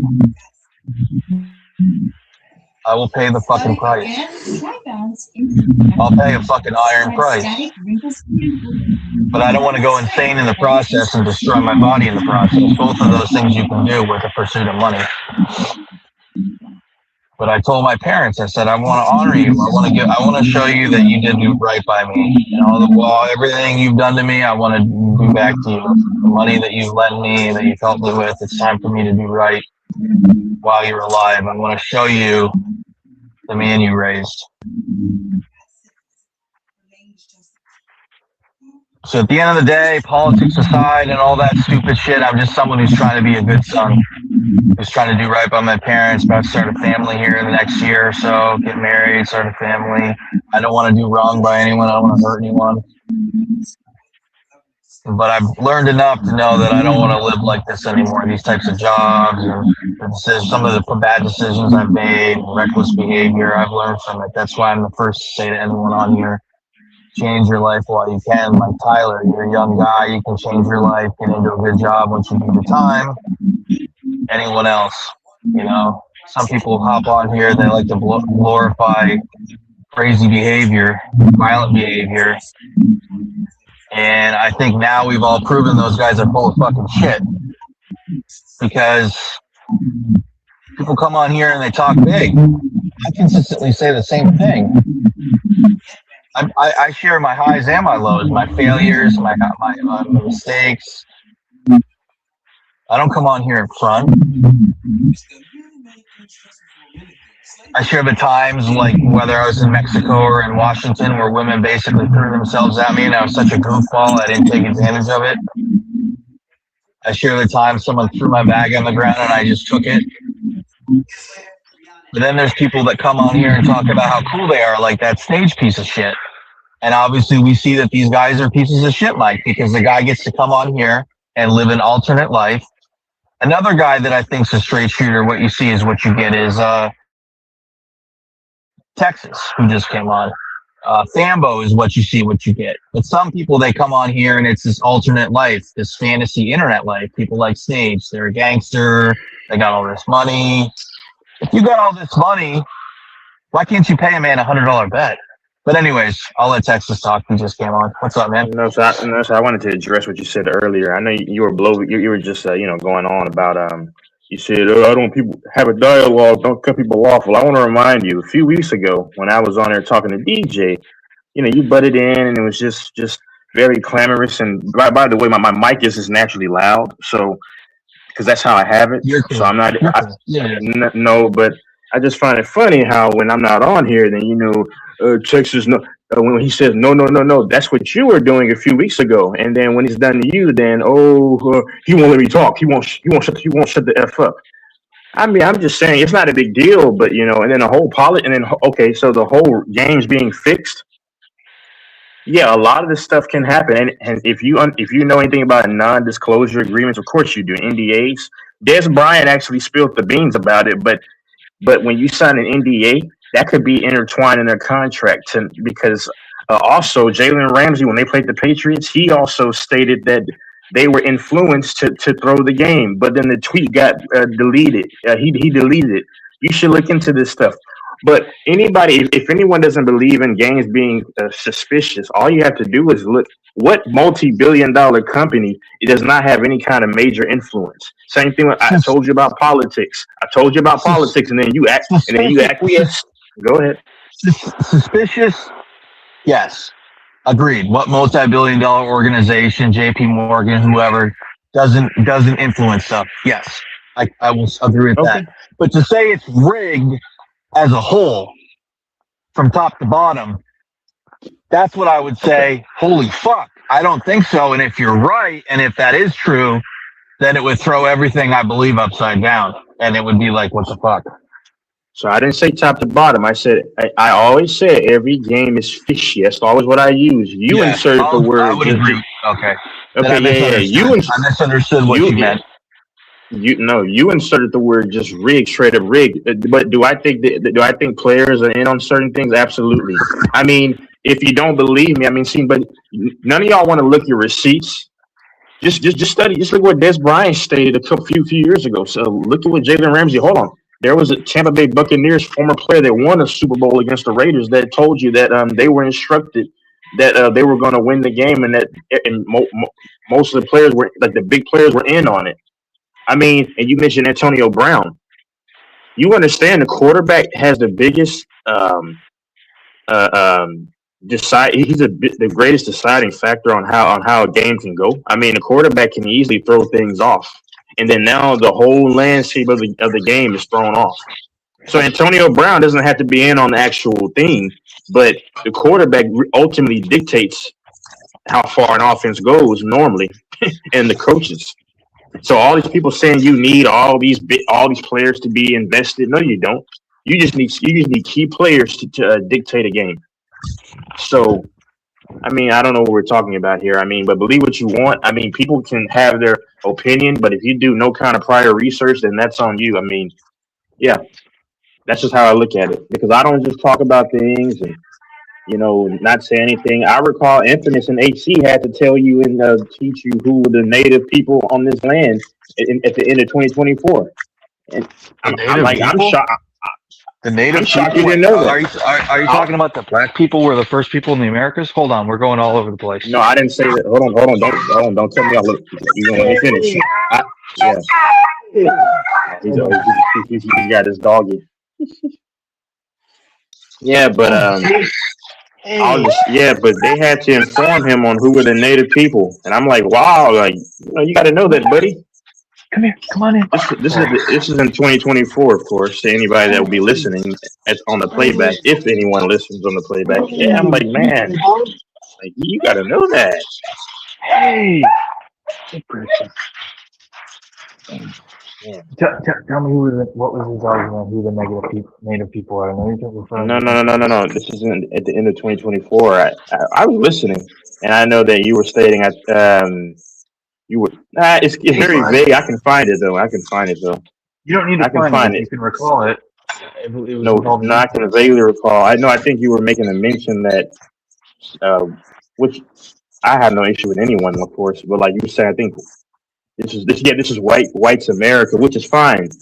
But they were telling you that it was actually the Indians and natives and also people of Hispanic descent that were here initially. I'll go and find it because if I find it, I can find it and then I can send it to Mike just so they can because I will find it. It happened in November 2024 because I don't want to just throw stuff out there and there's no referendum, so I can bookmark that. But I'm just like, wow, man. But yeah. And just FYI, normally I don't just say no over talk. No, the last time that happened was when me and him were going at it, but that was about a bunch of nothing. An actual conversation where there's actual a cogent back and forth, I'll let people go and then I'll respond. I mean, you came in initially when it was me and DJ just spouting off saying, "Oh no, oh that stuff is the Matrix is so," which the Matrix is actually a real thing, and the prophecy, but I know you got to get quiet because No. Tell me about the Matrix. No, I know I know you're back home, so you can't be loud. So. Yeah, people are sleeping. Yep. What do you mean by the Matrix is prophesied? I was just I'm talking about like scriptural stuff. I mean, but like I said, if people don't study it, then there's no point in really talking about it, right? Yeah, I'm just saying. sucks. Yeah, I can do that. That's what I was trying to tell you. I mean, you just come in just like a transformer crashing into a city, not knowing anything, and then saying it's just all nonsense. I mean, I'm saying for a guy that prides himself on being intelligent, I mean that's not a very sharp move. Because I don't ever come in and just say, "Oh, that's stupid," and I don't even I'm not even versed about whether it's true or not.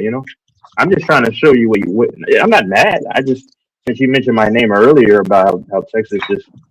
I want an actual dialogue, and I don't want anyone interrupting. Which you did that a few weeks ago, and then when it's done to you, now it's like, oh, he won't shut the f up. I mean, I'm just saying. Now, but yeah, when I'm if talking like to Tyler back and forth back in the day, then yeah, I mean, there's not going to be any kind of rudimentary decorum there. Just letting someone just speak, if but an actual debate, I can do that and then respond, which is what I do. But I don't speak on things that I don't really know about, and I said this politics is stupid. I don't know why y'all keep talking about it. If you're going to be outraged about anything, all this stupid getting outraged about fake division is stupid. Why don't you get outraged about the FDA and how they in the administration how they allow all these little poisonous things, how they allow your bread on a Walmart shelf where it doesn't even crumble when you put it underwater because it has sponge-like chemicals and sponge-like materials that makes it so sturdy, but yet it doesn't allow it to be pliable, but it's just pliable and it doesn't break. Yeah, people should be outraged about the food quality here and the water quality here. But none of y'all are worried about that stuff. None of y'all are worried. I mean, all you political heads are worried about the wrong, stupid stuff, and I don't know why y'all aren't worried about the real things that they're doing. Just saying. It doesn't have to be binary. Instead of stupid Democratic and Republican nonsense. That's all it is. Imagine the president and all his cohorts and all these people, and then you got a lot of the minions out there just doing their work, just not knowing and hamsters on a wheel. about an entity that doesn't even care about a lot of these people. That's why I kind of laugh when people mention politics, because I mean a lot of y'all talk about things that y'all really aren't too versed about, and y'all don't even know who the key players are. I actually studied this stuff, but I don't really converse about it too much. I'm not verbose about it because it's stupid. Politics is dumb. I don't think it's Politics are stupid. dumb. Politics are I dumb. don't think current events is stupid. That's what it is Well, to me. Current events. I mean, the current events that I'm worried about are the things that are actually really impacting Americans instead of all this just back and forth. I mean, ICE is just to me just a cover up for a lot of things.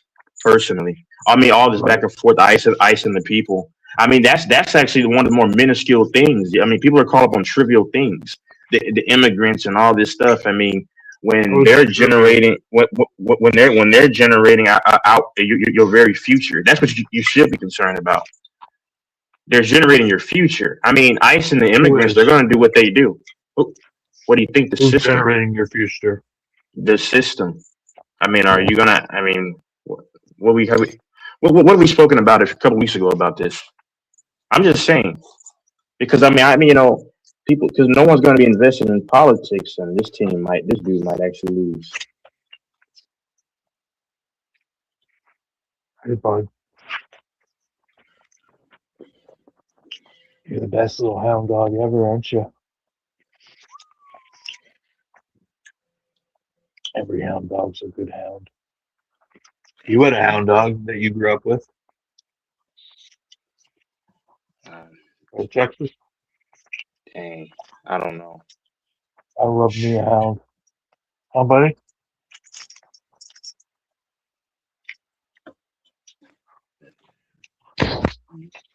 Super Bowl's coming up. Bad Bunny's gonna shit all over the U.S. at it.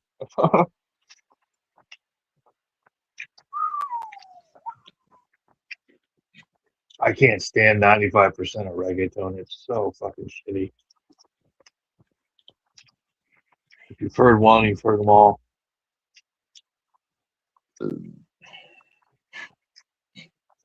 It's like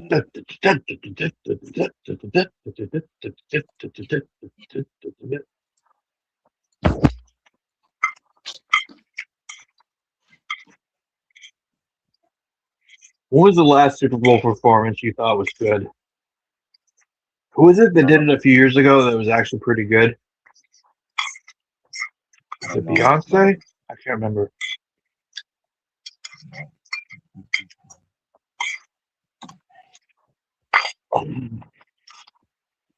Like those are people I listen to, CeeLo Green, and I'm just not gonna. I remember he did it one year. I was like, what the fuck is this? I don't even enjoy him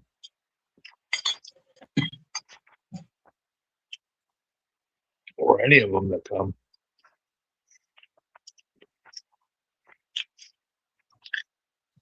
Typically, it's people way past their prime, or that are so mainstream they're just trash.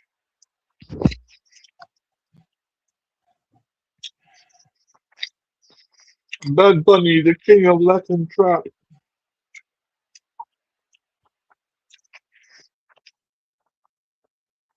Sorry, bro, I ate most of it because this isn't healthy for you.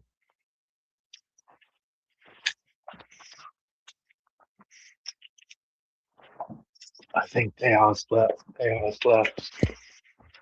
Texas Tejas. Unless his mic after that. His phone. You're gonna have to say something now. Mike, Texas bounced.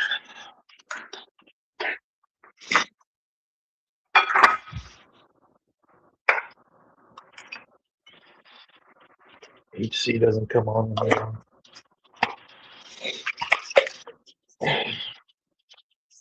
Temporary immigration protection status.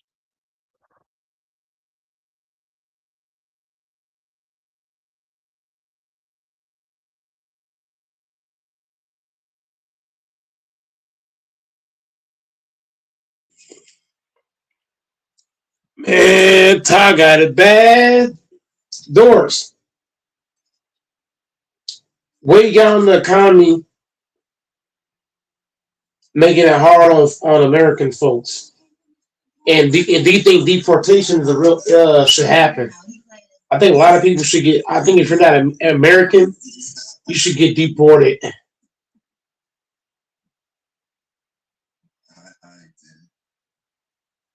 Catch you tomorrow.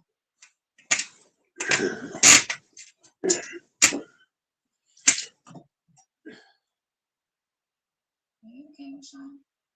Like, seriously. Like, I don't know. Lately, you've been so stressed out. I'm good. I'm good. You good? Jay, I'm good. Well, if you need anything, even if you just want to talk, I'm great to see. I know you cool. I appreciate that. I might take you up on that one day. Well, what time you gotta pick up my ass? Maybe we can go upstairs and we can talk now. Come on, Jay. What? You invite me in your house just to come and talk? To what? I mean, I ain't gonna have to be that long. Are you serious? Like a pretty girl tries to comfort you in your time of stress and whatever the hell else you're going through, and you're gonna take a day out with me? I mean, my bad. I thought you was really. Come on. Just because I'm thick, it doesn't mean I don't have a soul. But you know, the way you was talking, it sounded like you wanted. Good night, Rashawn. Good night, Rashawn. Dre, it's up. Dre.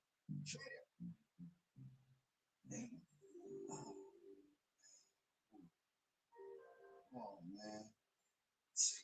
Man, she definitely wanted it. I know she wanted it. Yeah, what you think I ain't gonna get that? I mean, she's sitting there with it. I'm like, yo, leaning over. I mean, I ain't tripping, right? I ain't out the game. That long, you know what I'm saying? Like, damn, she said, don't do it. You want to come inside and talk, man? She definitely wanted it, right? Right. Baby, I just wanted you to know that you were right.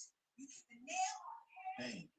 Hey, listen. Send his heathen ass to Catholic school. Hey, stop it. Somebody call Jesus. Somebody call some Mary. Hey.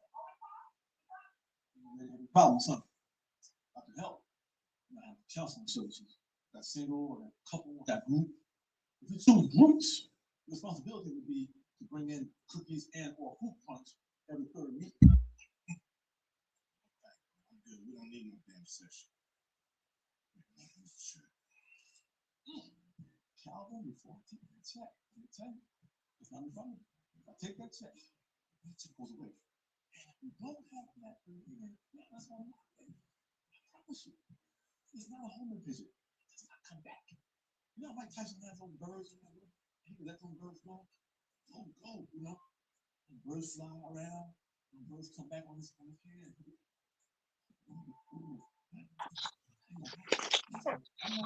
Did Texas fall out or leave? Is it one stop or non-stop? Yeah, we hear you. Where did Texas go? I don't know, man. He just falls out. I don't know.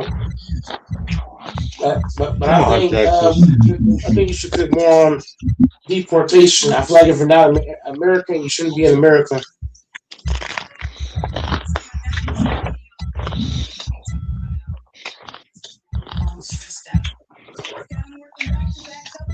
Yeah, but there's gonna be other people on the panel, man. It can't just be me and you, bro. Because I need to hear their rebuttals. What did you say about the panel?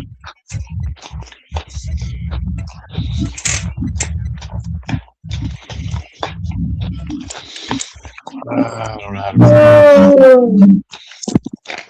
Fuck. What about the panel you said? Sorry, I'm gorging myself. No, keep eating, nigga. Keep on eating. 6 meals a day. No, you ain't eating no food. Not you. You ain't no bodybuilder. You ain't no fucking bodybuilder. 7 times a day. That's incredible. Eating food 7 times a day and eating meals is two separate things, sir.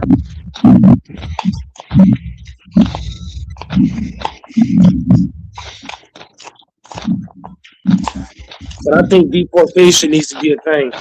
I feel like if you're not Americans, you shouldn't be in America.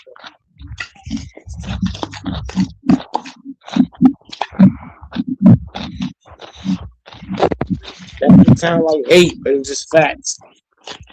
The fact that it ever happened in the first place is insane. If you're not American, you shouldn't be down here. There's so many jobs that are taken up because people are not from America. You got non-Americans taking jobs from Americans. What the fuck?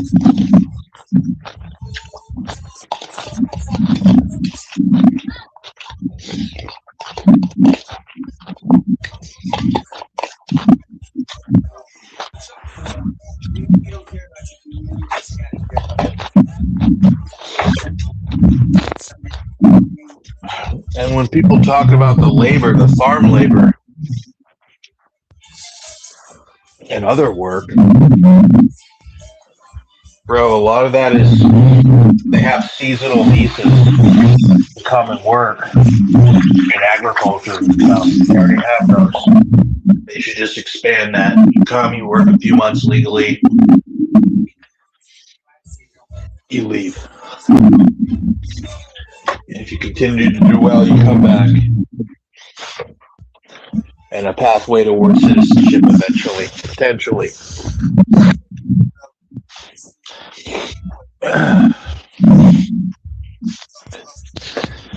But this asylum seeking and temporary immigration protection status and all these people that just cheat the system for other people who I'm an asylum seeker. I'm under temporary immigration protection status because I had an earthquake. No, that doesn't count.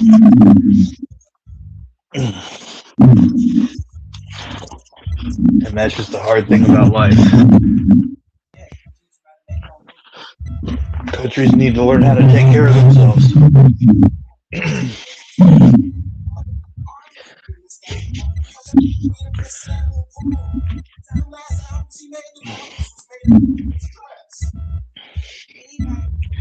USAID has not helped. These programs have not helped. They've only compounded the problem. People sending money, they're remittance, sending money back home overseas, whether it's to Haiti or Venezuela or India. It doesn't help the problem. It just makes more Haitians who can't support themselves, who depend on foreign money to come in through aid, through charities, or through remittance of family and friends.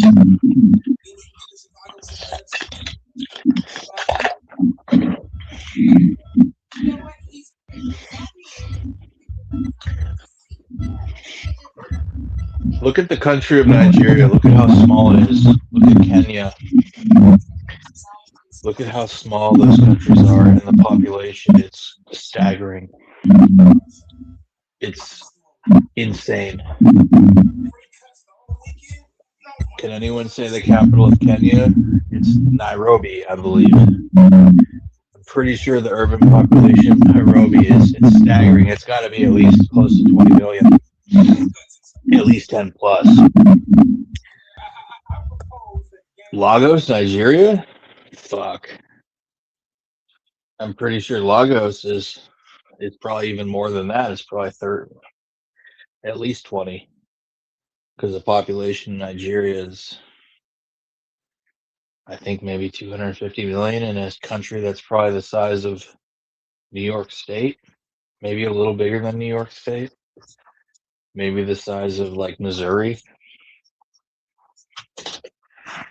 Hey, pal. Maybe a little bigger than Missouri, but not much. Maybe it's probably the size of Washington State or a little smaller. Nigeria, and it's got a 250 million people.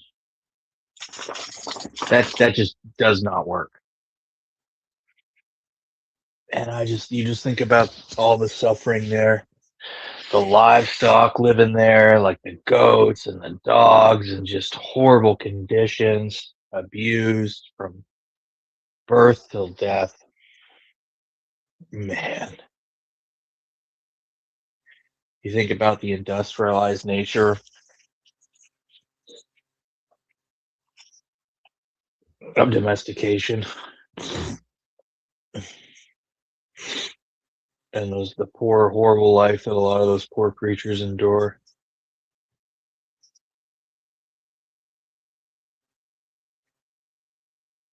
The poor nutritional content of a lot of those animals and plants and stuff, and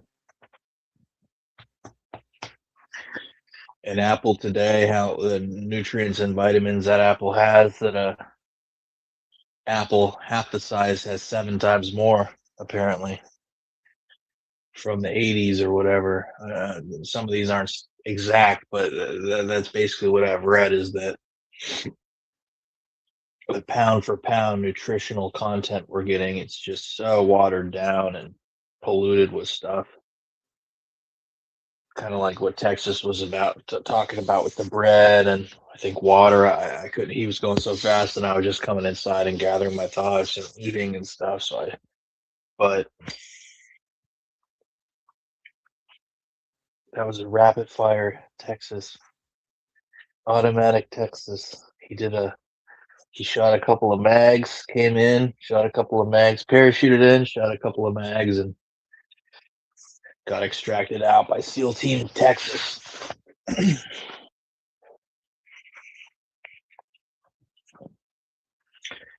But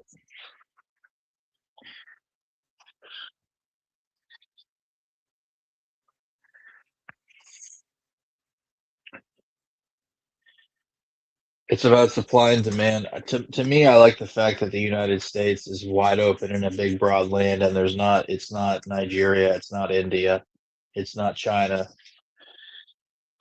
But I guess some people want it to be like that, and they just want people everywhere. Maybe that makes them feel comfortable. But if you talk to people from India or China, they say, "What's wrong with letting many more of us in? Exponential increase." They say there's room for everyone.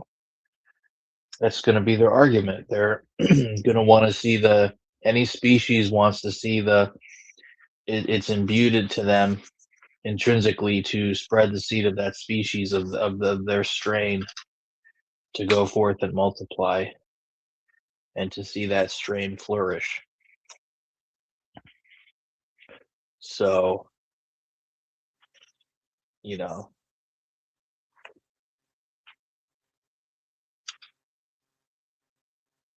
I think it's good to be heterogeneous, but I think at the end of the day, homogenous societies are the best societies. We see that now, and we see that throughout history. That heterogeneous, pluralistic, multi-ethnic societies where outsiders come and become a big percentage of the society, those societies fail, like Rome, the Ottoman Empire. You can extrapolate a lot of that, but homogenous societies with a nucleus of people that were homogenous, specifically culturally homogenous. Maybe they were multi-ethnic, but they were culturally homogenous. They had a cultural nucleus that was that was unified, and that was like, that's the only way a society is going to survive. That a civilization, that a superpower is going to survive, that even do well. I always bring up the example of Kenya with the 200 different tribes in a country the size of New Jersey, or however big. I need to look at Kenya again. It's probably bigger than that. It's probably closer to the size of New York, maybe even bigger. But East Africa, pretty relatively small. Um, uh, maybe what, 50,000 square miles, something like that, if I was to guess. The area of it, 50, 60, 70,000 square miles, maybe 100,000. I doubt it. Probably smaller than that. Maybe even as small as 40, but probably 60, 70 to 100,000 square miles of area. But you got 200 different tribes. You got all this drama. You got a huge population that's just out of control. I don't want to live in a place like that, and I don't want my country to turn into a place like that. Talk to Kenyans, and they'll talk about, oh, this tribe, they cause trouble, and that tribe, and this tribe. I've hung out with them. That's how they talk. Oh, that girl over there, she's from this tribe, and she's got an attitude, or they got like. There's a ton of Kenyans who live in Kent, Washington, and guess what? Most of the tribes fucking hate each other. They hated each other before Europeans came, and they'll continue to hate each other.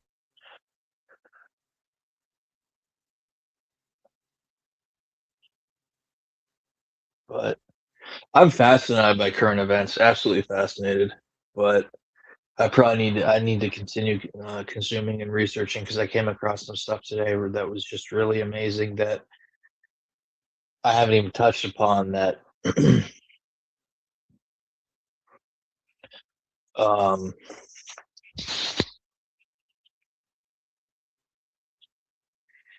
it's more economics and investment stuff, but it was just like, whoa, whoa. I'm gonna share it with my dad tomorrow, because he's been talking about it for several months. He's had an interest in this particular thing for several months, and actually several years. He had foresight on it.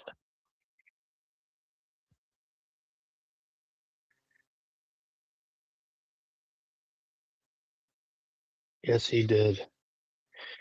He's very smart, smarter than I am for sure. Very humble. Texas is smart, but he did his rapid fire and he left. Rapid fire Texas, but you got to say something, Mike. I'm fading here. I'm fading fast, so fast.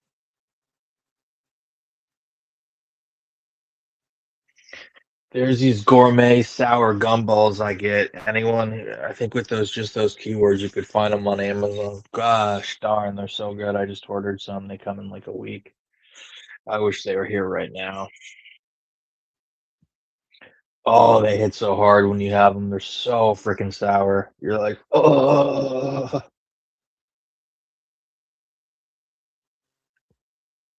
I don't even want to look at the contents. But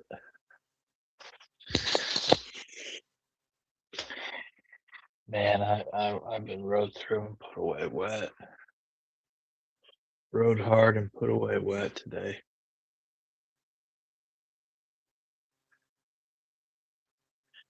Goat Mike, Packers Kingdom. Packers Kingdom podcast. I think that was the name of it when I discovered it.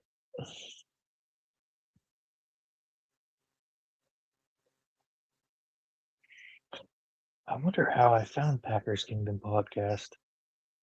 I think I might have just been browsing YouTube, and it just came through in my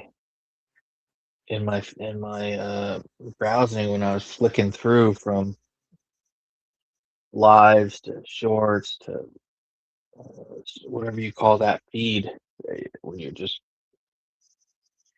uh, not doom scrolling, but when you're just kind of scrolling through the feed it gives you. And some of the lives, you're like, what is this? It's like Vietnamese people eating coconut weevils larvae, and I'm like, what the fuck? You're eating these larvae, and they're like a delicacy, and you're like, ugh.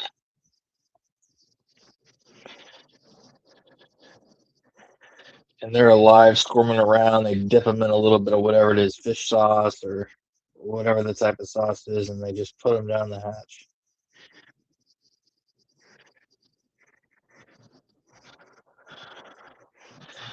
And then you wonder why diseases like XYZ come from these places.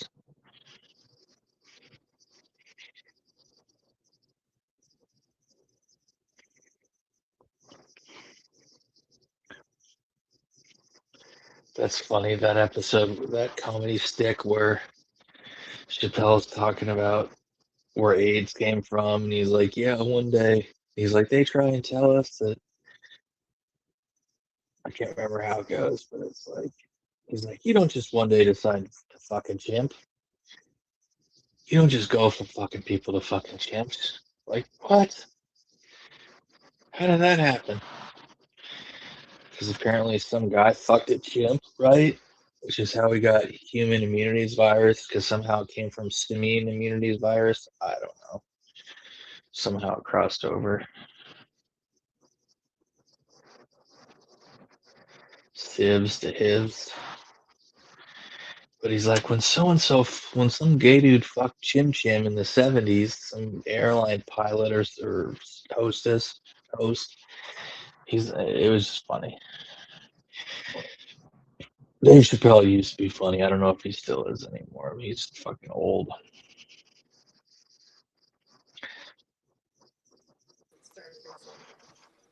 Still can't lose weight.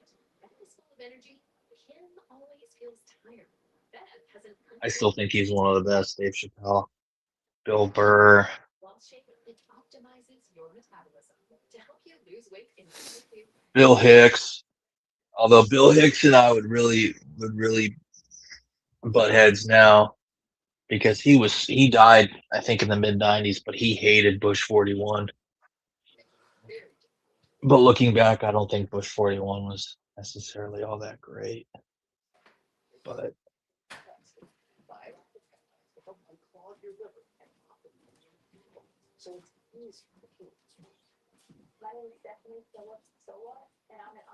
hey, buddy, you want your treats? Is that LaFonso? Yeah.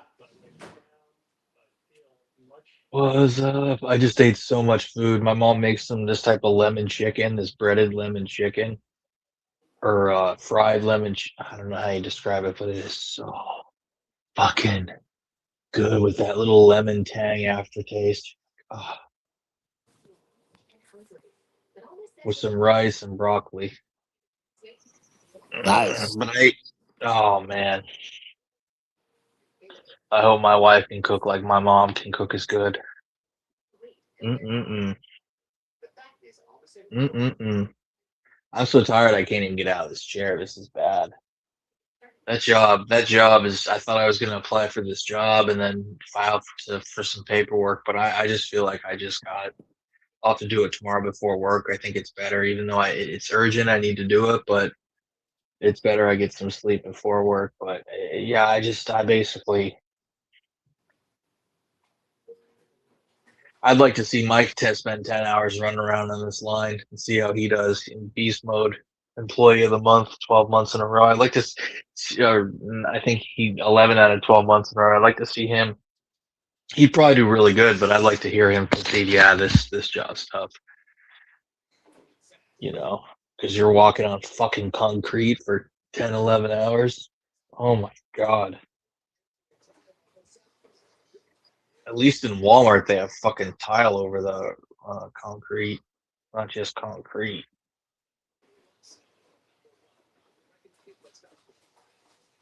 What would be on the floor in Walmart? What's on the floor in their super centers and their stores? It's just some tiling, right? Yeah, it's tiling. It's like not vinyl, but I mean, even that's a little bit better than insulation than just fucking concrete. Ah, boy.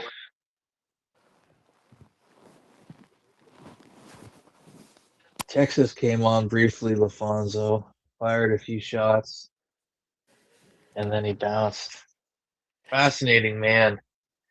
I was hoping hopefully he'll come back on, but I'd love to hear him and your thought and Mike's thought about the Patriots Seahawks, and if any of you guys think the Patriots can pull it off without cheating, fixing narrative, but if you think just with that aside, if they can just win,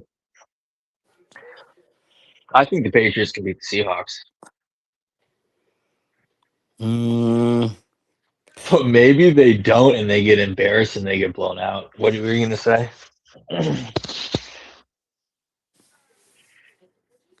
Um. Well, hold on. Let me tell y'all this real quick before I go to the Seahawks and the Patriots. I want to make Hmm. people aware of what's going on with the portal and how effective the portal has been in college football. When you look at last year, you had Ohio State. Well, well, before this last national championship, you had Ohio State and Notre Dame playing for the national championship. Do you guys understand that both of them teams had anywhere from 15 to 11 players through the portal? And then you look at uh, Indiana this year winning national title. They had a collage of players from the portal. You look at teams like Texas A&M. See how good they got just last year when they've been struggling all the years before. They had at least 17 players through the portal. You look at teams like LSU, who had 11 players, I believe, from the portal, and most of them was 4 to 5 star players. So the portal is definitely being effective in college football, and it's being a big part of teams winning national titles. And I said a while ago when the portal started that this is going to shift from you ain't so much now got to go out and get the best high school recruit player because you can go through the portal now and transfer players who can be effective for your team and be good. Um, when you look at Miami, Miami played in the national championship this year against Indiana. Miami also was a big part of the portal. I believe they had 15 players. And that dude Carson, I can't remember his last name. They quarterback. They got him from Georgia through the portal. So I'm just saying the portal's gonna be huge in college football, like I was telling everybody. And this is how teams gonna be winning national titles. They're not gonna be winning no more national titles because of recruiting. It's gonna be through the portal. But back to what you were saying, I got Seattle. Um, I think this is the thing. I think a lot of people are underestimating the New England Patriots defense, though. I think the New England Patriots got a pretty good defense. Um, You the only can't. You thing. can't. Oh, go ahead.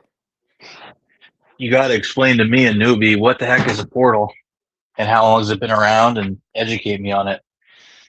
Well, the transfer portal in college football has been around since 2018. And what the portal is, let's say like if you was going to the University of Colorado and you was playing football for them, and Dion said, you know what, you're gonna be benched this year. You're not gonna start. We're gonna have enough. We got a freshman gonna start over you. So with the portal, you can say, you know what, I'm not gonna be here. Then I'm gonna go over here and play, and I'm gonna go play for Georgia. I'm gonna go play for Alabama. So basically, it's good and it's bad. It's a way college players can transfer to other teams, but the only bad thing about the portal is going to take away discipline. So when coaches are disciplined players, players ain't gonna like it, and they're gonna say, "Hey, I'm leaving here." That's the bad part. Or when the player is not going to be able to start. Now he became the backup. And let's say he was a starter last year and somebody outdid him this year. Most likely he's going to leave. That's the only bad part. It's going to take away the discipline for these young men.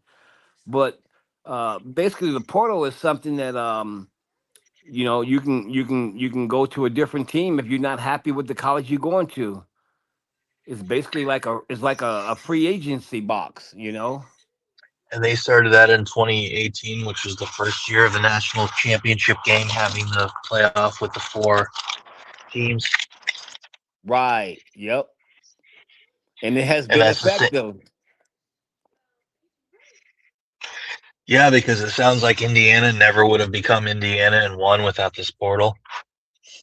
Hey, go back and look at Indiana. Now I watched Indiana a lot because they were part of the Big Ten with Michigan before they did all this other weird stuff. But Indiana was a team you didn't even have to worry about. They were easy work, easy win.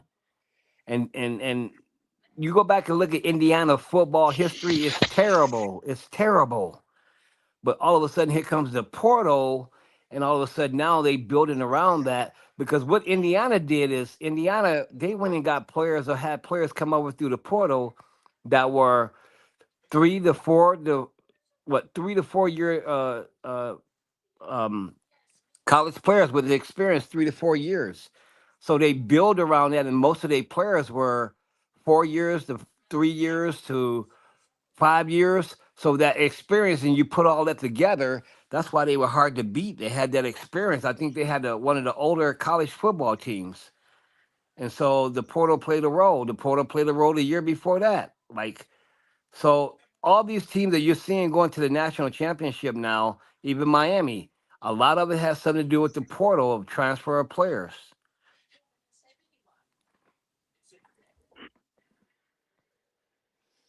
And you can tell how effective the portal is because all you got to do is look at teams like Indiana, look at teams like even Miami. When the last time you seen Miami in a national championship game? I think it's been a while. You look at team like Texas A&M, who they haven't really been too good. What lately? All of a sudden now Texas A&M is back on the map with 17 transfers. I mean, it's helping these coaches. It's helping these universities. And that's why I say this whole thing where Alabama was dominating for years and then Clemson and then Georgia, all that ain't gonna happen no more. It ain't gonna happen no more like that. But anyway, I got Seattle. I think probably the biggest letdown I think gonna be for New England is I just don't think they got a great offensive line. Um, I think they got everything else. You see, their quarterback ran a lot against us. He became the main factor in the second half. Um, but I just think Seattle is just too much right now. Um, Sam Donald is just.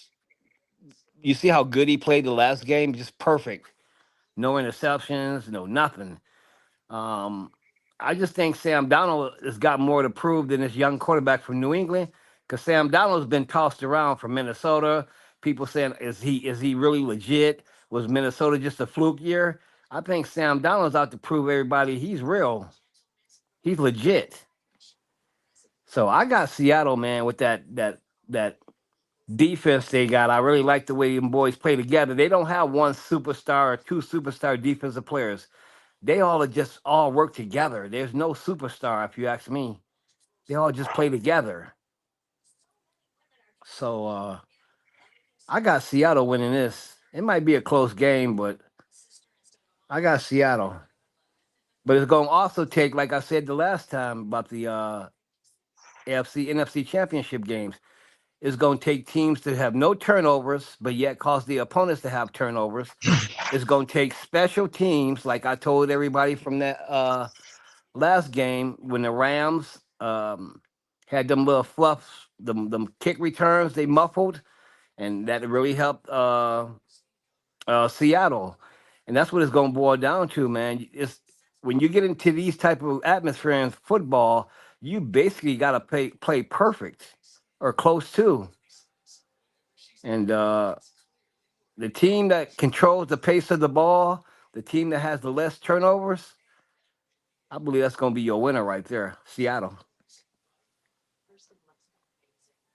Now we also seen this. We also seen the Houston Texas. They pushed around that front line for New England. That's why I thought Denver would do the same thing, but they didn't quite do it like Houston did. Houston, I think against Was Houston, manhandling them. yeah, they did. I think New England had what 5 turnovers or something, or fumbles Something or like something that. like that. So that's why I say that I think Seattle can cause the same thing. I thought Denver would, but we didn't. So I think uh, I think Seattle take this. Both teams got their weakness, and the best thing to do is study film and explore that weakness and find it. Find out what they don't do good and go after that. That's it's gonna take a lot. This is gonna be a coaching strategy game. But I got Seattle winning it, man. Matter of fact, I'll do this. I'll throw this out there. I think the score gonna be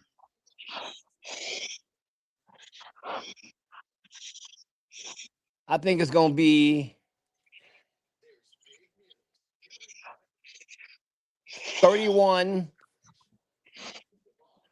31-24, Seattle.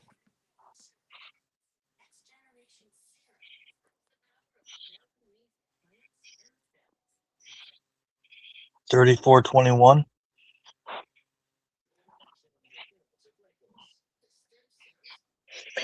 You said 34-21. No. 31-24. Close game. 31-24, Seattle.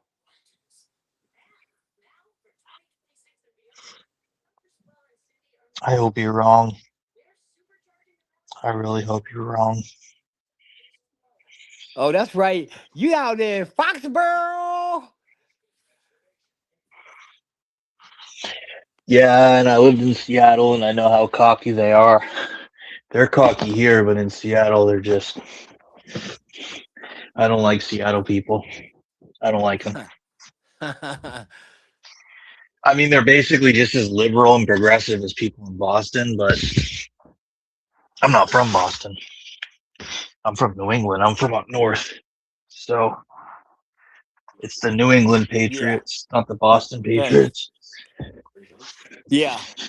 I Yeah. don't particularly. I mean, Boston's cool, but Right. people don't realize it's the New England Patriots. It represents all of New England. Right. Right. Just like it's not the, you know, uh, it's called the Detroit Lions. It's not called the Michigan. It's called Detroit. I don't know. That's a No, I bad get what you're example, but saying. I get what you're like saying. when you think of the Lions, you think of fucking Detroit, right? But it's the New England Patriots. It's not. People in Massachusetts think that they're all of New England, but there's a lot of us. There's a whole bunch of states in New England. Right. Maine, Vermont, New Hampshire, Connecticut, Massachusetts, and Rhode Island. Now, half of Connecticut goes New York because of the geography and the commuting to the city and shit. So half of people in Connecticut aren't New England fans. They're gonna be Giants fans or they're gonna be Jets fans. But uh um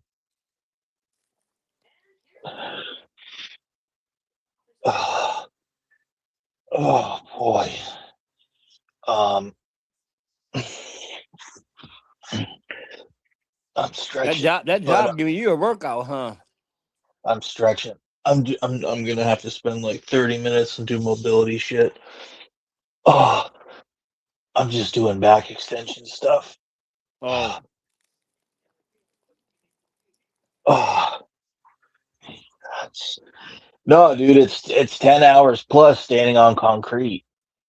You get really stiff. Like my hamstrings are shortened, my hip flexors are shortened. Everything is just tight. I hope you got some really good shoes with cushion. I'm almost done that job. That job is. Why do you think I was joking about that TV show Mad Men where they came in and one of the guys had hung himself in his office and they Yeah, opened the huh? door and he's just hanging there. Actually, I think Don Draper jumped over the cubicle and saw him hanging there. He was the guy from England. Can't remember his name. Lane was his name in the series. Mad Men is an amazing series, but uh, I think my thoracic spine is too tight. My upper spine in between your lower back, your lumbar, and your cervical, your neck. It's just like I think that these hamstrings are a huge part of my problem. They're just so fucking tight. Hey, bro, my little beagle's tired. That's my little dude. I swear dogs are too good for us. Goat Mike got that dog in him. That's why he says he got that dog in him. I think for Goat Mike, they say the founders of Rome Remus and Romulus were suckled by a she-wolf, basically a female wolf, and raised by a wolf, wild child.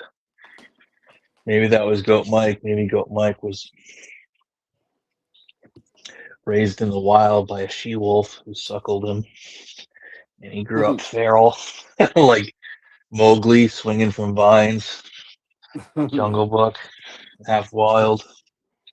Couldn't you imagine Mike, King of the Jungle, just running around like? I don't see how that's even possible. They say there's people that that's really happened. They were suckled by a dog in like Ukraine or stuff. The parents just threw them out, and they get like fucking lived in a barn with the animals, and they breastfed them, the dogs or the. That's just crazy to think about. I wonder if it's fucking true. Actually, I think there's been documented cases, multiple. But these young these young children, you see them, they walk like fucking. They don't walk like bipedal, like people with two legs. They walk like quadrupeds or whatever you call them.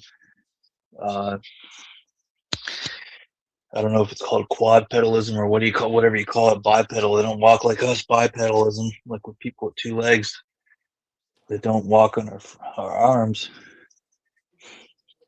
We don't use our arms to ambulate, but these feral children are discovered to be using their arms to ambulate, like these, a deer or a dog, like the vast majority of, like all animals, basically, mammals. Well, not all mammals, because I think technically whales are mammals, but I guess you could say a kangaroo too. A lot of stuff. Kangaroo cub. It's called a joey, I think. But imagine being raised by a fucking she-wolf. Holy shit, that right hamstring. I can't even straighten my leg. It's that tight. I think that's the root of my problem. I have a mobility problem, huge, but I still think that rear foot is called the hind foot. It's like my talonavicular joint.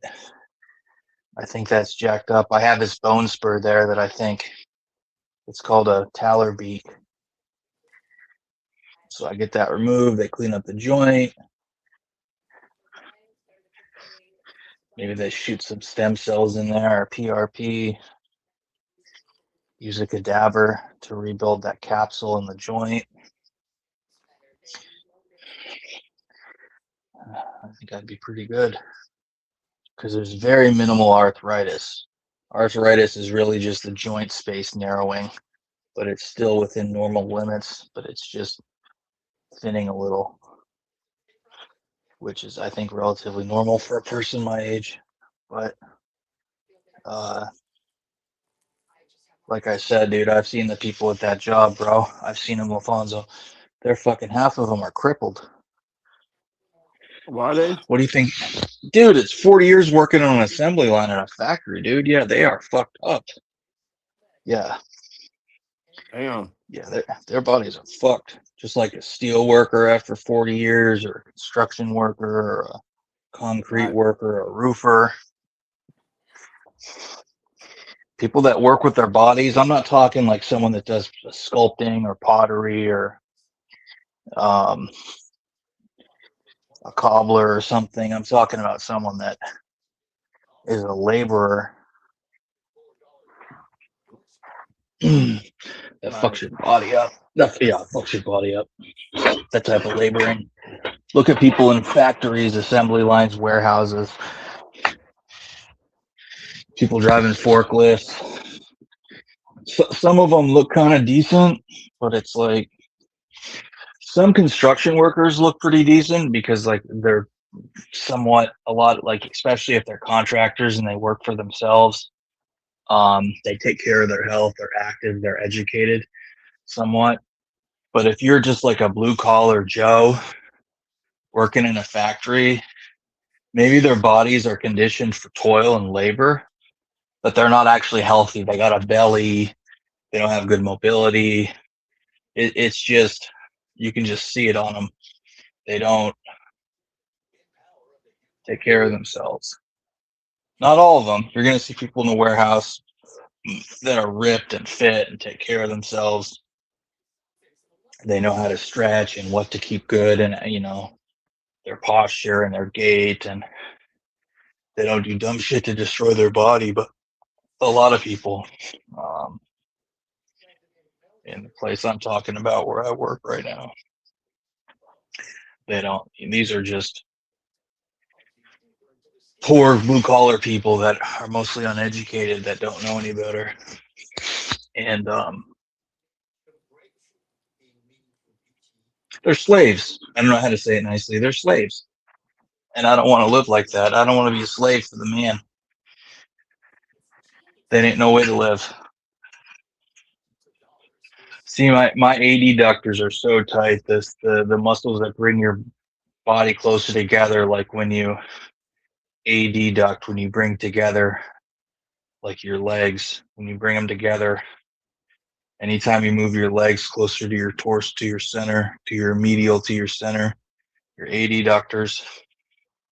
Like right now, I'm sitting what you would call Indian style, or a butterfly stretch, but I'm sitting Indian style, or when you sit on your ass and you put your feet together in front of you, Right. and you out to the side like two little B's, butterfly stretch. I'm not crossing them. I'm not crisscross applesauce or sitting Indian style, but I'm just sitting whatever you call. I think it's called butterfly stretch.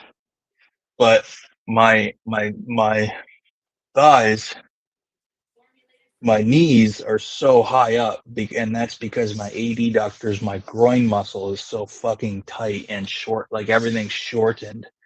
So I have to do stuff to dynamic stretching and mobilization to strengthen and stretch out that groin, the hamstrings, my hip flexors, my low back. Hey, also, let me just say this real quick. I just God realized what I damn. did. My bad. I said earlier 31. I meant 30. 30 to 24. Yeah, I said 31. I don't know what I was thinking, but I meant 30. But I'm sorry. Go ahead, finish up. So that's going to be how we get into 30. How many touchdowns? How many field goals? Is there a mixed extra point? What's happening? I think it'll be let's see.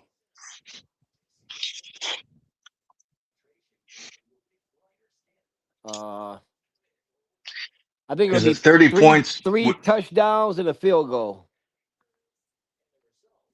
you mean 3 touchdowns, 3 field goals, 7, 14, 21, and then 3, 6, 9, 30. Oh, you mean all together? Yeah. But if you're saying the 30, that would be, are you saying 30 by 3 touchdowns, 7, 14, 21, and then No. 3, 6, 9, 3 field goals? How are they going to get to the 30? Yeah, no. I'm only talking one team getting to 30, and that's Seattle. And I got New England scoring 24. But how you got them getting to 30? Oh, It don't matter. I was just curious if you get. three touchdowns and a field goal.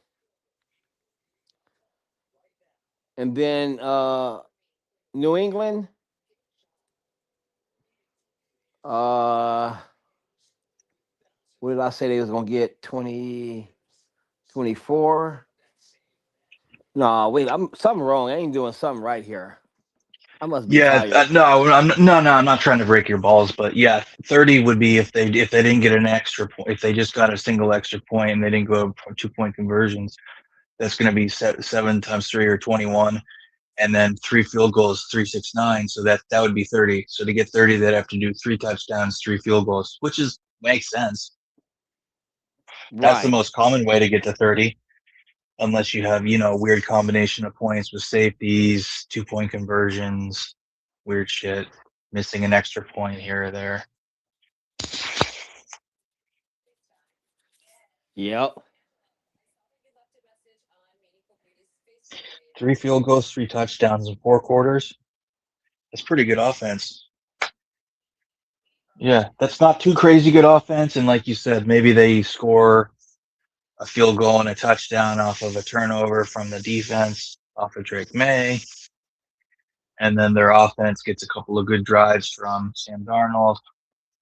Makes sense. 30 is a pretty darn good score in a Super Bowl. Yeah, even though Drake made them played in bad weather, so it was really hard for them to move the ball. If you look the way Seattle was moving the ball really good against the Rams. The question is, do you think the Rams defense is better than New England's defense? Hell no. Do I think the Rams defense is better than New England's defense? Yeah. Hell no. Well, I haven't looked at the ratings, and I thought the Rams defense was like maybe close. How good were they? I thought they were more close to like 7-8. Isn't New England like better, like 5 or 6? Or are the Rams the top defense? I thought their offense was their super weapon, not their defense.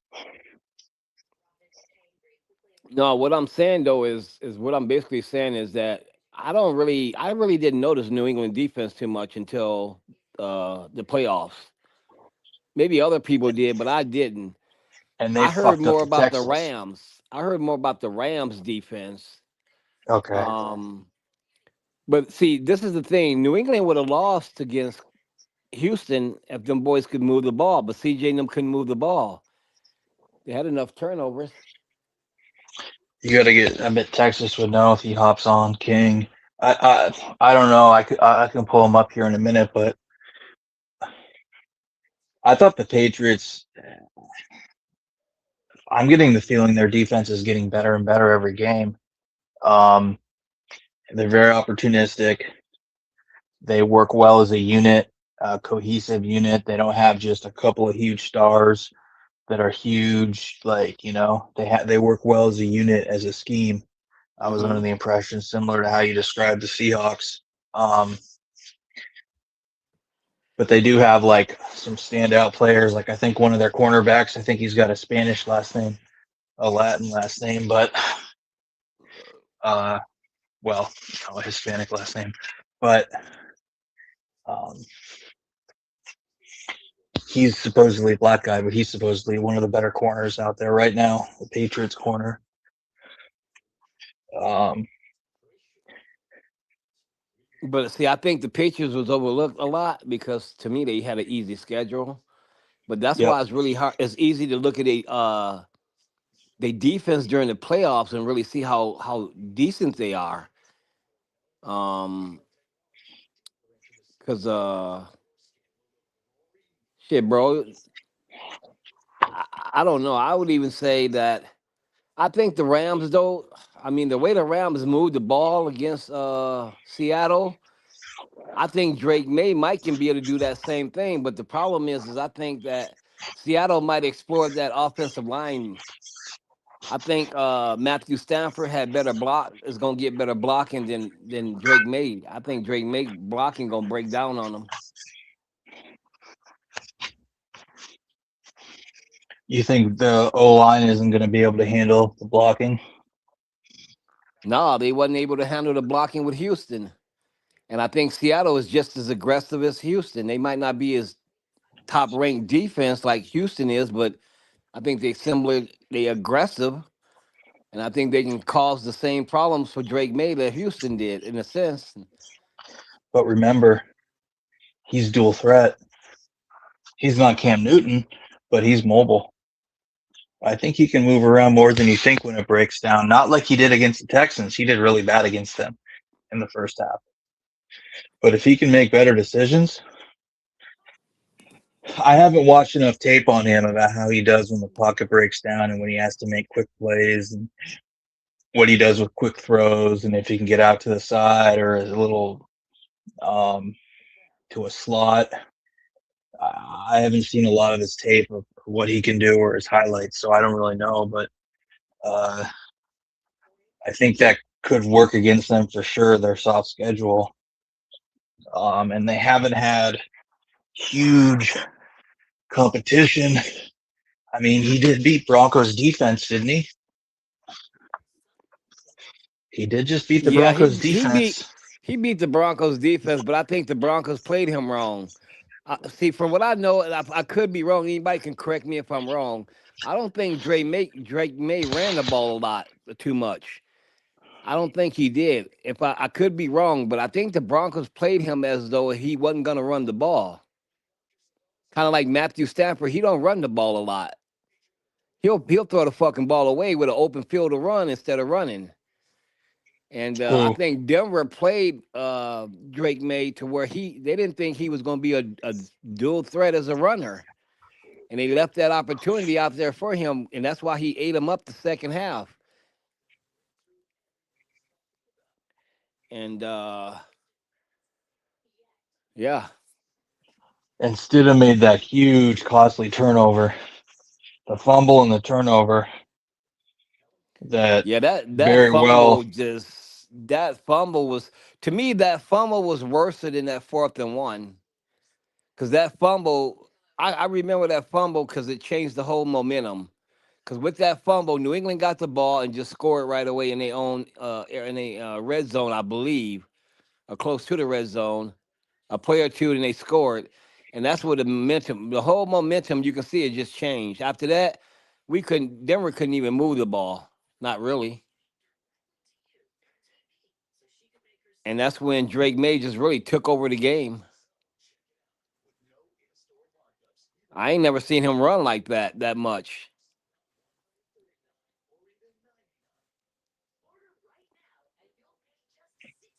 and I think Sean Payton really should have been more apologetic towards the Denver fans for that 4th and 1. I know he's doing what he's doing as a coach, but this is a game where the weather's bad, and games like that, like I said, you ain't gonna get no high scoring. And then again, you could have went for that field goal on 4th and 1. He could have missed the field goal, but I would have took the chance of going for the field goal. If it was nice weather, I would have went for it on 4th and 1. I can understand being aggressive, but no, I would have went for that field goal because if you think about it, Denver would have I think could have went up 10-0, I believe. 10-0 to 10-7 or something like that.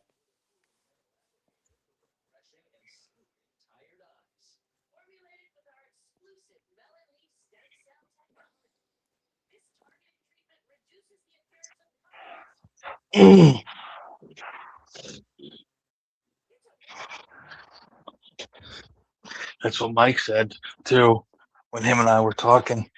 Mike was breaking it down. He said that's what cost him. Goat Mike in the building. Now, a The lot of goat. and some people might not like what I'm gonna say right here, but I'm gonna say it. Matthew Stafford, I never really cared about him. To me, he wasn't really too much. But I think Matthew Stafford had a great year this year. And if there's a thing between Drake May and Matthew Stafford, I'm gonna give the MVP to Matthew Stafford because he played against tougher competition. But I think he had a really good year, and I'm not a Matthew Stafford fan. I'm really not. But I that's my opinion. What if Drake May wins the Super Bowl? You'd still give it to Matthew Stafford. What if Drake May has a great game in the Super Bowl against the Seahawks defense? You still give it to Matt Stafford, but then you give Drake May the Super Bowl MVP. Yeah, because you know what people gonna do. You know how it goes. Everybody gonna look at Drake May now and say, okay, he won the Super Bowl, but it was an easy ride to get there. Wow. You know how they do that shit. Haters. Yeah. Now, I know me, when Drake I May say fan. when I So use the word easy roster, I don't use it in terms of judging him by it. I'm using it in terms of picking the MVP. Not judging the fact that they had an easy roster. Is just in general. I'm saying as far as picking an MVP, you got to look at the roster of the teams that they play. Not the roster, but the teams they played. But what they're gonna do is they're gonna look at Drake May and say, "Oh, you had a Houston team that had no offense." They're already saying that you had a Broncos team with the starting quarterback was out. You know how they do that shit, man.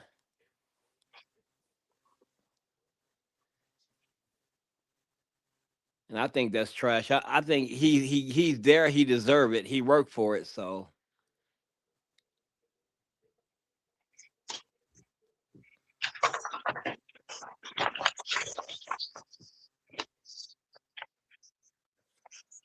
but I'll say shout out to my Denver Broncos. I'm we're happy. We're going in the right direction. We can see light at the end of the tunnel now. A Super Bowl is closer than it was before.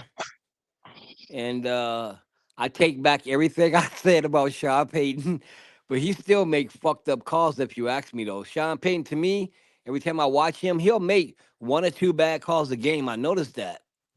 I just noticed that.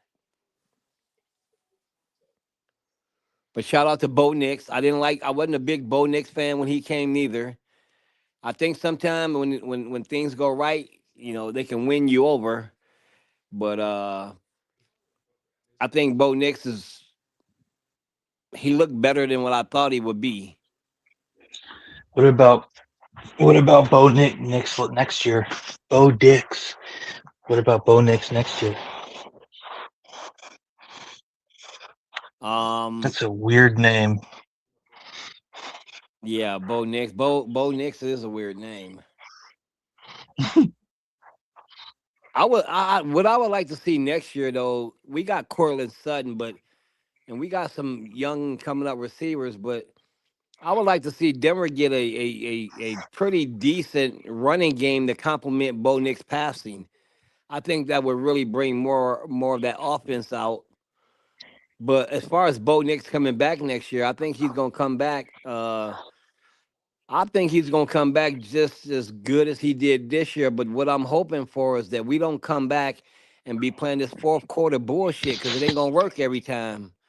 We need to learn how to be dogs and go out there and grab big leads and dominate a game. We didn't dominate one game last year. We need to be able to dominate a game, give our starters some breaks, bring in some rookies. All that stuff is important for breaks. We playing every game to the last moment, and that wears you out at the end of the year. And then you got Bo Nix playing in overtime, which is a game we shouldn't have been in overtime with 5 turnovers. And Denver pretty much should not have won that game against Buffalo. And I'm gonna say this with all honesty, as a Bronco fan, we got a lot of help from the referees. We got a lot of help from even Buffalo giving us the ball. We just couldn't do nothing. We barely won that game. So with them 5 turnovers, we should have had a bigger lead, and Bo Nix shouldn't have got hurt because we shouldn't have went to overtime. Wow. And you think the refs helped you? Yep. I like that you're honest. What has Go Mike got on that take? I like that you're honest, man. That is an awesome trait. I didn't watch the game, so did a lot of calls go the Broncos' way? Well, that one big play where that Buffalo guy caught the ball, fell down, and our play jumped on him and took the ball. That should have been a fair catch for Buffalo. That should have been In a first overtime? down. In overtime, and they called it an interception at the 20? Yeah. I think that was overtime. Yeah, that should have Yeah, been it was a Buffalo ball. I'm gonna be honest with you. it was overtime, and the Bills were having a great. I think the Rams started overtime. They let the Broncos start overtime. The Broncos went We went and 2 and out three and in out, overtime. I think three and out, three and out, something two along and those out lines. twice, 3 and out twice. Yeah. And then the Bills got it, and they were ready. You could tell they were moving the chains. They were going to get a touchdown, and then he threw a 30-yard pass or whatever it was to the 20 of in Broncos territory, and it was on the side. It was on the side of the field. that they wrestled for it and grabbed it for him and they called it a pick, right? Yep. And I say, with all due honesty, man, I gotta call that fair because if that's against my team, I'm gonna be bitching about it. That boy from Buffalo had that ball. He caught the ball, bro. It should have been dead right there. It should have been Buffalo ball. Our player jumped on him and just ripped it from him, basically, and they let it happen. They just watched it and didn't say nothing. So that should have been Buffalo ball, and that right there probably could have changed the game. But I gotta be honest about it. So that was a break right there for us. You count also them turnovers, not counting that turnover, but the other four ones. I think it was 5 total. You still got 4 more other turnovers. So you get 14 points off turnovers and touchdowns, but you get the rest of the turnovers going to field goals for 9 points, which is 3 turnovers for 9 points. You shouldn't win when you do that kind of shit. No, fuck no, man. That's trashy. And I understand we had a backup, but you got a backup. This motherfucker getting chance after chance. 3 turnovers, you get 9 points. You can't win like that with a starter or a backup.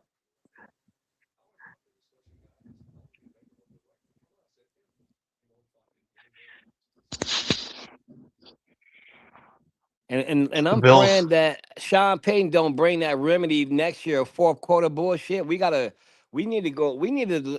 Denver need to go out and be aggressive, man, and stop playing calm. They're playing like for the fourth quarter. We can't keep playing like that all the time. You got to go out there sometime, man, and just grab hold of the game and go. Not just keep pace with the other team to wait for the fourth quarter to win.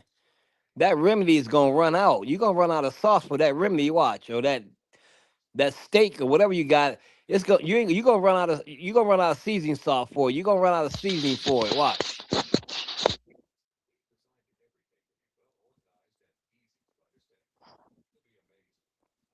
Think about that. When you play a 16 or 17 game season, and you got to play every game to the fucking fourth quarter, all the way deep into the fourth quarter, it's gonna wear you out. It's gonna wear you out, bro. You're gonna be wore out when they come into the season. Because that's a lot of weight right there to do that every single game. In football, you got to have games where you get your ass kicked sometime and it's over in the third quarter. Sometimes you got to kick ass and it's over in the third quarter. But you can't keep going every game to the end of the wire.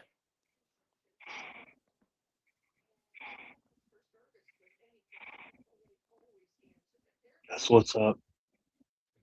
It's a great take. Just my opinion. I just think the Broncos next year will got to come out and be aggressive. Aggressive should be the word. Aggressive.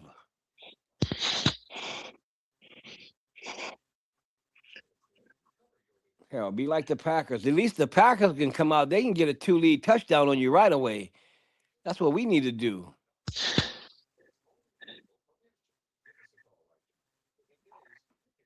But anyway, shouts out to Mike Tomlin, man. I love that dude. I'm still happy you part of the organization and they respect you like that. Who is he with now? Taking a leave of absence? I think he's still with Pittsburgh. He's going to be working, doing something with Pittsburgh still.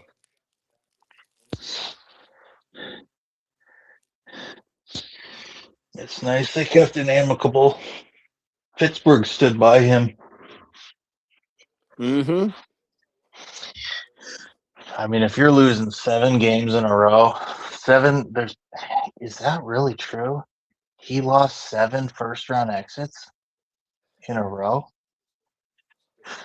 I think so. Like 0-7? I don't even think Mike Tomlin didn't win a Super Bowl. I think he was Yeah, he did. he was a assistant coach or something when they won a Super Bowl. He No. didn't win one as a head coach, did he? Yeah, he did. Oh, did he? Yeah. Oh wait, was that Against with the Big Ben? No, that wasn't with Big Ben. yeah, it was. I'm gonna have to look Against that the up. Cardinals. Yeah, trust me. Was that with Jerome Buster and all them? Jerome Bettis. Jerome Bennis? So Bill Cowher won the one in 05 or 6 against the Seahawks, and the one against the Cardinals in 09 or whatever. was either the first or second season under um, Tomlin. Bill Cow. Yeah, I think Cowher retired either the year he won the Super Bowl or a year or two after, and then Tomlin took over. Yeah, Tomlin won a Super Bowl very early. He was one of the youngest coaches to win a Super Bowl. Did Mike Tomlin ever win a Super Bowl at Pittsburgh? Mike He must have Tomlin been has won one Super Bowl as a head coach in the NFL. He won it with the 2008 or Pittsburgh 9 Steelers in Super Bowl 43. against the Yeah, Cardinals. Super Bowl 43. He won it. 1:39 a.m. Yeah, you're right. He did win it. Super Bowl 43. Mike Tomlin. The second African American coach to win a Super Bowl. I think he was. I think Dungy was the first, maybe, and Yeah, he was for the the second. Colts. Yeah, because Dungy and Howie Smith was the first Super Bowl with two black coaches. I remember them saying that. Or Lovey Smith. I think that was his name, the guy that coached the Bears. Mr. Rex Dungy, Grossman. I think he did his with Peyton Manning, didn't he?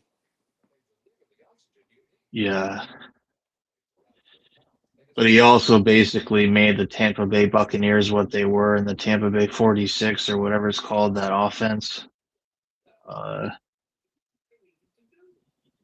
And then Jay Gruden just won it off the back of him the next year after he got fired. Jay Gruden was a coach of the Raiders, and then he took the Buccaneers job when Dungy got fired, and he went to the Colts, Tampa Bay 42 or whatever it's called. And then the very next year that he got fired, Gruden faced his former team as now the head coach for the Buccaneers, and he blew out the Raiders. And then the next year, the Raiders cry because of that tuck game rule, and they say they got cheated out of that game by the Raiders, by the Patriots. But I mean, were you Raiders going to go on and win a Super Bowl that year? Of course not, probably. Well, guess what the Patriots did?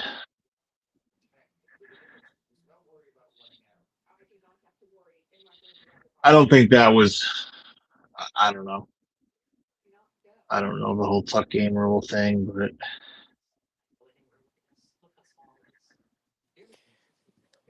Oh, you talking about that situation the Patriots got involved with? They got caught up in. no, it's about whether they say it was a pass or not a pass when Tom Brady got strip sacked or whatever, and the tuck Oh, game rule in the playoffs against the Raiders in the snow or whatever. And the right. Raiders fans say they got cheated and it was a horrible call. And bring in Fambo, bring in someone that has that play memorized. There's a bunch of plays like that Well, the where they one thing I can say, say about Brady. Oh, go ahead. "Well, look at the play with the Bills. Was it an interception or was it not?" No, that wasn't. I mean, look, bro. The referee is supposed to be more experienced to call that shit. That ain't no interception. But the defensive player, I guess he played it so good on him. But that was basically like stealing in front of the police and getting away with it. We're talking about the same play because it was basically the last time Josh Allen had the ball, and then the Broncos got it and went beast mode and scored the field goal. Right? That's what we're talking about. End the game. The Sudden death interception. overtime. Yeah, that was the last time Josh Allen touched the ball that game because right after that, the Broncos got it, turned it over, and then they went on, scored a field goal, and ended the game in overtime, right? We're Yeah. talking about the same play, right? Yep. Because there were so many turnovers that game. He had 5 of them. I think 3 picks Yep. and 2 fumbles or something, so it's hard to keep track of them all as someone who Yeah. didn't watch the actual live game. Yeah, you're right. I think it was 2 picks and 3 fumbles. Yep.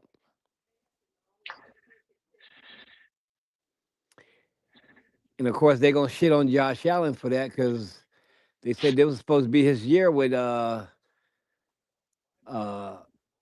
Baltimore out, Kansas City out. Bengals out. Yep. Well, you know what? Let him win when he has to face everybody. Yeah, that would be better if you ask me. As far as I'm concerned, a win's a win. Mm-hmm. I don't care who the fuck you have to face to get there as a quarterback. A win's a win. There's Yeah, always that's going to be an why. excuse. They could have the best O line in history, and then they say, well, he only won because he had an amazing O line and his defense was okay, pretty good. Or he only won because his running back was so fucking good. He had all these offensive weapons. You know what I mean? It's a team sport, motherfucker. The Mm-hmm. Bills always surround him. The Bills, time and again, surround him with shitty fucking team. Why is he always playing from behind with the Bills defense? Well, they Why should can't be the changing Bills that now. like, oh, okay, sure, the Bills had a better defense a couple of years, but anyone's going to say that this Bills defense was anywhere near as good as the Broncos defense or the Patriots defense or the Rams defense or the Seahawks defense or the Texans defense, all the other teams in the playoffs, they weren't. The Bills have, the whole time I've been following them, they either have injuries or they have a shitty fucking defense or a mediocre defense, middle of the road. How often can you win a Super Bowl with a mediocre defense? Not very often. You need a defense that's at least like what, 12, 13, 14, 15th overall. When's the last time a team has won a Super Bowl with a pretty shitty defense? I think the Bengals almost did it, but guess what? They didn't. They got close. Teams that win Super Bowls are teams with like just lights out fucking defenses. The Broncos in 2015, the Seahawks in 2012 or 13, the Eagles just did it. You got to have at the very least a solid defense. Yeah, you do. Defenses win titles. Having a Defense great wins. offense helps. Defense wins Super Bowls. Offense sell tickets. That's good. I like that. Yeah. I mean, Because look at the year Peyton, Buffalo's got to get the bro, monkey off their back. You know. look at the year that Peyton Manning broke Tom Brady's records. His first year in Denver. No, it was his second year in Denver. Because I think he was in Denver 4 years. His fourth year, he won a Super Bowl.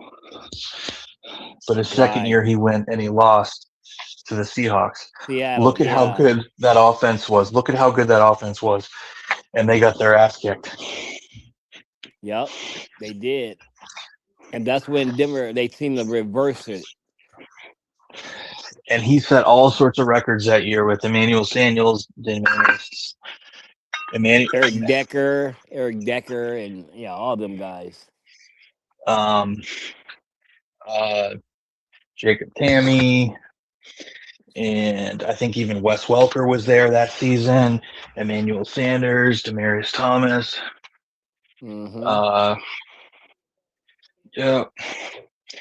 Yeah. So, yeah. That was the unstoppable offense. They were just with ease. He was throwing 5 touchdowns a game with ease. I think he got over 50 touchdowns. He broke Tom Brady's record that he set in 07 or 11 or whatever. He was just, I think he got like 5,500 yards or something. He was going nuts. And he could not be touched.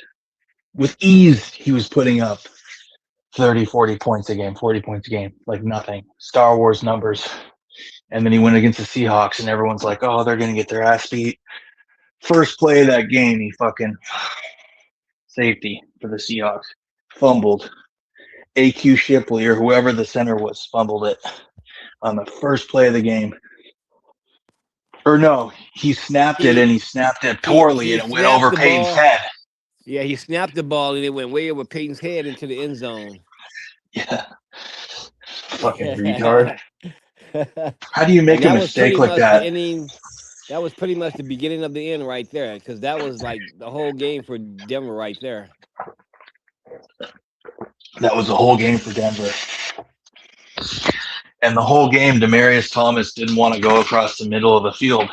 because anytime he did, he knew he was going to get killed by those defenders because they're playing so physical. And all the announcers are like, these guys don't want to run across the middle. And then on the sides, they were locked down defense with Sherman and Chancellor and Wagner. Yeah, so no one could get any separation, and yeah, it was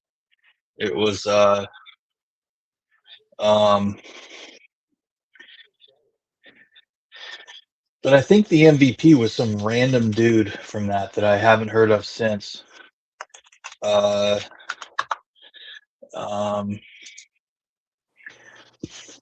me type it in right now.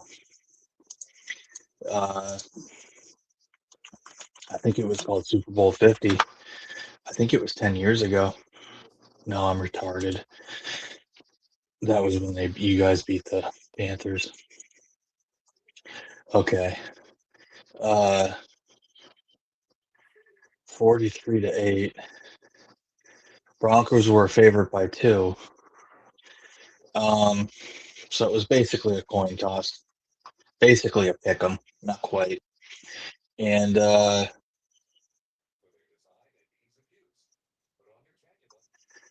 MVP was Malcolm Smith. How often you hear about Malcolm Smith or think about Malcolm Smith? I never do. Yeah, that's the equivalent of the guy from the Trent Patriots Dilfer, who won the Super Bowl. I mean, won the MVP oh, that Super Malcolm Bowl. Butler. Malcolm Yeah. Butler. Yep. Yeah, apparently he must have had a good game, Malcolm Smith. 7th round draft pick, no Pro Bowls, no great accolades except for the Super Bowl MVP. His second season ever. Second or third season. Very rare. Very rare.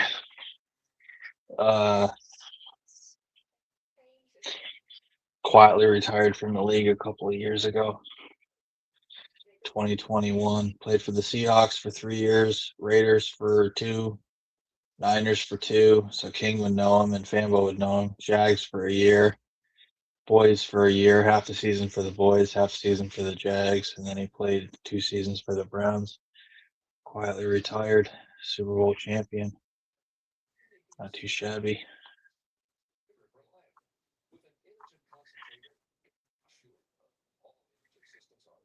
On February 8th, 2026, Smith will serve as a Seahawks honorary captain at Super Bowl 60. Funny that so he's going to serve as an honorary captain at the Super Bowl. Whatever that means. I think the honorary captain is the one that does a coin toss. What does the honorary captain do at a Super Bowl? I believe it's the one. Either they do the coin toss or they present the trophy. One of the two.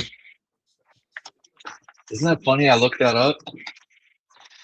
Wouldn't have thought that he was going to make an appearance. But when you've only won 1 Super Bowl, it makes sense. The Seahawks aren't used to winning Super Bowls. So they got to relive their glory day. Notice how I said glory day, not days. Even the Colts have 2 Super Bowls. As long as you count Baltimore. But same franchise. But yeah, if the Seahawks win the Super Bowl, they're going to be getting even cockier than they already are.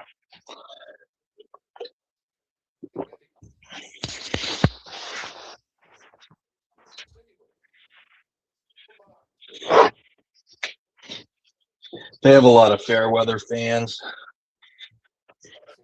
When they were really good when I lived there, they had all the jerseys out at you go into O'Reilly's or anywhere and everyone